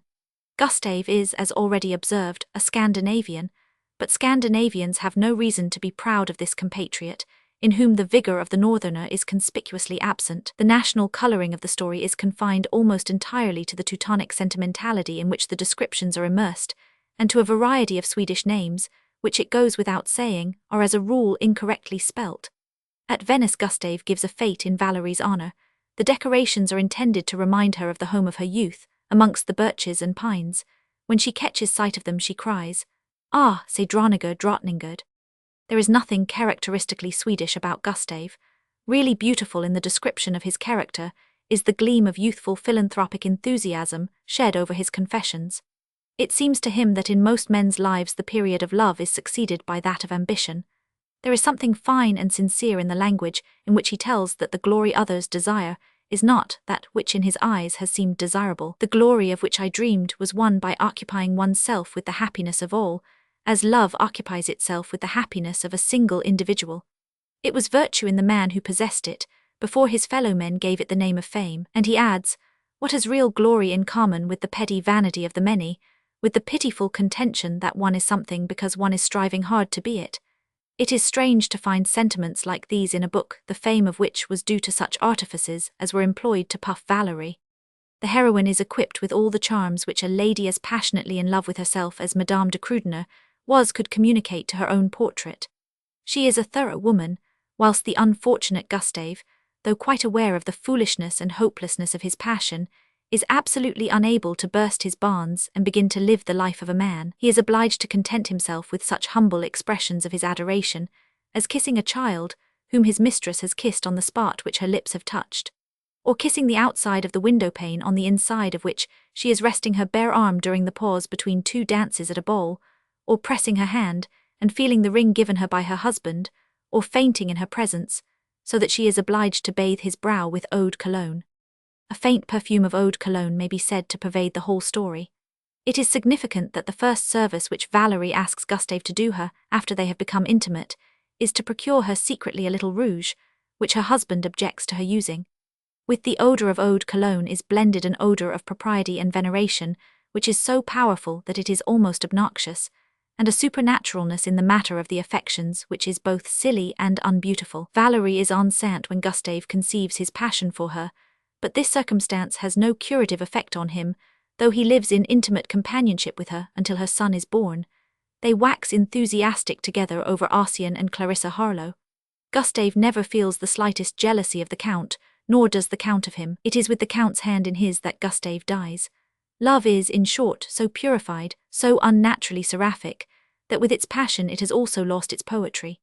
This is doubly significant when we happen to know how little seraphic was the life with which this poetess of love had prepared herself to write her novel, and how cleverly she herself managed to reconcile the sacred with the more carnal aspects of love. Lamartine and his Elvire are the last couple on whose relations we have time to dwell. Lamartine's youthful poems treated of love, but of a love so pure that it was called une prière adieu. It was depicted with the transfiguring ideality which is the result of the death of the beloved one. The poet presses to his lips the crucifix which she kissed before she died, and the poem Le Crucifix is so soulful that we believe Lamartine when he tells us in a note appended to it, "I never reread these verses." In his novel Raphael, a much later work, he gives us the real facts of the same love story, and these throw a new light on the famous poems. Julie, to give the lady known by the name of Elvire her real name, is a Creole aged 28. She is an orphan and has married a man of 70, a famous scientist, that she may have a protector, but her actual relation to him has never been anything but that of a daughter to a father. She has an affection of the heart which may at any time prove fatal. By the lake of Berget in Savoy, the lake of which Lamartine has sung so beautifully, where she is spending the autumn for the sake of her health, she meets Raphael, the young hero of the book, a man differing in nothing but name from its author, who in its pages gives us not only real facts, but even calls his friends and acquaintances by their real names. He describes himself as he was then 24 years old, young and poor, solitary and shy, tender-hearted and given to enthusiasms, already a little blasé from much dissipation, tired of all the commonplace and dissolute amours in which he had hitherto indulged. It cannot be said that Lamartine gave an altogether too unfavourable description of himself. The delicacy and refinement of Raphael's feelings was such that his comrades used laughingly to declare that he was homesick for heaven. In a somewhat clumsy manner, Lamartine attempts to give us an idea of this refinement. If he had wielded the brush, he would have painted the Madonna of Foligno. If the chisel, he would have sculptured Canova's Psyche. If he had been a poet, he would have written the Lamentations of Job, Tasso's Herminia stanzas, Shakespeare's moonlight scene in Romeo and Juliet, and Lord Byron's description of Haidee. Fortunately, it was not required of him to do any of these things, as they had been done by others. We know that in his efforts at a later period in one of the three directions, namely, as a poet, he did not attain to the level of the masters named. In Raphael we have a masterly description of a young man's ardent love, a love which, though it has taken possession of him heart and soul, is of an almost altogether spiritual nature, partly because its object inspires such a degree of reverence and compassion that the senses are not allowed to come into play, partly because the young man, after leading a loose life with women for whom he has felt no respect, shudders at the very idea of his relation to this woman, whom he reveres, becoming one of the same nature with his past amours. He has had love affairs, but he has never been truly in love before. It seems to him as if, when she looks at him, there is a remoteness in her gaze which he has never felt before in human eye. It reminds him of the gleam of the stars, which has traversed millions of miles of space. He has a hesitation in approaching her which makes the distance between them seem impassable. When he at last succeeds in making her acquaintance, it is the name and the position of a brother which she gives him, and with this he is contented and happy. No sooner have they found one another than he feels as if he were relieved from a heavy burden of his heart. As soon as he gives it away, he learns what life in all its fullness is. He feels as if he were floating in the purest ether. His joy is infinite and luminous as the air of heaven. During the first hours which he spends with her, he loses all perception of time. He is certain that 1,000 years spent thus would to him be so many seconds. He does not feel like a human being, but like a living hymn of praise. And this ecstatic mood lasts as long as he breathes the same air with her. They are happy together during the beautiful summer days, and prolong their summer into autumn. Our summer was in ourselves. We feel that this description of the bliss of young love is a description of something that really has existed. The young couple are living not far from the place where Rousseau, as a youth, loved Madame de Werns. Raphael is rather younger than Julie is 24, she 28. This gives their relation a certain resemblance to that between Rousseau and his protectress, but the emotions of Raphael and Julie are as incorporeal and romantic as those of the other couple were substantially human. And not only the happiness produced by the presence of the loved one, but the pain of separation, the longing for letters, the fever of expectation when the time of meeting draws near, and the agonies of parting are described, with many admirable realistic touches, in a manner worthy of a great writer. Raphael lives in the country, Julie in Paris. When he takes a walk, his steps involuntarily turn towards the north, to diminish the distance which separates him from her. His day contains only one happy hour, that which brings the postman with her letter. As soon as he hears the postman's step, he is at the window. He meets him at the street door, hides the letter in his pocket, and hastens with trembling knees to his room, where he locks himself in to read it in privacy. Later in the story, when Raphael is in Paris, we have the admirable description of his wanderings on the winter evenings back and forwards across one of the Seine bridges, waiting for the moment when the lamp in her window shall show him that her guests have taken their departure, and that he is certain to find her alone. Note the blind beggar on the bridge, into whose tin cup he never forgets to throw his mite, the striking of the hour and the half-hour by the church clocks, and another delicate little touch. Raphael's hearing gradually becomes so acute that he distinguishes the separate chime of each clock in the chorus. All this is excellent. Unfortunately, the novel as a whole is spoiled by its religious purpose. The authors of this period could not write of love pure and simple. They felt obliged to mix religion up with it.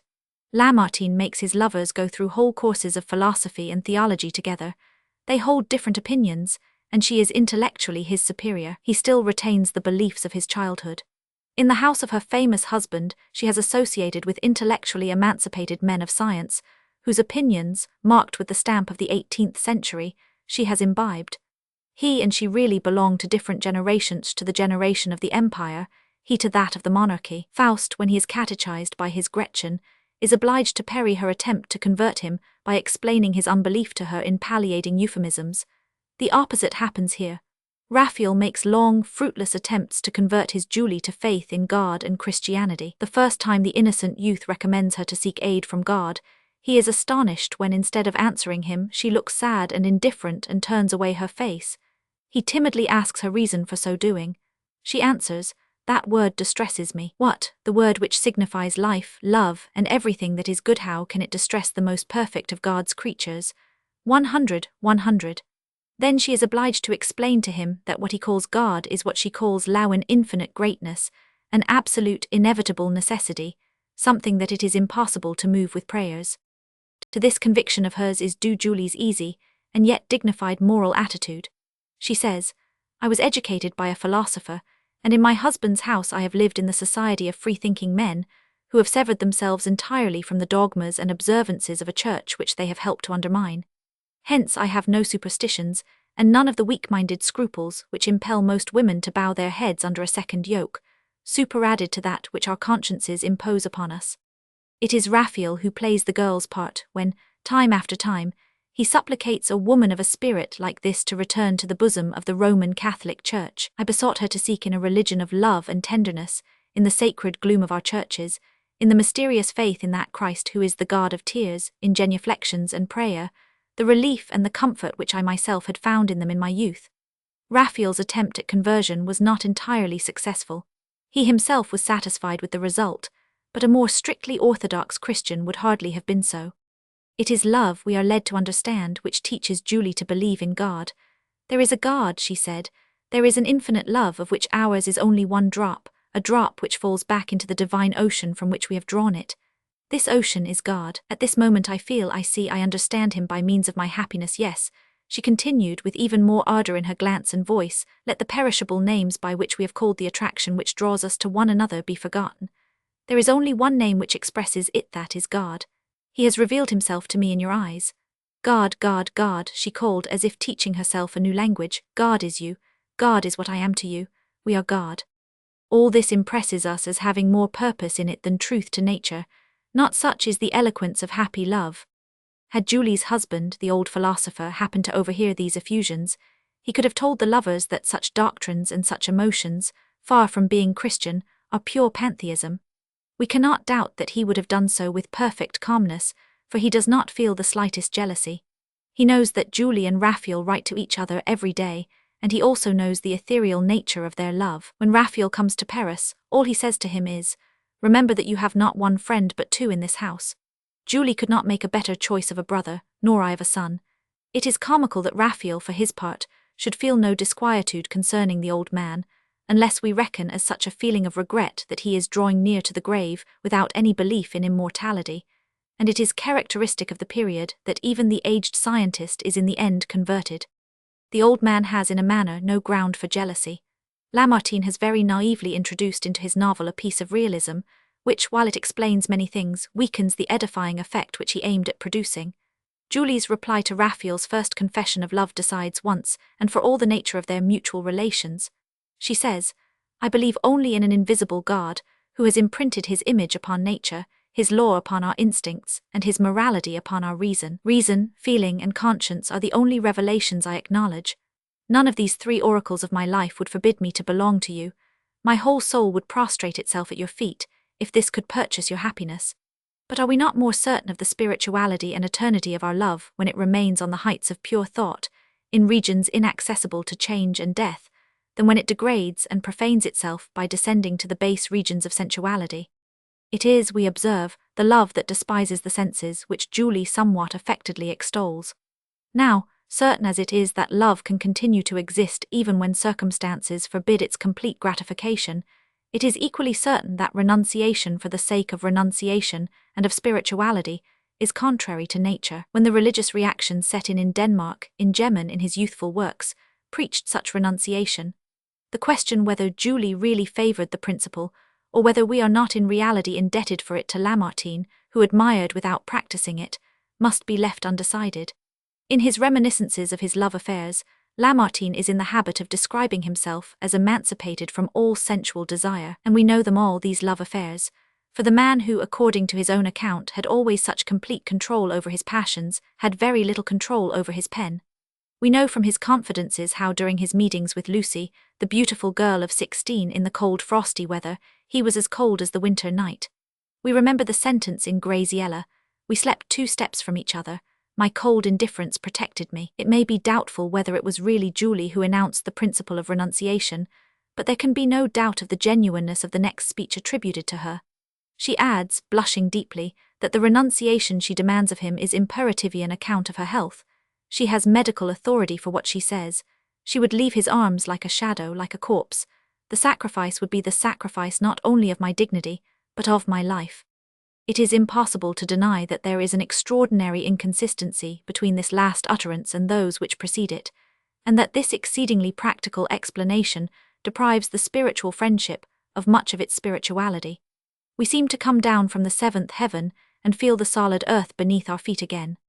There follow scenes like those in Valeriet projects of suicide which are never carried into execution, nights spent by the lovers in tender converse, with a thick oaken door between them, rapt, sentimental ecstasies. This is a love which finds expression only in lingering looks, languishing that reaches the verge of insanity, sighs that are almost screams, long silences and endless outpourings, never a caress or an embrace.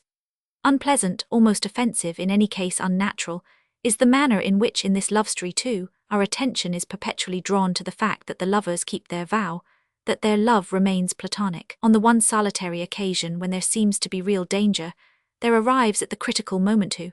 None other than that estimable old man, Monsieur Barnald, with whose theories on the subject of woman and of marriage we are acquainted. He is coming to stay with Julie, arrives at 12 o'clock at night, and is thus saved the grief of seeing his pupils rebel against order.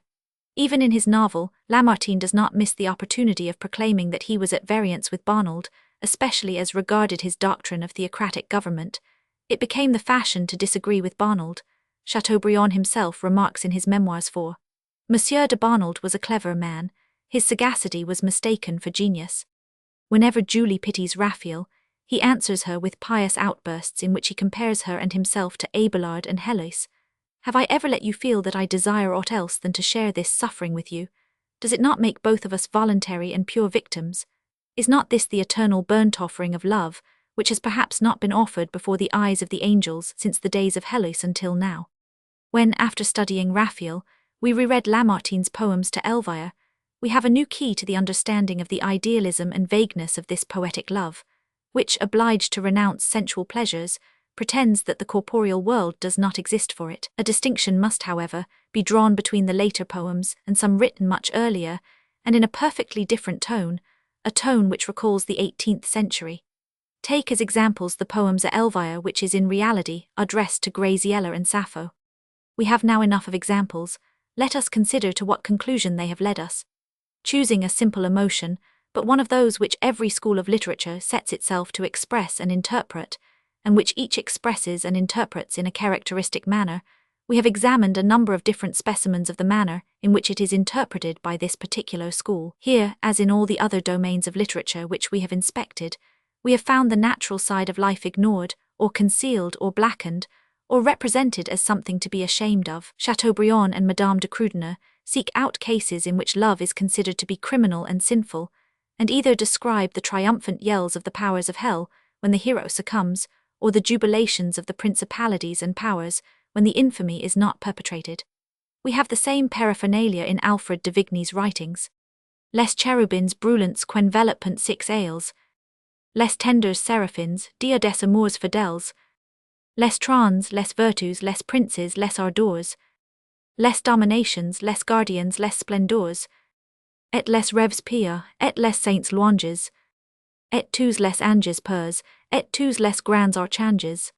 De Vigny makes Satan speak like Eros, that is to say, Eros like Satan.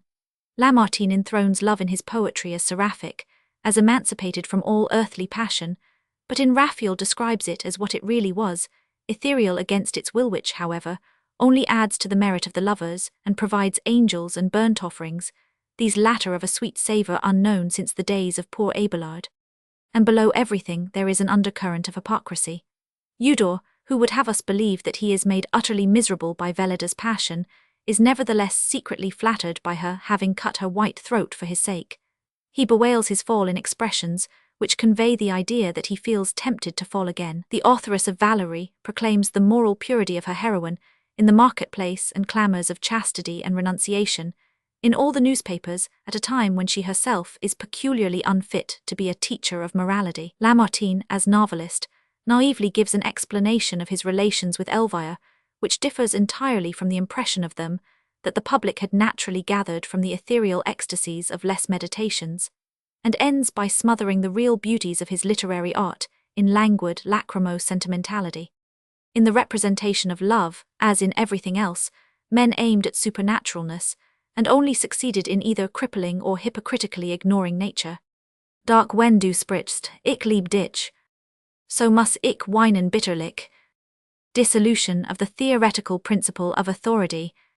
In the lyric poetry of Lamartine and Victor Hugo, as in the prose of Chateaubriand, there was, in spite of the unconditioned assertion of the principle of authority, a hidden or germinating antagonism to that principle in literature, as demanding unqualified reverence for the past, its writers and its forms. It has already been remarked that the great political and social revolution in France did not affect literary form. As regarded this, there was no necessity to re-establish the principle of authority. It had never been overthrown. In no domain are the French less revolutionary than in that of literature. The Academy is the one institution of the country which has held its ground since the days of Richelieu, and today it has the same name, the same aims, and even the same number of members that it had then. In literature, the principle of authority was known by the name of the classic spirit, and the Revolution, far from weakening the classic spirit, had strengthened it. The Revolution itself is a classic French tragedy. Like all other French tragedies, it clothes its heroes in Greek and Roman garb. In their style and language they imitate the republicans of ancient Rome, and it is significant that it is the most cultivated and literary revolutionary party, the Girondists, who adopt the antique thou and the antique designation of citizen.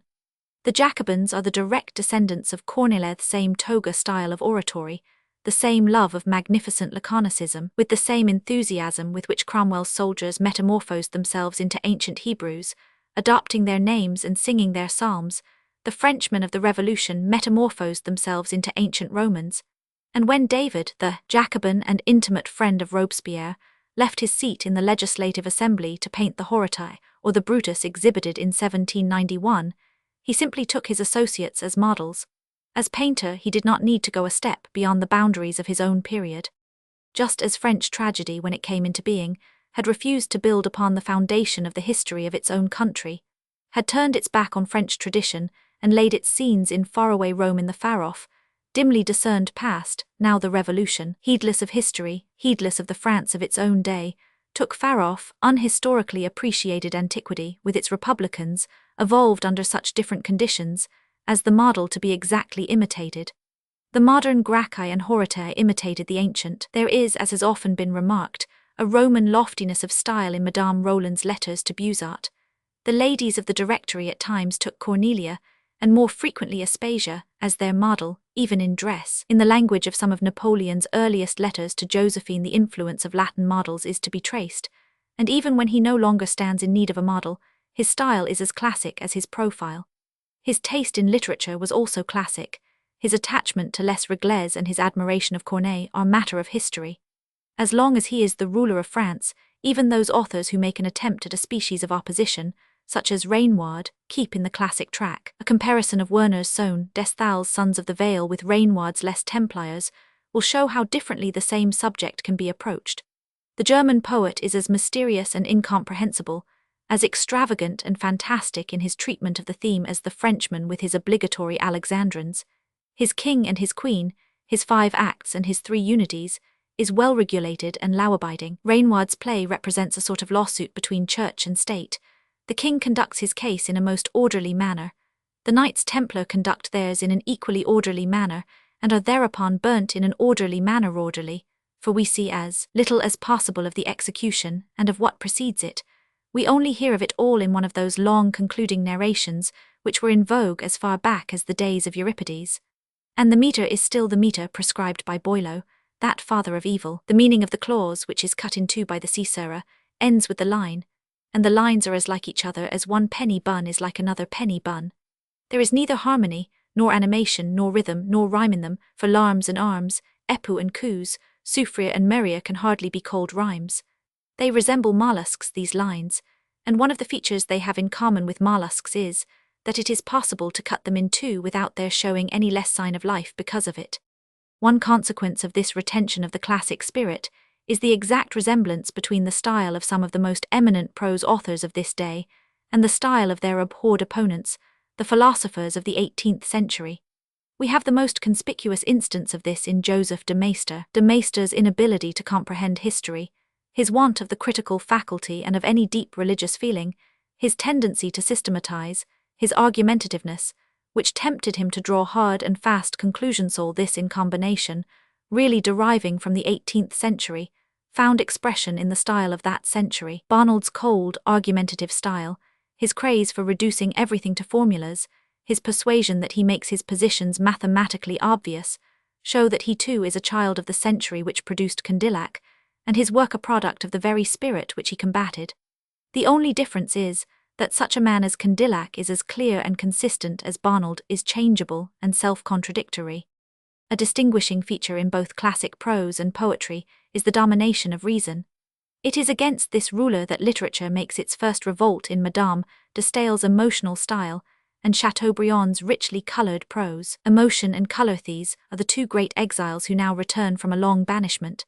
And, curiously enough, it is not only his talents but his art theories which make of Chateaubriand a rebel against the principle of authority in literature, the very principle which it was his aim by means of literature to uphold. For classical poetry from its earliest days had sought its subjects and its inspiration in heathen antiquity and heathen mythology, and he was calling upon his fellow authors to open their own and their countrymen's eyes and ears to a poetry diametrically opposed to this, namely, the poetry of Christianity was, in other words, attacking literary tradition as the champion of Christian tradition. His artistic principles show him to be of the new age.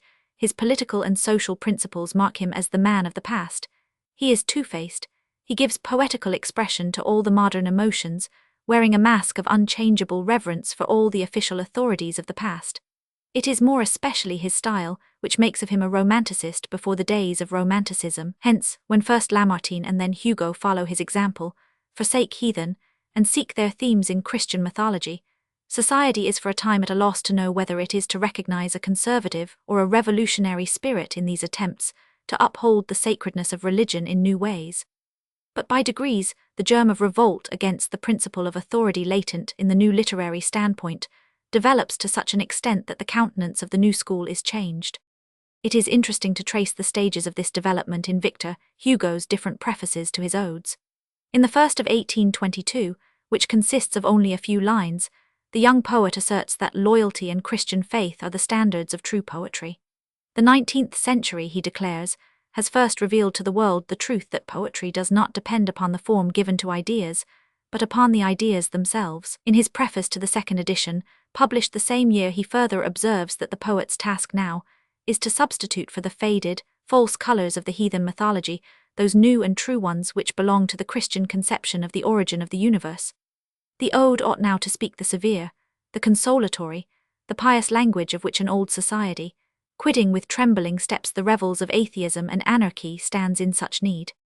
He earnestly hopes that his readers will not think that he is so conceited as to wish to strike out a new path or create a new literary style. In the preface of 1824, the same assurances are repeated in very characteristic words, but we feel that the young poet is now the object of suspiciously observant criticism, and that the name romanticist, as synonymous with transgressor of the laws of classic art, is one which men will be very apt to apply to him.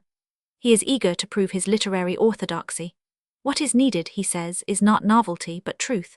It is this need which he aims at supplying. Taste, which is neither more nor less than authority in literature, shows him that works which are true as regards their matter ought also to be true as regards their style.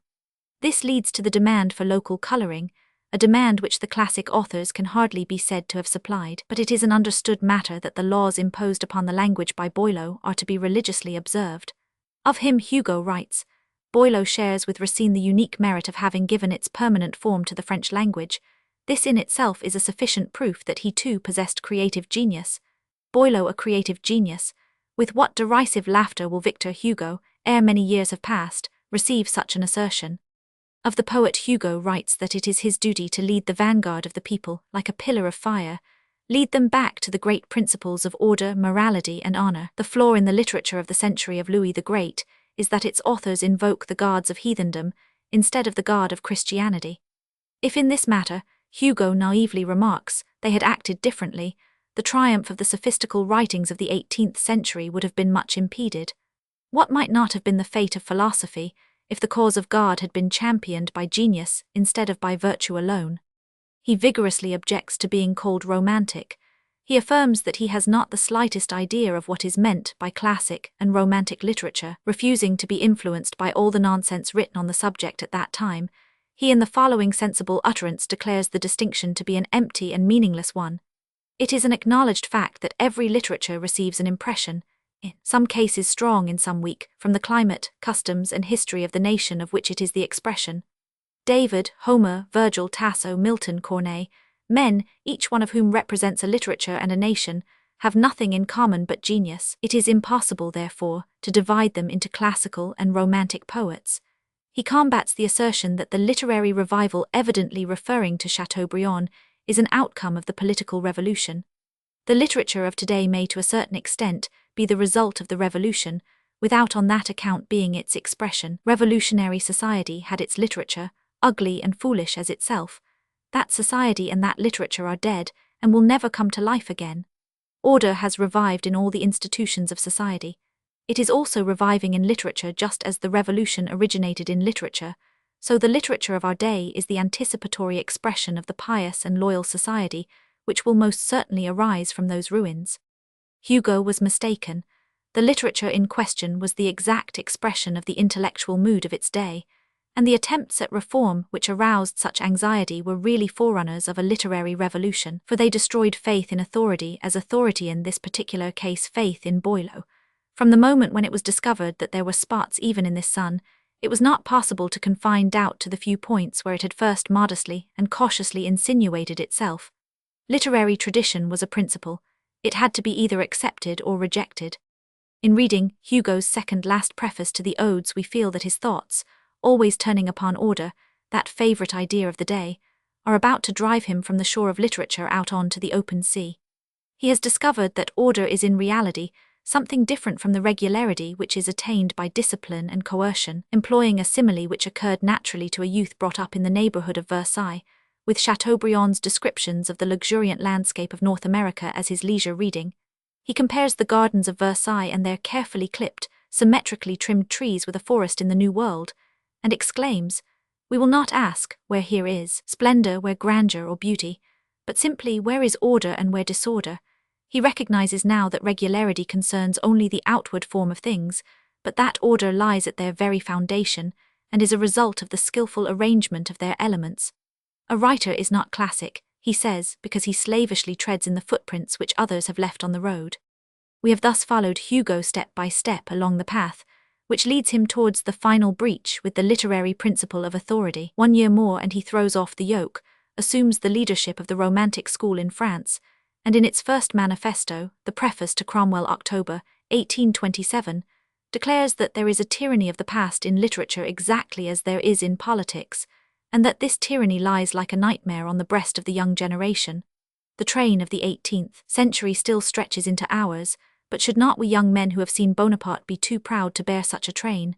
Observe that he now, in direct antagonism to the spirit of the Restoration, invokes Napoleon as a species of liberator. And he writes of that rouged, powdered and patched poetry, that literature of hoops and furbelows. He is aiming his first blow at Boileau. New as Lamartine had seemed, both in style and matter, he had retained many of the classic circumlocutions. In spite of his aversion to the lyre, he often named it in his poetry, and in choosing his subjects he preferred the abstract to the concrete. Victor Hugo was as yet almost equally cautious, granted that it is advantageous, and at times necessary, he writes, to renew a few worn-out expressions, to replace a few old phrases, and perhaps even to endeavor to improve our verse by increasing the sonority of its meter and the purity of its rhyme. It cannot be too often repeated that this must be the limit of all attempts at perfecting it. Every reform at variance with the natural accent and genius of our mother tongue must be regarded as an attack on the first principles of taste. Neither alteration of the rhythm, nor variability in the position of the caesura, nor the continuation of the phrase from one line to another changes, all of which he afterwards vindicated, does he as yet consider permissible. In the odes he conforms to the old poetic court fashion. He does not, for instance, say convention but senate, does not say shawl but drapery or treasure of cashmere, only making a few cautious attempts at a change of meter, with the object of rendering the ode style less stiff and heavy. That court fashion was of the following nature. A small collection had been made of refined expressions, of choice words that elect, as it were, of language which alone had admission into poetry. Poets did not say sword but brand, did not say soldier but warrior, and they never mentioned such things as guns or knives. Just as Danish poetry for long acknowledged only roses, lilies, violets, woodruff, and at the outside, a dozen other flowers as representatives of the whole floral world. The consequence of this was that the supply of words was extremely limited, that there were only a few hundred pairs of noble rhymes, and that the same expressions, which had to be constantly repeated, brought with them exactly the same thoughts and feelings. The poetic oratory of those days was very much on a par with the pulpit oratory of our own. Sublime was the adjective applied to the dignified flow of words in which things were spoken of as far as possible, without ever calling them by their real names, and, be it observed, only things that reminded men as little as possible of their earthly nature, of the material side of their being. One result of this was that the direct, unambiguous mention of common things in any work, which laid claim to the privilege of classic style, at once produced a comic effect. When Lebrun's Cid was acted, the word chamber called forth a murmur of disapproval. It also explains how the attempt made about the time of the earliest experiments in the Romantic style to introduce Shakespeare into France created such consternation. Everyone knows that Othello, acted in the translation of Alfred de Vigny at the Odeon, that is to say to an audience of students, the least prejudiced and least prudish of Parisian audiences was hissed, because of the occurrence in it of the word pocket handkerchief. Count Alfred de Vigny, who was born in 1797, belonged to a family of ancient lineage, and was brought up a loyal adherent of monarchy by the grace of God. In 1814, he received a lieutenant's commission in the army of Louis Roman XVIII, and he quickly developed into one of the most attractive and most independent literary characters of the day. In several branches of literature, it was he who took the first step in the new direction, Hugo who followed. He wrote a historical novel in the style of Sir Walter Scott before Hugo did Cinq Mars, 1826, had a play acted before Hugo, the rhymed translation of Othello, 1829, the style of which created a great sensation, and he forestalled Hugo in introducing freedom and flexibility into lyric poetry. He was the Columbus of the new movement, Hugo the Amerigo Vespucci who gave the newly discovered continent its name. It is not a matter for surprise that, at a time when authority was upheld on every side, Hugo should have begun by accommodating himself to existing literary rules, nay, by actually believing in them as real laws of poetry and language, but presently he commenced to experiment with them a little, to shake them a little, to doubt them a little, to interpret them in his own way, doing it all with the profoundest reverence, until it became no longer possible for him to observe them, upon which he overthrew them. In one of his poems, Les Contemplations 1:7, he gives a witty description of the revolution which he ended by making. G suis si monstre énorme. G suis le démagogue horrible et déborde. Et le dévastateur du vil abgt. Corsens et. Quand G sortis du collège du thème. Des vers latins farouche espèce d'enfant blême. Et grave au front penchant aux membres appauvris. Quand tacant de comprendre et de juger j'ouvris. Les yeux sur la nature et sa part, et l'idiome. Pupil et noblesse, et l'image du royaume. La poésie et la monarchie, un mot. Et un duc au père au en et quan grammaud. Les syllabes, pas plus que Paris et que Londres. Ni si meliant, ain't si marchant sans si confonder. Piétons et cavaliers traversant le pont neuf. La langue et l'état avant 89. Les mots bien au malness, vivant parcs en castes. Les uns nobles, hantant les feathers les jocasts. Les meropes, ayant le decorum pour l'oeil. Et montant a versale aux carrosses du roi. Les auteurs tas de gueux drôles patibulaires. Habitant les patois, quelques uns aux galères. Dans élargat, devouse à tous les genres bas. De kyres en halens dans les holles, sans bas. Sans perruque, cries pour la prose et la farce. Alors brigand G van G écrire, pourquoi? Sux les taugers devant, sux les taugers derrière. Et sur l'académie, ayul et doirière. Catchant sous ces japons les tropes effers. Et sur les battalions d'Alexandrins cars. G fils souffleur un vent révolutionnaire. G mise un bonnet rouge au via dictionnaire. Plus de mots sénateur, plus de mots racherier. G fils une tempête au fond de l'encria. Et G mêlé parmi les ombres débordis. Au pupil noir des mots ls en blanc des idées. Et G dis, pas de mots au elidio volpeur. Ni puissy poser, tout humide dazer. But Hugo, even when he doubts, has not yet reached this stage.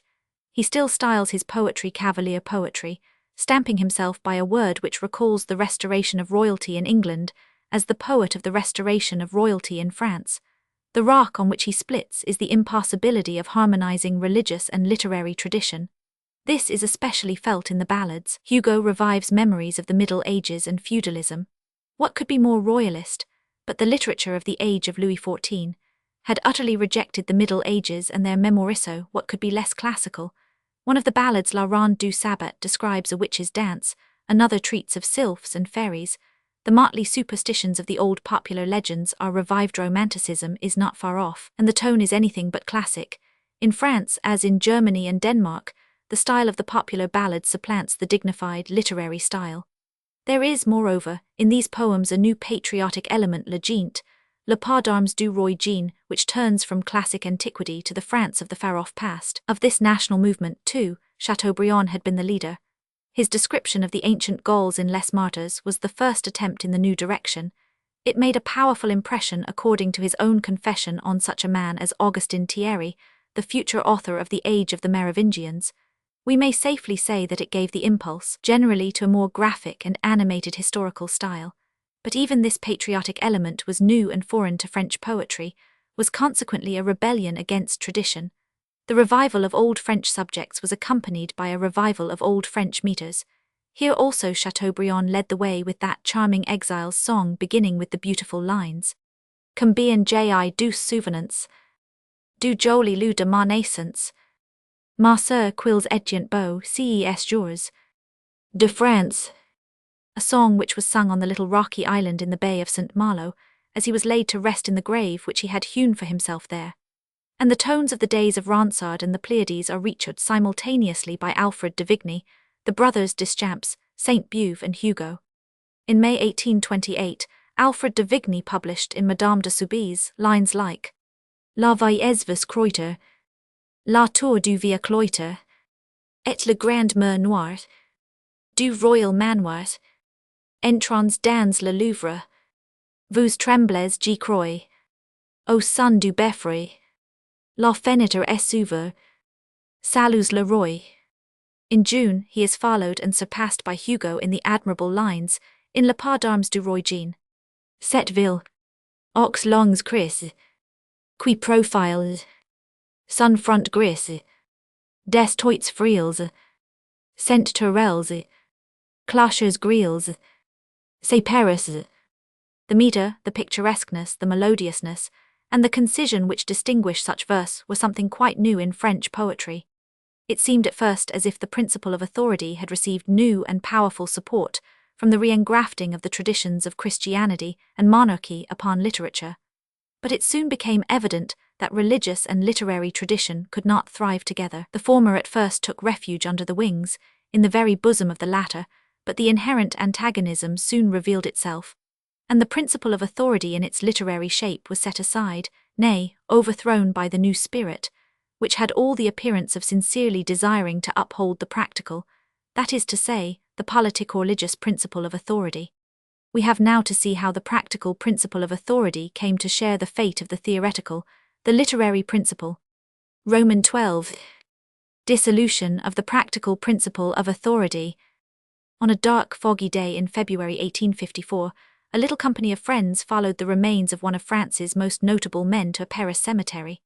The procession made its way between two ranks of soldiers, who were there not to show honor, but to preserve order to the common trench. Such had been the will of the deceased. When the earth had been thrown on the coffin, the gravedigger asked, "Is there no cross?" "No," was the answer.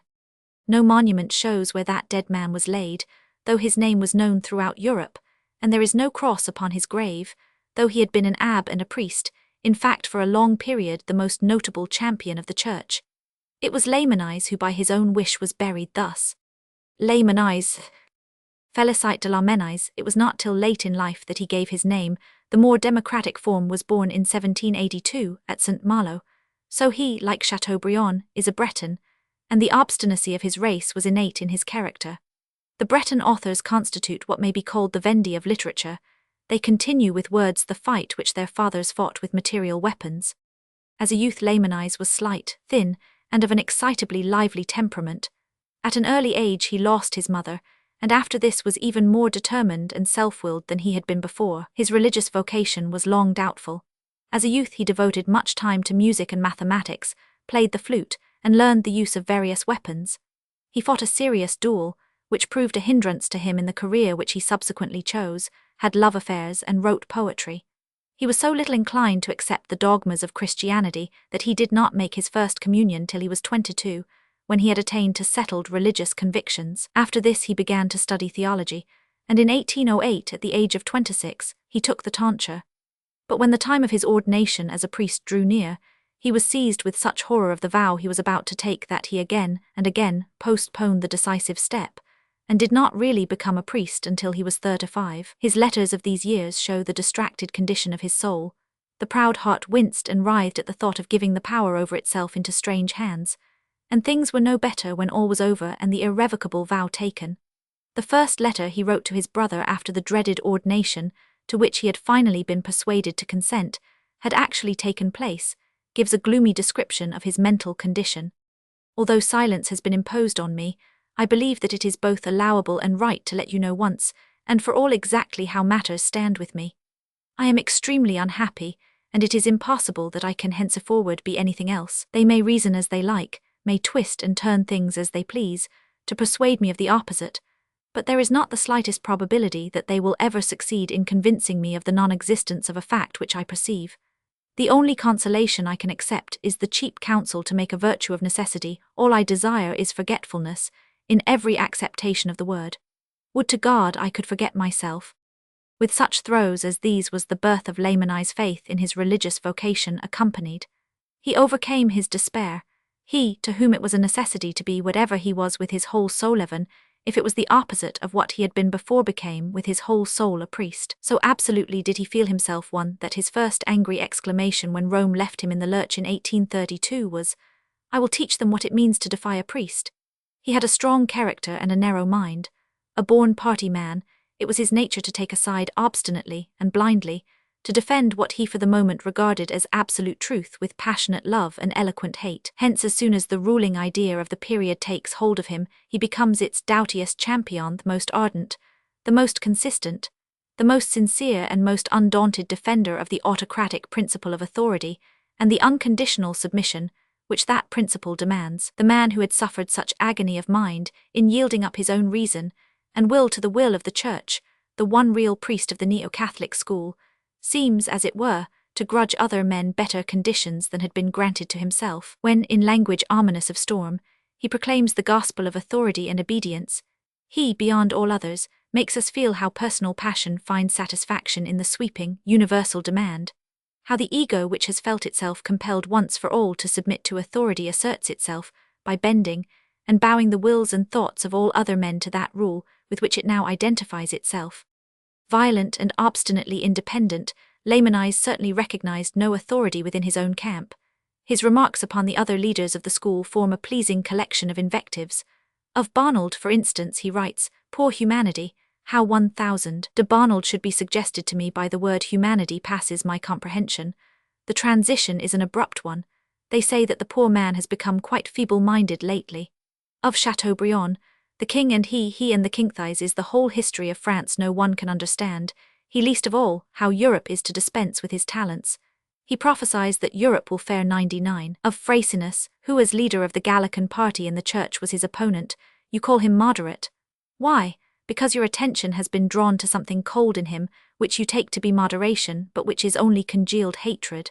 Such is the tone of Laymanized letters. There was nevertheless in his vigorous, and if not blindly precipitate, at least blindly impetuous character, the very stuff to make a matchless champion of the absolute authority of the Church, and this, till the end came, he proved to be champion whose capacity of subjecting others to discipline was greater than his capacity of allowing himself to be persuaded against his honest conviction. In 1808 he published his Reflections on the Position of the Church in France, a work which was suppressed by Napoleon's government. He greeted the returning Bourbons with enthusiasm, but he was not yet famous. Between 1817 and 1823, however, there was published, volume by volume, a work which kept men's minds in a constant ferment, and gave occasion to violent controversy. Between the publication of the second and third volumes, its author had to take up his pen in his own defense. This work was the Abbé de Lamennais' Essai sur l'indiférence en matière de religion. In it, the period of the restoration of ecclesiasticism collects all its powers for a last, decisive battle. We find all the leading principles of the day enunciated with a peremptoriness and a determined consistency in the drawing of conclusions which seem to indicate that the revulsion is at hand. The tendency and even the title of this book suggest comparison with the work which inaugurated the religious revival in Germany in the beginning of the 19th century. Schleiermacher's famous Reden über die Religion and die Gebeldet unter ihren Verachtern lectures upon religion to the educated amongst those who despise it. Both works aim at counteracting the same thing, the indifference towards religion, the positive contempt for it, prevailing amongst the educated classes. Both make an attempt, now that faith has become weak, to rebuild the edifice of piety upon a new foundation. It is in this attempt that the different nationality of the authors makes itself strongly felt.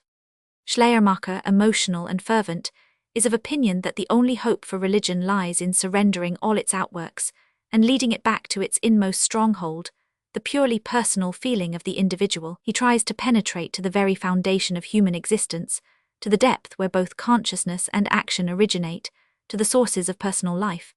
He calls upon his reader to try to realize the original condition of the soul, in which the ego and the object are blent in one, where there is consequently no question either of perception of the object or of perception of a self differing from the object. He describes this as a condition which we are incessantly experiencing, and yet not experiencing, since all life consists in its perpetual cessation and recurrence. It is, he says, evanescent and invisible, like the fragrance exhaled by dew-laden flowers and fruits, chaste and light like a virginal kiss, and holy and fecund like a bridegroom's embrace. Nay, it is not only like all this, it is all this. For this condition of the human soul is the marriage of the universe, of the all with reason. Personalized, in this condition the individual is for a moment the world soul, and feels its infinite life to be his own. This, says Schleiermacher, is the nature of the first conception of every living and original energizing force in your lives, to whatever province it may belong. It is such a condition that produces every religious emotion. In consequence of this theory, Schleiermacher regards every feeling, every emotion, in so far as it expresses the united life of the ego and the all in the manner described, as religious. The feelings alone, provide the elements of religion. He maintains that there is no feeling which is not religious, unless it is the product of a diseased or depraved condition, adding a note to the effect that this holds good even of the feelings of sensual enjoyment, so long as they are not contrary to nature or depraved. His endeavor is to rescue religion from antagonism with science and culture, by making it out to be the essence of every noble, nay, of every healthy feeling. A true German, he pantheistically maintains that the broad stream of life which flows through all created beings is the sacred fountain of all piety and all religions. Therefore he would do away with every definite religious system. Even belief in God and immortality does not seem to him to be essential to religion. He exclaims enthusiastically, "Join with me in reverently offering a lock to the holy outcast soul of Spinoza in the realm of shades." He apprehended the great world spirit. The infinite was to him all in all, the universe his one and eternal love. With holy innocence and deep humility he mirrored himself in it, and it in return found its most pleasing mirror in him. He was full of religion and of the spirit of holiness. Even the age of enlightenment did not deal so-called revealed religion a severer blow than did this emotionalism. Schleiermacher, as we see, resolves religion into feeling, and in so doing destroys its authority by making over this authority to the human soul in all its endless variability. All rules, ordinances, dogmas, and principles disappear. Each individual is, by a special process, to make everything his own. For Schleiermacher maintains that however perfectly a man may understand such principles, however firmly he may be convinced that he possesses them, if he does not know and cannot prove that they have arisen in himself as expressions of his own spiritual life, and are consequently originally his own, we must not let ourselves be persuaded to believe that such a man is a religious man. He is not. His soul has never conceived. His religious ideas are only supposititious children, the offspring of other souls, whom he in the secret feeling of his own impotence has adopted. Thus essentially Protestant in the good, hence not the sectarian sense of the word, is the religious revival in Germany in its beginnings. It asserts personal originality to be the one essential factor in religion, and defines as the province of religion the whole widespread realm of our warm, true feelings. Natural, healthy feeling is always holy, at no time peculiarly holy. A marked and significant contrast to all this is provided by the principles set forth in Lamennais' great work, which forms the Latin and Catholic counterpart to Schleiermacher's lectures. These principles, the program of pure externality, are as follows. That feeling or indirect revelation is not the means by which men are intended to attain to the knowledge of true religion. That scientific research or reasoning is not the means by which men are intended to attain to the knowledge of true religion. That authority is the means by which men are intended to attain to the knowledge of true religion, and that consequently the true religion is unquestionably the religion which rests upon the strongest possible visible authority. It is to prove these three remarkable and droll assertions that Lamennais has written his 4 thick volumes. Let us make ourselves acquainted with their very imperfect chain of reasoning. It is of paramount importance to us human beings to discover an infallible criterion of what is true and what is false. What we seek is certainty, but where are we to find it? We cannot derive it from our senses, for our senses deceive us, says Lamennais. That the senses conjointly correct such false impressions as each sense separately produces, is a fact of which he does not take cognizance. We are, in his opinion, the less certain of any necessary connection between the impressions of our senses and the reality of things, from our not even being certain of our own existence. How we, if we are not certain of that, can be certain of anything whatsoever, is a question he leaves unanswered. Conviction, the inward feeling that the thing must be so, is, he affirms, as deceptive as are the impressions of the senses. The irresistible force with which a principle imposes itself upon our reason affords no proof of the truth of that principle. Error is always possible. That one may quite well acknowledge one's fallibility generally speaking, and yet regard oneself as certain of the truth in many single, definite cases, is another fact he leaves out of reckoning. Next comes the turn of scientific research or reasoning.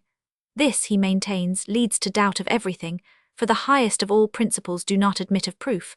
We are not certain, moreover, of the reliability of memory. It is impossible to parry this attack upon the scientific method, in so far that it is of course impossible to prove the reliability of memory without presupposing the reliability of the memory, which is to be proved.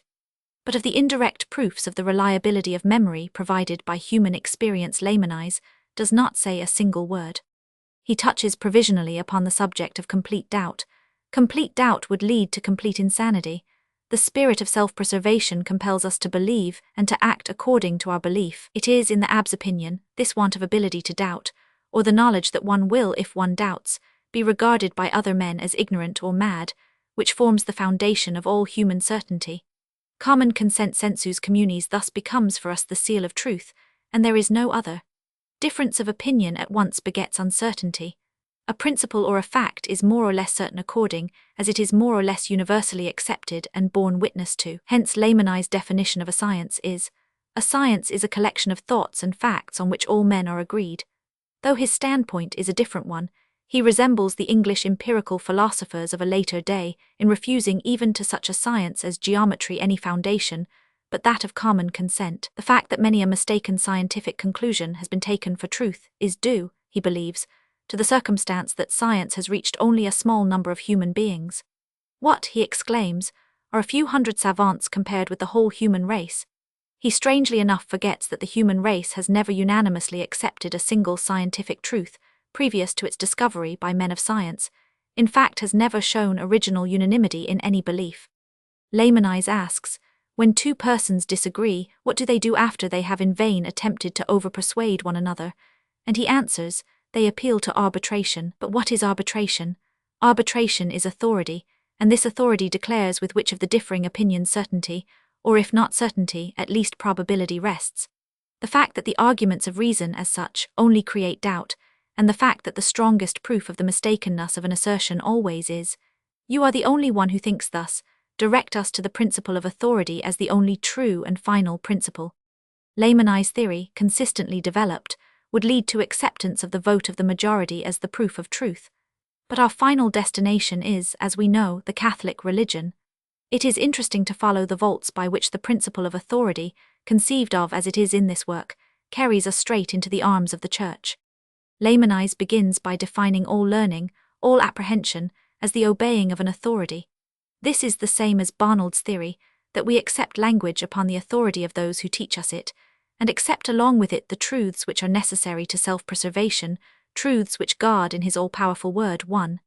Language has revealed to every people upon earth. Our intellectual life, the law of which is obedience, is then simply a participation in the highest reason, a perfect harmony with the witness which the infinite being has borne of himself. Divine reason, which communicates itself by means of language, is the first cause of the existence of reasonable beings, and faith their necessary manner of being. Thus the principle of certainty and the principle of life are one. Man being created for truth, the reason of universal humanity cannot err. Very different is it with the reason of the individual, which can be overwhelmed by doubt. If it separates itself from society it dies.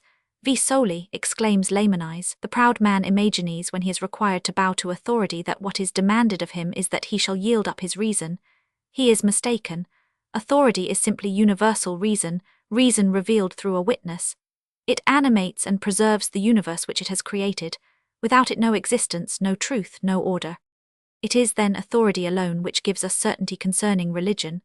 Religion is not only doctrine, not only systematized knowledge, it is essentially a law. But there is no law without authority. These two ideas involve each other. Thus religion is necessarily based upon authoritized true religion upon supreme authority. It is defined as the sum of the laws which follow from the nature of reasonable beings, and to learn what these are we must, consequently, have recourse to authority. Let us follow the connecting thread in this network of sophisms, that we may be able to pull it to pieces. It runs thus: reason is developed only by the aid of language, the witness. The witness is only to be found in society. Hence man can only live in society. Hence there must have been society intercourse between God and the first man. Observe the unproved assertion of the existence of an Adam, also Barnard's doctrine that God gave Adam language, in short, elements taken from so-called revealed religion as authority, employed to prove that so-called revealed religion rests upon authority. The necessity of witness involves the necessity of faith, without which witness would be of no effect. Hence faith lies in the very nature of man, is the first condition of life. The certainty of faith is founded upon its harmony with reason, 1, upon the strength of the authority which bears witness. Hence the witness of God is infinitely certain, since it is not else but the revelation of infinite reason or of supreme authority. No witness is possible, except where there is society. Hence no authority or certainty is possible without a society. No human society can exist except in virtue of that original society of God and man, which came into being by virtue of the truths or laws originally revealed by his word. Hence these truths cannot be lost in any society without the destruction of that society resulting from the loss. They are consequently to be found in every society. These essential truths are preserved only by means of witness, which has no power or effect without authority. Hence, as there is no authority except in society, there is also no society without authority.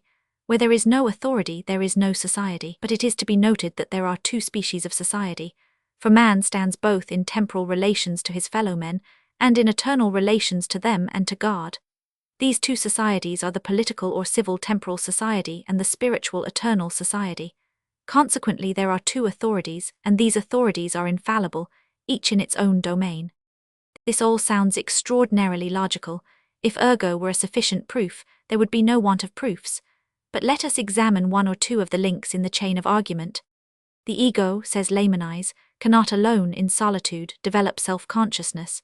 The premise is correct, and we infer from it what there is to infer when we say that the I has consequently developed with the assistance of a you. This is a thought to which Feuerbach has devoted special attention, and which he has followed out in a variety of directions.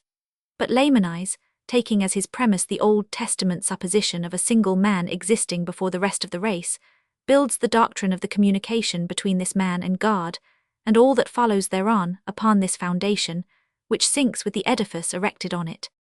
Lamennais declares the infallible sign of the truth to be universal consent, but upon what does the authority of this consent rest? Has it a cause, or is it simply a fact? If it has a cause, if the reason of all is to provide the law for the reason of the individual, then that very individual reason for which Lamennais has such a profound contempt is, after all, the supreme judge of the truth. For it is it which, in the first place, invests universal consent with its great importance, and in the second, determines in each separate case whether or not universal consent is to be bestowed. If, on the other hand, the authority of common consent is a fact, that is to say, a thing which simply follows from our nature, then the certainty with which it inspires us is in no wise different from any other certainty. But Lamennais himself has just been opposing the idea of certainty resulting from an inward feeling, been denying our certainty even of our own existence, the certainty which we require being infallible certainty. What on earth should make belief in authority more infallible than any other certainty? Lamennais' chain of argument leads us finally to two infallible authorities. The word infallible tells us that the Roman Catholic Church is not far off. Infallibility insinuates itself as an inevitable consequence of authority.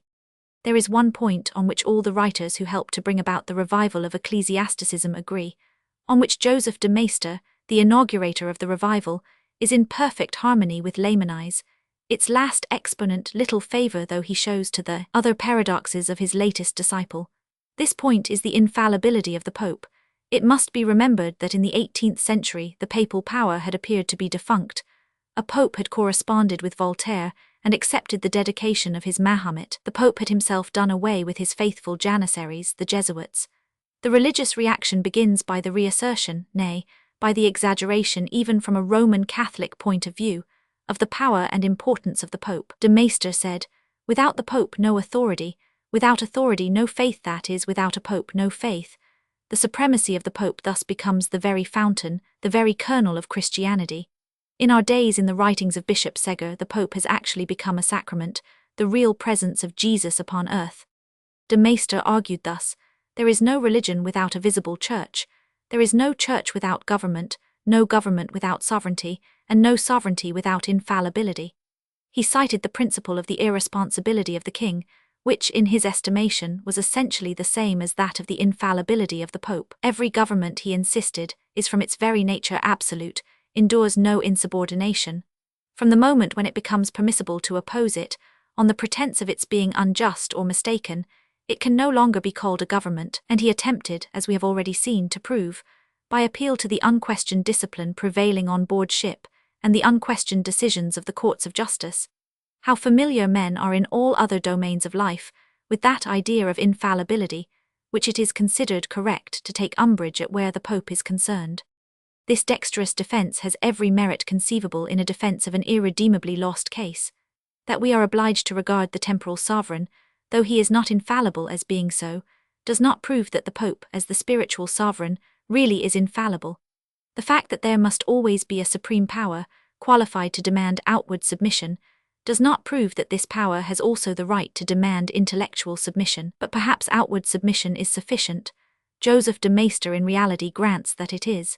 He writes, "As regards the dogma of the infallibility of the Pope, we have no interest in throwing doubt upon it.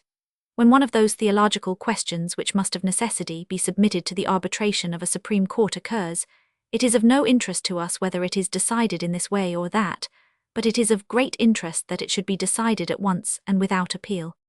Laymanise, who like de Maistre arrives at the conclusion that there are two infallible authorities, the authority of the state and the authority of the church, goes, as being a generation younger than his master, a stage farther on the road they both tread. When it proves to be impossible in the long run to uphold the two authorities, each in its own domain, he does not hesitate to decide which of them, in case of a collision, must give way to the other. He draws his final inference thus: spiritual authority corresponds to the inalterable law of justice and truth, temporal authority to the force which compels rebellious wills to submit to this law. Force is necessarily subordinate to the law, the state to the church. Otherwise we should have to acknowledge two independent powers, one the preserver of justice and truth, the other blind, and therefore by its nature destructive of justice and truth. A haughty conclusion this, and most characteristic of the beginning of the 19th century. It proves what power Laymanise desired the Catholic Church to possess.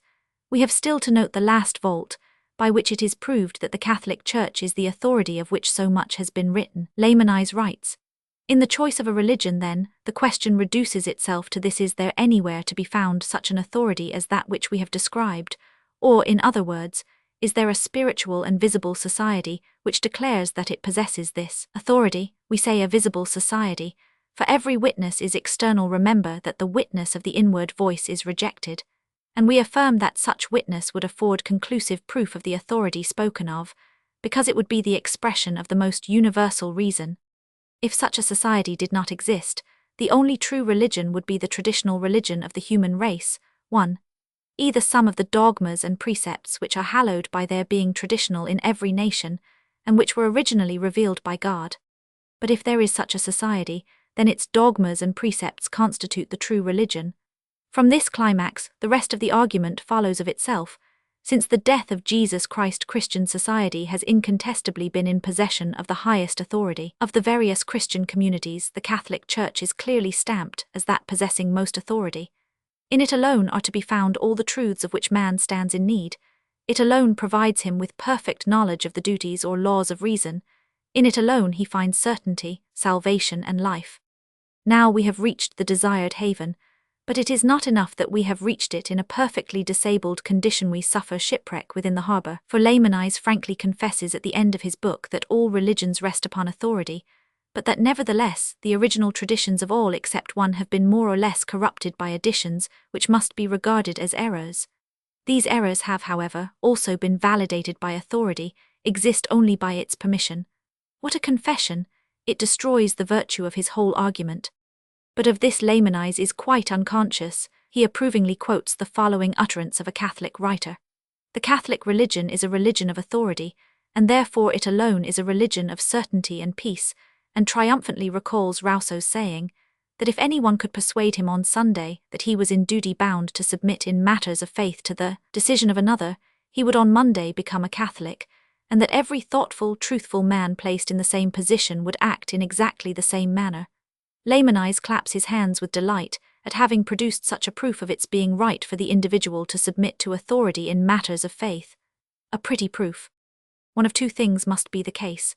The authority of the Catholic Church either does or does not rest upon the universal acknowledgement of its validity. If it does, then the authority of the Church is universally acknowledged and needs no vindication, since no one denies it. If it does not, then, according to Layman's own theory, it is invalid, and no defense is of any avail. But we cannot stop here. The doctrine that universal consent is the criterion of what is true must itself prove its truth by being universally accepted. Can one imagine a more cruel instance of the irony of fate than that the doctrine in question should have been not only universally disputed, but actually in 1832 repudiated by the Church itself? Layman's was then suddenly left in the lurch, alone with the doctrine that it is the complete unanimity of all which proves truth. Can one imagine a more absurd contradiction? Yes, a more absurd is possible, namely, the very thing which presently happened. Layman's, the obedient son of the Church, bowing to its authority, himself renounced and abjured his doctrine that the authority of the Church is the infallible seal of the truth. But we do not need to look so far ahead as 1832 to see how the supporters of the principle of authority came into conflict with their own principle. Whatever men may support, their first requirement is liberty to speak. The divine thing about liberty is that even those who hate it need it and demand it. The conservator began by ardently vindicating the liberty of the press, but was soon exceedingly inconvenienced by it. One party could not well deny the other's right to a liberty which it had claimed for itself. It could not well do it, but it did it. And the very same thing happened in the matter of parliamentary government, or, as it was then called, the parliamentary prerogative. It was the journalists and orators of the Catholic and Royalist school who, immediately after the restoration of the monarchy, overthrew the first ministry, a ministry chosen by the king. The Catholics desired to get the helm of the state into their own hands. Thus it was the school of the principle of authority which first sanctioned the very opposite principleless liberty of the press in the widest sense of the word, and the power of the parliamentary majority. It undermined the ground upon which authority rested.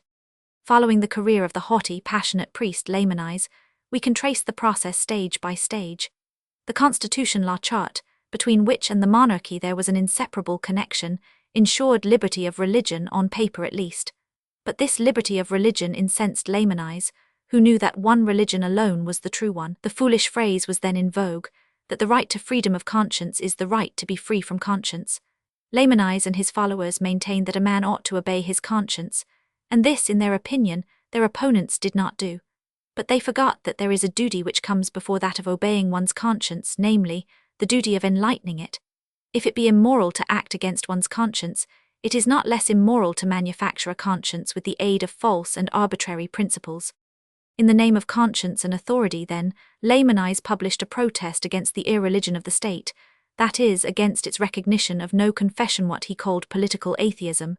He started the cry, "The laws of France are atheistical." He went farther. In a famous letter addressed to Bishop Fracinus, and published in the newspaper Le Drapeau Blanc, he declared that as the generation now to be brought up was a generation born in blood, hard by the scaffold of Louis XVI, and the altar of the goddess of reason, it could only be saved by Christ, only educated by Christianity. But all education in France was, he maintained, atheistic. Am I exaggerating, Monseigneur, when I say that there are in France educational institutions, more or less closely connected with the university, where children are brought up in practical atheism and hatred of Christianity? In one of these horrible dens of vice and irreligion, 30 of the pupils have been known to approach the table of the Lord, receive the sacred wafer, keep it, and commit a sacrilege which formerly would have been punished by law, namely, use it to seal the letters which they wrote to their parents. The influence of the university is producing an ungodly, depraved, rebellious generation.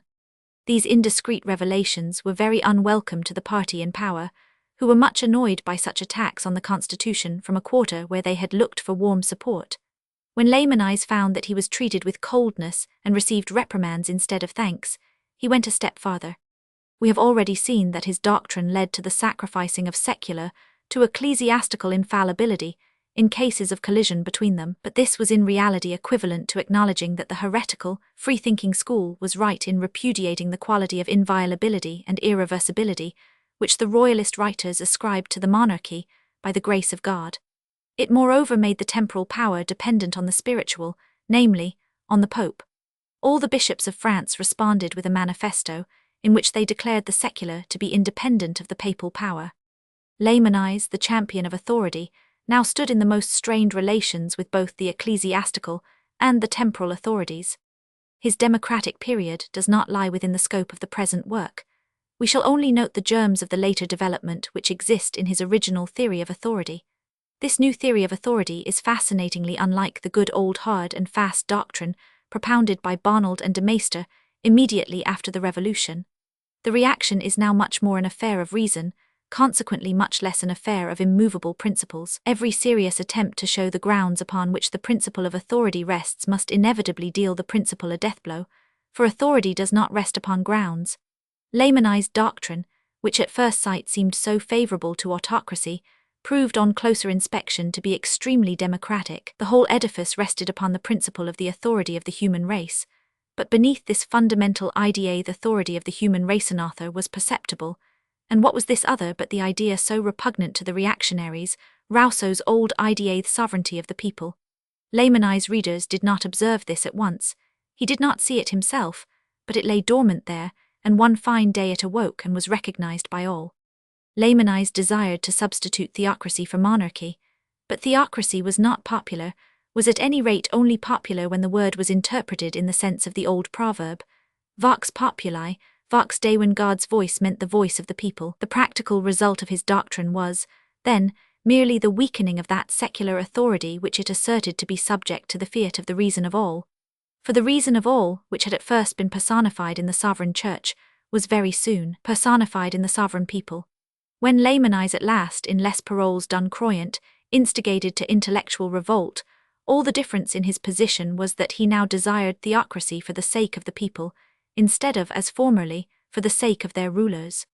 The Revolution of July produced liberty of the press, and the first use Laymanized made of this was to publish a demand for the emancipation of education from state control, and for the separation of the church from the state. He hoped by this means to get education altogether into the hands of the church, and thereby restore its old religious tendency. In the autumn of 1830, he started the famous newspaper L'Avenir, the watchword of which was the separation of church and state. Appeal to Rome was his answer to every attack. His newspaper was supposed to reflect the exact state of opinion there, but the Vatican remained obstinately silent. The fact of the matter was that it regarded Laymanized liberal ideas with anything but favor, and had no inclination whatever to relinquish the state grant to the church. His opponents continuing to maintain that his opinions were incompatible with Catholic orthodoxy, Laymanized went to Rome in February 1831, to inquire of the Pope if it was, as he himself put it, a crime to fight for God, justice and truth, and if it was desirable that he should continue his efforts. He was detained in Rome on one pretext or another, until August 1832. Presently the bull was published in which he, the opponent of indifference on the subject of religion, is declared guilty of religious indifferentism. In it we read, "From the impure source of this indifference springs also the erroneous and absurd, or, more correctly speaking, insane theory that liberty of conscience should be allowed and secured to all, but, as St. Augustine said, what worse death is there than liberty to go astray? For it stands to reason that when every restraint is removed that can keep men to the paths of truth, their nature, which inclines to evil, will plunge into the abyss. Amongst these must be reckoned that abominable liberty which we can never sufficiently loathe and dread, the liberty of the press to publish any work whatsoever, a liberty which some dare to champion with such ardor." This was plain speaking. Laymanized made submission and his newspaper stopped appearing, but the cup given him to drink was gall and wormwood, and only a drop was needed to make it overflow. From this time onwards he stood prepared to throw himself into the arms of the Revolution, and ere long he took the leap. What most interests us, who are confining our attention to the first stage of Laymanized psychological development, is to observe the manner in which his childish faith in authority is undermined, as soon as he has the opportunity of seeing the holy thing close at hand. He writes from Rome in a private letter, "The Pope is pious and has the best intentions, but he has little knowledge of the world, and is completely ignorant of the condition of the Church and of society. He sits immovable in the darkness which closes in ever thicker round him, weeping and praying.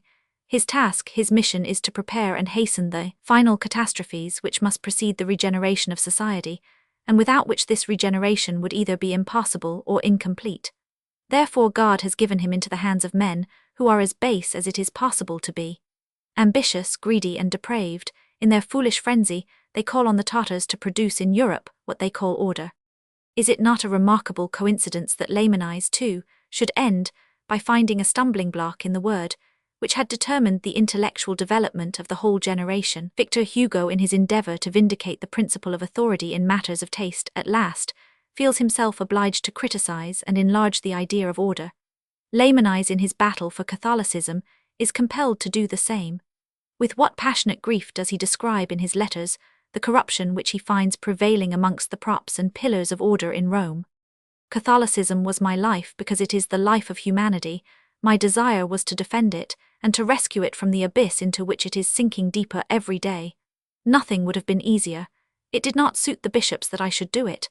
There remained Rome. To Rome I went, and there I saw the most shameful sewer that has ever defiled the sight of man. The gigantic cloaca of the Tarquinii would be too strait for so much filth. No God but self-interest reigns there. They would sell nations, sell the human race, sell the three persons of the Holy Trinity, for a piece of ground and a few piasters. Such was the appearance at close quarters of the power whose most dauntless knight Laymanise had been. Was it any wonder that he turned round? Was it any wonder that he, like the priests of the ancient Saxons to whom Renan has compared him, cut down with a well-directed blow of his axe the divinity to whose altar he had summoned the reluctant world? But even more remarkable than this clear-sightedness in a single matter are the gleams of profounder general insight which we now find in Laymanise letters. Hitherto he had sought absolute truth, and had looked to authority to ensure this. Now he suddenly arrives at the idea of relativity, the idea which most thoroughly and utterly demolishes the principle of authority. The older I grow, the more it astonishes me to see how all the beliefs which are deepest rooted in us depend upon the age in which we live, the society into which we have been born, and 1,000 other equally accidental circumstances. Only think what our beliefs would be if we had come into the world 10 centuries earlier, or had been born in this century at Teheran, at Benares, or on the island of Artahate. There is more philosophy in these 2 sentences, which forestall Taine's theory of the influence of surroundings, than in all the volumes of Laymanise' famous chief work. The following verses date from his earliest youth. On a souvent vu des maris, jalou d'une épouse ledger, on en a vu me Paris, mais si en est palatine martyr, on a vu des amants transis, ain't si qu'une favor bien cheer, implore un simple souris, mais si en est palatine martyr. Roman 13. Culmination and collapse of the reaction. We have been carried on a few years too far by following Laymanise to the period of his conversion to democracy. At the time of the completion of his book on indifference in the matter of religion, that is in 1823, he, like all the other adherents of the principle of theocracy, still aimed at strengthening the authority of the monarch by means of the authority of the Church. Presently the particular monarch in question dies, and Charles X ascends the throne. He ascends it with all possible pomp and ceremonial. He is taken to Rheims to be anointed. The ceremony was performed on the 20th of May 1825, and it seemed as if the old royalist and religious superstitions had risen from their graves for the occasion. One of the oldest of these was the belief that crowned heads possessed the power of curing scrofula. This power had been regarded as absolutely indisputable. A lady of Valenciennes, who had been touched by Louis XV, and who afterwards, in the hope of getting into favour, sent in a medical certificate that she was entirely cured of scrofula, received the answer. The privileges which the kings of France enjoy in the matter of the healing of scrofula have been attested by such conclusive proofs that they require no further confirmation. This was under Louis XV. Under Charles X, people showed themselves no less orthodox. We remember that at the time of the Revolution the ampulla containing the sacred oil was shivered into fragments. In the eyes of pious Catholics this was sacrilege of the deepest dye. Gregory of Tours, the earliest chronicler who tells of the baptism of Clovis, has evidently no idea that this little fig-shaped vial of heavenly anointing oil was used on the occasion, but some centuries later various traditions on the subject were committed to writing, some of them telling that the Holy Ghost in the form of a dove, others that an angel had deposited it in the Cathedral of Rheims, and these traditions, which had survived as popular beliefs, were now freshened up again. The man who had been priest at the Church of St. Remi at Rheims in 1793, and from whom the sacred ampulla had been taken by force, came forward and declared that before giving it up, he had extracted most of the congealed oil which it contained, and this he now produced. Another of the faithful asserted that at the time the sacrilege was committed, he had collected some fragments of the ampulla, which he had kept until now. The priest and the church officials recognized these fragments as genuine. So Charles X was able to rejoice his subjects with the intelligence that he was to be anointed with the sacred oil of Clovis. The fragments of the old ampulla were introduced into a new one, covered with gold and precious stones, and the precious drops were diluted with others. Particulars of the anointment have already been given in connection with the coronation of Napoleon. At 10 o'clock on the morning of the following day, the king mounted a beautiful white horse and rode in the midst of a brilliant retinue, and attended by a troop of hussars, to the hospital of St. Mark. There the chief physician to the royal household awaited him at the head of a band of 121 persons afflicted with scrofula. The king, after offering a short prayer in the hospital chapel, set boldly to his task of curing them. The famous surgeon Dupuytren was not ashamed to hold the heads of some of the patients during the comedy. Lamartine celebrated the anointment of Charles X in a cycle of poems Chant du Sacre and Victor Hugo in an enthusiastic ode, but on the occasion of the same memorable event, there was also written a little song which led to its author's prosecution and punishment. The song was called Sacre de Charles le Simple, and the name of its writer was Beranger. The tone of Victor Hugo's ode, Le Sacre de Charles X, was, as the following verse shows, orthodox, biblical and royalist. Mais trompant des voters la fureur criminelle, Dieu garde sa calme aux lies abandon, elle va se un reposer in cour sans ale, si ben hura Charles est don, Charles sera sacre suivant l'ancien usage, comme Salomon le roi sage, qui gauta les celestes mets, quond Sadoc et Nathan dun baume l'arrosrent, et approchant de lui, sur le front le baiserent, en descent quil viva jamais. The tone of Beranger's poem was disrespectful in the extreme. He apostrophizes the sparrows, which, according to an old custom, had been driven into the church to fly about there, and charges them to guard their liberty better than human beings have guarded theirs.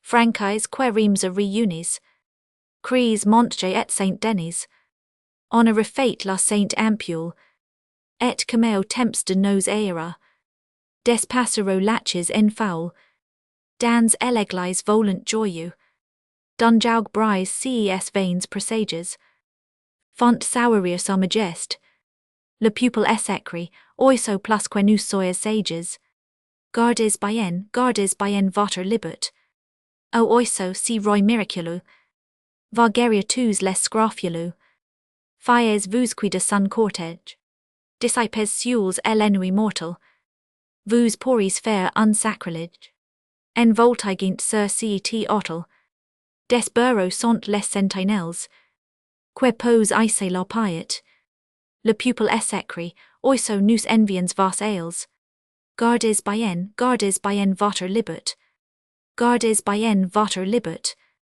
With the exception of de Lavine, who is a direct descendant of the 18th century writers, and who in his Messenians shows himself to have been an equally ardent revolutionist and patriot, Pierre de Beranger was the only poet who had kept aloof from the dominant group of thinkers and talented writers. Born in 1780, he was 9 at the time of the storming of the Bastille, which event left as ineffaceable an impression on his mind as did those writings of Voltaire which he read in his childhood.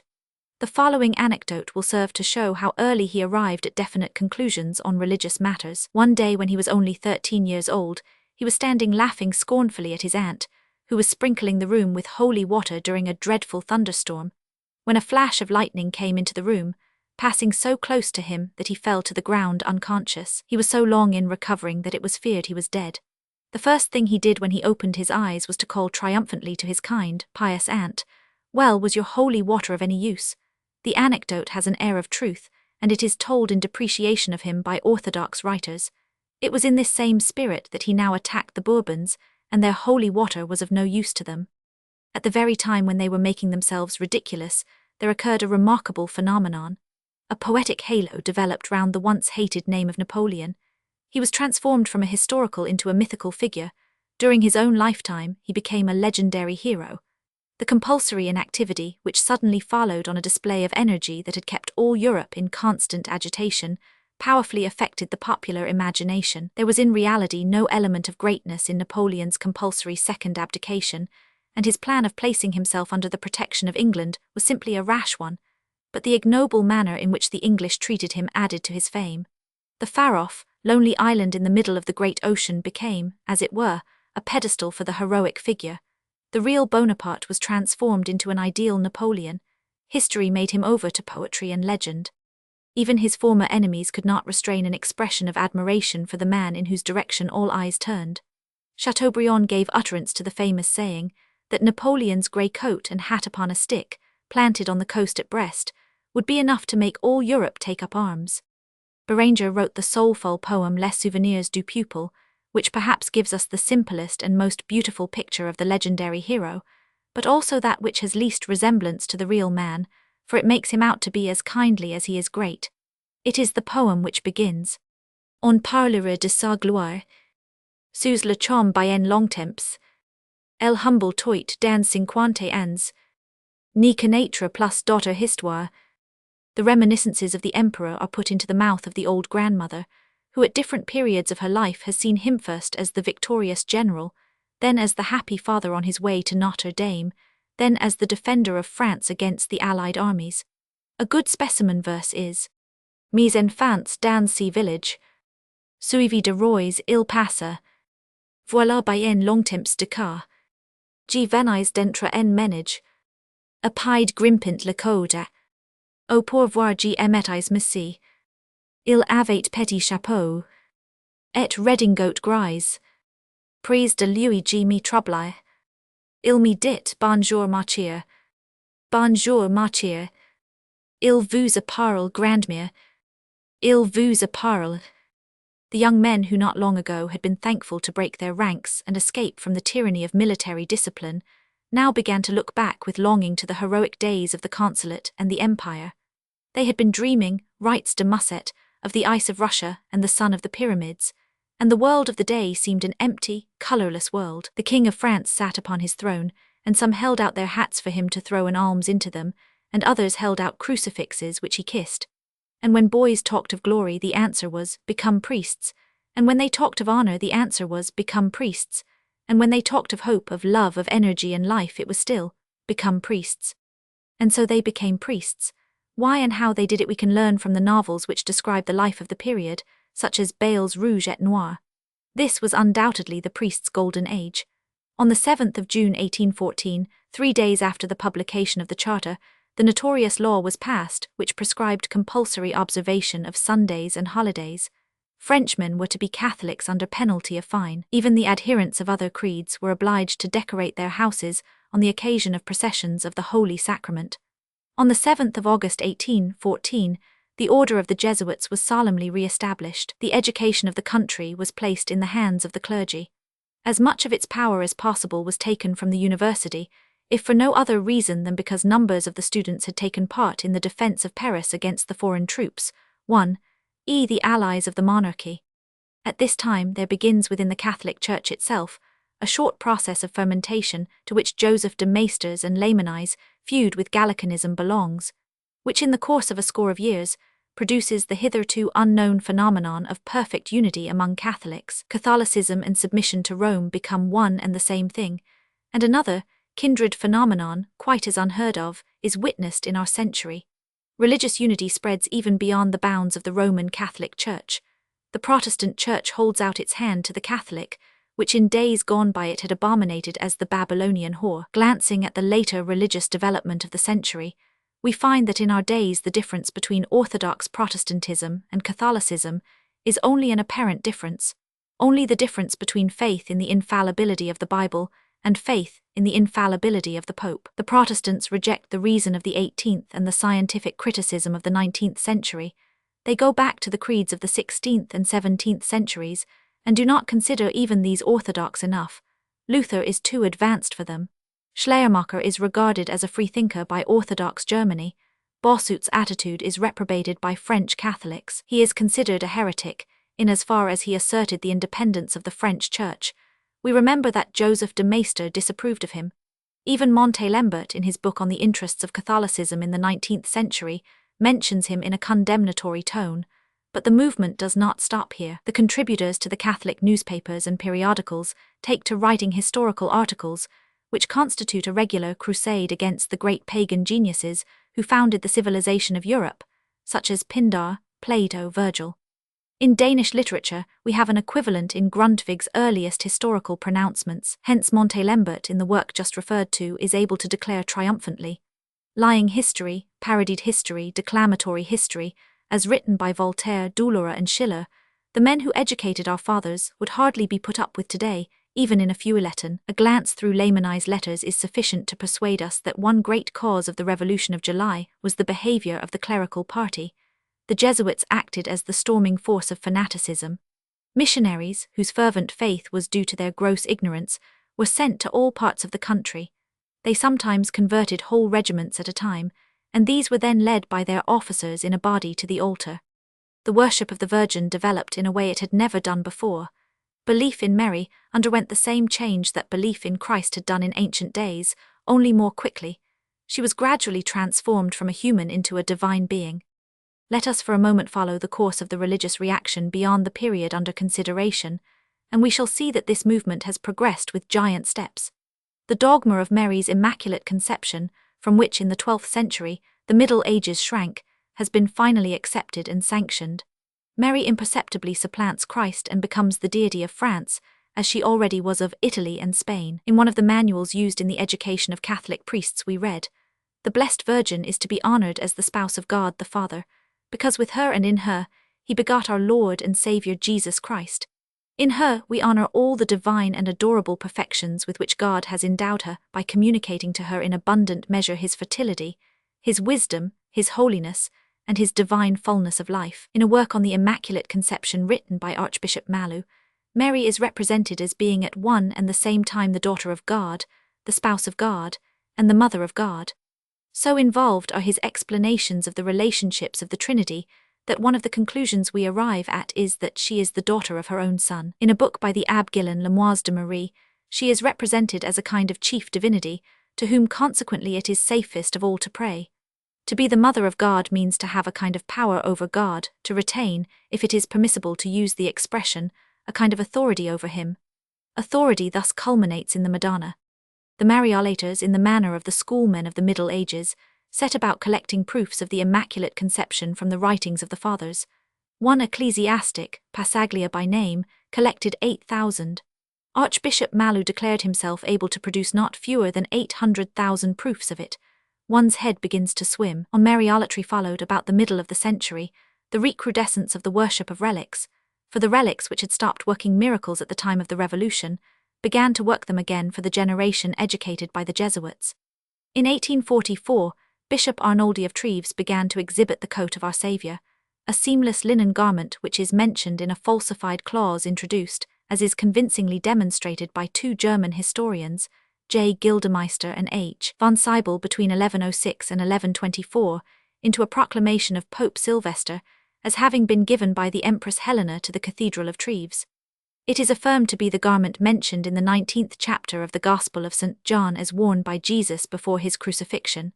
But besides the sacred coat at Treves, there are some 20 more in other parts of the world, all claiming to be equally genuine. The one in Galatia is much older than the one at Treves. The genuineness of several of them is attested by papal briefs. In 1843, Gregory XVI ratified the genuineness of the coat at Argenteuil, but Leo X had already in 1514 acknowledged the claim of the Treves coat, and its champions would not bow to the new decree. The consequence was that pilgrimages were made to both. Goras, in his Historisch-Politisch Blätter, rejoices at the success of the great pilgrimage to the sacred coat of Treves. The religious reaction reaches its climax in the famous encyclical of Pius IX, which pronounces free thought to be the delirium of liberty, anathematizes civil marriage, separation of church and state, liberty of religion, liberty of the press, liberty of speech, and the erroneous idea that the church ought to make its peace with progress, liberalism, and modern civilization. But even more severely consistent than the encyclical are the apologies for it. The German bishop Kettler's Die Falsch und die wahre Freiheit, and the French bishop Dupanloup's La Convention du 15 September et l'encyclique du 8 December, which explain and justify the Pope's determined stand against the insolent repudiation of all the great truths which form the foundation of human society. Let no one, however, imagine that these pamphlets are either very sensational in tone or very full of glaring absurdities. Both in manner and matter they have a strong resemblance to moderate articles in a Danish liberal newspaper. To such results did the neo-Catholic movement lead, but it is to be noted that these results belong entirely to the domain of political history and in no way concern literature. Every movement continues to affect the course of general history long after it has ceased influencing the history of literature. It affects the latter as long as it has, not only monarchs, nobles, and bishops, but men of distinguished intellect and talent in its service. After 1830, this is no longer the case with the religious reaction in France. The difference between the reaction in 1820 and the reaction with which exhausted and unhappy France was visited after the defeats and the Commune of 187,071 is that the former vigorous crusade against light had almost every Frenchman of intellect and talent in its service, in its army, whilst the latter could not boast of a single supporter with any literary pretensions. We have now to see how that first reaction came to an end. It was, in the first place, attacked from without. The daily press began to declaim against the spirit of antagonism to enlightenment. Béranger sang his songs on the subject. One enterprising publisher, Tauquet by name, brought out between the years 1817 and 1824 31,000 copies of the works of Voltaire, 1,598,000 vols, and 24,500 copies of the works of Rousseau. He was punished, and the sale of his books was prohibited, but this aroused such exasperation that the Globe prophesied a general apostasy from Catholicism, whereupon the country was again inundated with the Tauquet editions. The government next wreaked its vengeance on a master of language, the rustic simplicity of whose satiric pamphlets proved an effective offensive weapon. Paul Louis Courier, born in Paris in 1773, was one of the cleverest writers of the age. From his father, a rich bourgeois who in his youth had narrowly escaped being murdered because he had had an amour with a lady of rank, he inherited a burning hatred of the indolent and haughty aristocracy. At the age of 20, he entered an artillery regiment and served in the campaigns of the Revolution, but they only gave him a loathing of war. From his earliest youth, literature had had a strong attraction for him, especially ancient literature, which he studied as a philologist. In 1795 he left his regiment, which was then besieging Mainz, without permission, and occupied himself with translating Latin authors. In 1798 we find him again in the army, in Italy. Presently he is studying in Paris. Then he returns to Italy in command of a squadron of artillery. He keeps quiet during the Empire, and after its fall lives the life of an agriculturist and Hellenist on his farm in Turin. It was the persecution by the victorious clerical party of every countryman, however insignificant, in whom they detected an enemy, which induced Paul Louis Courier to appear before the public as an author. In 1816, he wrote a petition to the two chambers, employing for the first time that plain, shrewd, rustic style which, with the purest Greek models in view, he was so successful in acquiring. In simple, clear, always moderate language, he tells of the injuries inflicted by clerically disposed provincial tyrants upon unfortunate peasants guilty of not having taken off their hats to a priest, or of having spoken ill of the government. He confesses that there is probably a good foundation for the accusations, since in his part of the country the priests are not popular, and very few people know what the government is. Then he shows how imprisonment for 6 months without a proper trial, and misery, sickness, and death brought upon the children and other relatives of the prisoners, are the punishment for perfectly trifling offences. 40 gendarmes are sent to a village directly it falls under the suspicion of Bonapartism. The suspected persons are taken naked from their beds and fettered like criminals. They are carried off. Their relations, their children, would have followed them if it had been permitted by authority. Authority, messieurs, that is the great word in France everywhere we see inscribed, not reason's authority. It is true that this authority is not the authority of the councils or of the fathers of the church, much less of the law, but it is the authority of the gendarmes, and that is as good as any other. Courier did not write books, or even what we generally call pamphlets. He produced his effect with tracts of a few pages. In these, with apparent naive downrightness, in reality with consummate satiric art, he kept up an agitation against the rule of the hereditary monarchy until his assassination in 1825. A gem of satiric humour is his petition pour les villageois, que l'on empêche de danser. Its occasion was the prohibition by hypocritical magistrates and priests of dancing in the village marketplaces. He unveils the hypocrisy which lies at the root of the new holiday regulations, and the harm which they do. He is perfectly aware of the fact that these holidays were originally ordained for the good of the serfs and bondmen, but there are no serfs and bondmen in France now. Once their taxes are paid, the peasants now work for themselves, and to compel them to be idle is ridiculous. It is worse even than the old imposts. Those at least benefited the courtiers, but idleness benefits no one. He describes the hot-headed young village priests, who fulminate against dancing and all other pleasures, and compares them with the aged cure of Veretz, who is beloved by his flock for his gentle goodness, but who is hated and persecuted by the authorities because of his having sworn allegiance to the Constitution at the time of the Revolution. In a later tract, Courier tells of the assassination of this good old man. He writes of everything without resentment, simply ejaculating with a sigh that comes from the heart, "Thy will, O Lord, be done." He cannot, however, resist adding, "Who could have predicted this in the days of Austerlitz?" He grants that the rural population is much more settled and much happier now than it was before the Revolution, but he maintains that it is also much less religious. The cure of Azai, who wished last Easter to have his canopy carried by 4 male communicants, could not find 4 such in the village. The peasant is so happy in possession of the land of which he has so lately become owner, the confiscated lands of the nobility, and the church, that he is entirely absorbed in its cultivation, and forgets religion and everything else. Courier allows that Laymanise is right in reproaching the people with indifference in the matter of religion. We do not belong to the number of the lukewarm whom the Lord, as Holy Scripture tells us, spews out of his mouth. We are worse, we are cold. Nowhere do we find more graphic descriptions than in Courier's writings of the state of society throughout France during the latter years of Louis XVII's reign. He was again and again imprisoned for his pamphlets, but he did not allow this to intimidate him. In his Repens aux anonymes qui ont écrit des lettres he writes, "It is not my cleverness, but my stupidity which has landed me in prison. I have put faith in the Charter La Charte. I confess it to my shame. If it had not been for the Charter, I should never have dreamt of talking to the public of the things that occupy my thoughts. Robespierre, Barras, and the great Napoleon had taught me for 20 years to hold my tongue, but then came the Charter, and people said to me, 'Speak, you are a free man, write away, print. The liberty of the press is secured along with every other. Liberty, what are you afraid of?' So I said, with my hat in my hand, 'Will you graciously grant us leave to dance in our marketplace on Sunday?' Gendarmes off with him to the lockup. The longest possible term of imprisonment, a fine besides 100. In another letter he writes with perfect calmness, and yet with biting severity, of the consequences of the celibacy of the priesthood. One of the priests who had inveighed most fiercely against the harmless peasant dances is discovered to be a seducer and murderer. Some years back, he had murdered a woman who had been his mistress. In this case, his fellow priests attempted to throw the blame of the murder on her husband. Since then he has murdered and cut in pieces a young girl whom he had seduced.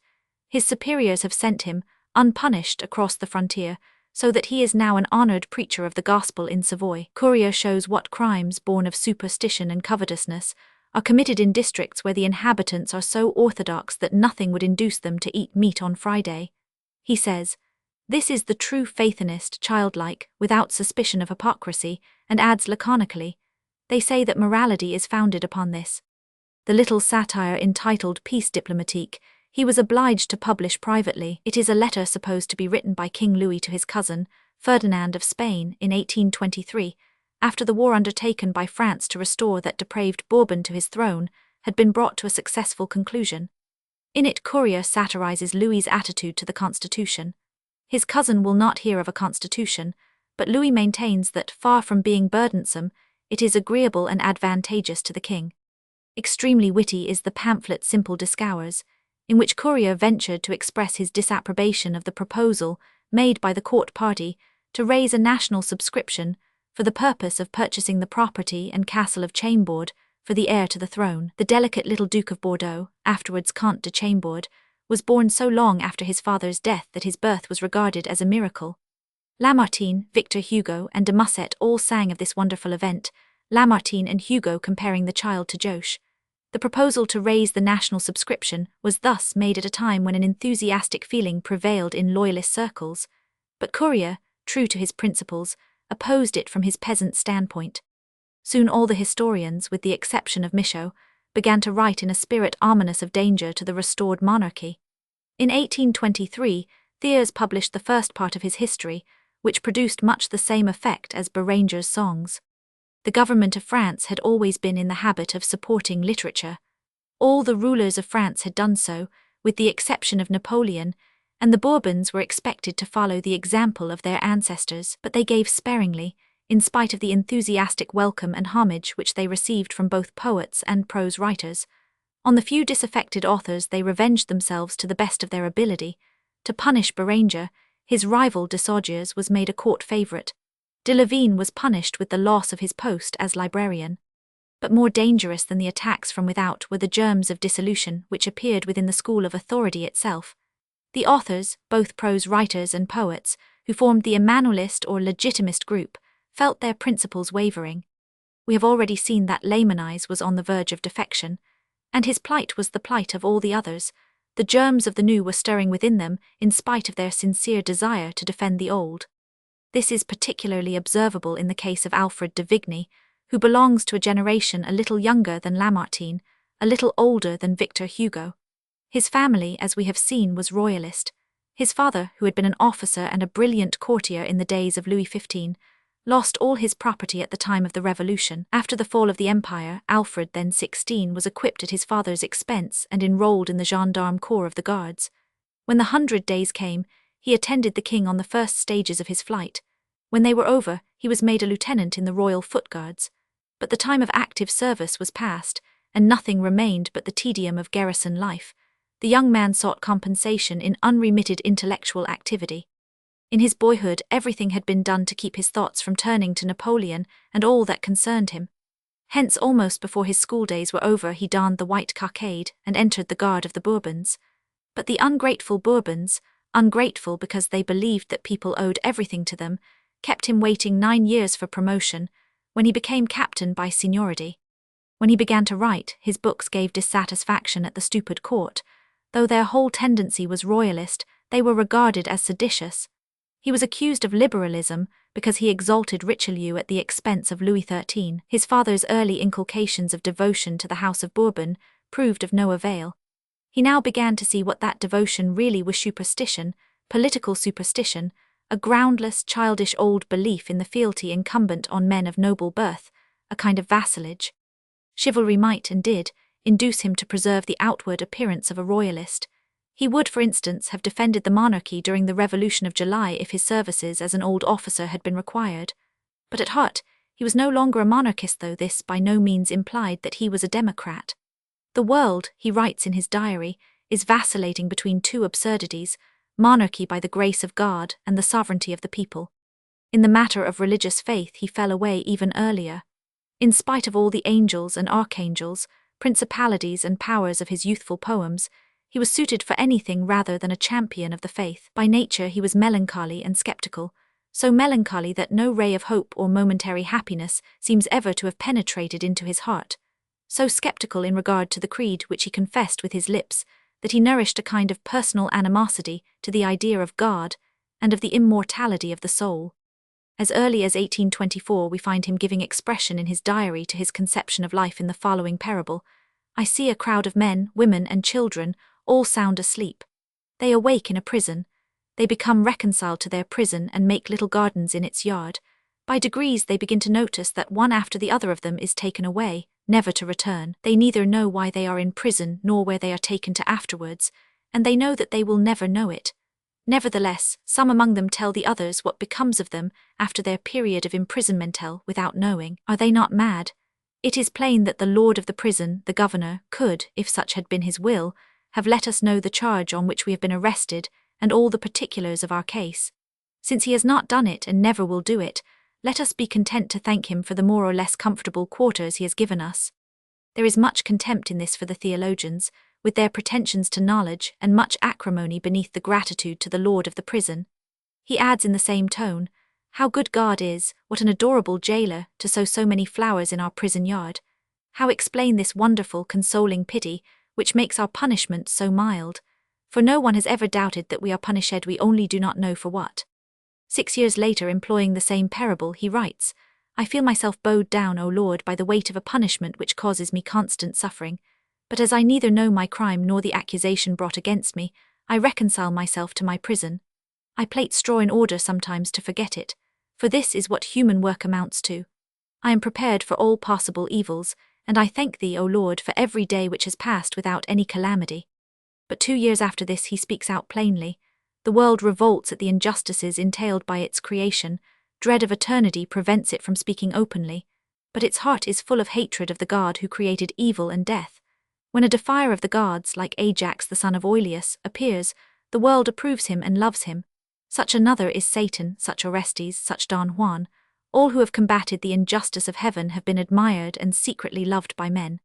De Vigny's diary shows that down to the very last days of the hereditary monarchy, the connection between the literary, merely theoretical principle of authority and the practical working principle was perfectly well understood. Germinating Romanticism was not less ardently opposed by the political opposition, who saw in the young school a support of ecclesiasticism, than by the men who from principle adhered to old tradition. De Vigny tells that he asked Benjamin Constant, during the winter of 1819, what was the cause of the extreme disfavour shown by the left to the poetry of the day. The answer was that the party wished to avoid the appearance of breaking every chain, and therefore retain the least irksome, the literary. When the Revolution of July came and put an end to the reign of the Bourbons, Vigny's attachment to the ideas of the Restoration came to an end too. He writes, "I feel happy that I have left the army. After 13 years of ill-rewarded service, I may regard myself as quits with the Bourbons. I have done forever with burdensome political superstition." Lamartine, too, at this time showed signs of an intellectual development of a suspicious nature. He continued to sing his pious hymns, but the orthodox Genevan pastor Vinet discovered that this piety was Christianity only in appearance, and that a most unorthodox pantheism lay concealed beneath the Christian phraseology. And Victor Hugo, whom one would have taken, judging by his debut, to be more reliable, soon showed himself, not only by the style of his poems, but by their tone, to be a doubtful acquisition. In 1822, in the ode entitled Buonaparte, he had pronounced Napoleon to be a false god, an emissary of hell. And even as late as June 1825, in Les Deux Isles Corsica and St. Helena, he had caused the nations to shout in chorus to the fallen emperor, "Honte, opprobre, malheur, anatheme, vengeance," and the curses of the dead as the echo of his fatal glory, to roll like thunder from the Volga, the Tiber and the Seine, from the walls of the Alhambra, from the grave at Vincennes in Guiens, from Jaffa, from the Kremlin which he had tried to destroy, from all his bloody battlefields. Now, a year and a half later, Hugo suddenly strikes a different chord. In the first ode et la Carlin de la Place Vendôme, written in February 1827, Buonaparte has become Napoleon, and his glory the glory of France. The occasion of the ode was this. At the conclusion of peace in 1814, Austria had demanded that the Frenchmen to whom Napoleon had given titles which conveyed the idea of supremacy over any Austrian town or province should cease to bear these titles. This was all that was required, no objection being raised to titles which merely recalled the French victories in Austria. The French government had persuaded Austria to refrain from making the agreement arrived at public, and the Austrian ambassador contrived to avoid wounding French susceptibility by placing himself on his reception evenings so near the door that it was not necessary to announce the guests. But in the beginning of 1827, this ambassador was recalled, and his successor was ordered by the Austrian government to decide the matter finally. Consequently, on one of his reception evenings, Marshal Oudinot, Duke of Reggio, and Marshal Soult, Duke of Dalmatia, were simply announced by their military titles and their family names. They immediately withdrew, and the affair aroused a great sensation and considerable animosity. As the two officers in question were in high favour with the royal family, the royalist party took up their cause and made it the cause of France. Victor Hugo, who was created to give expression to every prevailing sentiment, and who was conscious before anyone else of that movement in men's minds which in the course of a few years was to transform Napoleon into a legendary and national hero, made himself for the first time, in his ode et la Carlin de la Place Vendôme, the organ of the cult of the great memories of the empire. The carlum, cast of the metal of conquered cannon, which roared as it was melted in the furnace, speaks to the poet in the silent watches of the night, in its character of last remnant of the great empire and the great army. He hears a murmur from the bronze battalions on its sides, hears the sound of names. Tarentum, Reggio, Dalmatia, Treviso, sees the eagles on the pedestal whetting their beaks, and feels that the immortal shades are awakening. Who dare think of wiping out this history of France written in blood with the points of swords? Who dare dispute the right of the old generals to the inheritance of Napoleon's glory? Who dare strike at the trophies of France? Every spark struck from the column is a flash of lightning. With magnificent eloquence and ardent enthusiasm, Napoleon's history is evolved into a heroic poem, and any sagacious reader of that poem might have foreseen that in the course of a year Hugo in his poem Balnabardy in Les Orientals, the motto of which is, Grand comme le monde would go over to the veritable cult of Napoleon. And since Bonapartism and liberalism, in those days shaded off into each other vied Beranger, Armand Carrel, and Heinrich Heine, would also have been easy to foresee the possibility of his defining Romanticism, a few years later, in the preface to Hernani, as liberalism in literature. Roman 14. Conclusion. But what did more than anything else to forward the dissolution of the school of authority was the great and crowning piece of folly, as regards literature, committed by the Bourbons in 1824. Chateaubriand was dismissed in the most contemptuous manner from the Villèle ministry, and that at the moment when he had just added to the reputation of the name of Bourbon by the successful Spanish War, which he himself called his political René, that is to say, his political masterpiece. Chateaubriand, the man to whom in a manner everything was due, the man who had laid the foundation stone of the whole building that had been erected, was contemptuously set aside, and the ingratitude of his colleagues was as glaring as that of the court, for it was he who had made ministers of Villèle and Corbière. His popularity amongst the royalists was at this time at its height, and with reason, for the war in Spain, which he had succeeded in carrying through in spite of all manner of opposition in Europe, and the disinclination of France itself, was well calculated to do service to the cause of the monarchy by the grace of God, then in considerable disrepute. Not that Chateaubriand himself was simple enough to have any respect whatever for that Ferdinand of Spain, for whom French troops were to shed their blood, in order that he might be restored to a throne which his own people considered him unfit to occupy. He calls him a promise-breaker and a traitor, calls him a tyrant who allowed himself to be influenced by the evil passions of his female relations, one of those cowardly tyrants who have no peace until they have done some high-handed deed, and who sit and tremble when they have done it. Chateaubriand's reason for making war was this. He knew that France was undermined by Bonapartist and Republican plots, which were widely spread even in the army. He knew that discontent with the restored monarchical government was universal. Therefore, trusting to the friendship of the Emperor Alexander, he determined, in spite of Canning's protests and Metternich's dissuasions, to stake everything on one card. Victory, which he considered probable, meant the suppression of the plots, the union under the white flag of all the different parties, and the firm establishment of the Bourbons on the family thrones of Spain and France. In the case of victory, which the inward disunion of Spain might even make easy as it actually did, the French nation would behold the spectacle of the tricoloured flag lowered to the white, and would, for the first time since Napoleon's palmy days, hear tidings of victories won by the arms of France, and that in a country which the great emperor himself had not been able thoroughly to subdue. All this meant new laurels for the race of St. Louis, as Chateaubriand says, and new laurels for its Minister of Foreign Affairs, a fact which he did not forget to take into account.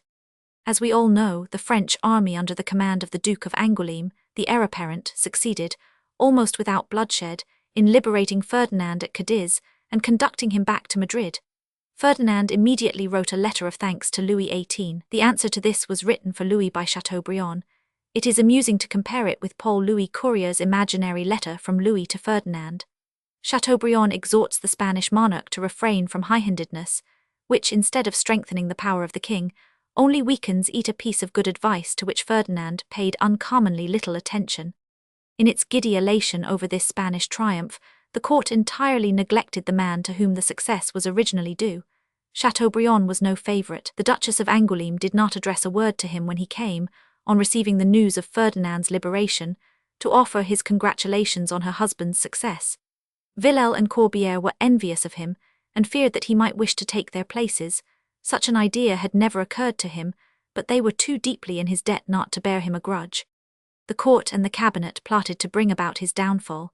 On the 5th of June, 1824, Corbière interrupted him in the middle of a speech in the chamber, to prevent his enjoying a triumph as an orator immediately before his disgrace. On the following morning, when Chateaubriand, still suspecting no evil, presented himself at the Tuileries to pay his respects to the king's brother, he learned his fate from the manner in which an aide-de-camp said to him, "Monsieur le Comte, I did not expect to see you here. Have you not received anything?" Shortly afterwards his secretary brought him his formal dismissal by the king in the shape of a curt ordinance of a dozen lines. It was little wonder that he felt himself irreparably insulted by the tone of the letter and the manner of his dismissal. In mentioning Villèle's attempt to excuse himself by pleading an accidental delay in the delivery of the letter, but for which the humiliating incident at the Tuileries would not have occurred. Chateaubriand justifiably remarks that it is hardly the thing to address to a man of position a letter which one would be ashamed to write to a footman who was to be turned out of the house. Christian humility was not the leading feature in Chateaubriand's character. He did not turn the right cheek when he was struck on the left. He writes very characteristically, and yet my long and faithful attachment did perhaps deserve some little consideration. It was impossible for me entirely to ignore what I perhaps after all really was worth, or entirely to forget that I was the restorer of religion, the author of the spirit of Christianity. The restorer of religion did not feel obliged to act in the spirit of Christianity. He naively says, "It would have been better if I had displayed a humbler, more cast-down, more Christian spirit. Unfortunately, I am not faultless, have not attained to the perfection recommended in the gospel. If my enemy gave me a box on the ear, I should not turn round and present the other cheek. If he were a subject, I should have his life, or he should take mine, if he were the king." The sentence does not end, because Chateaubriand's behaviour made any end superfluous. He went over openly to the opposition, and it is to be noted that it was to the thoroughgoing opposition, which had always seemed to him to be the only sensible thing under a representative government, anything less being impotent. The day after his fall, he met with a warm reception from the whole party, then in antagonism to the government. An article by Bertin in the journal Des Débats announced that he had become the leader of the party, and he was soon also practically the editor of that newspaper. The whole seraphic school of which he was the founder soon followed him. Lafayette sent him a laurel leaf, Constant flattered him. He began to fraternize with Béranger, who afterwards addressed a poem to him. 2 of its verses run: Son eloquence a ces rois fit l'hommone, prodigue fi en ses enchantments, plus el voit de rui a leur via trône, plus el sim et fleurs et diamants, mais de nos droits il gardait la mémoire, les incenses diurent, le ciel est beau, chassant si ti hum, et soufflant sur sa gloire, comme au grand jour on éteint un flambeau. Victor Hugo addressed a eulogistic and consolatory ode to him, Liver 3, Ode 2, containing such sentiments as, "Was a court the place for you?" and "What can be more beautiful than a laurel scathed by lightning?" Chateaubriand's defection was a fatal blow to the monarchy by the grace of God. As long as the illusions of the Restoration lasted, the poets of France were Emmanuelistic, and saw a guardian angel beside every cradle and every bier. With Chateaubriand's illusions vanished the illusions of all the rest, and the Emmanuelistic school was succeeded by one to which Southey gave the name of Satanic, a name which it accepted, a school with a keen eye for all that is evil and terrible, a gloomy view of life, and a tendency to rebellion. But while the minds of Frenchmen were still occupied with this unexpected and momentous event, there occurred a more momentous event, which stirred the whole world, namely, Byron's death in Greece. The news of Byron's death raised the enthusiasm for the first war of liberation that had been fought since the Revolution to fever heat. A new ideal was conceived by the human mind. With Napoleon, the glory of energy had passed away, and the heroes of action had for a time disappeared from the earth. Human enthusiasm was, as has been said, in the plight of a pedestal from which the statue has been removed. Byron took possession of the vacant place with his fantastically magnificent heroes. Napoleon had supplanted Werther, René, and Faust. Byron's Promethean and despairing heroes supplanted Napoleon.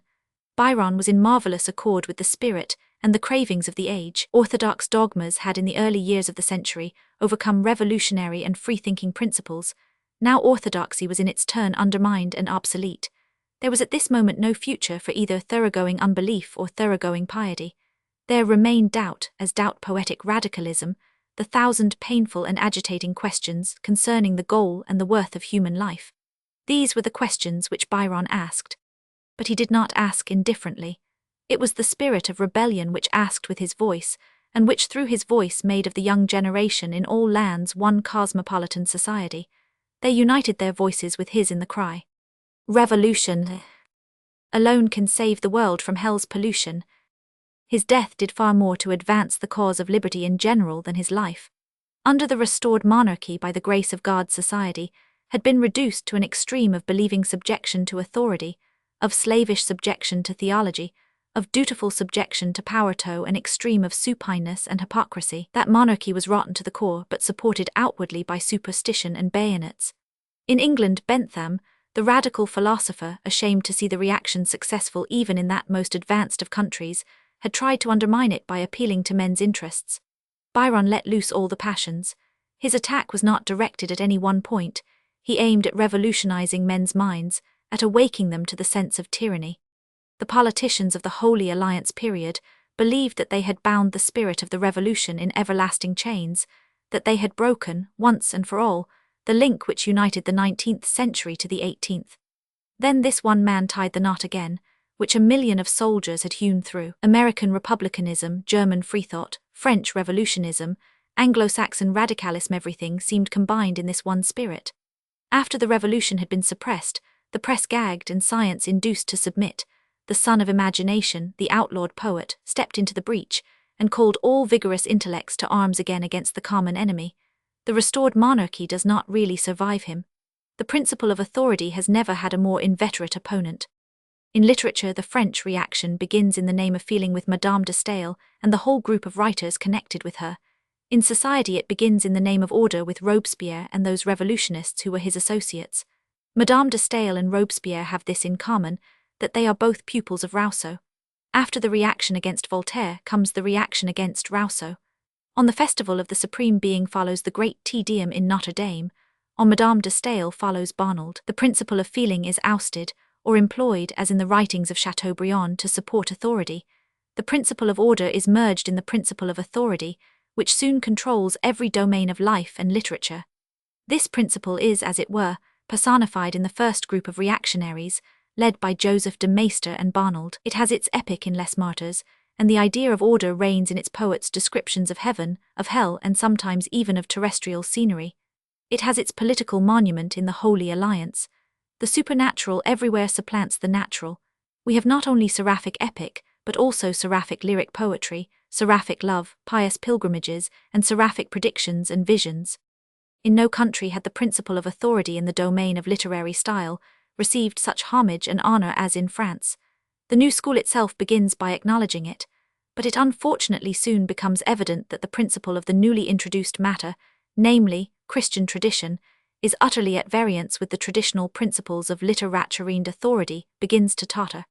Much the same thing happens in another domain. The lady in whose brain the idea of the Holy Alliance originates stands in high favor with the powers, as long as her principles seem entirely to coincide with theirs.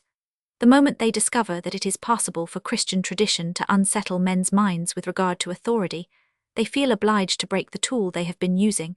And thenceforward the idea of the brotherhood of humanity is regarded as the source of rebellious feelings and doctrines which undermine authority. Lamennais is the author by whom the principle of authority is most consistently set forth and determinedly upheld during this period. But it soon becomes apparent that beneath his doctrine of the sovereignty of universal reason lies concealed the revolutionary doctrine of the sovereignty of the people.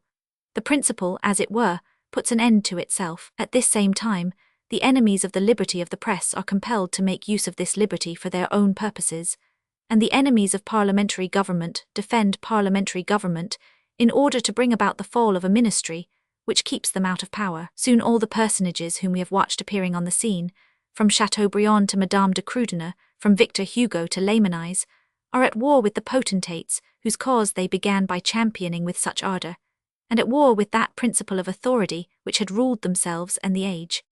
And the principle falls, never to rise again,